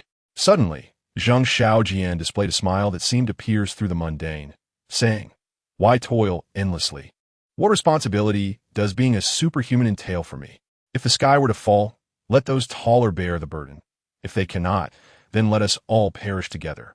Reputation? Honor? Status? Those who concern themselves with such trifles, in my opinion, have not evolved properly. Tangible benefits lie before you. If you refuse them, others will gladly accept. Regardless, I am quite comfortable within the public relations department, unconcerned with those lofty ideals. After speaking, Zheng Xiaojian let out a tremendous yawn, stretching lazily towards the setting sun. Well, there goes my safety net. What bad luck. However, I have recruited a fine associate, so that as something, I'll be gaming later. Call me if you need anything. With that, he dashed away. Xin Yuan gazed at his retreating figure for a long while, brow furrowed, remaining silent. This person evoked an indescribable feeling, exuding a shamelessness so natural that it rendered any sense of wrongdoing almost non-existent. In short, he was a peculiar character. Upon arriving at the Eastern Academy, Xin Yuan resolved to explore this expansive institution, akin to a community. He took out his phone, instinctively preparing to send a message to Swanabang. However, at that moment, the application installed by Zheng Xiaojian emitted a notification, illuminating a red dot. A rather abrupt call for assistance had been posted by someone. Xin Yuan recalled from his earlier conversation with Zheng Xiaojian that earning practical credits was quite a challenge, requiring a daunting total of 120, an arduous task indeed. Often, it necessitated participation in perilous missions. Thus, upon seeing this message and recalling Zheng Xiaojian's words about the swift and the slow, Xin Yuan hastily clicked to enter. Eager to claim his spot, he then began to read the details. It turned out that the location in question was on the outskirts of the Eastern Academy, where danger had arisen. The specifics were not clearly articulated, but it mentioned that civilians had been incited and had descended into madness, making the situation difficult to manage. Urgent assistance was required, preferably from individuals at the 4th tier or above.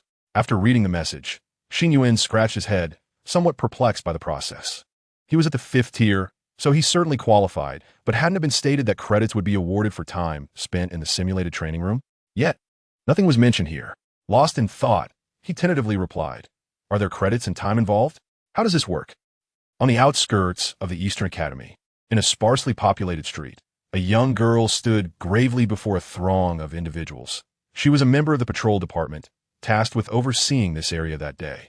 The crowd was in a frenzy, saliva dribbling from their mouths, their eyes clouded with madness, some possessing immense strength and even capable of launching energy projectiles. The girl brandished 2 energy pistols but was forced to retreat, her attire in disarray. These individuals were neither divine servants nor deities, merely victims of a malevolent energy that had clouded their consciousness. In an already precarious situation, she could not resort to lethal force, complicating matters immensely. Ding ding. Suddenly, she was overjoyed to discover that her distress signal had rapidly garnered a response. What fortuitous luck! Filled with excitement, she opened her phone to read Xin Yuan's reply. In an instant, she was nearly overwhelmed with frustration. Who is this? What a nuisance. Who are you? This is not the time for jokes. We are in dire straits. Quickly, find a teacher or someone from the combat department and send reinforcements. After sending the message, it wasn't long before a reply returned. I understand it's urgent. Do not worry. But are there credits involved? How is this calculated? This single sentence infuriated her further. How could someone be so oblivious to the gravity of the situation? Without typing, she shouted in her phone, "Yes. There are. Credits, time, rewards, everything is assured. Hurry and send reinforcements. If you delay, you will share in the responsibility." Upon receiving this message, Xin Yuan felt assured. It was a perfect opportunity to discover how credits worked. He promptly replied, "Then wait for me. I shall arrive at the battlefield post-haste." Chapter 76, The Public Relations Department. When did they acquire such combat prowess? With that, he launched himself towards the designated location. Notify some superhumans with control abilities who 1T harm lives. I suspect, while the patrol department's fan may struggled against the relentless onslaught of the crowd. She shouted into her phone. However, despite her efforts, Xin Yuan did not respond, leaving her anxious and uncertain about the situation. Damn it, I must hurry to find reinforcements. They better come quickly, she muttered to herself, wiping the blood from the corner of her mouth, raising her weapon to take a precise shot at one individual's toe. However, such warning shots were largely ineffective. Fan May's ability was precision shooting, which was highly lethal in long-range combat or assassination. Yet this time was different. She faced ordinary civilians who had merely been ensnared by divine power and had lost their senses. Thus, she needed to thwart their actions without inflicting harm. This constraint rendered her powerless, and she was forced to retreat further. Crack! A sharp explosion rang out, blood splattering. A mesmerized crowd, succumbing to delusion, clung desperately to a street lamp at the roadside, sinking their teeth into it with fervor. In the ensuing frenzy, several teeth were shattered. Yet, oblivious to the pain and devoid of reason, this entranced individual fiercely embraced the lamp, swinging it with such force that the 20-centimeter-wide pole was snapped in two. Amidst their frenzied screams, blood and saliva sprayed from their mouth as they hoisted the lamp post aloft, brandishing it like a weapon aimed at Fan May. A steel pipe, indeed 20 centimeters thick. Fan May swiftly leapt aside, narrowly evading the blow, but the ground beneath her feet was instantly cratered. The entranced individual then began to swing the steel pipe like a windmill, wildly striking at anything in their path. Other members of the crowd, instinctively mirroring this behavior, began uprooting street lamps from the ground, wielding them as weapons and indiscriminately hurling them toward Fan May. On the deserted street, a barrage of street lamps, each measuring several meters in length and 20 centimeters in diameter, rained down upon her, leaving her struggling to defend herself. Finally, after a deft maneuver, a lamp struck her directly in the chest with a resounding crash. This impact only compounded the already precarious state of her figure. With a thunderous explosion, Fan May was sent hurtling away, embedding herself into a nearby wall. She gasped, expelling a copious amount of blood, and though her insides burned with agony, her gaze was already fixed on the impending threat of another street lamp. Another deafening crash followed as the second lamp collided with her, shattering the wall behind her and sending her reeling once more. Upon hitting the ground, she struggled to lift her head, gripping her twin guns tightly, repeatedly reminding herself, "I cannot kill. These are ordinary citizens. They are innocent victims, their minds tainted by the divine, unable to control their thoughts and actions. They too are victims, and with treatment, they can return to normal. I cannot kill. I cannot kill." The steadfast belief that had anchored her resolve held her finger away from the trigger, for with their capabilities, a single shot could easily end their lives. However, should that occur, the divine might still manipulate their corpses to continue the fight, while their true selves would be irrevocably lost. At that moment, the third lamp came crashing down. Gritting her teeth, she raised her arms defensively, closing her eyes, bracing herself for the impact. But just then, a rush of wind swept past her, lifting her as if riding on clouds, and she landed gracefully on her feet. Opening her eyes, she witnessed the lamp shatter before her, and beside her stood a tall, swaying young man. Xin Yuan had arrived with remarkable speed. "You made it," Fan May gasped, a mix of relief and surprise flooding her voice, before her expression shifted to one of concern as she scanned her surroundings. "Where are the others? Did you come alone? Be careful." Just as she spoke, she saw the massive lamp post descending once more, but Xin Yuan seemed oblivious to it. With a deft sidestep, he moved a meter to the side, and the steel pipe crashed heavily at his feet, appearing almost serendipitous. "Just me. Why, is there a problem? Are you all right? Are these divine servants truly that formidable? They're not divine servants. They're ordinary citizens. We must not harm them. Fan Mei quickly interjected, then inquired, "Which department are you from?" "I'm from the Public Relations Department." The relief that washed over Fan Mei was palpable, but it quickly morphed into anger as she seized Xin Yuan's arm, pulling him aside to escape the chaos. "Have you lost your mind? You, from Public Relations, dare to come here alone? Are you seeking death? You need to leave immediately. These individuals have lost their sanity, and staying here is dangerous. This is no jest. Go back and summon help. I can hold my ground for a while longer. Remember, bring those with controlling abilities." With that, she forcefully pushed Xin Yuan away and readied her guns, preparing to confront the fray once more. Observing her fierce determination, Xin Yuan couldn't help but touch his nose, realizing that his classmates held a rather unfavorable view of the Public Relations Department. Yet, recalling the rather reasonable demeanor of Minister Zheng Xiaojian, he thought it understandable. "You say to control them without causing harm, right?" Xin Yuan, understanding the misunderstanding, stepped forward again. "Leave now. I can't protect you." Just as she spoke, Fan Mei found herself at a loss for words. In an instant, she was engulfed in a veil of frost. The madness that had enveloped the crowd dissipated, leaving behind a scene of frozen sculptures. Even the street lamps taking on a semblance of artistic beauty. "I have been trying to regulate the temperature. They might suffer some frostbite, but they should survive." Xin Yuan et lai, raising his hands in a gesture of helplessness. Fan Mei, however, remained unresponsive for a while before murmuring, "The Public Relations Department. When did they acquire such combat prowess? Am I dreaming?" At that moment, Xin Yuan intended to inquire about credits, but his phone buzzed with multiple messages. Among them were various distress signals. One from the Yogurt Stick. "Yogurt Stick? Have you heard? There has been an incident near the Eastern Academy. A large number of citizens are exhibiting signs of divine manipulation. It's suspected to be another organized action, with divine servants behind it. Do not venture out alone this time. If needed, stay with the Academy personnel. Clearly, something is amiss." Reading this message, Xin Yuan furrowed his brow. To be honest, he had long harbored suspicions regarding the identity of the Yogurt Stick. Chapter 77. He is the human satellite. "I've been meaning to ask, what is your identity? You must be an extraordinary individual, and of a high tier as well. You seem to possess timely insights into many matters, even more so than I do. Are you part of some special department for extraordinary individuals?" Xin Yuan typed rapidly, sending the message.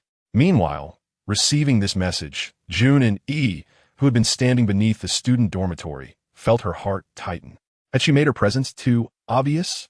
Just moments ago, she had received news of the widespread anomalies surrounding the academy, and her keen senses as an experienced, extraordinary individual warned her that something was amiss. It wasn't merely that the extraordinary world was in turmoil.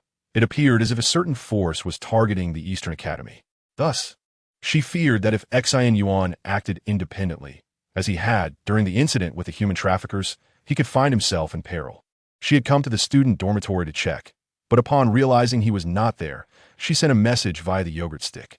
Yet, who could have anticipated that her concern would draw such attention, making it hard not to raise suspicions? Staring blankly at her phone, June and he struggled to determine how to respond. Just then, another message from Xin Yuan came through. "What is wrong? Is it inconvenient to talk? Are you facing difficulties?" Reading this message, June and E snapped back to reality and quickly replied, "My identity is indeed unusual. I am an extraordinary individual. I do not intend to conceal anything regarding my circumstances. Rather, my identity is somewhat misaligned. Might we discuss this matter at a later time? I shall explain the reasons behind it." Xin Yuan glanced at the explanation sent by Suinibo, slightly shrugging his shoulders, not delving further into the matter. To him, this all seemed rather commonplace. Surely there exist clandestine departments in this world. However, in his mind, Suinibo was supposed to be a quirky and humorous-spirited girl. It was surprising to learn that such a person could belong to a secretive department. Indeed, the disparity between one's exterior and inner self can be quite profound. Perhaps we shall revisit this topic later, for there appear to be pressing matters at hand. Are you truly a member of the Public Relations Department?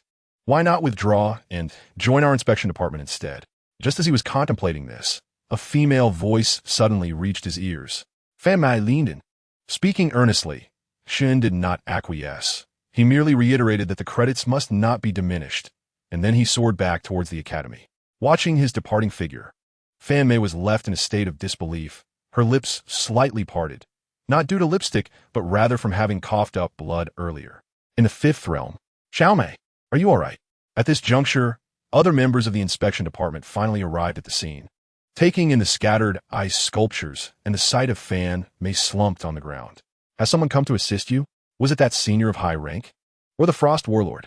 Supported by her teammates, Fan Mei slowly rose, her eyes still reflecting a dreamlike daze. No, it was neither of them. The one who helped me is a member of the public relations department. What? Her teammates were left dumbfounded by Fan Mei's revelation. As minutes passed, darkness gradually enveloped the sky. On the playground of the Eastern Academy, a gathering of over a dozen individuals convened. Here were the heads of the 6 special departments, the Vice Dean Tang Jini, Jun Ani, and several faculty members. Under normal circumstances, members of the public relations department would not be present. Yet this time, Xin Yuan was an exception. Having just joined the public relations department, he became its face. The expressions on everyone's faces were grave. They understood that the broader the scope, the more complex the situation would be. Choosing to address this at night was indeed troublesome. If this matter were not handled properly, the social repercussions could be catastrophic. With the freshmen just having enrolled, there were numerous issues to manage, and now this incident had arisen. Quickly arrange for personnel from each department to disperse. There have already been casualties in the inspection department. We must ensure the safety of the ordinary citizens.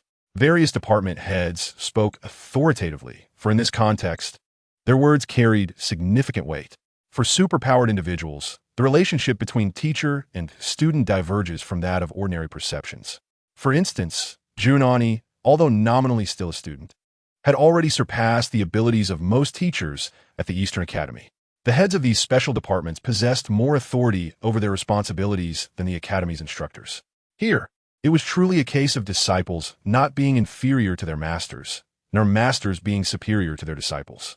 Then what are we waiting for? Let's act swiftly. There is no point in deliberating further. We are still unaware of their locations. Delays will only lead to more accidents. The head of the Special Operations Department appeared particularly agitated, exclaiming in frustration. He then turned to Xin Yuan, who had been standing silently with his eyes closed, and expressed his dissatisfaction. A member of the Public Relations Department? I have never seen you before. Isn't your department merely tasked with damage control? Do you have anything to contribute here? Do not disturb him. Jun Ani interjected, causing the head of the Special Operations Department to pause in surprise. The atmosphere grew tense for a few moments, with no one speaking as they observed Xin, his eyes still shut and brow furrowed. Just as several other department heads were about to speak again and issue commands to their students, Xin Yuan suddenly opened his eyes wide and declared, "A map." Turning his gaze towards Tang Jini, he added, "I need a comprehensive overview map of the entire academy, and a pen." Tang Jini, caught off guard, quickly produced a map and handed it to Xin Yuan. As the map lay flat upon the ground, Xin said nothing, swiftly beginning to draw circles upon it. Before long, the entire map appeared densely populated with markings. These locations indicate areas where I have sensed individuals under influence. Dispatch personnel to these sites, and do so promptly. As he continued to draw, his words drew the attention of all present, who clustered around to observe, astonished to discover that he had already marked over 100 red circles. What had previously felt aimless now had direction, and they were utterly unprepared for such a vast number. He resembled a human satellite. "Brother, are you certain? Are you a psychic?" Xin Yuan ignored him, standing up instead. "I would like to inquire about something. The Eastern Academy must have high-ranking psychic superpowered individuals, correct?" "Indeed," Tang Jini responded briefly, noting his serious demeanor. "Then we arrive at a rather intriguing question.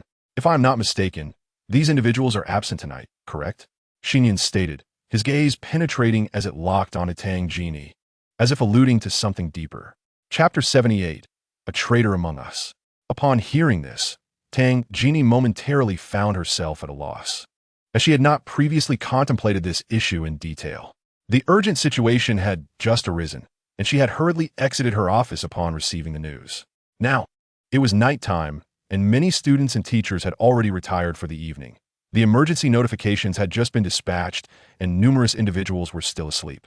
Thus, she had not paid much attention, believing that even in an urgent situation, personnel movements required time. However, Xin Yuan's grave inquiry prompted her to mentally run through several names, causing her expression to stiffen. Su Yuanshan, after being recommended for assessment, had flown to the Human Alliance to submit recordings and had yet to return. Yin Jian, a distinguished student, had recently departed by plane for the opening ceremony of the Western Academy. Chun Xiong, having suffered mental exhaustion from the previous battle with the Divine Servant, was currently recuperating in bed. As for Yiyang, she too seemed to be absent. Given the scarcity of superpowered individuals related to psychic abilities, particularly the high-ranking ones, recalling a few familiar names was not particularly challenging. Tang Jini then discovered with astonishment that all those capable of performing the same feats as Xin Yuan were indeed absent. Yet, this could merely be coincidence or an unfortunate turn of events. I understand, certainly recognize that this is a coincidence.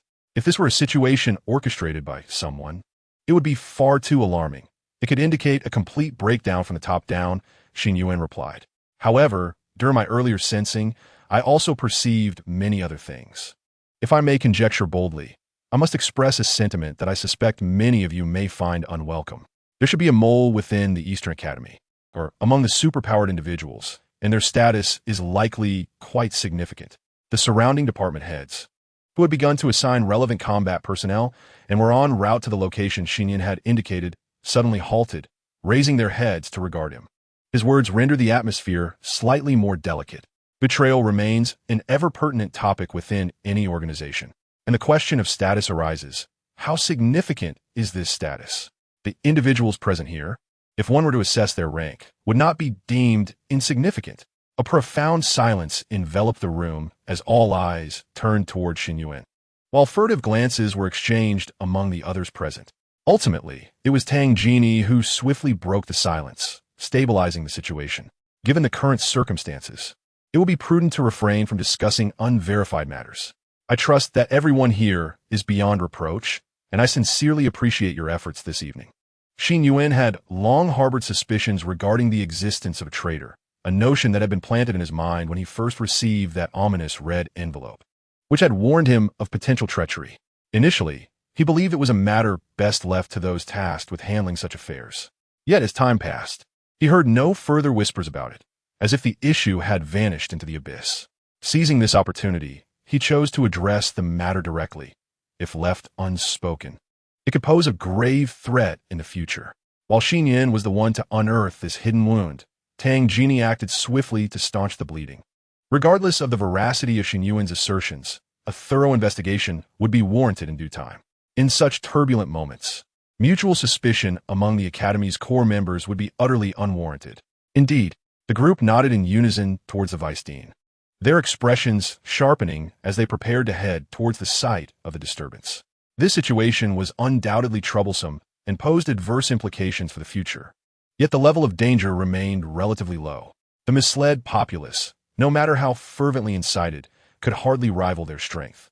Wait, just as they were about to set off, Xin Yuan's voice rang out, halting them in their tracks. For reasons unknown, his words sent a shiver down their spines, though they had committed no wrongdoing. An inexplicable dread gripped them at the thought of Xin Yuan potentially revealing something earth-shattering. Strangely, they had momentarily forgotten his role in the public relations department, and instead felt a twinge of apprehension towards him. This matter was far from straightforward. Indeed, there were divine agents covertly orchestrating events behind the scenes. These locations, Xin Yuan continued, drawing additional circles on the already marked map, are where I have detected the presence of these divine beings. They may well be mingling with the ordinary, bewitched populace, exploiting your inability to act against them. Therefore, it is imperative to caution everyone to exercise utmost vigilance. In exceptional circumstances, prioritize your safety above all else. Moreover, the locations I have not marked may not be devoid of significance, so proceed with heightened caution. Upon hearing Xin Yuan's words, all the department heads furrowed their brows, their expressions grave as they stood rooted in place. If this were indeed the case, the gravity of the situation escalated significantly, along with the inherent risks. Brother, what is your name? Queried the minister who had previously harbored biases against the public relations department, approaching Xin Yuan. Xin Yuan. Very well, I shall remember that. We owe you our gratitude for your presence today. Time is of the essence. We must depart at once. With a pat on Xin Yuan's shoulder, he transformed into a streak of light, darting towards a designated direction. Clearly, he was also an adept of the fifth realm or higher. The others nodded in acknowledgement of Xin Yuan before following suit, soaring into the air. Tang Genie began issuing commands to the combat instructors, directing personnel to systematically advance towards the vicinity of the academy. As he observed everyone departing, Vice Dean Tang also moved to organize the personnel. Xin Yuan hesitated momentarily, glancing at Jun Ani standing beside him. I believe I can trust you. When I handed you that envelope, did you relay it directly to the dean? Did he mention anything? Jun Ani pondered for a moment before gently shaking his head. Xin Yuan pressed on, and now, with the academy embroiled in such turmoil, where is he? Typically, unless faced with a crisis that necessitates the dean's intervention, most unforeseen circumstances are managed by the student organizations themselves. This is precisely why the members of the 6 core departments are seasoned superhuman practitioners. In most cases, it would merely be the vice dean stepping in. Upon hearing this response, Xin Yuan couldn't suppress a frown. This situation seemed to transcend mere carelessness. It bordered on irresponsibility. Chapter 79. What weighed heavily upon them was the sense of responsibility and moral boundaries they held. Xin Yuan furrowed his brow, struggling to comprehend the rationale behind it all. The voice of all things had endowed him with an extraordinary ability to perceive various messages, yet it had also heightened his sixth sense. When inundated with a plethora of information, the brain sometimes falters in processing it effectively. However, the subconscious tends to handle it adeptly. This often gives rise to intuition. It was akin to when Xin Yuan resolved to accept that 3-hour task. He recognized the peril, but felt an innate confidence that he would emerge unscathed. Yet now, his instincts were clouded with unease. Despite the absence of formidable adversaries, an inexplicable sense of oppression and crisis enveloped him, leaving him puzzled as to its origin. As he wrestled with his thoughts, Jun Ani suddenly interjected. This time, you seem to have omitted any mention of monetary compensation. Are you volunteering your services? Xin Yuan took a moment to process this statement, eyeing Jun Ani's face, which bore a hint of amusement, and shrugged. But there are academic credits at stake, are there not? Jun Ani nodded, choosing not to delve further into that topic. Instead, he began to ascend slowly. Very well, I shall take my leave. Should anything arise, feel free to reach out. Xin Yuan raised an eyebrow. But you have yet to add me to your contacts. How do you intend to reach me? Jun Ani's heart skipped a beat, his mind racing. He quickly replied, I meant through the core departments group. I can utilize that channel. Oh. As he watched Jun Ani depart with remarkable speed, Xin Yuan proceeded to make his way towards the outskirts. The vast expanse of the Eastern Academy was now encircled by a frenzied mob from all directions. Countless faces appeared vacant, resembling lifeless husks, as they clashed with the Academy's instructors and students. The injuries sustained by the Academy side were increasingly severe. The mindless throng could attack with reckless abandon, while the Academy personnel remained obligated to safeguard their safety, both teachers and students alike. This kind of conflict, even for the most seasoned superhumans, was unprecedented. In previous encounters with those divine-like phantoms, capable of effortlessly razing cities with their energy attacks, and the terrifying entities that loomed in the sky, they had never faltered or retreated.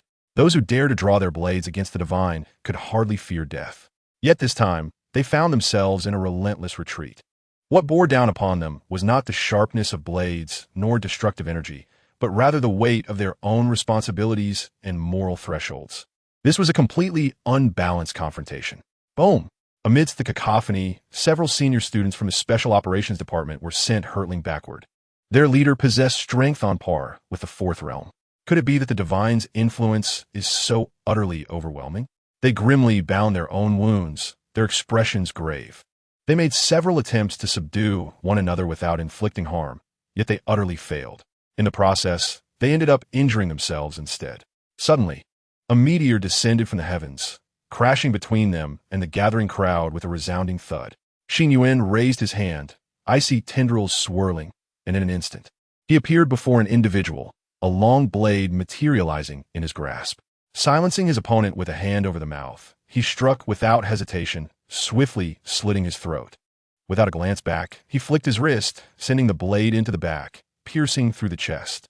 The two figures scarcely had time to mount any effective resistance before they were dispatched in an instant.